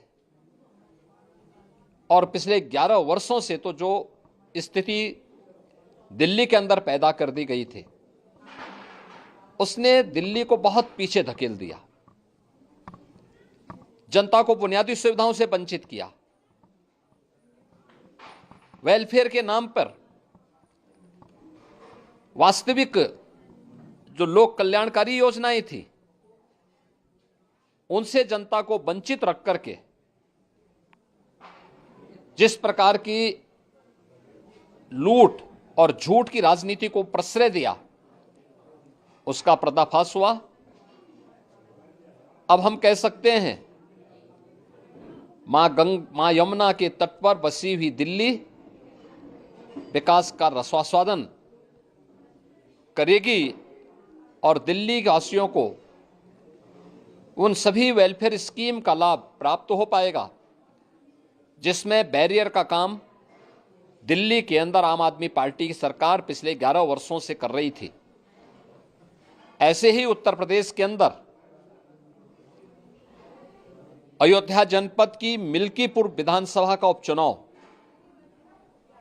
इस समाजवादी पार्टी के परिवारवाद और झूठ की राजनीति को पूर्ण विराम देते हुए डबल इंजन सरकार के सेवा, सुरक्षा और सुशासन के मॉडल को अंगीकार किया है। जनता जनार्दन ने बहुत स्पष्ट किया है कि भले ही अपने राजनीतिक स्वार्थ के लिए समाजवादी पार्टी कितना भी झूठ का सहारा क्यों न ले ले, कितना बड़ा प्रोपेगेंडा क्यों ना कर ले, लेकिन जनता जनार्दन उन्हें सबक सिखाने के लिए पूरी तत्परता के साथ कार्य कर रही है। अयोध्या का ये परिणाम लगभग 61,000 वोट से भारतीय जनता पार्टी के चंद्रभान पासवान की विजय इस बात को प्रमाणित करती है कि जनता जनार्दन का विश्वास डबल इंजन की भारतीय जनता पार्टी सरकार और प्रधानमंत्री मोदी जी के नेतृत्व में है। मैं चंद्रभान पासवान के विजयी होने पर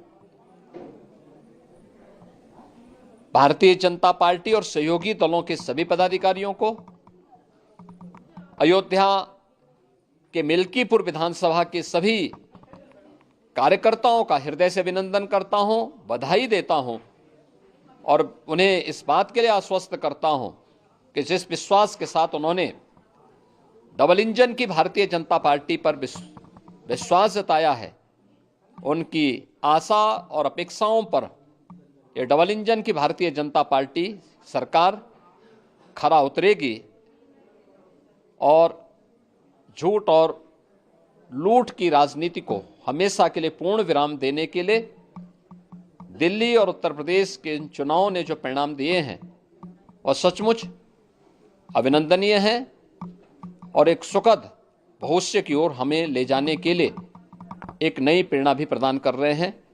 मैं सभी कार्यकर्ताओं को इसके लिए हृदय से बधाई देता हूं।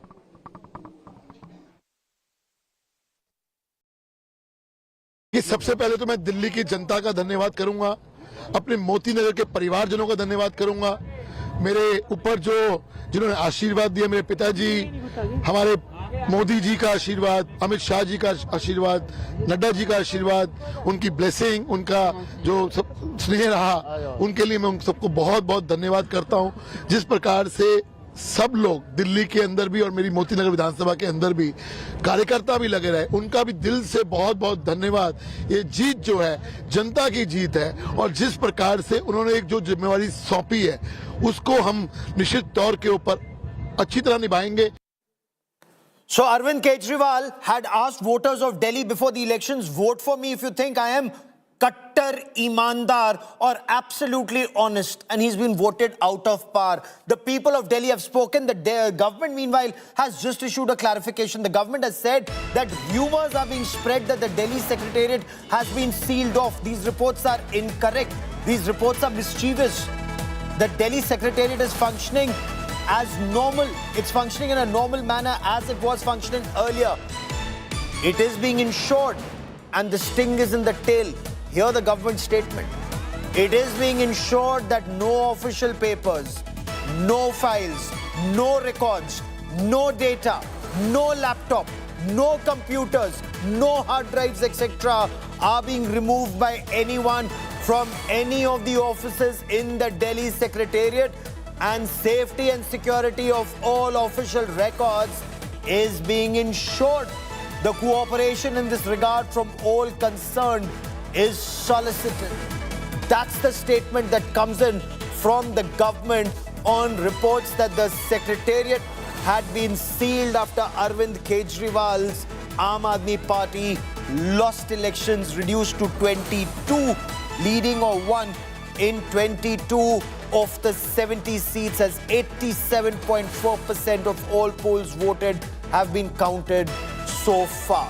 Lot of reactions that are coming in from across the national capital. We'll get to those reactions. We'll also tell you in greater detail the significance of BJP's victory in Ayodhya, in Milkipur. And you just heard Uttar Pradesh Chief Minister Yogi Adityanath talk about it. He campaigned extensively even in Delhi. Much, much more on the other side of a short break. Stay with us.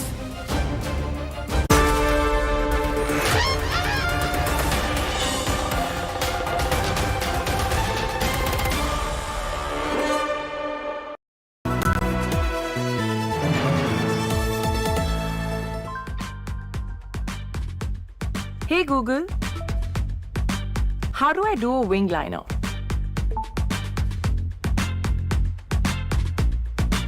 AI Ray. Flip the script with the new Motorola Razr 50 series. Hello, Moto. They decode the complex, making sense of the battle for power. They stand for trust, built over decades, earned with every analysis, every trend. They question. सारी दिल्ली को शराबी बना दिए. They challenge. अभी जो सरकार आई हुई है, लोग बाग खाने के भी लाले पड़े हुए हैं. They report to empower your choice. We don't want LG taking our decisions. We don't have that kind of access to him. They are your eyes on the ground, always there, where every vote matters. They are the election dream team.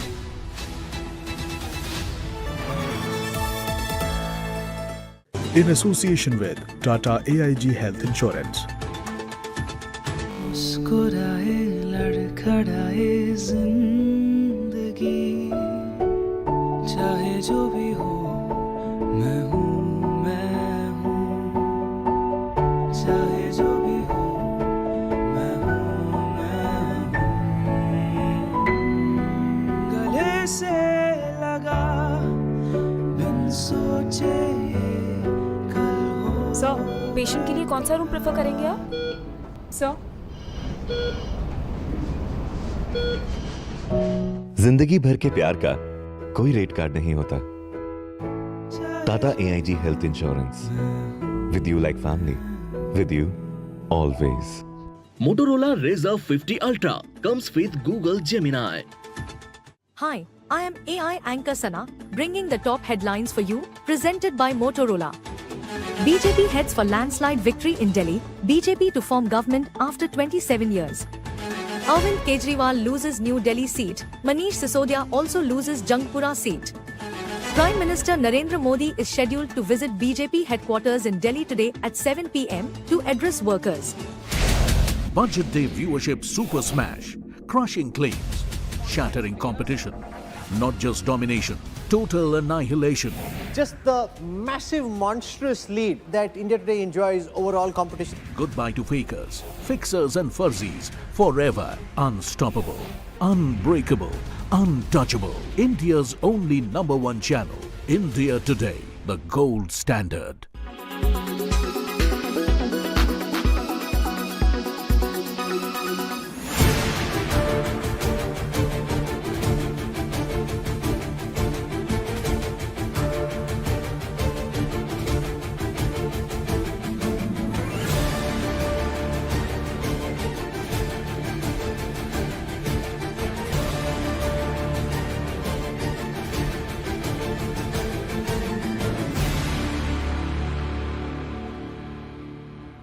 कि BJP के ऐसे कौन से मुद्दे थे जो आगे उसको लेकर के गई और आम आदमी पार्टी एकदम पीछे चली गई? भरोसा।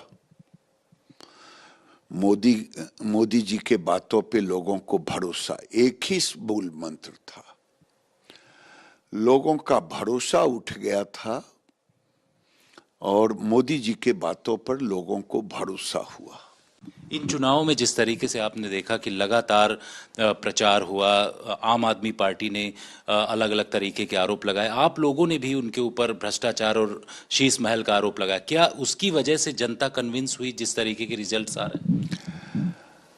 देखिए, जो भी हो, ये केवल नैरेटिव बनाने का काम करते थे। पहला मुख्यमंत्री होगा कि दिन में उनके टीम रोज 3 बार 4 बार मीडिया के सामने आता था सरकारी चीजों को लेकर के, और जमीन पर कुछ नहीं। न मोहल्ला क्लिनिक था, क्लिनिक अगर है तो डॉक्टर नहीं, डॉक्टर है तो दवा नहीं, स्कूल मॉडल बना नहीं, पानी लोगों को मिला नहीं, जो बेसिक चीज था वो मिला नहीं, तो मोदी जी पे भरोसा किया।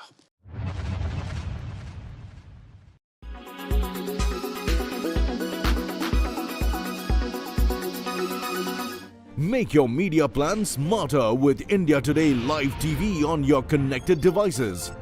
Amplify your brand with 100 million smart internet viewers. To advertise, mail us at sales@aajtak.com.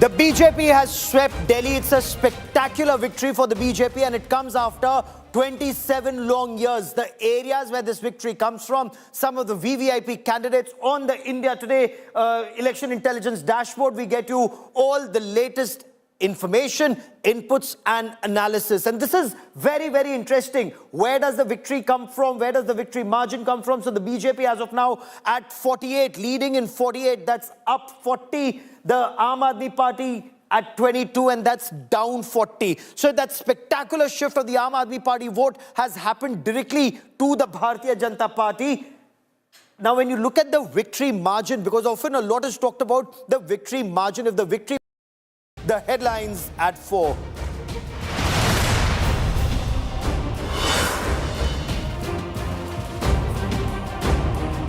Landslide victory for the Bharatiya Janata Party in Delhi. Dangal. BJP ends 27-year-long exile in the national capital. Top Aam Aadmi Party netas lose. The Congress fails to open its account again.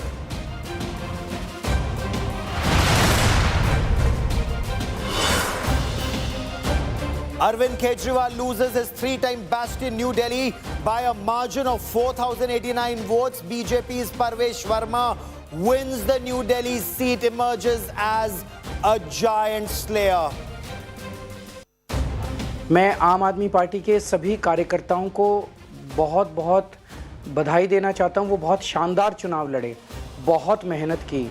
मैंने कमाल नहीं किया, ये तो प्रधानमंत्री नरेंद्र मोदी जी का कमाल है कि दिल्ली वालों ने उनके ऊपर विश्वास जताया है।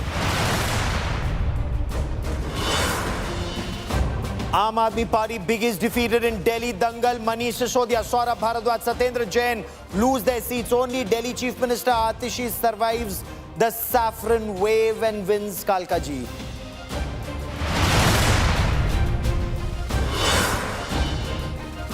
Prime Minister Narendra Modi hails the BJP landslide in Delhi, says development and good governance won and Jan Shakti is supreme. Set to celebrate BJP's blockbuster victory at BJP headquarters tonight.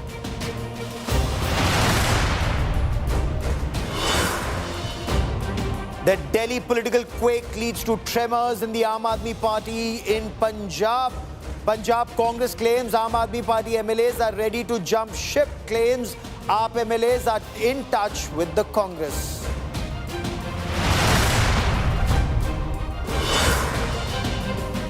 BJP wins the prestige battle against the Samajwadi Party in Uttar Pradesh's Milkipur by-polls. BJP's Chandrabhan Paswan beats Samajwadi Party's Ajit Prasad in that crucial Ayodhya contest.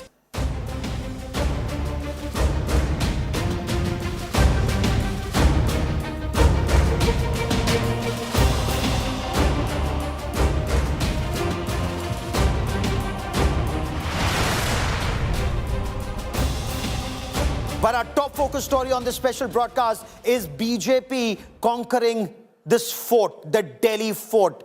The red fort is finally in BJP's control after 27 long years. So all the election battles that the BJP fought when Madan Lal Khurana was the chief minister, when Sahib Singh Verma was the chief minister, when Sushma Swaraj was briefly the chief minister, and then there was a 15-year-long drought when the Congress was in power with Sheila Dikshit, and then another 10-year-long drought for the BJP when Arvind Kejriwal of the Aam Aadmi Party was in power. And how? But this time, Delhi voted for change. And in this broadcast, in this special broadcast, we will show you how that vote for change has been almost all across Delhi, in every part of the national capital, and not restricted just to outer Delhi or some pockets of South Delhi as was initially being said. And also the, the class divide, as some seem to want to put it.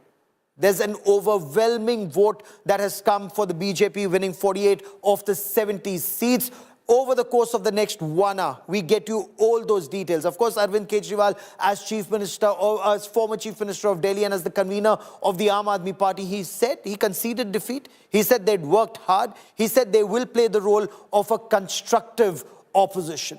The BJP, of course, it won the middle-class dominated seats, whether it was in West Delhi, where the BJP has done exceptionally well, Punjabi-dominated seats, some of the Sikh seats, the BJP's Sikh candidates have also done extremely well, and that's something that the BJP is talking about extensively. They've done well in Central Delhi, they've done well in New Delhi, and not just New Delhi seat, but overall in the New Delhi area, which was again seen as a stronghold of the Aam Aadmi Party. Defeating Arvind Kejriwal in the New Delhi seat was seen as a tall order for Parvesh Verma initially. When we spoke to him in the run-up to these elections, he said it was a tough battle. He conceded it was a very tough battle that was given to him. But then he said when he had approached, when he was called by the Union Home Minister Amit Shah, he said, give me a contest which would be a tough seat to win so that I can prove my mettle, I can show you I can deliver. The Aam Aadmi Party has been restricted to 22 seats this time. The Congress nowhere in the picture even this time. Of course, to an extent, Sandeep Dikshit can say that he managed to get revenge. He was able to defeat the insult, the abuse that his mother, late Sheila Dikshit, was subjected to, because the votes that he polled played a critical role in Arvind Kejriwal losing the New Delhi seat. Right now, we'll show you images of what's happening at the Bharatiya Janata Party headquarters. Mega celebrations have been planned, and this was where the BJP gave it its all at every stage to win the 70 seats. All 70 seats were seen as independent battles. The BJP brought in their big guns. Uttar Pradesh Chief Minister Yogi Adityanath, he was called to Delhi, he was called to campaign. He's seen as a popular icon of the Hindus and what many describe as the Hindutva vote. He campaigned extensively. Prime Minister Narendra Modi campaigned. Union Home Minister Amit Shah, they campaigned extensively, and their effort was to go after every single seat in Delhi. Let's get you lots of reactions that are coming in, including Arvind Kejriwal conceding defeat. Man of the moment, the man who scripted electoral history for the Bharatiya Janata Party, the man who's being celebrated all the way from Kashmir to Kanyakumari amongst the BJP cadre, Parvesh Verma, the giant slayer, now joins us live. Parvesh bhai, from a BJP lens, aapne to kamal kar diya.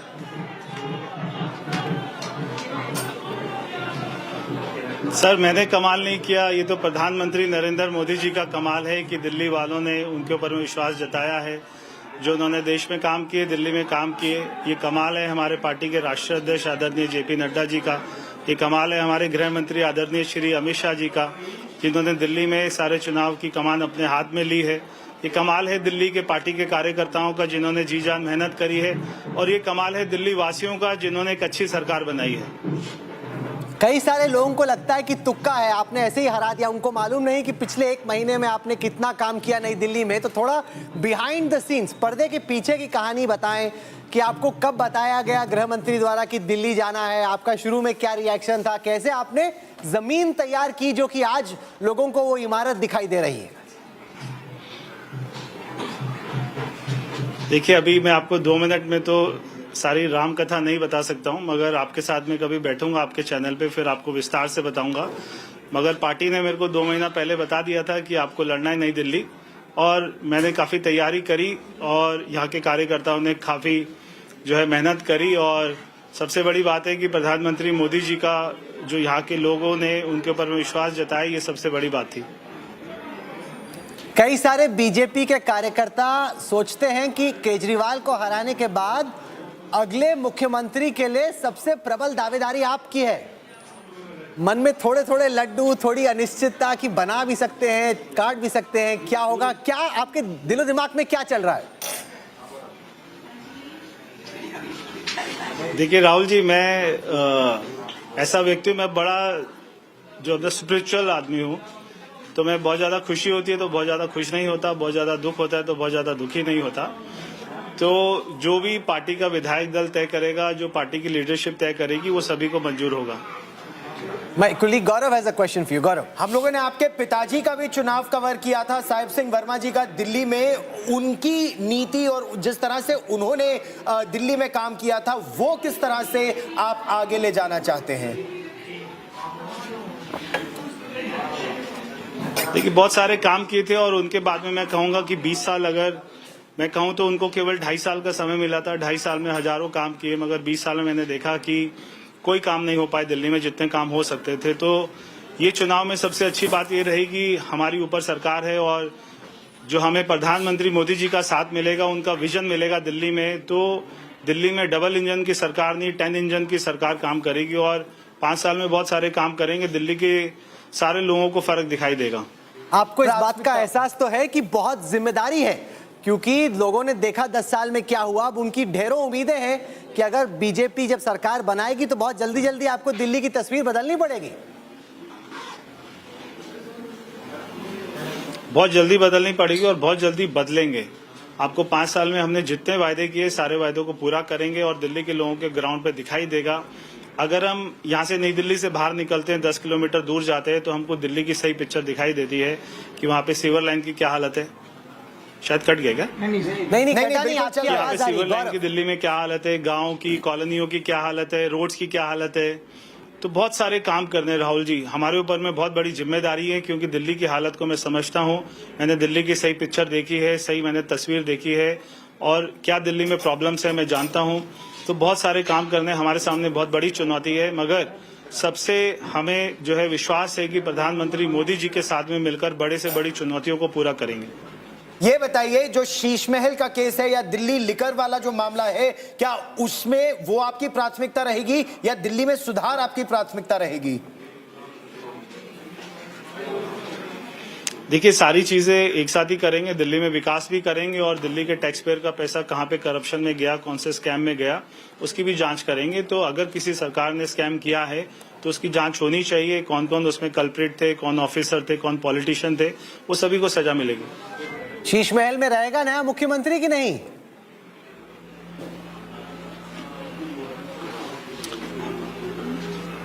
मेरे से पूछेंगे तो नहीं रहना चाहिए। अच्छा, ये बताएं सेलिब्रेट कैसे करते हैं? परवेश वर्मा पॉलिटिक्स को लेके तो बहुत सीरियस लग रहे हैं।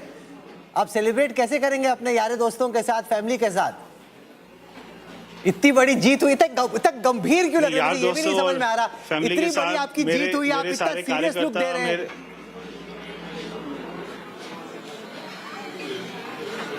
मैंने कहा राहुल भाई कि देखिए, ये जो होता है ना, जीत और सुख दुख, ये चलता रहता है जीवन में। मैंने कहा कि बहुत ज्यादा कोई वो होती है, खुशी होती है, तो ज्यादा खुशी होना भी ठीक नहीं है, बहुत ज्यादा दुख हो तो दुख होना भी ठीक नहीं है, क्योंकि बहुत सारे काम करना है। मुझे केवल इस बात की चिंता है। तो बहुत बड़ी जीत है, मैं जानता हूं, मगर ये जीत का श्रेय दिल्ली के कार्यकर्ताओं को जाता है, दिल्ली वासियों को जाता है, प्रधानमंत्री मोदी जी को जाता है। क्या एमसीडी आपके लिए चुनौती रहेगी? क्योंकि इस समय जब अरविंद केजरीवाल मुख्यमंत्री थे और बीजेपी एमसीडी में थी तो कहते थे सहयोग नहीं मिल रहा है, या फिर एलजी का सहयोग नहीं मिल रहा है, केंद्र का नहीं मिल रहा है। आपके साथ वो वाली प्रॉब्लम्स तो नहीं रहेंगी, लेकिन MCD?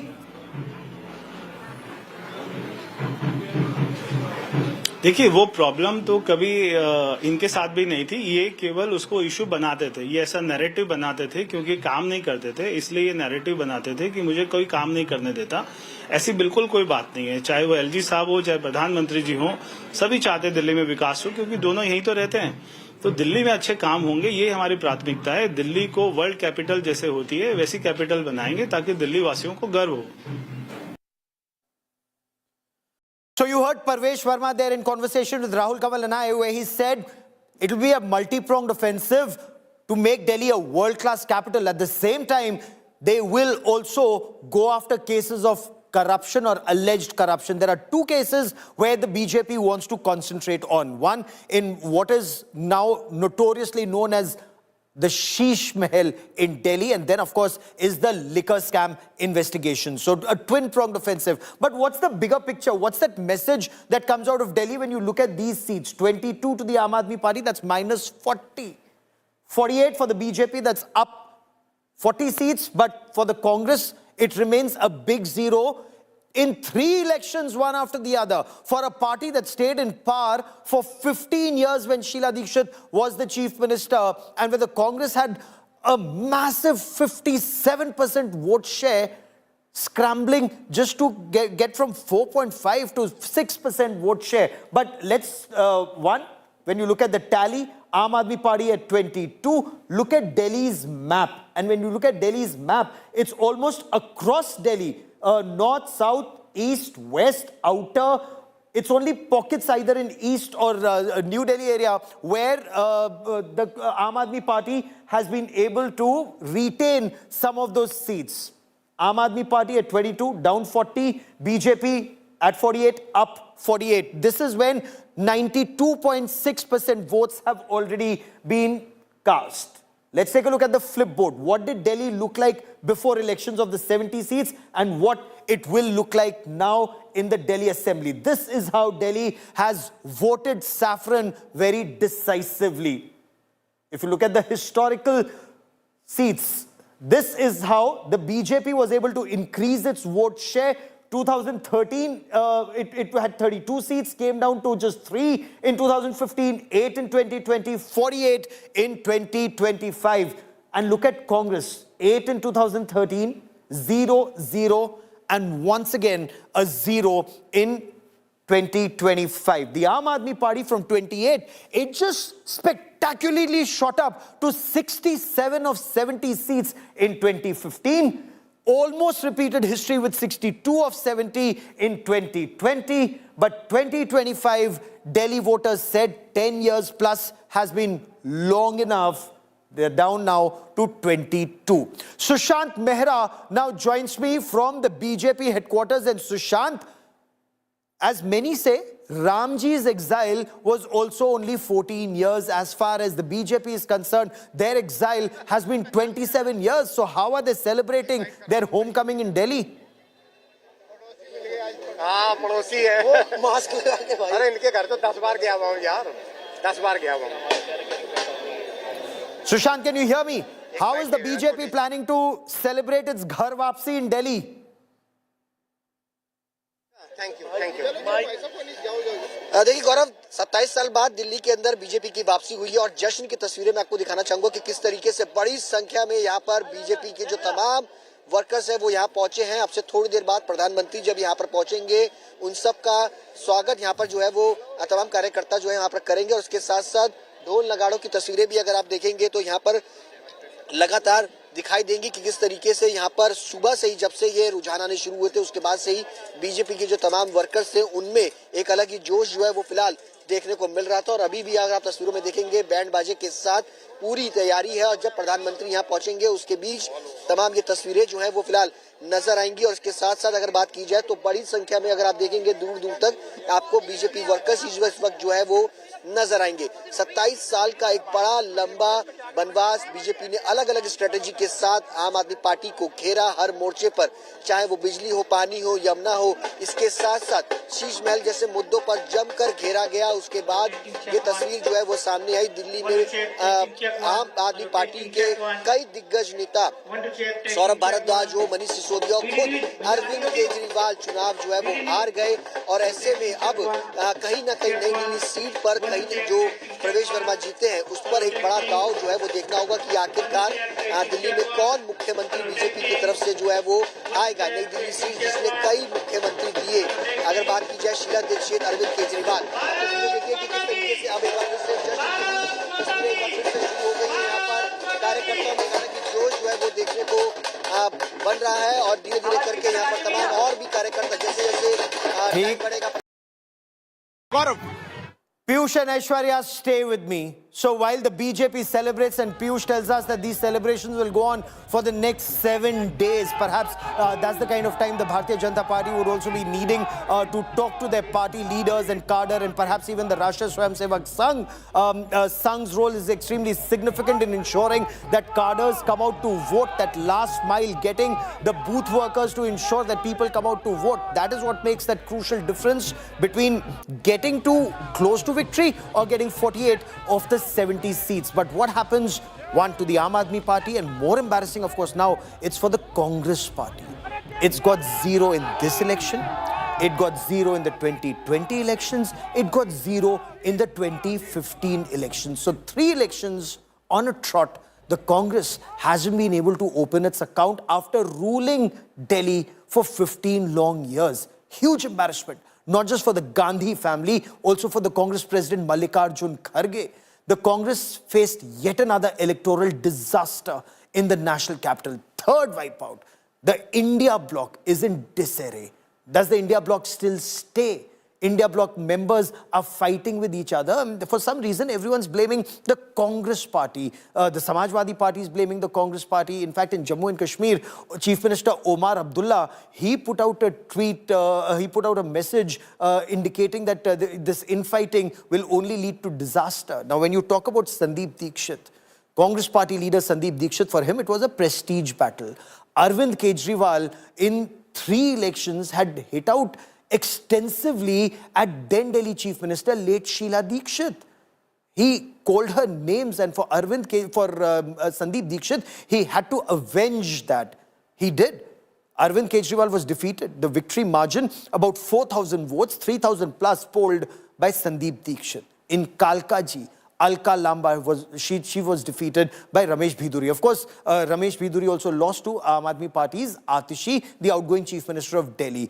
Jammu Kashmir Chief Minister, and I want you to listen to what he put out. He put out a jib on Omar Abdullah. He took a jibe at the Aam Aadmi Party and the Congress. Now sharing a meme, he said, "Ji bhar ke lado."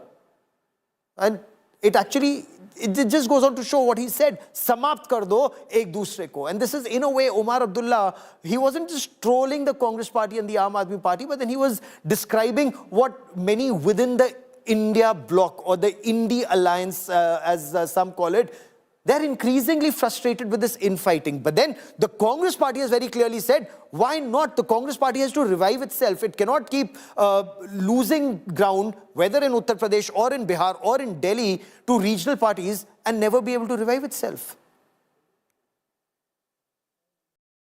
लोगों में शायद भरोसा नहीं बना हो कि हम लोग सरकार दे पाएंगे, तो ठीक है, जो जनता का निर्णय है वो निर्णय है।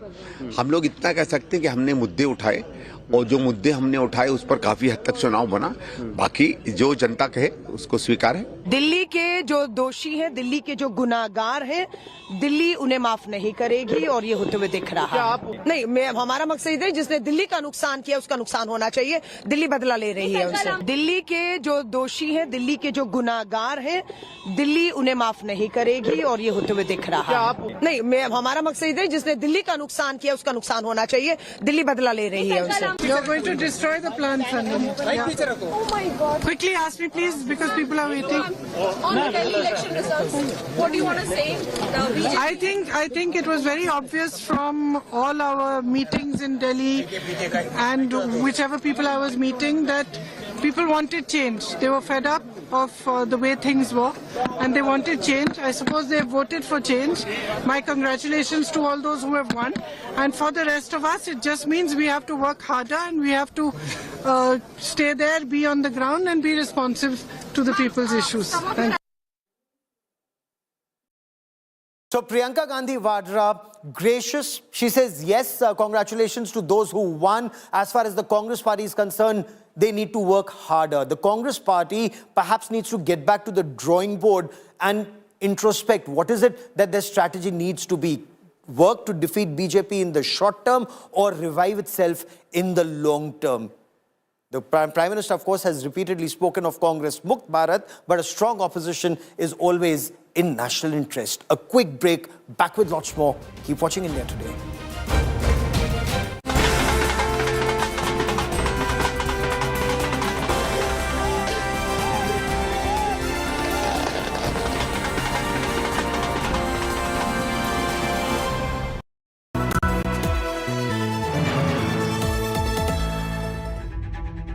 Decode the complex, making sense of the battle for power.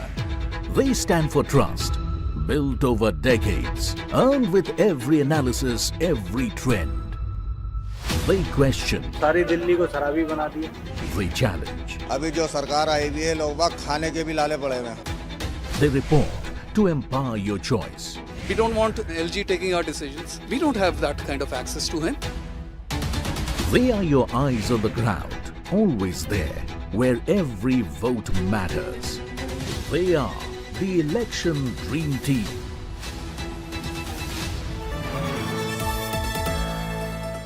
In association with Tata AIG Health Insurance.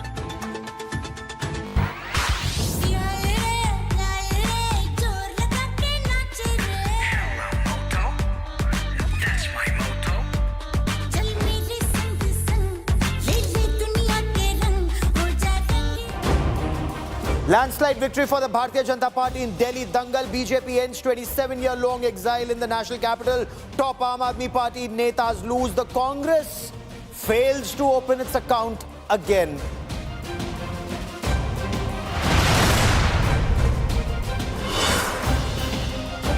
Arvind Kejriwal loses his three-time bastion New Delhi by a margin of 4,089 votes. BJP's Parvesh Verma wins the New Delhi seat, emerges as a giant slayer. मैं आम आदमी party के सभी कार्यकर्ताओं को बहुत बहुत बधाई देना चाहता हूं। वो बहुत शानदार चुनाव लड़े, बहुत मेहनत की। मैंने कमाल नहीं किया, ये तो प्रधानमंत्री नरेंद्र मोदी जी का कमाल है कि दिल्ली वालों ने उनके ऊपर विश्वास जताया है। Aam Aadmi Party biggest defeated in Delhi. Dangal. Manish Sisodiya, Saurabh Bharadwaj, Satyendra Jain lose their seats. Only Delhi Chief Minister Atishi survives the saffron wave and wins Kalkaji.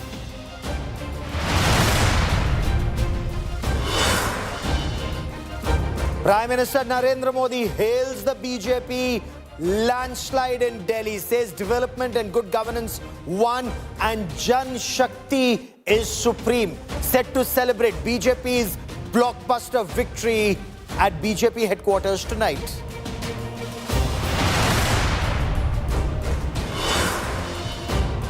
The Delhi political quake leads to tremors in the Aam Aadmi Party in Punjab. Punjab Congress claims Aam Aadmi Party MLAs are ready to jump ship, claims AAP MLAs are in touch with the Congress.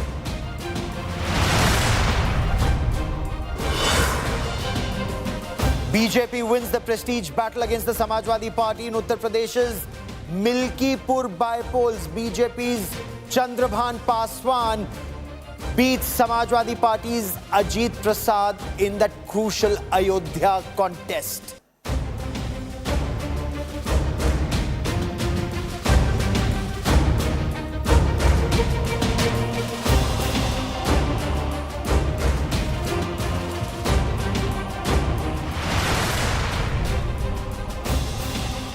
But our top focus story on this special broadcast is BJP conquering this fort, the Delhi fort.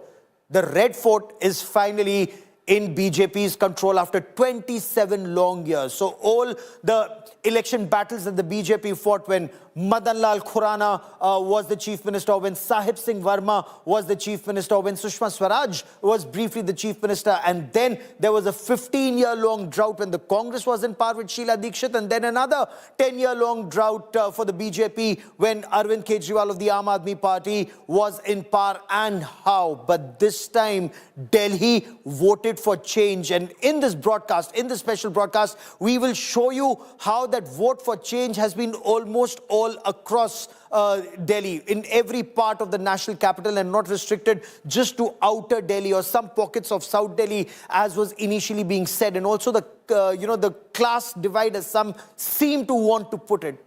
There's an overwhelming vote that has come for the BJP, winning 48 of the 70 seats. Over the course of the next 1 hour, we get you all those details. Of course, Arvind Kejriwal, as Chief Minister, or as former Chief Minister of Delhi and as the convener of the Aam Aadmi Party, he said he conceded defeat. He said they'd worked hard. He said they will play the role of a constructive opposition. The BJP, of course, it won the middle-class dominated seats, whether it was in West Delhi, where the BJP has done exceptionally well, Punjabi-dominated seats, some of the Sikh seats, the BJP's Sikh candidates have also done extremely well, and that's something that the BJP is talking about extensively. They've done well in Central Delhi, they've done well in New Delhi, and not just New Delhi seat, but overall in the New Delhi area, which was again seen as a stronghold of the Aam Aadmi Party. Defeating Arvind Kejriwal in the New Delhi seat was seen as a tall order for Parvesh Verma initially. When we spoke to him in the run-up to these elections, he said it was a tough battle. He conceded it was a very tough battle that was given to him. But then he said when he had approached, when he was called by the Union Home Minister Amit Shah, he said, give me a contest which would be a tough seat to win so that I can prove my mettle, I can show you I can deliver. The Aam Aadmi Party has been restricted to 22 seats this time. The Congress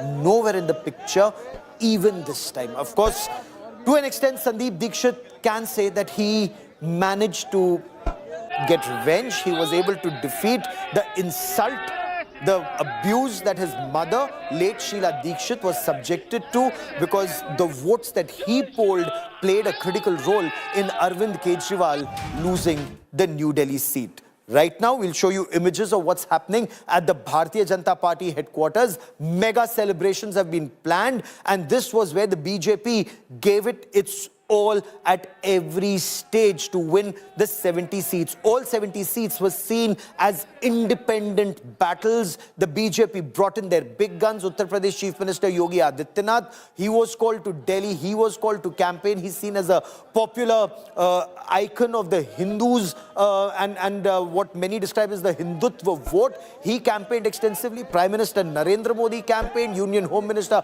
Amit Shah, they campaigned extensively, and their effort was to go after every single seat in Delhi. Let's get you lots of reactions that are coming in, including Arvind Kejriwal conceding defeat.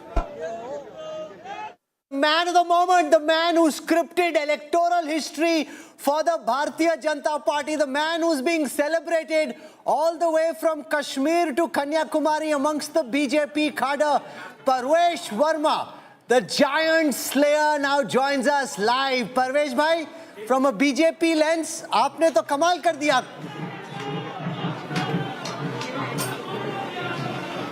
Sir, मैंने कमाल नहीं किया, ये तो प्रधानमंत्री नरेंद्र मोदी जी का कमाल है कि दिल्ली वालों ने उनके ऊपर विश्वास जताया है. जो उन्होंने देश में काम किए, दिल्ली में काम किए, ये कमाल है हमारे पार्टी के राष्ट्रीय अध्यक्ष आदरणीय जेपी नड्डा जी का. ये कमाल है हमारे गृह मंत्री आदरणीय श्री अमित शाह जी का, जिन्होंने दिल्ली में सारे चुनाव की कमान अपने हाथ में ली है. ये कमाल है दिल्ली के पार्टी के कार्यकर्ताओं का, जिन्होंने जी जान मेहनत करी है.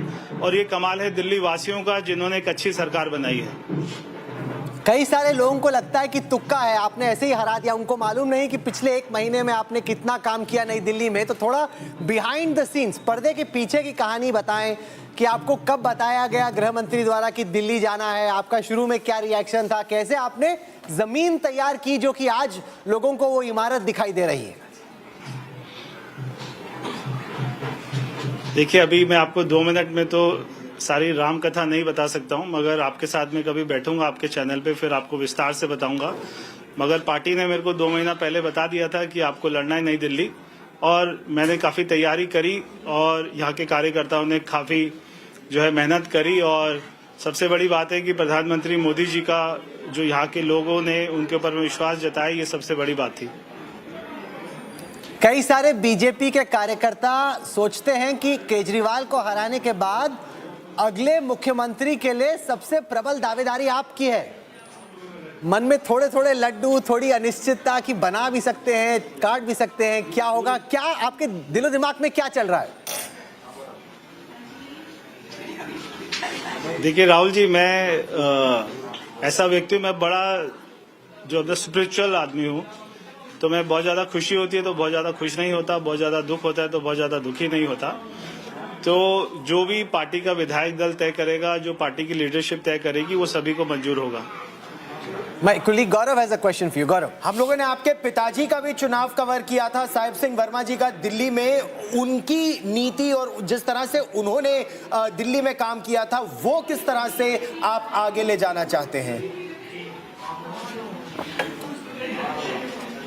देखिए, बहुत सारे काम किए थे और उनके बाद में मैं कहूँगा कि 20 साल अगर मैं कहूँ तो उनको केवल 2.5 साल का समय मिला था. 2.5 साल में हजारों काम किए, मगर 20 साल में मैंने देखा कि कोई काम नहीं हो पाए दिल्ली में जितने काम हो सकते थे. तो ये चुनाव में सबसे अच्छी बात ये रही कि हमारी ऊपर सरकार है और जो हमें प्रधानमंत्री मोदी जी का साथ मिलेगा, उनका विजन मिलेगा दिल्ली में, तो दिल्ली में डबल इंजन की सरकार नहीं 10 इंजन की सरकार काम करेगी और 5 साल में बहुत सारे काम करेंगे. दिल्ली के सारे लोगों को फर्क दिखाई देगा.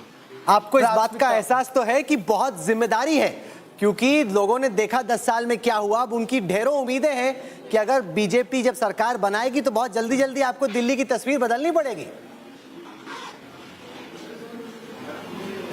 बहुत जल्दी बदलनी पड़ेगी और बहुत जल्दी बदलेंगे. आपको 5 साल में हमने जितने वायदे किए, सारे वायदों को पूरा करेंगे और दिल्ली के लोगों के ग्राउंड पे दिखाई देगा. अगर हम यहाँ से नई दिल्ली से बाहर निकलते हैं, 10 किलोमीटर दूर जाते हैं, तो हमको दिल्ली की सही पिक्चर दिखाई देती है कि वहाँ पे सीवर लाइन की क्या हालत है. शायद कट गया क्या? नहीं, यहाँ पे सीवर लाइन की दिल्ली में क्या हालत है, गाँव की कॉलोनियों की क्या हालत है, रोड्स की क्या हालत है. तो बहुत सारे काम करने राहुल जी, हमारे ऊपर में बहुत बड़ी जिम्मेदारी है, क्योंकि दिल्ली की हालत को मैं समझता हूँ. मैंने दिल्ली की सही पिक्चर देखी है, सही मैंने तस्वीर देखी है और क्या दिल्ली में प्रॉब्लम्स है मैं जानता हूँ. तो बहुत सारे काम करने हमारे सामने बहुत बड़ी चुनौती है, मगर सबसे हमें जो है विश्वास है कि प्रधानमंत्री मोदी जी के साथ में मिलकर बड़े से बड़ी चुनौतियों को पूरा करेंगे. ये बताइए, जो शीश महल का केस है या दिल्ली लिकर वाला जो मामला है, क्या उसमें वो आपकी प्राथमिकता रहेगी या दिल्ली में सुधार आपकी प्राथमिकता रहेगी? देखिए, सारी चीजें एक साथ ही करेंगे. दिल्ली में विकास भी करेंगे और दिल्ली के टैक्स पेयर का पैसा कहाँ पे करप्शन में गया, कौन से स्कैम में गया, उसकी भी जांच करेंगे. तो अगर किसी सरकार ने स्कैम किया है तो उसकी जांच होनी चाहिए. कौन कौन उसमें कल्प्रिट थे, कौन ऑफिसर थे, कौन पॉलिटिशियन थे, वो सभी को सजा मिलेगी. शीश महल में रहेगा नया मुख्यमंत्री की नहीं?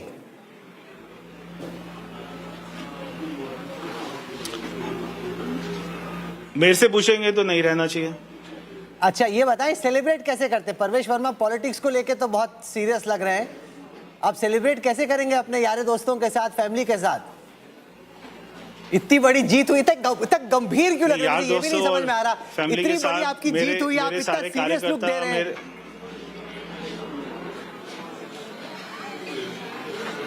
मैंने कहा राहुल भाई कि देखिए ये जो होता है ना जीत और सुख दुख ये चलता रहता है जीवन में। मैंने कहा कि बहुत ज्यादा कोई वो होती है, खुशी होती है तो ज्यादा खुशी होना भी ठीक नहीं है, बहुत ज्यादा दुख हो तो दुख होना भी ठीक नहीं है, क्योंकि बहुत सारे काम करना है मुझे, केवल इस बात की चिंता है। तो बहुत बड़ी जीत है मैं जानता हूं, मगर ये जीत का श्रेय दिल्ली के कार्यकर्ताओं को जाता है, दिल्ली वासियों को जाता है, प्रधानमंत्री मोदी जी को जाता है। क्या एमसीडी आपके लिए चुनौती रहेगी? क्योंकि इस समय जब अरविंद केजरीवाल मुख्यमंत्री थे और बीजेपी एमसीडी में थी तो कहते थे सहयोग नहीं मिल रहा है, या फिर एलजी का सहयोग नहीं मिल रहा है, केंद्र का नहीं मिल रहा है। आपके साथ वो वाली प्रॉब्लम्स तो नहीं रहेंगी, लेकिन MCD?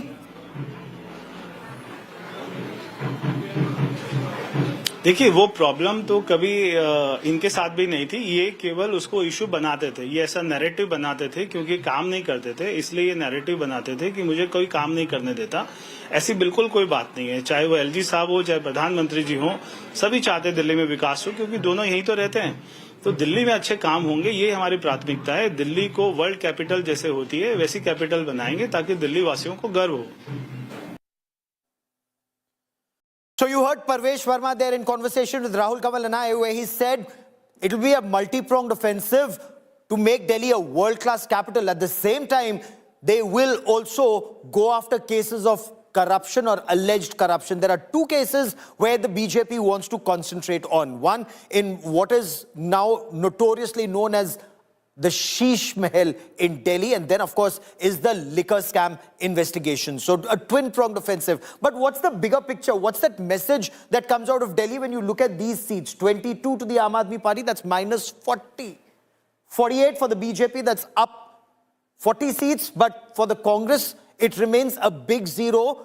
In 3 elections, one after the other, for a party that stayed in power for 15 years when Sheila Dikshit was the chief minister, and where the Congress had a massive 57% vote share, scrambling just to get from 4.5 to 6% vote share. But let's, when you look at the tally, Aam Aadmi Party at 22, look at Delhi's map. And when you look at Delhi's map, it's almost across Delhi. North, south, east, west, outer. It's only pockets either in east or New Delhi area where the Aam Aadmi Party has been able to retain some of those seats. Aam Aadmi Party at 22, down 40. BJP at 48, up 48. This is when 92.6% votes have already been cast.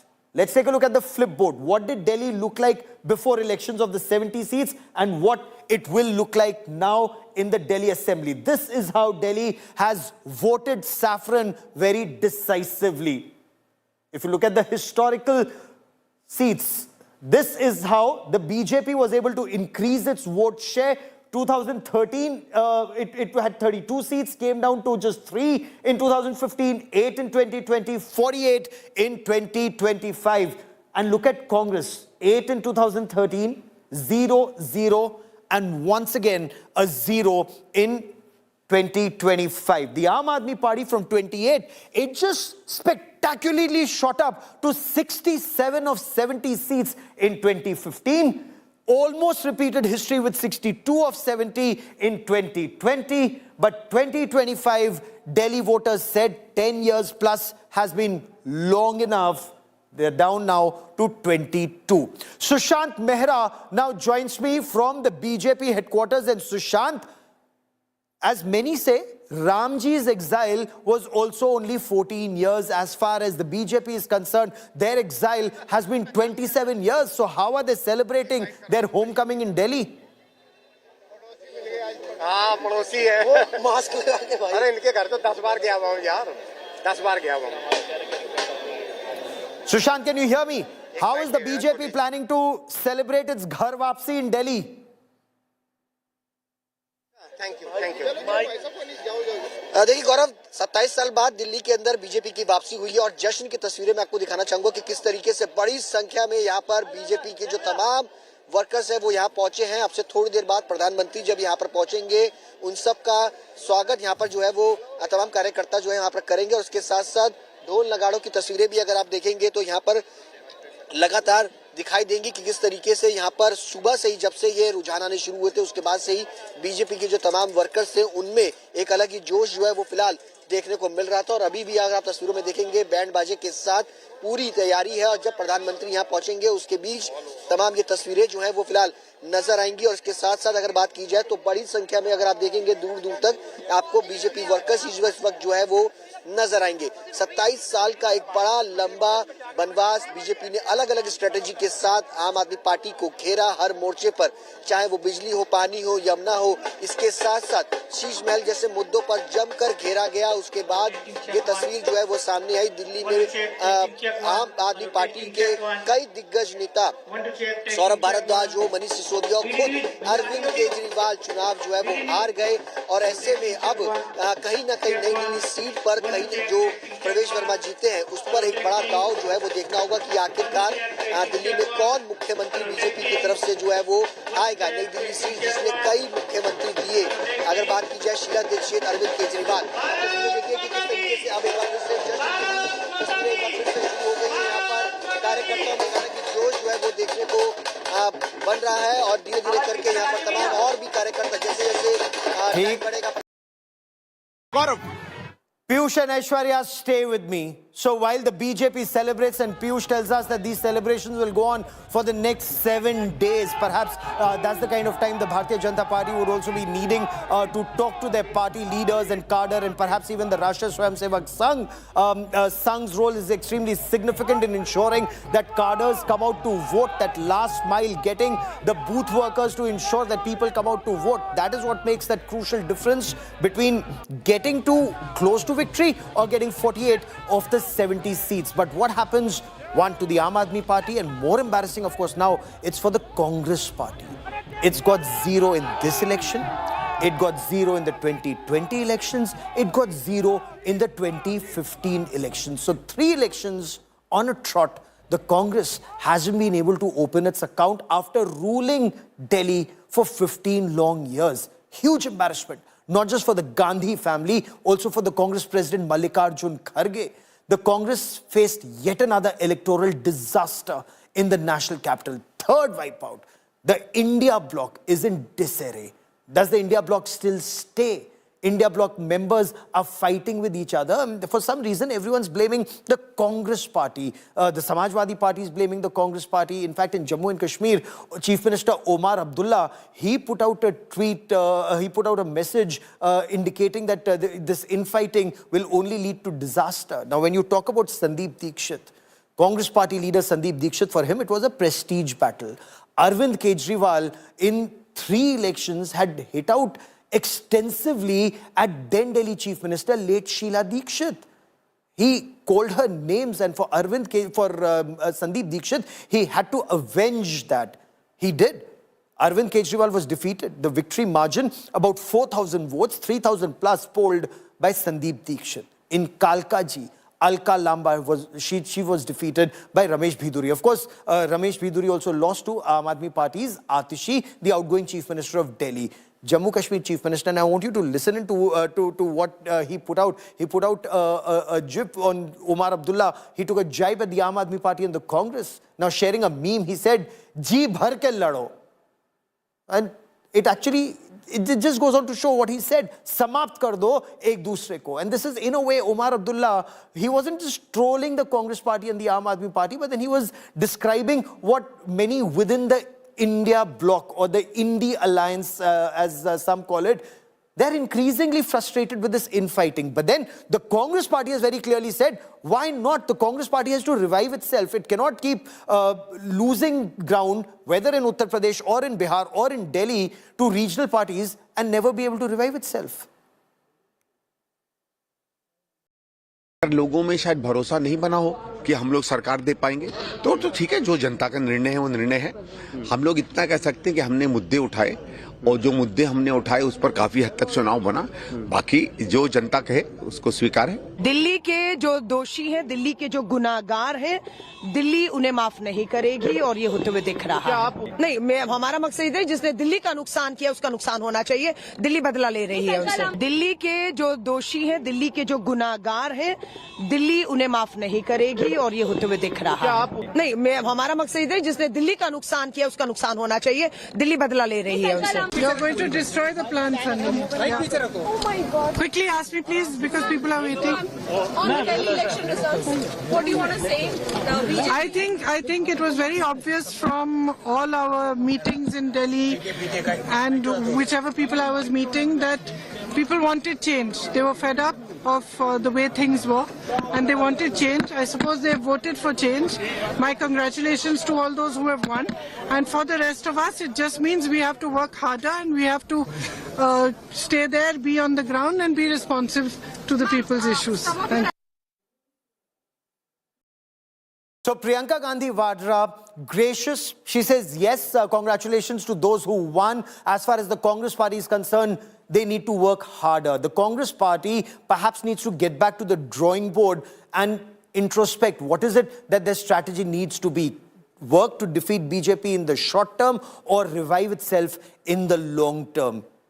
The Prime Minister, of course, has repeatedly spoken of Congress Mukt Bharat, but a strong opposition is always in national interest. A quick break, back with lots more. Keep watching India Today.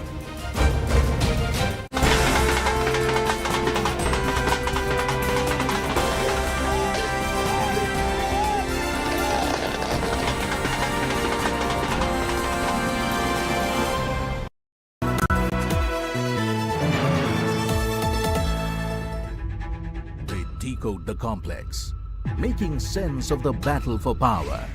They stand for trust, built over decades, earned with every analysis, every trend.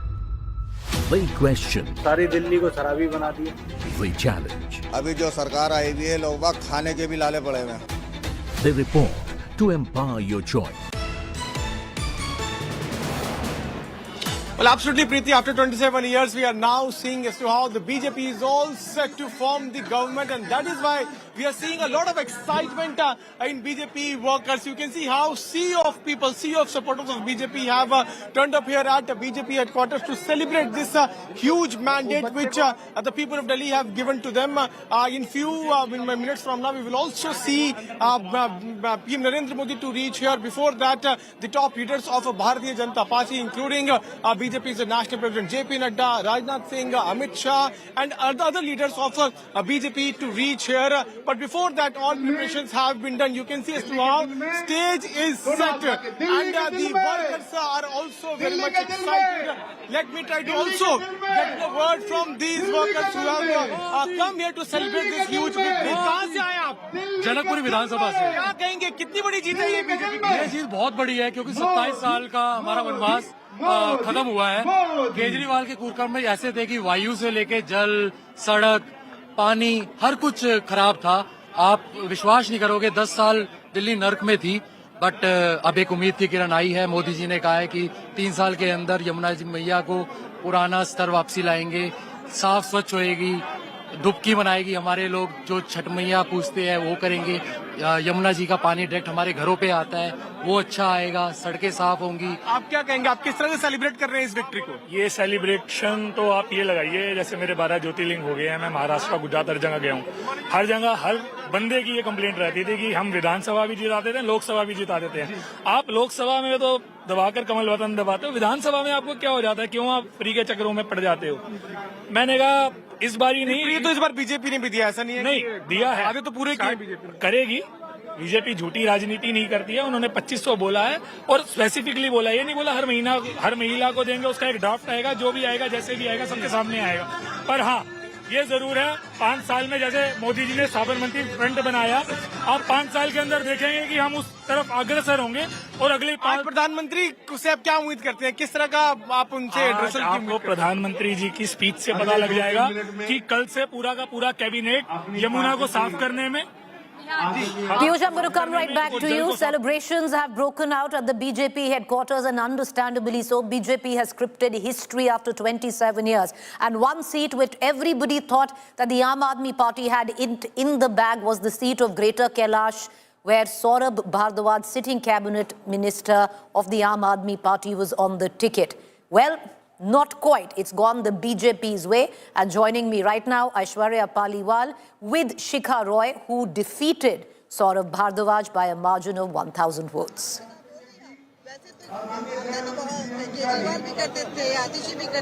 Well, Preeti, let me start by showing you the kind of support that Shikha Roy has got over here. So many people, all of them with the victory sign back here.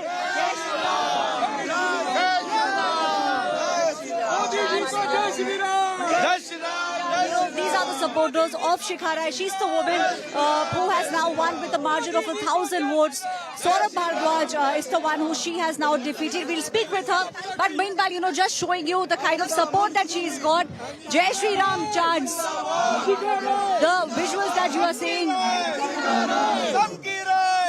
The Shikha Roy, wave, one can very clearly see here. We'll also try and speak with Shikha Roy. She's the one who's been saying, not now, Preeti, but over the past 5 years, that what Saurabh Bhardwaj could not do is something that she will do. Shikha ji, महिलाओं ने बहुत समर्थन किया है हमें और शिखा जी आपसे जानना चाहेंगे सबसे आपको बहुत ज्यादा मिला Saurabh Bhardwaj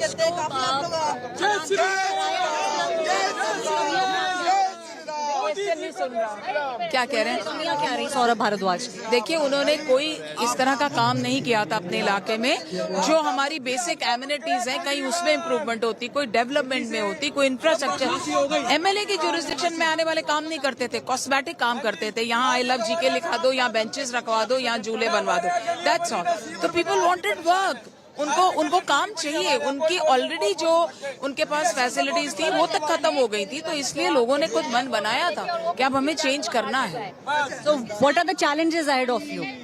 Big things that you will do. There are a lot of challenges as far as work is concerned because इतना बैकलॉग छोड़ के गए हैं इतने गड्ढे हैं कि सोचना पड़ेगा कहाँ से शुरू करें लेकिन मुझे पूर्ण विश्वास है हमारे राष्ट्रीय नेतृत्व के गाइडेंस के अंदर हम लोग जल्द से जल्द विकास की गति पर दौड़ेंगे विकास की गति पर दौड़ेंगे this is what you are hearing most of the candidates also speaking here and the jeet and the support is very very visible and clear satte pe satte ki jeet is what the people at the moment are saying and this place let me tell you the BJP headquarters Preeti is filled with supporters and with flags of the Bharatiya Janata Party. Well, understandably so, Aishwarya, because, what I'm going to do is, just for a moment, I'm going to reflect on our election intelligence dashboard and exactly what Aishwarya just said, that the kind of people that have come to the BJP headquarters this time is unprecedented because, viewers, this win for the Bharatiya Janata Party has been unprecedented. And why I say that, one just needs to take a look at what the history has been. Looking at the seats and the vote share, when they look at the historical chart of how the vote share, where it came down from 2008 to all the way to 2025, the BJP practically stuck at 39%. In 2008, they had a 36%, which came down and rose up again in 2020, but they just couldn't crack it. This time around, at 47%, just 3% ahead of Aam Aadmi Party, they have scripted a spectacular win. Just look at the vote share chart and how the Congress has completely decimated, just lifting up 2% from a paltry 4% of where it stood. So even though the vote share margin was just 3% between the Aam Aadmi Party as well as the BJP, look how it's translated into seats, sweeping the national capital practically with 48 leads right now. We're going to cut across and get our viewers an understanding on what it really means for the BJP, a ghar wapsi of sorts after 27 full years.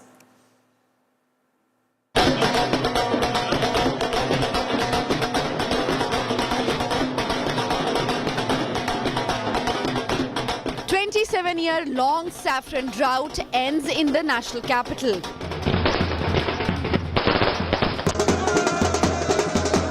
The Bharatiya Janata Party conquers Delhi.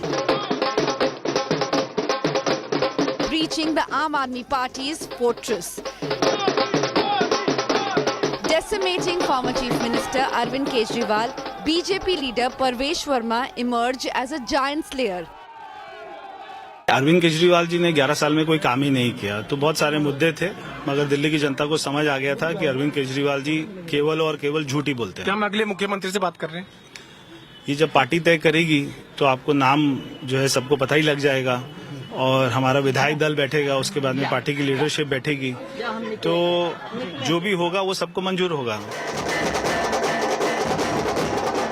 The BJP won middle-class dominated seats across West Delhi, East Delhi, South Delhi, Central Delhi and New Delhi. आज नरेंद्र मोदी जी 27 साल का बनवास आपने कटवा दिया। केजरीवाल तो गए, केजरीवाल का पॉलिटिकल करियर भी खत्म है, केजरीवाल जेल में भी जाएंगे। जो पैसा कमाया तो इसको एंजॉय कर लें, और उनके पास सब कुछ नहीं बचा सिवाय पैसे के, और पैसे को एंजॉय करेंगे। The BJP's double-engine sarkar is all set to roll into the national capital.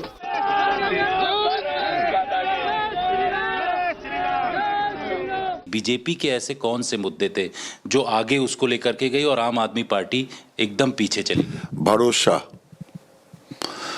Modi ji के बातों पे लोगों को भरोसा, एक ही मूल मंत्र था। लोगों का भरोसा उठ गया था और मोदी जी के बातों पर लोगों को भरोसा हुआ। जिस शहर को साफ पानी न मिले वो 1 साल भ्रमित हो सकती है, 2 साल भ्रमित हो सकती है, 3 साल भ्रमित हो सकती है, चौथी बार तो नहीं हो सकती। तो दिल्ली की जनता उस भ्रम से निकल चुकी है। साफ पानी चाहिए उसको, साफ हवा चाहिए, साफ यमुना चाहिए।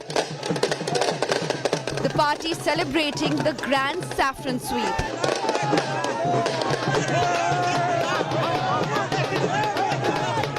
Pledging to fulfill all its promises and give Delhiites clean Yamuna and clean air. We are forming a government after 27 years in Delhi is because the people of Delhi have immense faith in Prime Minister Modi's guarantees. They know that the promises made in the BJP's Sankalp Patra, our manifesto, will be implemented because Modi ji has given it his backing and given his guarantee. The BJP's decades-long exile has come to an end with a historic victory. With Aishwarya Paliwal and Piyush Mishra, Bureau Report, India Today. All right, so the big takeaways of this mega verdict that Delhi has delivered: anti-incumbency clearly has swept the Aam Aadmi Party out of Delhi. It is a verdict, a referendum against Arvind Kejriwal. The middle class has spoken, and the middle class has spoken loudly. Women was one factor which was discussed possibly behind Arvind Kejriwal. It does seem that the woman vote has consolidated not behind Arvind Kejriwal, but behind the Bharatiya Janata Party. Sheesh Mahal, Liquorgate charges have damaged the morality halo of Arvind Kejriwal. Those visuals that you just saw were visuals of Parvesh Verma, the giant slayer who defeated Arvind Kejriwal entering Bangla Sahib Gurudwara. He's making the rounds of his constituency and the holy places there. The other big factor, Aam Aadmi Party's Poisoned Yamuna campaign backfired for the Aam Aadmi Party. I want to cut across right now to my colleague Amit Bhardwaj while I make my way to the election intelligence dashboard. Amit Bhardwaj, there were certain seats that the Aam Aadmi Party was so confident that they had in the bag. What possibly the party couldn't factor in the strong undercurrent of anti-incumbency.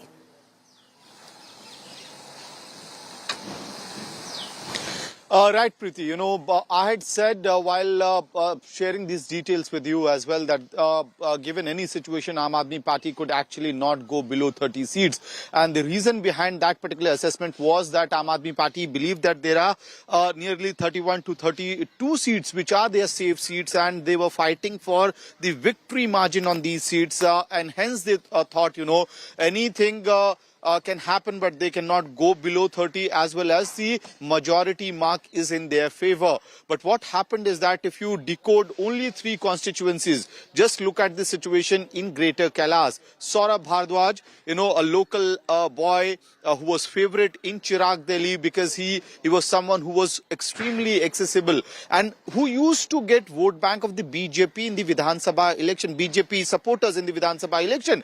What has happened this time around is that the trend that we saw, and which I had discussed with you as well, is that the upper economic strata people coming out in big numbers this time around and casting their vote on the issues of core civic body issues, as well as very loudly indicating that they are forced to come out of their homes and vote for the BJP. And so it has impacted Saurabh Bhardwaj's electoral fate as well. So these set of voters who used to vote for him now decided to vote for the Bharatiya Janata Party. Sangam Vihar, the Dalits and the backward classes out there have voted against Aam Aadmi Party. Malviya Nagar, who can imagine Somnath Bharti will lose his electoral battle, because again he was seen as someone who easily convinces the BJP voters to cast vote for him when it comes to the Vidhan Sabha election. Same fate has happened. In fact, even in the strongest of seats where it was supposed to be a walkover for Aam Aadmi Party and a 50,000 plus margin, Buradi and Devli, it doesn't look convincing given the fact the kind of margin that Aam Aadmi Party is getting. So clearly it is indication of erosion of your core vote bank, core seats, number one. And, I would say again, Muslim seats, Arvind Kejriwal and his advisors Amit, I'm going to come right back to you. So give our viewers, just stay with me, Amit. I just want to take our viewers through the power map, and I think this explains everything. Because the undercurrent of anti-incumbency, how it swept Aam Aadmi Party out of power, that in 2020 was what the map looked at 62 of 70 constituencies. The only reprieve that the BJP had then was the northeast seats right there. And incidentally, that is where the Aam Aadmi Party has actually held on a little bit on the center. Everywhere else, it's seemingly a washout. One quick question, Amit, before I let you go. What now for the Aam Aadmi Party? What is being contemplated? There's so much on the plate. People suggesting, will Arvind Kejriwal now immediately focus on Punjab? Enough going on there. Gujarat is something which the cadre now wants to focus full on. So at least they have 2 years to prepare. On the other hand, lots of questions now being raised whether he will take a constitutional route if there is some legal challenges that lie ahead. Will he, go through the Rajya Sabha route? So many options, so much circulation in terms of commentary. What are you picking up? Or do you think right now it's all white noise? Preeti, first of all, they also need to think about the question as to why his advisors, recommended him not to campaign in the Muslim-dominated seats of the national capital, and what is the end game that they achieved out of it. And why I'm referring to it, because now the elections that are coming up, the organizational expansion that needs to be done, that will be a recurring theme for Arvind Kejriwal, whether to go back to his original politics or keep on playing the soft Hindutva politics that he has, branded himself as one of the key stakeholders in that politics as well. Because Punjab, the Aam Aadmi Party will have to focus, and you cannot keep on going with this soft Hindutva politics that Arvind Kejriwal was trying to play that image, build that image for the past year or two. Number one. Number two, Gujarat, again, it's a confusion for the Aam Aadmi Party in that particular state, because they have been trying to challenge the BJP on their core turf of Hindutva in Gujarat. But certainly the Gujarat organizational unit is completely, feeling boosted right now. They believe that this time around they'll be able to actually deal with the Congress party and might emerge as the major or the key opponent of the BJP and, replace the Congress party in Gujarat. So there is a lot of organizational work that Aam Aadmi Party chief Arvind Kejriwal will have to focus upon, and he certainly needs to get rid of Delhi for the time being, for sure, because two important projects for AAP is certainly fixing the problems in Punjab government and then focusing in the organization of Gujarat. Back to you. All right, so Gujarat, Punjab, but what about Delhi? There are only 22 MLAs. To hold on to them is going to be a huge hassle, and I would think Amit knows that very well. All right, I'm going to cut across to the BJP headquarters because that is where all the action is. You have JP Nadda there meeting the leaders of Delhi, the Delhi Pradesh unit, the advisors. Basuri Swaraj was on the advisory committee in terms of planning the campaign, and you can see JP Nadda who's come in and meeting the leaders there. It's a big moment. JP Nadda, Aishwarya Paliwal would be signing off as party president on a huge high. Modi, Modi, Modi, Modi, Modi, Modi, Modi. Aishwarya, can you hear me? Modi, Modi, Modi, Modi, Modi, Modi, JP Nadda has been very happy about. A few days left for the Bharatiya Janata Party to come out with a new name, a new president. From what we are understanding, in the next 10 days, the picture will be pretty clear. Who will become the next BJP president, as well as who will become the chief minister of the national capital. Those things will be clear. Just showing you the kind of enthusiasm that you can see here. All the people wearing the caps of the Bharatiya Janata Party, the victory sign, and also, you know, we will be speaking with some of these people and asking them what is it that they want. जय श्री राम के आप नारे लगा रहे हैं, अब दिल्ली में आपको क्या लगता है क्या होगा?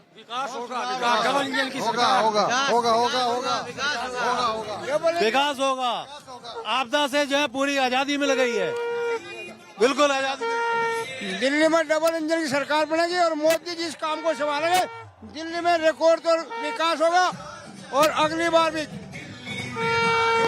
Now the song also that you are hearing is Delhi में भाजपा सरकार चाहिए, and that has got people dancing to the tunes. Delhi में भाजपा सरकार चाहिए. This is the song that you can very clearly see. The BJP flag there flying high. All of them now waiting for Prime Minister Narendra Modi to reach. JP Nadda, the party president, the outgoing party president rather, has already reached, and in about half an hour or so we'll see the Prime Minister also reaching.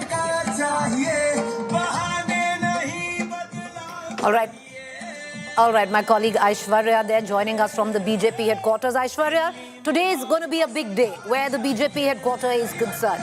You have JP Nadda there, and like, I was speaking with you that will be signing off on a high. Well, she's the woman of the moment.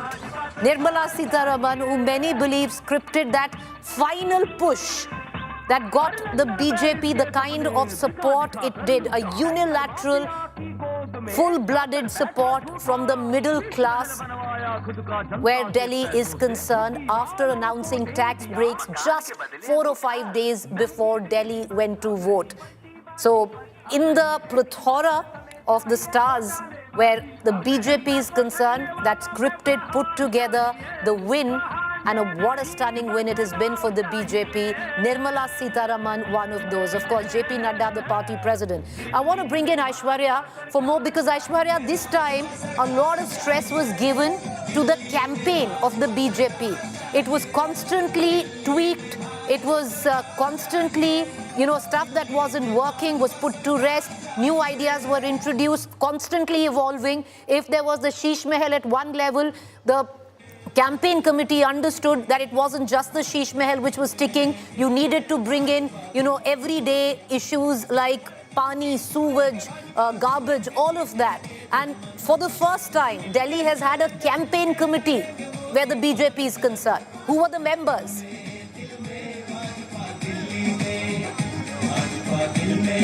Well, Peter, this is something which we have discussed earlier also, and I told you that the Bharatiya Janata Party this time, even though they did make sure that there was a Yogi Adityanath who was out here campaigning, they did not let the polarization take place in the way we have seen in other states taking place. Will it not happen in Bihar? Well, that's a big question, but they made sure that in the national capital they do not do that. They made sure that they ran a positive campaign. And the small nukkar sabhas that they did, that was something that definitely played a huge role. And now you're seeing the impact of that huge role. The BJP people dancing here, the cutouts of Prime Minister Narendra Modi, the dance that you are seeing, all this is the culmination of these things. You can see people here, the victory sign the smiles and people also with good shells.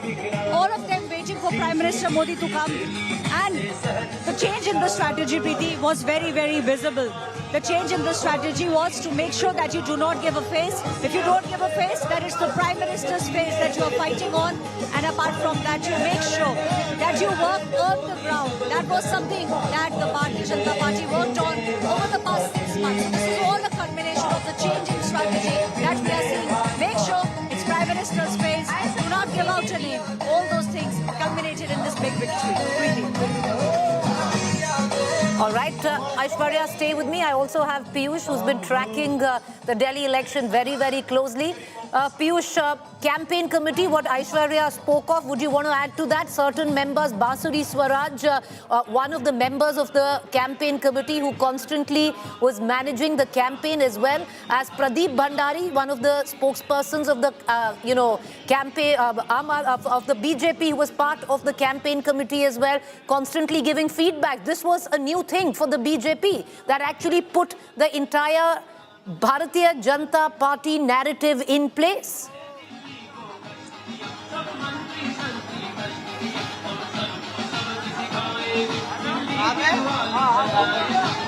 Piyush, can you hear me?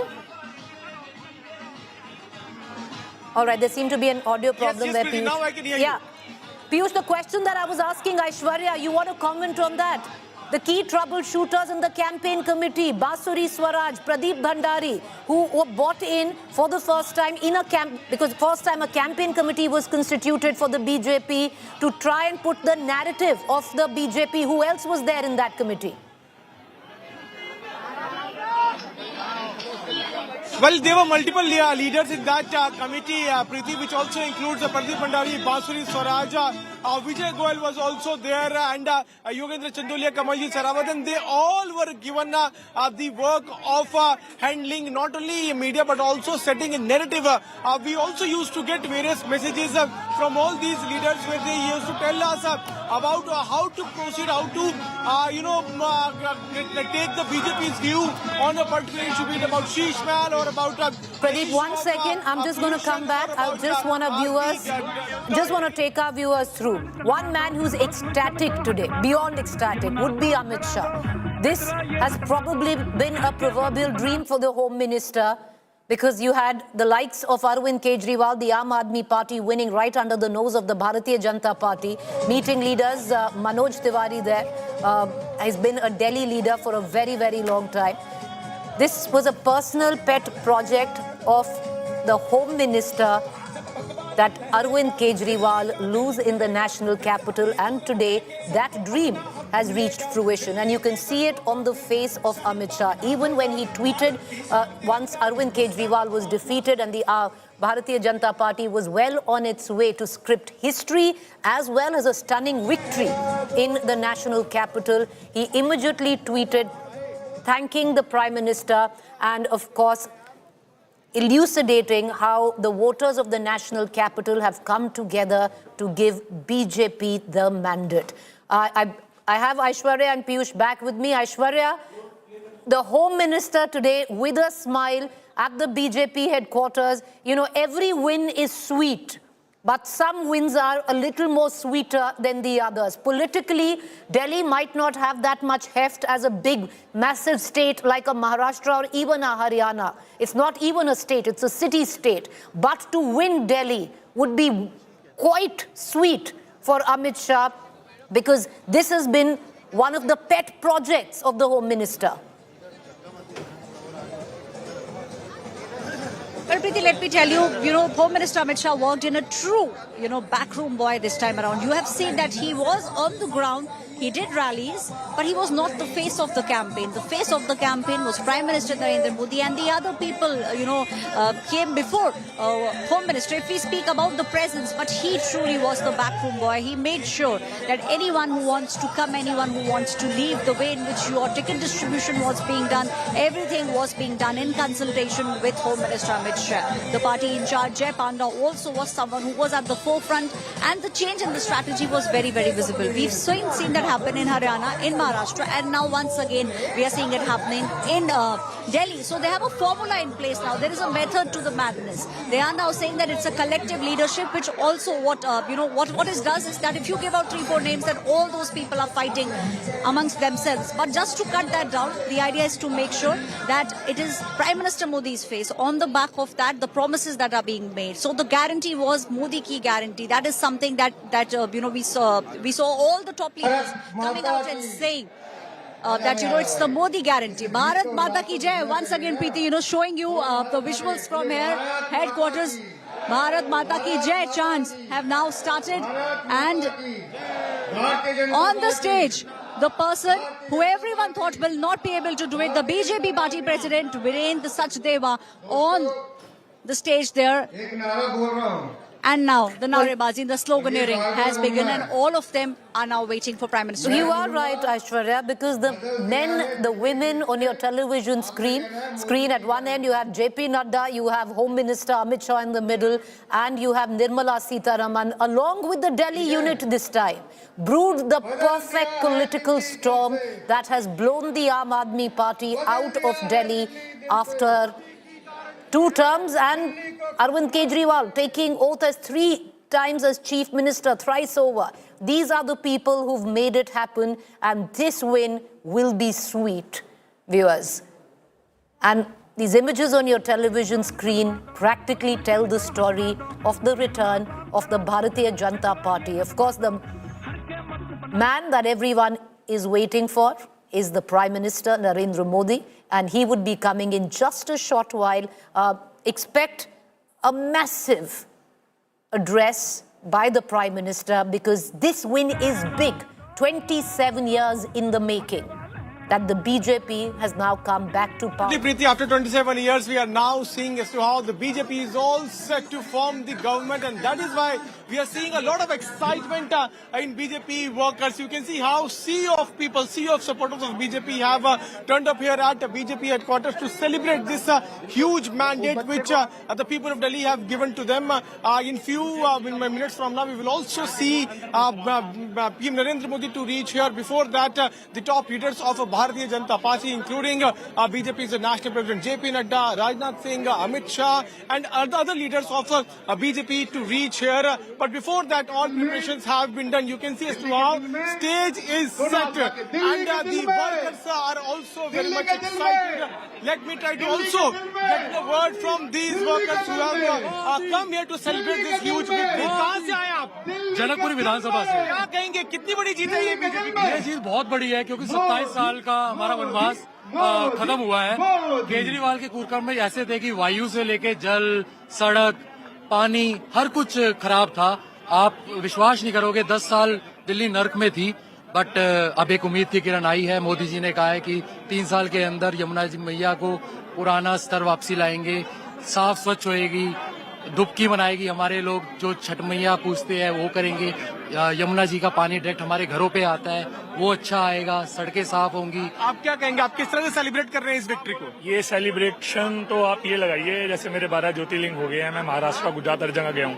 हर जगह हर बंदे की ये complaint रहती थी कि हम विधानसभा भी जिता देते हैं, लोकसभा भी जिता देते हैं। आप लोकसभा में तो दबाकर कमल बटन दबाते हो, विधानसभा में आपको क्या हो जाता है, क्यों आप फ्री के चक्करों में पड़ जाते हो? मैंने कहा इस बार ही नहीं, तो इस बार बीजेपी ने भी दिया, ऐसा नहीं है? नहीं दिया है, आगे तो पूरे बीजेपी करेगी।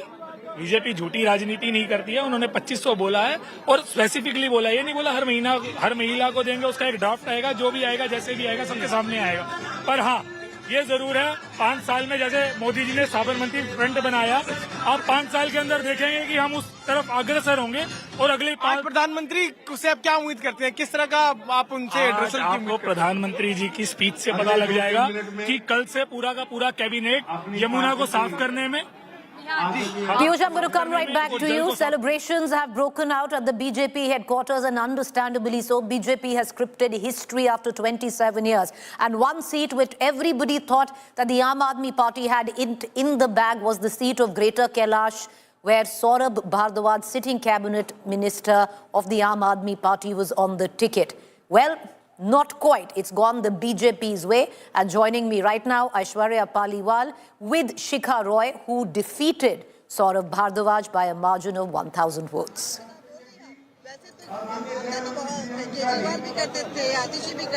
Well, Preeti, let me start by showing you the kind of support that Shikha Rai has got over here. So many people, all of them with the victory sign back here.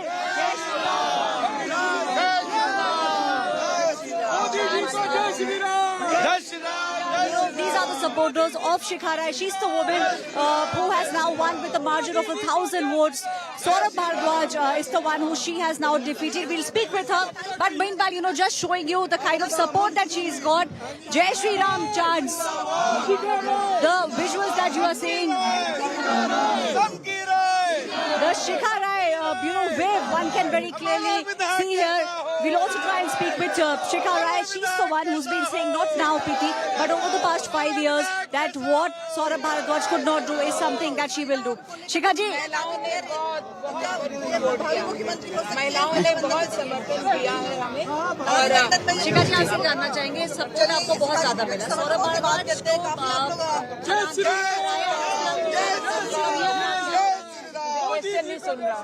क्या कह रहे हैं क्या रही सौरभ भारद्वाज देखिए उन्होंने कोई इस तरह का काम नहीं किया था अपने इलाके में जो हमारी बेसिक एमिनिटीज हैं कहीं उसमें इम्प्रूवमेंट होती कोई डेवलपमेंट में होती कोई इंफ्रास्ट्रक्चर एमएलए की जुरिस्डिक्शन में आने वाले काम नहीं करते थे कॉस्मेटिक काम करते थे यहाँ आई लव जीके लिखा दो यहाँ बेंचेस रखवा दो यहाँ झूले बनवा दो दैट्स ऑल तो पीपल वांटेड वर्क उनको काम चाहिए उनकी ऑलरेडी जो उनके पास फैसिलिटीज थी वो तक खत्म हो गई थी तो इसलिए लोगों ने खुद मन बनाया था कि अब हमें चेंज करना है So what are the challenges ahead of you? Big things that you will do. There are a lot of challenges as far as work is concerned because इतना बैकलॉग छोड़ के गए हैं इतने गड्ढे हैं कि सोचना पड़ेगा कहाँ से शुरू करें लेकिन मुझे पूर्ण विश्वास है हमारे राष्ट्रीय नेतृत्व के गाइडेंस के अंदर हम लोग जल्द से जल्द विकास की गति पर दौड़ेंगे विकास की गति पर दौड़ेंगे this is what you are hearing most of the candidates also speaking here and the jeet and the support is very very visible and clear सत्ते पे सत्ते की जीत is what the people at the moment are saying and this place let me tell you the BJP headquarters Preeti is filled with supporters and with flags of the Bharatiya Janata Party. Well, understandably so, Aishwarya, because, what I'm going to do is, just for a moment, I'm going to reflect on our election intelligence dashboard and exactly what Aishwarya just said, that the kind of people that have come to the BJP headquarters this time is unprecedented because, viewers, this win for the Bharatiya Janata Party has been unprecedented. And why I say that, one just needs to take a look at what the history has been. Looking at the seats and the vote share, when they look at the historical chart of how the vote share, where it came down from 2008 to all the way to 2025, the BJP practically stuck at 39%. In 2008, they had a 36%, which came down and rose up again in 2020, but they just couldn't crack it. This time around, at 47%, just 3% ahead of Aam Aadmi Party, they have scripted a spectacular win. Just look at the vote share chart and how the Congress has completely decimated, just lifting up 2% from a paltry 4% of where it stood. So even though the vote share margin was just 3% between the Aam Aadmi Party as well as the BJP, look how it's translated into seats, sweeping the national capital practically with 48 leads right now. We're going to cut across and get our viewers an understanding on what it really means for the BJP, a ghar wapsi of sorts after 20.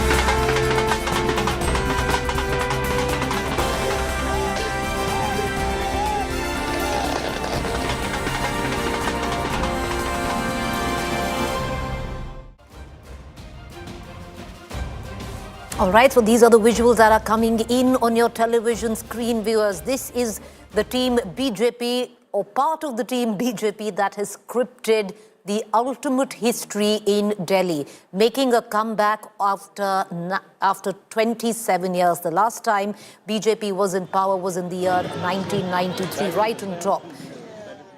You have the Home Minister winning Delhi. Has always been something very, very close to the Home Minister, and he'd be ecstatic. Like I'd said earlier, all wins, all elections wins are sweet but some are a tad sweeter than the other. JP Nadda, who'd be signing off as party president on a huge high. He's had 3 back-to-back victories, be it Haryana, Maharashtra, and now with Delhi. Nirmala Sitharaman, who gave the Bharatiya Janata Party that final push in Delhi, which lured the middle class that usually votes for the BJP in Lok Sabha but migrates for the Vidhan Sabha to the Aam Aadmi Party. This time, her tax break push made sure that middle class there didn't go anywhere. And then, of course, the C that you see at the BJP headquarters. That is the strength of the Bharatiya Janata Party in terms of the party cadre. They all came together to script what would go down in the annals of Delhi political history as a stunning comeback after 27 years. I want to connect right now to my colleague Aishwarya Paliwal as well as Piyush. Aishwarya, you know, that big question on everyone's mind is now, who will be the chief minister? At one level, you have someone like Parvesh Verma, many would suggest is natural selection. He's beaten, Arvind Kejriwal on his own turf. He's a Jat face. The BJP could use that Jat representation. There's also word that they could also be a deputy. In all, it seems it's a decision that the BJP wants to take in no hurry, a 10-day period time now for them to decide on who will be the CM of Delhi. Well, at least 10 days, but not more than that. That's the kind of indication that we are getting, Preeti. The big question, the million-dollar question, obviously, is who will become the chief minister. But we have had spate of chief ministers, those who were the real Karyakartas, and this is what the BJP has been hinting at, that we collectively will win states and we will make sure that it becomes a people's party, a workers' party, and Karyakartas are made the chief ministers. Case in point, the state of Rajasthan, the state of Madhya Pradesh. No one was expecting Bhajan Lal to become the chief minister. No one was expecting Mohan Yadav to become the chief minister in Madhya Pradesh. But that is the reality today. Even in Orissa, people were not expecting the chief minister to be the man who was selected to be the chief minister. So we should be prepared for any kind of surprise coming in. But before that, the celebrations that are taking place, dancing women, men, all of them wearing the saffron color. It's a sea of saffron that you can see here at the BJP headquarters. All of them, waiting and waving. In fact, we'll also come to them and ask them, दो चीजें क्या चाहिए आपको दिल्ली में? पूरी दिल्ली को धन्यवाद, पूरी दिल्ली को थैंक यू। आपने एक अच्छी सरकार चुनी है और ये सरकार दिल्ली की सारी समस्याओं का हल करेगी। ये सरकार साफ होगी, हवा साफ होगी, प्रदूषण कम होगा, पक्का होगा। जिस तरीके से हमने 10th लार्जेस्ट इकोनॉमी से 5th लार्जेस्ट इकोनॉमी बनाई, 3rd बनाने की ओर है, वैसे ही टॉप 10 कैपिटल वर्ल्ड की हम दिल्ली को बनाएंगे, फिर टॉप 5 में लाएंगे और टॉप 1 भी बनाएंगे। ऐसा हमारा रोड मैप है। जमुना साफ होगी और केजरीवाल जेल जाएंगे और हवा पूरी साफ होगी, और पूरा साफ होगी, विकास होगा, दिल्ली में विकास होगा। देखिए, भ्रष्टाचार का अंत हुआ है और विकास का प्रारंभ हुआ है, तो यमुना की सफाई क्या पूरे दिल्ली का विकास होने वाला है, क्योंकि मोदी जी ने बोला है कि मुझे एक बार मौका दीजिए और दिल्ली की जनता की गारंटी पर विश्वास है। बिल्कुल, पूरा देश विश्वास कर रहा है, तो दिल्ली क्यों नहीं करेगी? गारंटी मोदी की है, गारंटी में सफल हुए हैं वो, इस बार भी होंगे। मोदी की guarantee, and just showing you this person who has now come and with a corn shell now, making sure that he waits for Prime Minister Narendra Modi. The victory sign, the Prime Minister's face, Preeti. This is what is happening in the BJP headquarters, and these are the people who made sure that they are the ones who made sure that it is BJP who wins. Delhi mein Bhajpa sarkar chahiye. That's the song sung by Manoj Tiwari. That's the song which is played in the background. If you can hear the song, they're all now waiting for Prime Minister Modi, and the Modi ki guarantee, the Modi magic definitely has worked in the national capital. Well, you're right there, because this time there was the Prime Minister who's on the ticket of the national capital, and boy, has he delivered. Any time right now, the Prime Minister would be coming in at the BJP headquarters, which is a sea of Karyakartas, and understandably, there was a sense of ecstasy, a wave of ecstasy of sorts, where the BJP Karyakartas are concerned. It's deliverance for them after a very, very long time, 27 years in the making. Any time now, the Prime Minister's cavalcade will be pulling in. What we can expect is one of the most political speeches in Delhi by the Prime Minister. One thing was very clear, that the Prime Minister and the Home Minister were not happy that you had an Aam Aadmi Party Sarkar right under their nose in the national capital. Well, no more. It's a double engine where BJP comes in, where national capital, Delhi, comes into question. With that, I'm going to head into a quick break. To stay with us on the other side. We are back to where all the action is today, and that is the BJP headquarters, viewers. Hold it a bit, because we're getting in visuals now. A man who is much celebrated in the echelons of the BJP Karyakartas especially. You can see them cheering him on because they are waiting for none else. If you see that window on the left-hand side bottom, Parvesh Verma, the man of the moment. Okay, no, that is Jay Panda along with Manoj Tiwari, but any minute now, we are going to get... Preeti, after 27 years, we are now seeing as to how the BJP is all set to form the government, and that is why we are seeing a lot of excitement in BJP workers. You can see how sea of people, sea of supporters of BJP have turned up here at BJP headquarters to celebrate this huge mandate which the people of Delhi have given to them. In few minutes from now, we will also see PM Narendra Modi to reach here. Before that, the top leaders of Bharatiya Janata Party, including BJP's National President JP Nadda, Rajnath Singh, Amit Shah, and other leaders of BJP to reach here. But before that, all preparations have been done. You can see as to how stage is set, and the workers are also very much excited. Let me try to also get the word from these workers who have come here to celebrate this huge victory. कहाँ से आए आप? जनकपुरी विधानसभा से। क्या कहेंगे, कितनी बड़ी जीत है ये बीजेपी की? ये जीत बहुत बड़ी है, क्योंकि 27 साल का हमारा वनवास खत्म हुआ है। केजरीवाल के कार्यक्रम में ऐसे थे कि वायु से लेके जल, सड़क, पानी, हर कुछ खराब था। आप विश्वास नहीं करोगे, 10 साल दिल्ली नर्क में थी, बट अब एक उम्मीद की किरण आई है। मोदी जी ने कहा है कि 3 साल के अंदर यमुना जी मैया को पुराना स्तर वापसी लाएंगे, साफ स्वच्छ होएगी, डुबकी मनाएगी। हमारे लोग जो छठ मैया पूछते हैं वो करेंगे। यमुना जी का पानी डायरेक्ट हमारे घरों पे आता है, वो अच्छा आएगा, सड़कें साफ होंगी। आप क्या कहेंगे, आप किस तरह से सेलिब्रेट कर रहे हैं इस विक्ट्री को? ये सेलिब्रेशन तो आप ये लगाइए, जैसे मेरे 12 ज्योतिर्लिंग हो गए हैं। मैं महाराष्ट्र, गुजरात, हर जगह गया हूँ। हर जगह हर बंदे की ये कंप्लेंट रहती थी कि हम विधानसभा भी जिता देते हैं, लोकसभा भी जिता देते हैं। आप लोकसभा में तो दबाकर कमल वतन दबाते हो, विधानसभा में आपको क्या हो जाता है? क्यों आप फ्री के चक्करों में पड़ जाते हो? मैंने कहा इस बार ही नहीं, तो इस बार बीजेपी ने भी दिया, ऐसा नहीं है? नहीं दिया है, आगे तो पूरे करेगी। बीजेपी झूठी राजनीति नहीं करती है। उन्होंने 2500 बोला है, और स्पेसिफिकली बोला, ये नहीं बोला हर महिला को देंगे। उसका एक ड्राफ्ट आएगा, जो भी आएगा, जैसे भी आएगा, सबके सामने आएगा। पर हाँ, ये जरूर है, 5 साल में जैसे मोदी जी ने साबरमती फ्रंट बनाया, आप 5 साल के अंदर देखेंगे कि हम उस तरफ अग्रसर होंगे। और अगले 5 प्रधानमंत्री से आप क्या उम्मीद करते हैं, किस तरह का आप उनसे एड्रेस? आपको प्रधानमंत्री जी की स्पीच से पता लग जाएगा कि कल से पूरा का पूरा कैबिनेट यमुना को साफ करने में।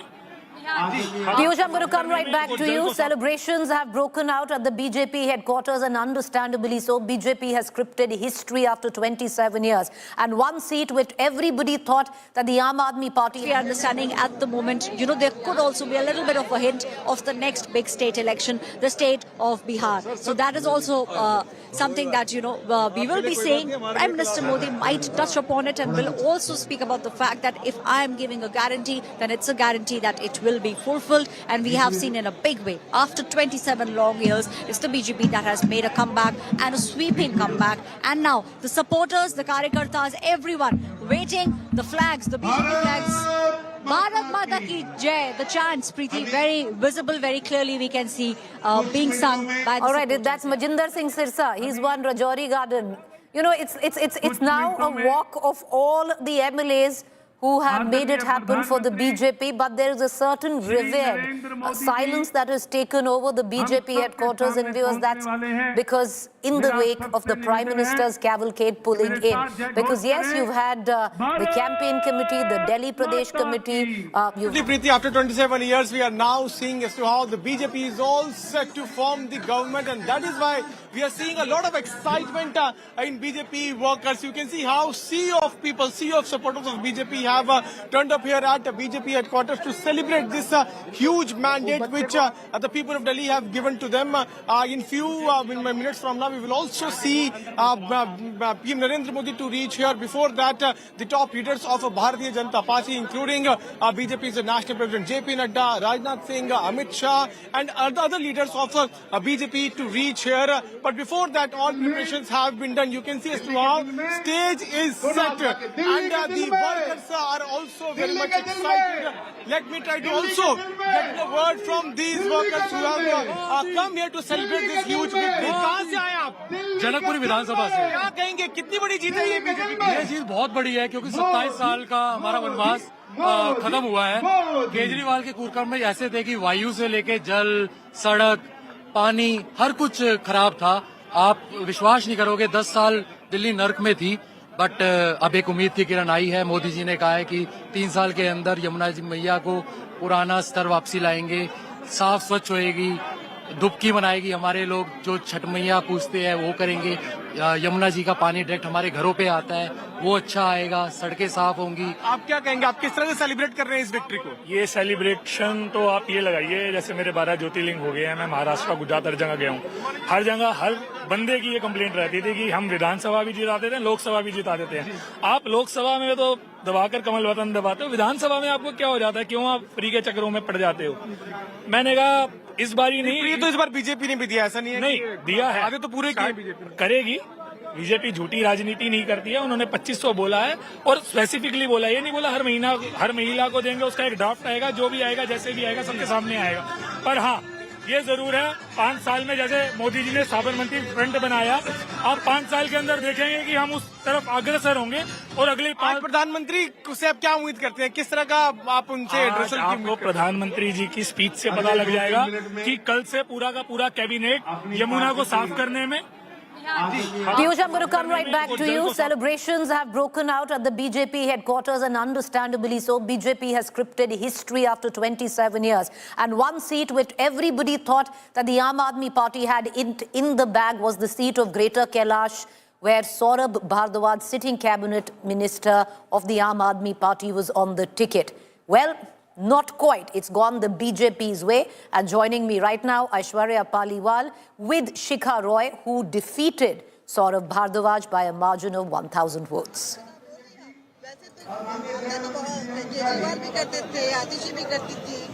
Well, Preeti, let me start by showing you the kind of support that Shikha Roy has got over here. So many people, all of them with the victory sign back here.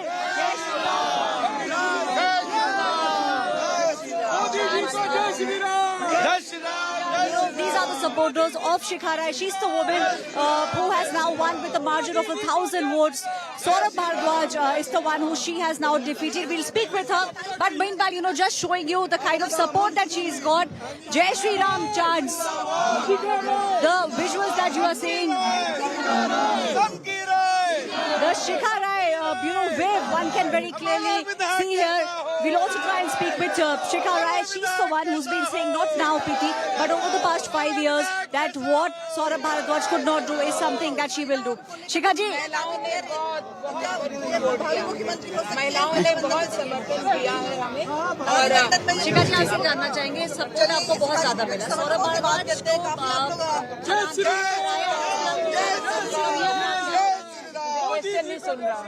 क्या कह रहे हैं? क्या रही सौरभ भारद्वाज? देखिए, उन्होंने कोई इस तरह का काम नहीं किया था अपने इलाके में। जो हमारी बेसिक एमिनिटीज हैं, कहीं उसमें इम्प्रूवमेंट होती, कोई डेवलपमेंट में होती, कोई इंफ्रास्ट्रक्चर। एमएलए की जुरिस्डिक्शन में आने वाले काम नहीं करते थे, कॉस्मेटिक काम करते थे। यहाँ आई लव जीके लिखा दो, यहाँ बेंचेस रखवा दो, यहाँ झूले बनवा दो, दैट्स ऑल। तो पीपल वांटेड वर्क। उनको काम चाहिए। उनकी ऑलरेडी जो उनके पास फैसिलिटीज थी वो तक खत्म हो गई थी, तो इसलिए लोगों ने खुद मन बनाया था कि अब हमें चेंज करना है। So what are the challenges ahead of you? Big things that you will do. There are lot of challenges as far as work is concerned, because इतना बैकलॉग छोड़ के गए हैं, इतने गड्ढे हैं कि सोचना पड़ेगा कहाँ से शुरू करें। लेकिन मुझे पूर्ण विश्वास है हमारे राष्ट्रीय नेतृत्व के गाइडेंस के अंदर हम लोग जल्द से जल्द विकास की गति पर दौड़ेंगे। विकास की गति पर दौड़ेंगे। This is what you are hearing. Most of the candidates also speaking here, and the jeet and the support is very, very visible and clear. Satte pe satte ki jeet is what the people at the moment are saying. And this place, let me tell you, the BJP headquarters, Preeti, is filled with supporters and with flags of the Bharatiya Janata Party. Well, understandably so, Aishwarya, because, what I'm going to do is, just for a moment, I'm going to reflect on our election intelligence dashboard and exactly what Aishwarya just said, that the kind of people that have come to the BJP headquarters this time is unprecedented because, viewers, this win for the Bharatiya Janata Party has been unprecedented. And why I say that, one just needs to take a look at what the history has been. Looking at the seats and the vote share, when they look at the historical chart of how the vote share, where it came down from 2008 to all the way to 2025, the BJP practically stuck at 39%. In 2008, they had a 36%, which came down and rose up again in 2020, but they just couldn't crack it. This time around, at 47%, just 3% ahead of Aam Aadmi Party, they have scripted a spectacular win. Just look at the vote share chart and how the Congress has completely decimated, just lifting up 2% from a paltry 4% of where it stood. So even though the vote share margin was just 3% between the Aam Aadmi Party as well as the BJP, look how it's translated into seats, sweeping the national capital practically with 48 leads right now. We're going to cut across and get our viewers an understanding on what it really means for the BJP, a ghar wapsi of sorts after 27 full years.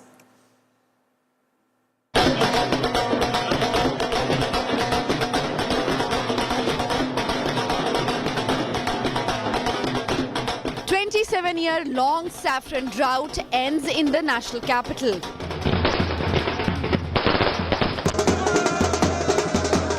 The Bharatiya Janata Party conquers Delhi, breaching the Aam Aadmi Party's fortress. Decimating former Chief Minister Arvind Kejriwal, BJP leader Parvesh Verma emerge as a giant slayer. Arvind Kejriwal ji ने 11 साल में कोई काम ही नहीं किया, तो बहुत सारे मुद्दे थे, मगर दिल्ली की जनता को समझ आ गया था कि अरविंद केजरीवाल जी केवल और केवल झूठ ही बोलते हैं। क्या हम अगले मुख्यमंत्री से बात कर रहे हैं? ये जब पार्टी तय करेगी तो आपको नाम जो है सबको पता ही लग जाएगा और हमारा विधायक दल बैठेगा, उसके बाद में पार्टी की लीडरशिप बैठेगी, तो जो भी होगा वो सबको मंजूर होगा। The BJP won middle-class dominated seats across West Delhi, East Delhi, South Delhi, Central Delhi and New Delhi. आज नरेंद्र मोदी जी 27 साल का बनवास आपने कटवा दिया। केजरीवाल तो गए, केजरीवाल का पॉलिटिकल करियर भी खत्म है, केजरीवाल जेल में भी जाएंगे। जो पैसा कमाया तो इसको एंजॉय कर लें और उनके पास अब कुछ नहीं बचा सिवाय पैसे के, और पैसे को एंजॉय करें। The BJP's double-engine sarkar is all set to roll into the national capital.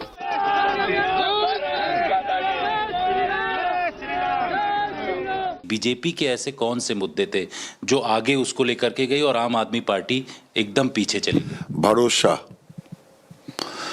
Modi ji के बातों पे लोगों को भरोसा, एक ही मूल मंत्र था। लोगों का भरोसा उठ गया था और मोदी जी के बातों पर लोगों को भरोसा हुआ। जिस शहर को साफ पानी न मिले वो 1 साल भ्रमित हो सकती है, 2 साल भ्रमित हो सकती है, 3 साल भ्रमित हो सकती है, चौथी बार तो नहीं हो सकती। तो दिल्ली की जनता उस भ्रम से निकल चुकी है। साफ पानी चाहिए उसको, साफ हवा चाहिए, साफ यमुना चाहिए। The party celebrating the grand saffron sweep.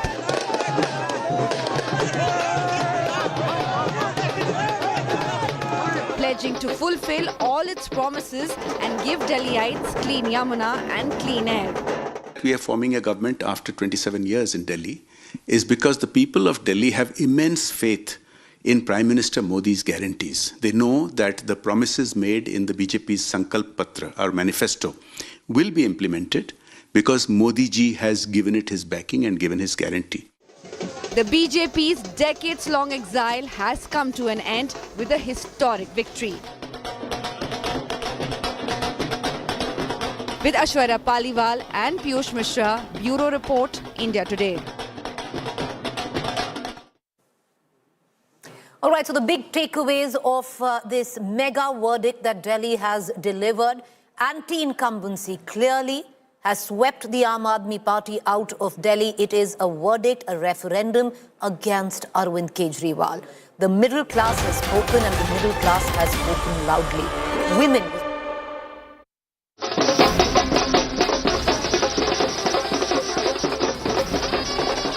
BJP's Ghar Wapasi in capital. Big Delhi dhamaka for BJP. Kejriwal crumbles in Delhi. Stunning climax in our capital. BJP's 27-year exile ends. Top focus on India today. It's the big BJP after party at the party headquarters in the national capital. Prime Minister Narendra Modi likely to arrive in the next 15 minutes as the BJP big guns get set to celebrate the end of 2.5 decades of political exile in Delhi. You can see their beaming faces, especially the man in the middle, Amit Shah. Kejriwal made it personal, accused the Home Minister of being responsible for the law and order situation deteriorating in the national capital.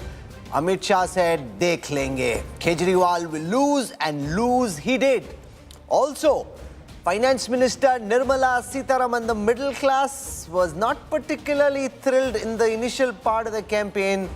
They were saying, "Mere liye kya kiya?" Nirmala Sitharaman provided the answer in a union budget on the first, turning the taste in the mouth of the middle class BJP voter, bringing them towards the BJP's fold. And then there is JP Nadda, the party president. This is his last election as the BJP president, and he will be going out in a blaze of glory as the BJP gets set to appoint a new president by the end of the month.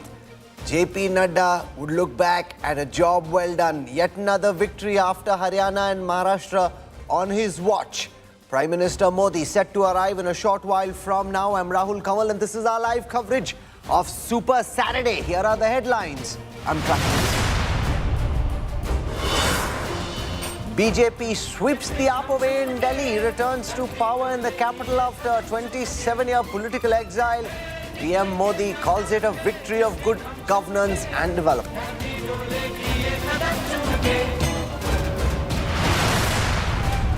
Arvind Kejriwal loses New Delhi and also the rest of the state. BJP's Parvez Verma emerges as the giant slayer. Kejriwal says he didn't enter politics for power. मैं आम आदमी party के सभी कार्यकर्ताओं को बहुत बहुत बधाई देना चाहता हूं। वो बहुत शानदार चुनाव लड़े, बहुत मेहनत की।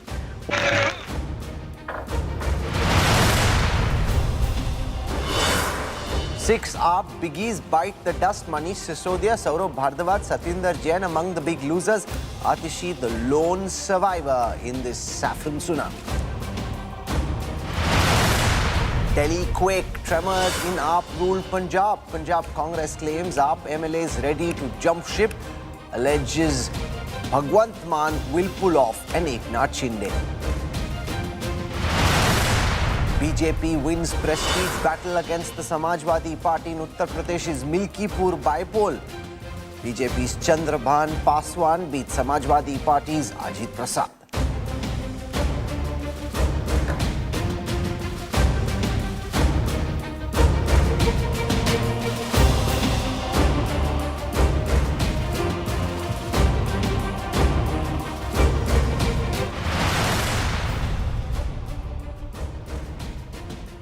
A saffron tsunami has swept away Arvind Kejriwal and his Aam Aadmi Party from Delhi. The BJP is back in power in the capital after 27 long years.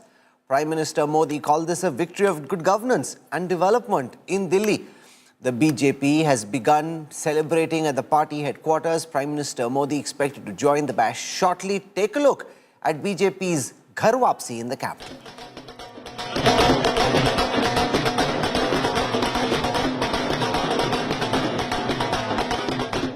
27-year-long saffron drought ends in the national capital.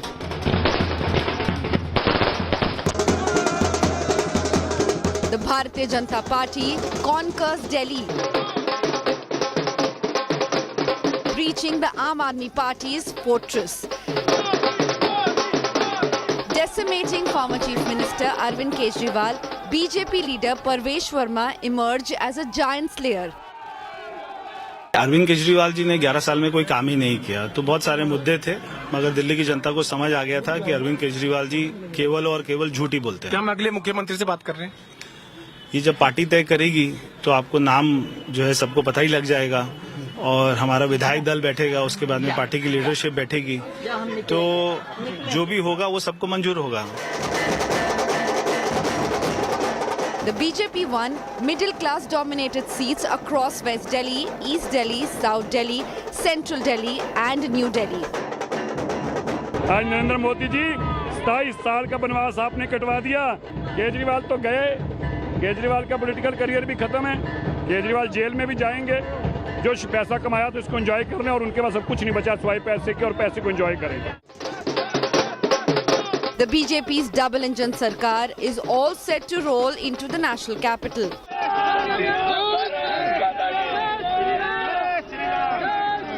BJP के ऐसे कौन से मुद्दे थे जो आगे उसको लेकर के गई और आम आदमी पार्टी एकदम पीछे चली गई? भरोसा। मोदी जी के बातों पे लोगों को भरोसा, एक ही मूल मंत्र था।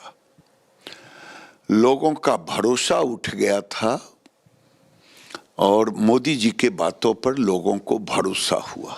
जिस शहर को साफ पानी न मिले वो 1 साल भ्रमित हो सकती है, 2 साल भ्रमित हो सकती है, 3 साल भ्रमित हो सकती है, चौथी बार तो नहीं हो सकती। तो दिल्ली की जनता उस भ्रम से निकल चुकी है। साफ पानी चाहिए उसको, साफ हवा चाहिए, साफ यमुना चाहिए। The party celebrating the grand saffron sweep.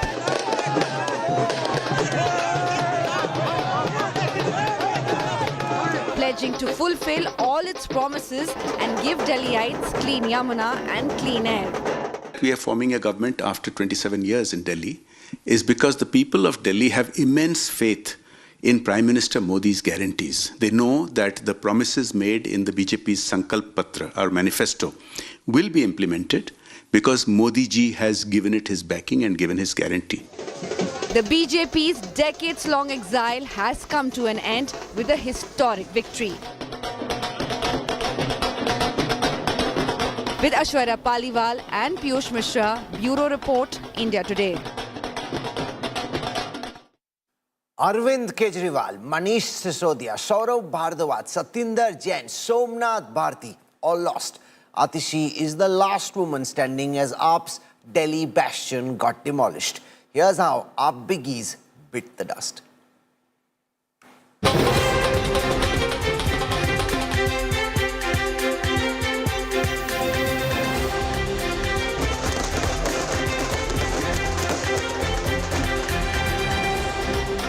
जनता का जो भी फैसला है उसे हम पूरी विनम्रता के साथ स्वीकार करते हैं। The Aam Aadmi Party's 10-year rule in the national capital comes to an end. The BJP stormed Team Kejriwal's bastion, securing a stunning win in the capital, ending a 27-year-long drought. The scale of defeat for Aam Aadmi Party was so big that most of its stalwarts, including Arvind Kejriwal, lost their seats. जनता का निर्णय sir माथे पर। मैं Bharatiya Janata party को इस जीत के लिए बहुत बहुत बधाई देता हूं, और मैं उम्मीद करता हूं कि जिस उम्मीद के साथ और जिस आशा के साथ लोगों ने उनको बहुमत दिया है वो उन सभी उम्मीदों और आशाओं पे पूरा उतरेंगे। Kejriwal's close aide and former Deputy Chief Minister Manish Sisodia lost from the Jangpura seat. Minister Saurabh Bhardwaj lost his Greater Kailash seat. Durgesh Pathak and Satinder Jain were defeated from Rajendra Nagar and Shakur Basti, while Somnath Bharti faced defeat in Malviya Nagar. Jangpura विधानसभा का चुनाव हम सब कार्यकर्ताओं ने मिलकर बहुत मेहनत से लड़ा। जंगपुरा विधानसभा के लोगों ने भी बहुत प्यार मोहब्बत सम्मान दिया। लेकिन 600 वोट से लगभग 600 वोट से उसमें हम पीछे रह गए। तो मैं जो कैंडिडेट जीते हैं उनको बधाई देता हूं और उम्मीद करता हूं कि जंगपुरा की समस्याओं को वो हल करेंगे।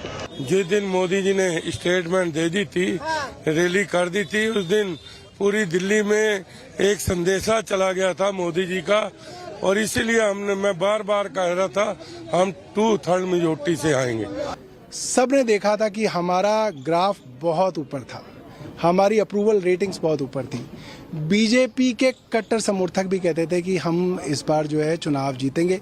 तो ये क्यों हुआ, उसके ऊपर जो है इस वक्त टिप्पणी करनी ठीक नहीं है।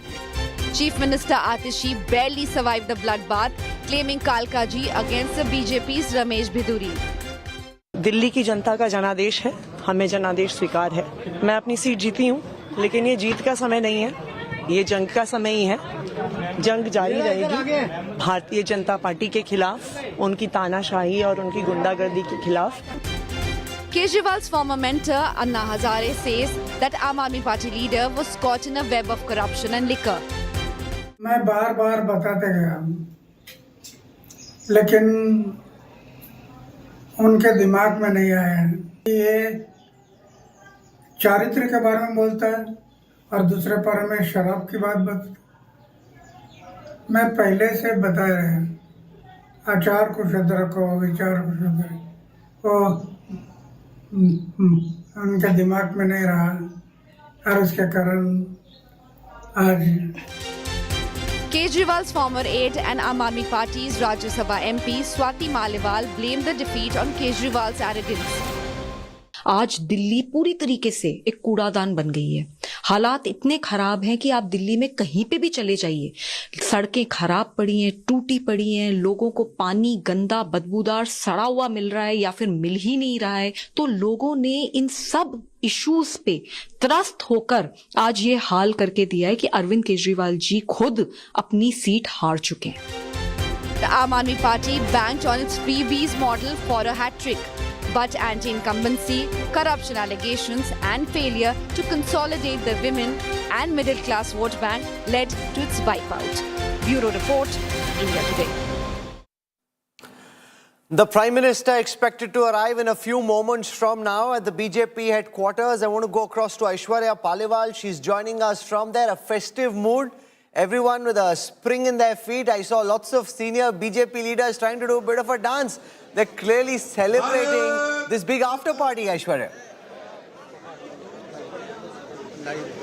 Well, definitely, Rahul, there will be a big after party, something that everyone was hoping for was, and a few of them were in fact even expecting the 2/3 majority, Rahul, that we are now seeing. Let me just tell you, what the people here are feeling.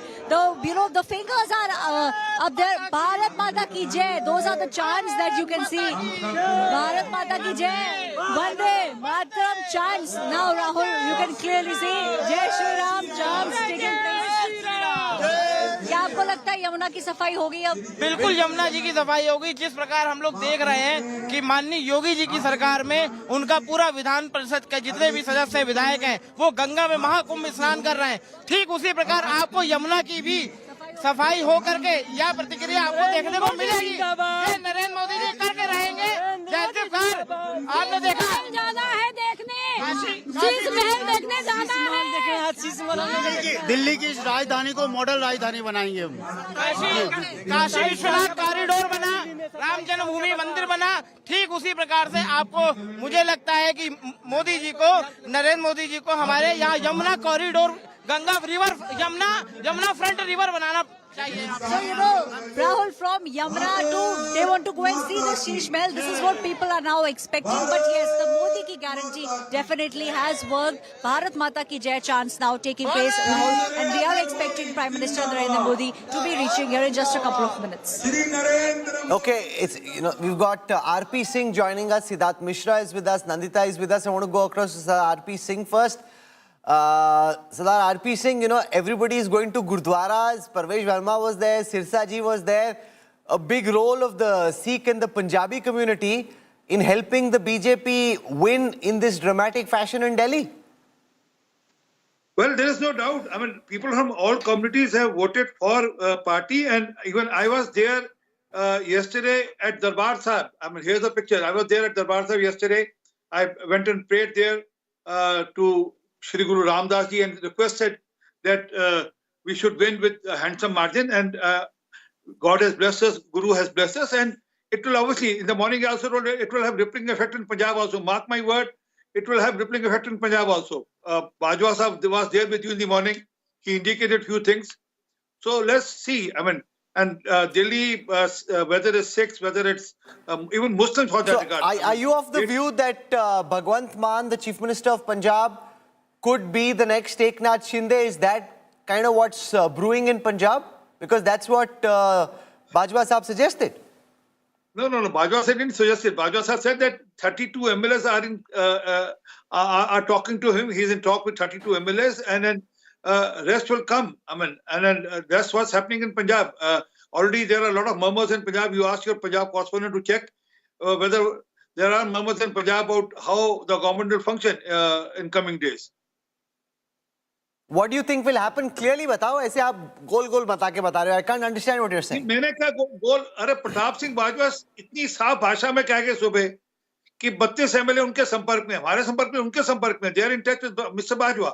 So you should ask Mr. Bajwa. You probably have been told you have taken some live interview of Mr. Bajwa also today. Someone has taken a live interview from India Today of Mr. Bajwa also, and he has indicated a lot of things.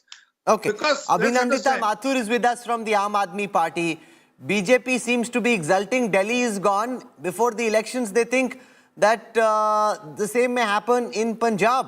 We've got Siddharth Mishra joining us as well. Of the hopefuls, the names that have been doing the round, Mr. Mishra, who do you think is most likely to be the next BJP CM in Delhi? That's thing, something which is very, very difficult to answer, because all the past states that we have seen, that all the expected names, the incumbent chief ministers, the so-called faces of the party, the prominent names of the party, none of them had made it. But in these elections, I can see that many people who have been, experienced functionaries of the party, they have won the election, some have lost. Like Ramesh Vidhude has lost the election by a very small margin, but he has lost. He cannot be in the reckoning. Dushyant Gautam has lost. So I can tell you two names which were in the race have been eliminated, Dushyant Gautam and Ramesh Vidhude. But there are others who have won, and there are people who have won for third term, fourth term. But it's very, very difficult to say at this point of time. The natural choice everybody is saying is Pravesh Verma. So we in fact, are amongst the very few networks that managed an exclusive with Pravesh Verma from here in the studio. So let's listen to the man who at this moment is the odds-on favourite. Remember, the BJP is perfectly capable of pulling out a Bharjan Lal Sharma, so it cannot be denied that there can be a dark horse. But he's beaten the mighty Arvind Kejriwal in his bastion in New Delhi, and by popular choice amongst BJP Karyakartas in the capital, Pravesh Verma is the front-runner. Here he is, while we wait for Prime Minister Modi to reach the BJP headquarters, the front-runner in the race to be the BJP CM in Delhi, speaking to India Today. Man of the moment, the man who scripted electoral history for the Bharatiya Janata Party, the man who's being celebrated all the way from Kashmir to Kanyakumari amongst the BJP cadre, Pravesh Verma, the giant slayer, now joins us live. Pravesh bhai, from a BJP lens, aapne to kamal kar diya.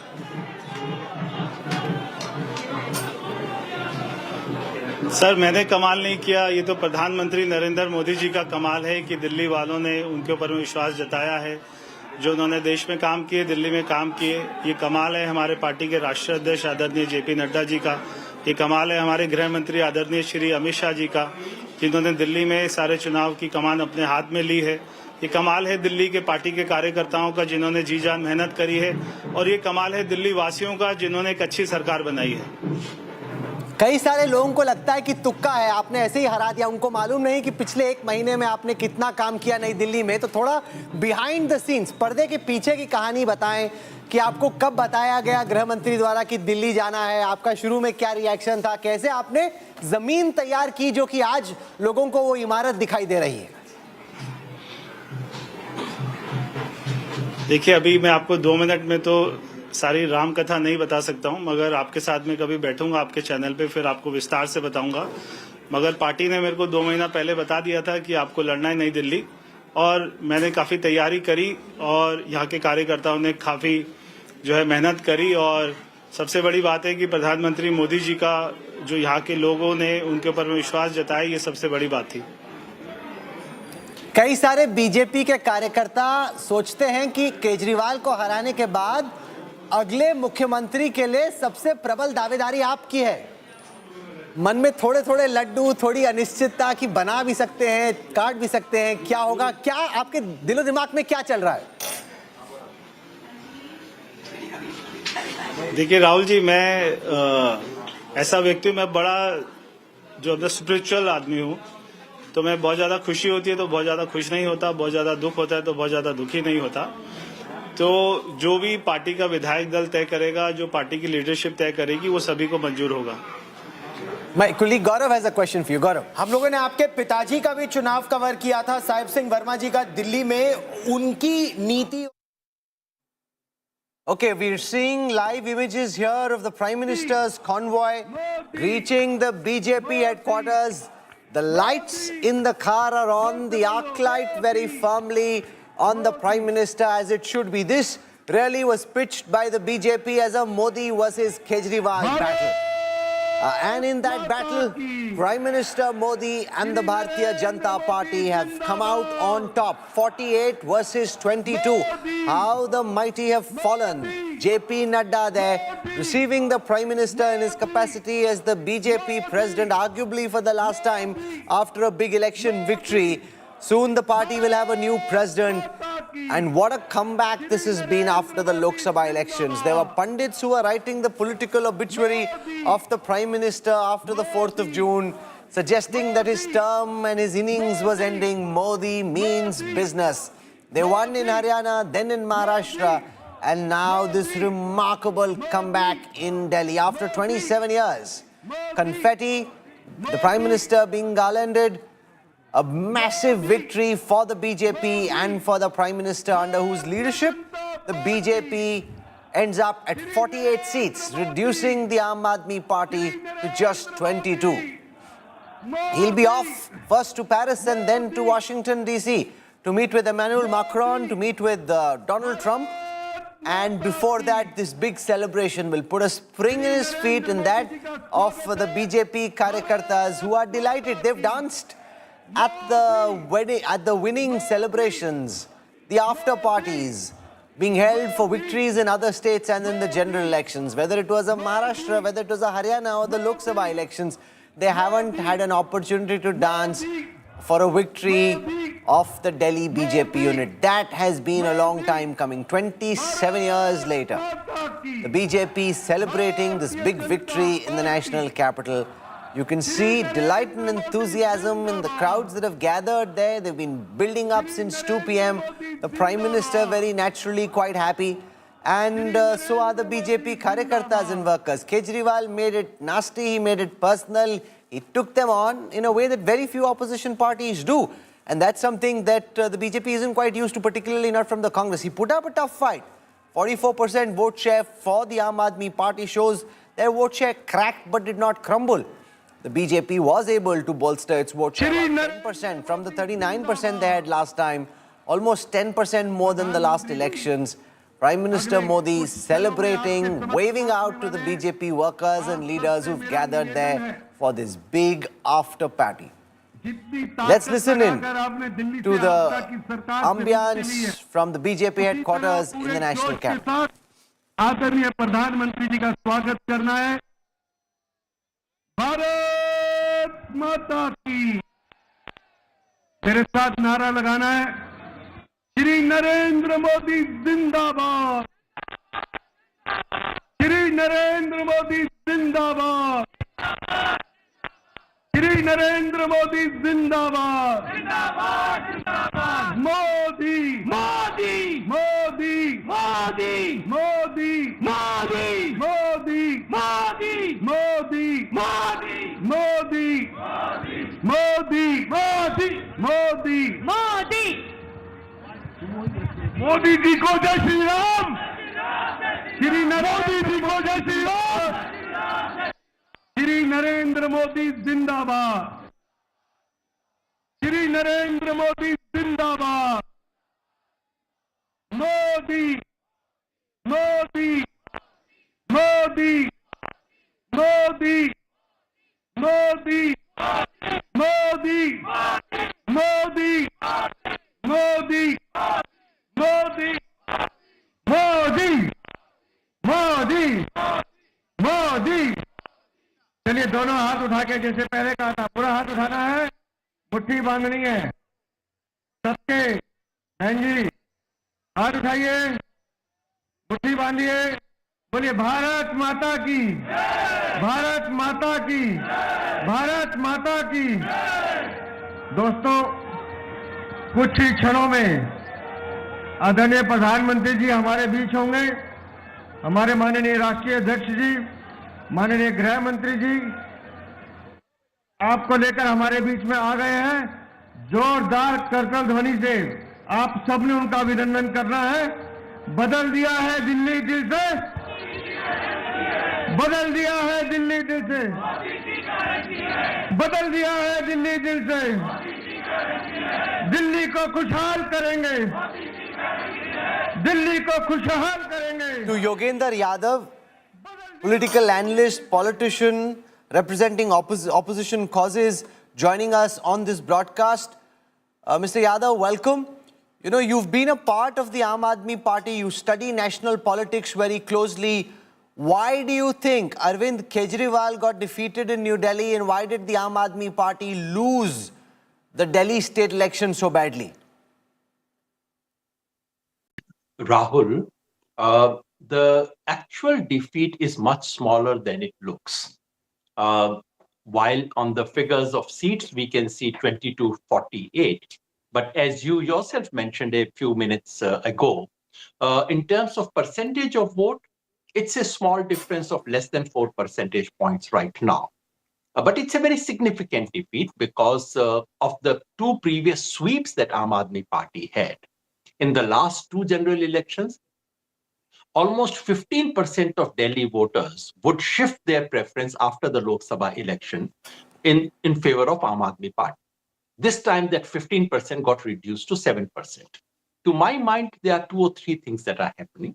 Number one, Delhi voter said, we've got free electricity, all right. Our education and health, some indicators have improved, definitely improved over the last governments, all right. But that happened earlier. What have you done in the last 5 years, especially after you got the MCD as well? What are the structural improvements, infrastructural improvements that you have brought? And there was not enough good answer. Number two, while Aam Aadmi Party complained, rightly so, that the Lieutenant Governor was behaving like a BJP agent, would not let them rule, many voters in Delhi did not sympathize with that and said, all right, in which case, why don't we bring the BJP directly? Because mind you, that voter has already voted for BJP in the Lok Sabha election. And number three, allegations of corruption to do with liquor, which I believe is truly a serious scam. Allegations of corruption and allegations of, Sheesh Mahal and whatever. That took off the moral sheen that Aam Aadmi Party had. Yogendra ji, just give me some time. The Prime Minister is about to start speaking at the BJP headquarters. We'll try and set up a window where we have a good 10-15 minutes to talk to you and try and make sense of the Delhi elections. I just want to thank you for the moment. We'll try and set this up just in a while from now. I want to go across to senior BJP leader Smriti Irani, who joins us at this broadcast. Had gone for a dip at the Holy Sangam, celebrating the BJP's return to power after 27 years. A big victory, Smriti ji, for the Bharatiya Janata Party in the national capital, where this political exile has been going on for almost 3 decades now. Well, I believe it's a stunning victory, especially sweet given the long wait.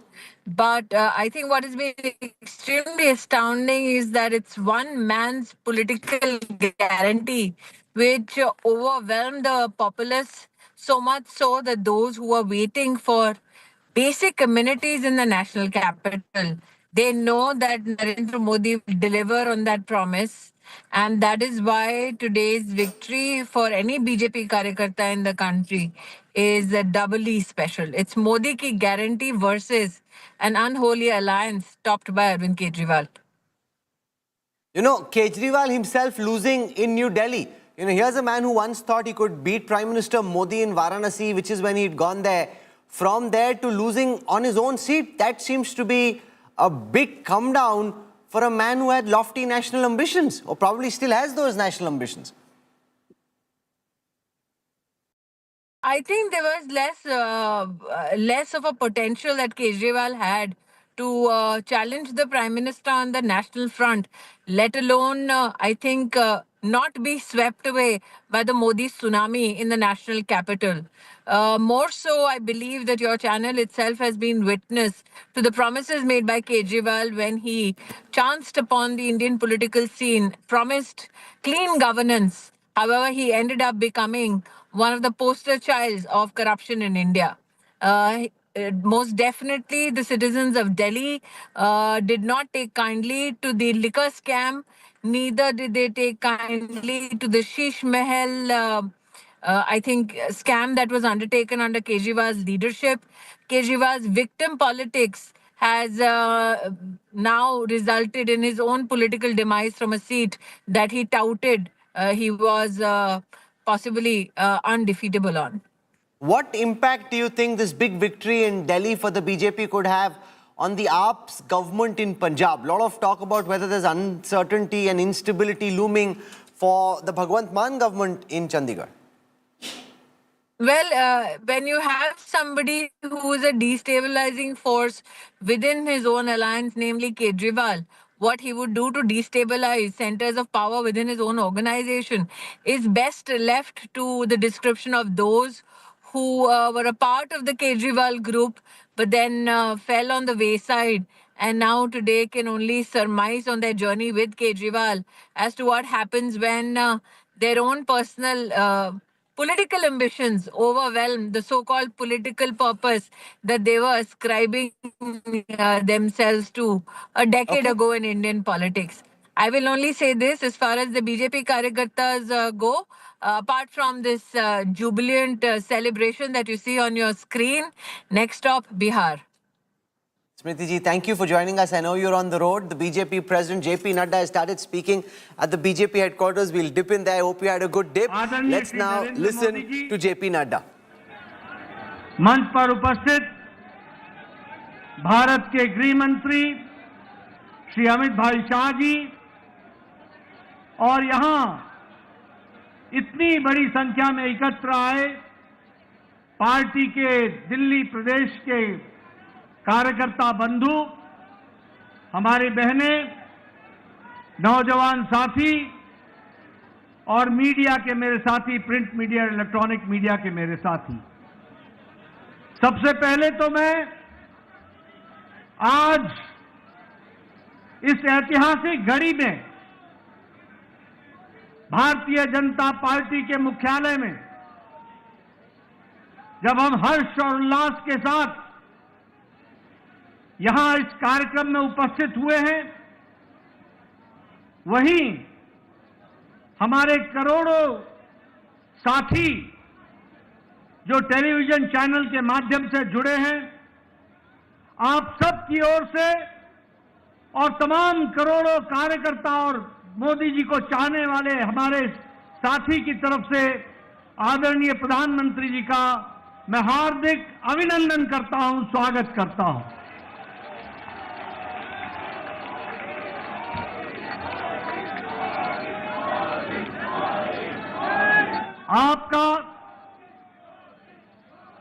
आपके नेतृत्व में जिस तरीके से party ने एक पर एक जीत हासिल की है और आपके नेतृत्व ने जिस पर जनता ने बारंबार मोहर लगाया है और आपने भी देश की सेवा में कोई कसर नहीं छोड़ी है, ऐसी शख्सियत जो हमारे पार्टी के शीर्ष नेता हैं प्रधानमंत्री मोदी जी का, पुनः मैं उनका अभिनंदन और स्वागत करता हूं।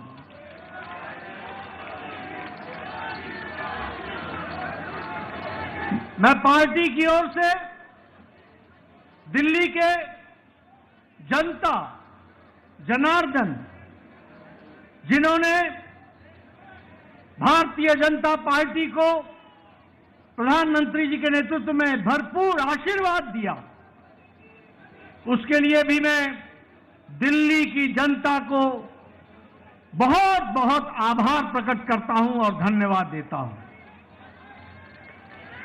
मैं तमाम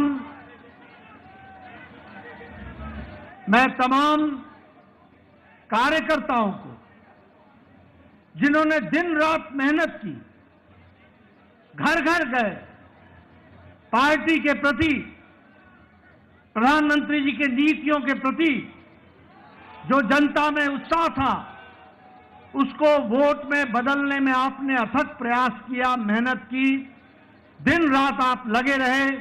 ऐसे हमारे जुझारू कार्यकर्ता भाई बहनों को भी मैं पार्टी की ओर से बहुत बहुत साधुवाद देता हूं, बहुत बहुत धन्यवाद देता हूं।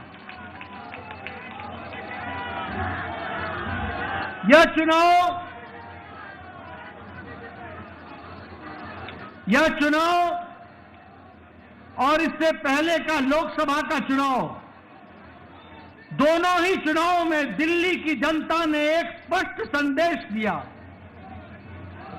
लोकसभा में आपने सातों की सातों सीटों पर भारतीय जनता पार्टी को विजयश्री दिलाई और इस बार के विधानसभा में आपने 48 सीटों पर विजय दिलाई। यह स्पष्ट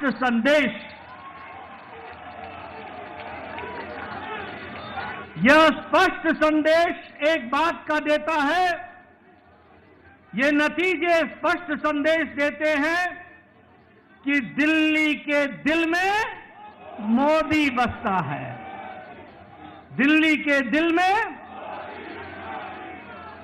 मित्रों, मैं यहां यह भी कहना चाहता हूं कि जो प्रधानमंत्री मोदी जी ने पिछले 10 सालों में भारत के राजनीतिक संस्कृति में परिवर्तन लाया, जातिवाद से, भ्रष्टाचार से धत्ता दिखाकर विकासवाद, डेवलपमेंट, गांव की, गरीब की, वंचित की, पीड़ित की सेवा, उनके जीवन स्तर में परिवर्तन आए, इस बात के लिए जिस तरीके से आपके नेतृत्व में देश में काम हुआ, उसको भी यह चुनाव के नतीजे मुहर लगाते हैं और उसको भी विकासवाद को मुहर लगाते हैं। मैं यहां यह भी कहना चाहूंगा कि एक समय में राजनीति होती थी कि लोगों को लोभ लुभावने भाषण दो, उनको लोभ लुभाने वाले वायदे करो और बाद में भूल जाओ। ये प्रधानमंत्री मोदी जी ने भारत की राजनीति में परिवर्तन लाया, रिपोर्ट कार्ड की राजनीति को जन्म दिया और जो कहा था वो किया, जो नहीं कहा था वो भी करके दिया। यह भी हमको देखने को मिला।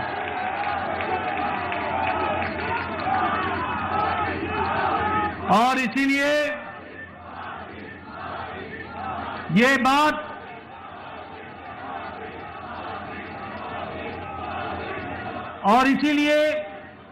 यह बात जन जन के जवान पर चढ़ गई और जन जन के जवान पर यह बात चढ़ी कि मोदी की गारंटी पूरी होने की गारंटी है।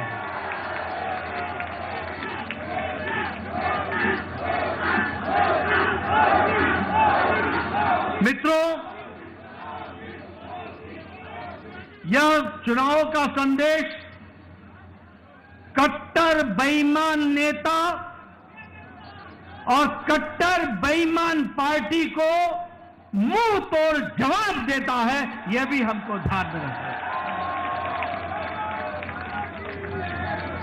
जिस तरीके से उन्होंने दिल्ली को एक प्रकार से कूड़ादान बना दिया था, जो पिछले चुनाव में कूड़ों के पहाड़ पर खड़े होकर के वायदा करते थे कि हम दिल्ली को साफ करेंगे, उन्होंने घर घर के आगे कूड़ों का ढेर लगा दिया था। जो लोग शुद्ध पानी की बात कहते थे, उन्होंने दिल्ली की जनता को गंदा पानी पीने के लिए मजबूर किया। जो लोग शिक्षा के नाम पर लोगों को छलते थे, उन्होंने दिल्ली के स्कूल में 2/3 बच्चों को साइंस की पढ़ाई से वंचित रखा। जो लोग अच्छी सड़कों की बात करते थे, उन्होंने गड्ढों पर चलने के लिए मजबूर किया। और यह चुनाव साफ संदेश देता है कि दिल्ली को ऐसी पार्टी की जरूरत नहीं है, और उनको घर बैठाने का काम किया तो दिल्ली की जनता ने किया। यह भी हमको ध्यान में रखना चाहिए। मैं यहां यह भी बताना चाहता हूं कि आपदा आम आदमी पार्टी यह झूठ बोलने की फैक्ट्री है। यह झूठ बोलने का इंसाइक्लोपीडिया है।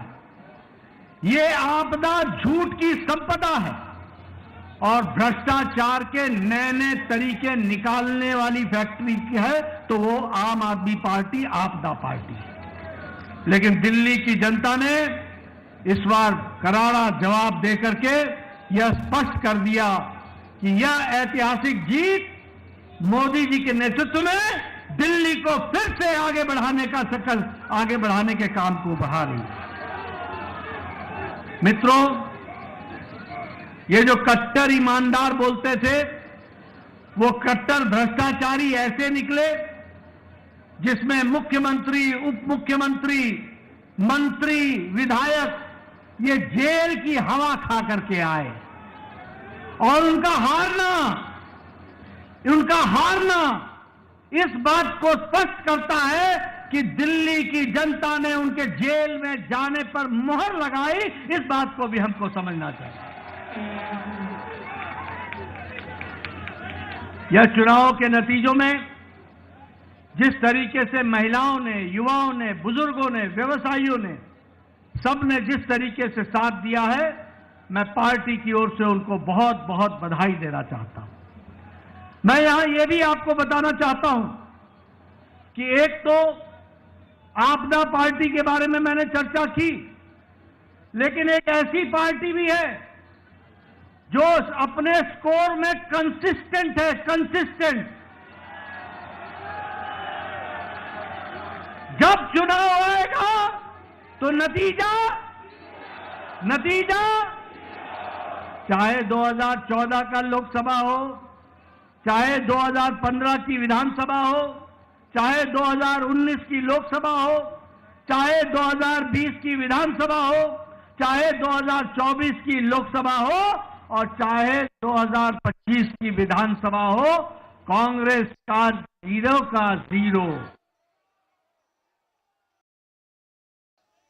मित्रों, यह स्पष्ट बताता है कि जो प्रधानमंत्री जी ने कहा था कि आपदा नहीं सहेंगे और बदल के रहेंगे, दिल्ली की जनता ने आपदा को सहने से इनकार किया और दिल्ली बदल करके रख दी। इसके लिए मैं विशेष करके आपको बधाई देता हूं।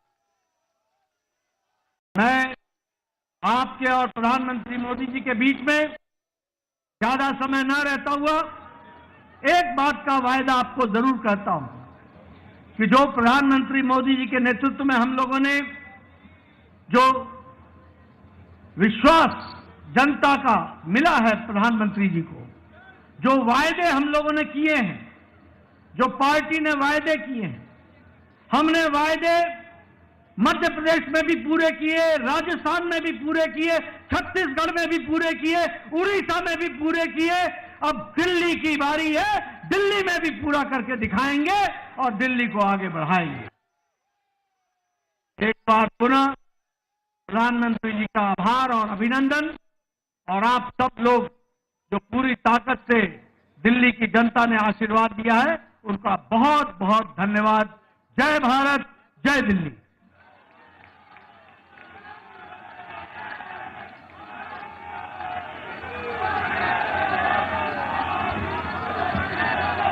अब मैं आमंत्रित कर रहा हूं हम सबके नेता, हमारे प्रधानमंत्री आदरणीय श्री नरेंद्र मोदी जी को कि वो आए और हम सब कार्यकर्ता का उत्साह बढ़ाएं। मोदी मोदी मोदी मोदी।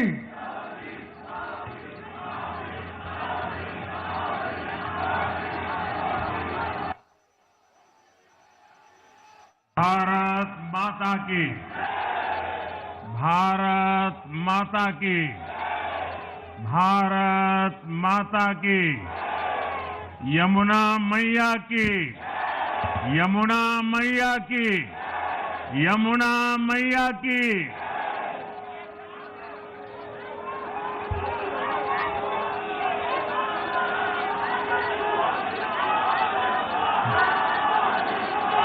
आज दिल्ली में, दिल्ली के लोगों में एक उत्साह भी है, एक सुकून भी है। उत्साह विजय का है और सुकून दिल्ली को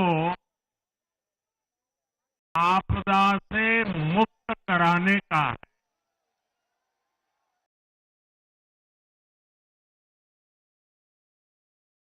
साथियों, मैंने हर दिल्ली वासी के नाम एक पत्र भेजा और आप सबने हर परिवार में मेरा एक पत्र पहुंचाया था और मैंने दिल्ली से प्रार्थना की थी कि 21वीं सदी में भाजपा को सेवा का अवसर दीजिए, दिल्ली को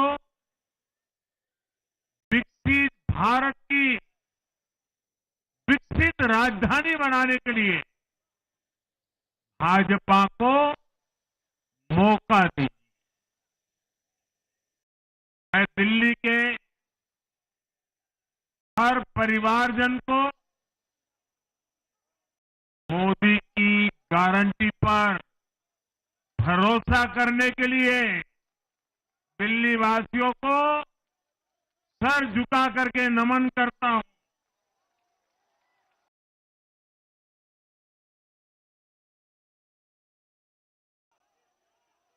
मैं दिल्ली वासियों का आभार व्यक्त करता हूं। साथियों, दिल्ली ने दिल खोलकर हमें प्यार दिया।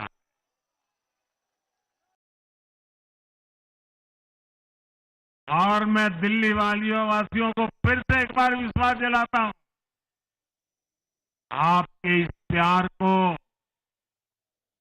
सवा गुना करके विकास के रूप में हम लौटाएंगे।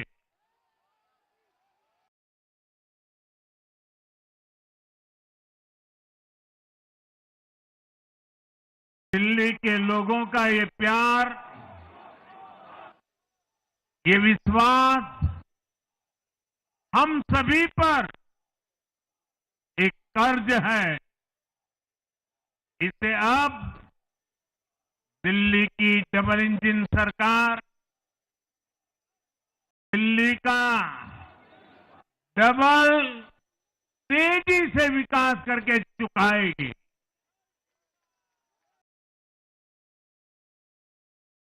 साथियों,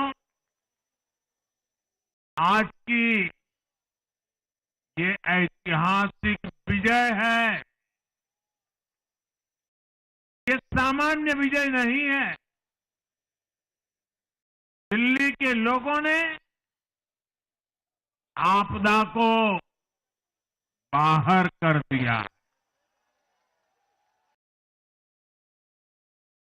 एक दशक की आपदा से दिल्ली मुक्त हुई।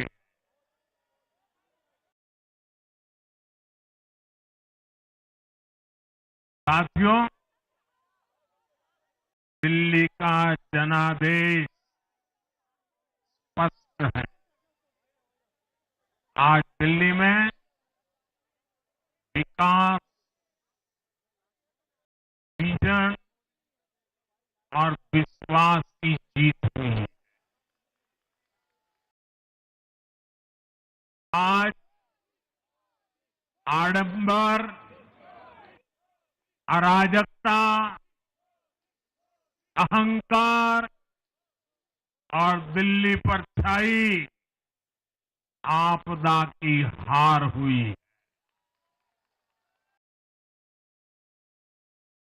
इस नतीजे में भाजपा के कार्यकर्ताओं की दिन रात की मेहनत, उनका परिश्रम विजय को 4 चांद लगा देता।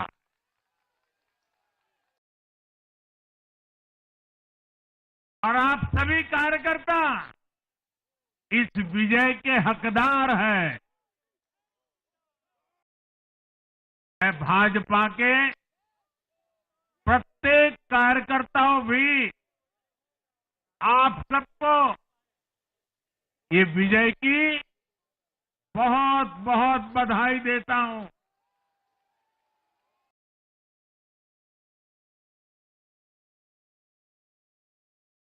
साथियों, आज दिल्ली की जनता ने साफ कर दिया है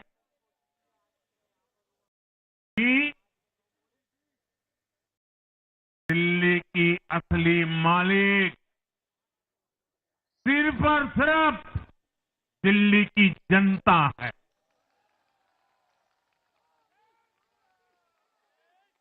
जिनको दिल्ली का मालिक होने का घमंड था, उनका सत्य से सामना हो भी गया।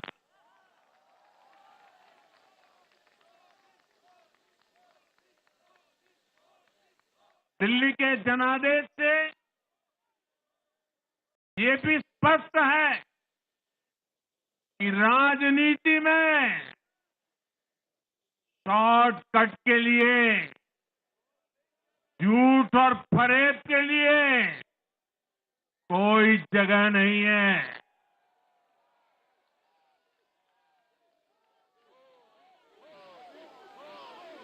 जनता ने शॉर्टकट वाली राजनीति का शॉर्ट सर्किट कर दिया।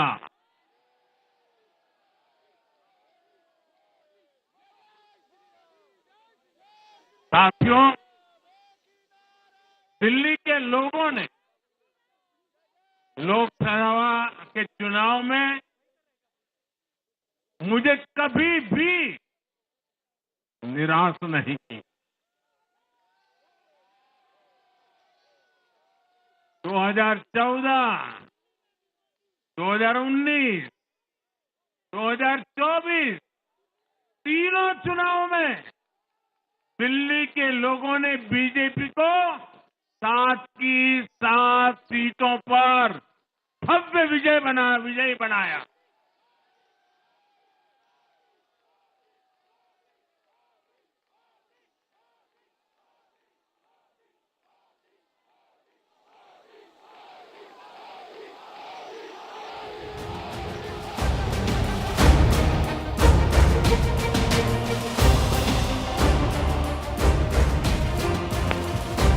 आप नीचे रहिए, औरों को परेशानी हो रही।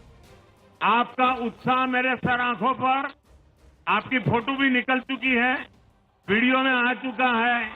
अब आप प्यार से बैठिए।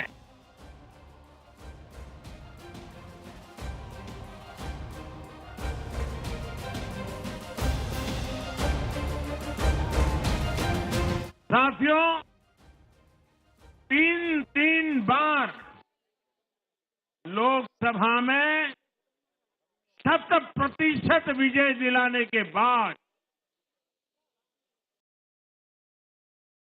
लेकिन मैं देख रहा था देश भर के भाजपा कार्यकर्ताओं के और दिल्ली के कार्यकर्ताओं के मन में भी एक टीस थी, एक कसक थी। ये टीस दिल्ली की पूरी तरह से सेवा न कर पाने की थी, लेकिन आज दिल्ली ने हमारा वो आग्रह भी मान लिया। दिल्ली की युवा पीढ़ी 21वीं सदी में पैदा हुए साथी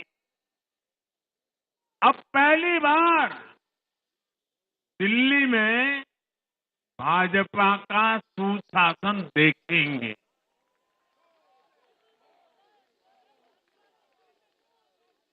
आज के नतीजे दिखाते हैं कि भाजपा की डबल इंजन सरकार के लिए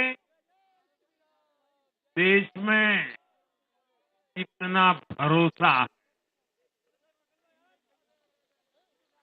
लोकसभा चुनाव के उसकी जीत के बाद हमने पहले हरियाणा में अभूतपूर्व रिकॉर्ड बनाया,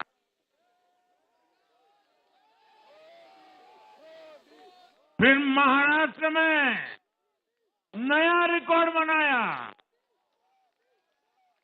अब दिल्ली में नया इतिहास रच गया है। साथियों, आज के नतीजों का एक और पक्ष भी है। कि हमारा दिल्ली सिर्फ एक शहर नहीं है, ये दिल्ली मिनी हिंदुस्तान है।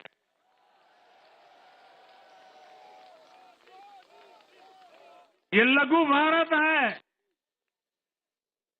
दिल्ली एक भारत श्रेष्ठ भारत के विचार को जीती है, जी जान से जीती है। दिल्ली में दक्षिण भारत के लोग भी हैं, दिल्ली में पश्चिम भारत के लोग भी हैं, दिल्ली में पूर्वी भारत के लोग भी हैं। एक तरह से दिल्ली विविधताओं से भरे भारत का लघु रूप है।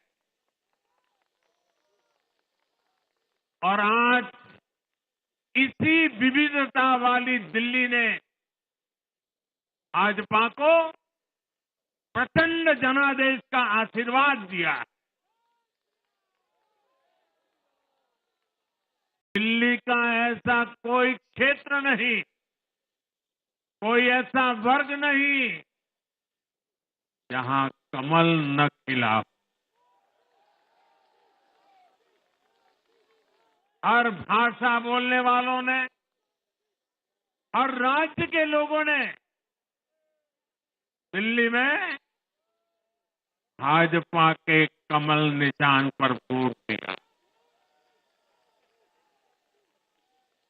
और साथियों, इस चुनाव में मैं जहां भी गया, मैं गर्व से कहता था, मैं तो पूर्वांचल से सांसद हूं।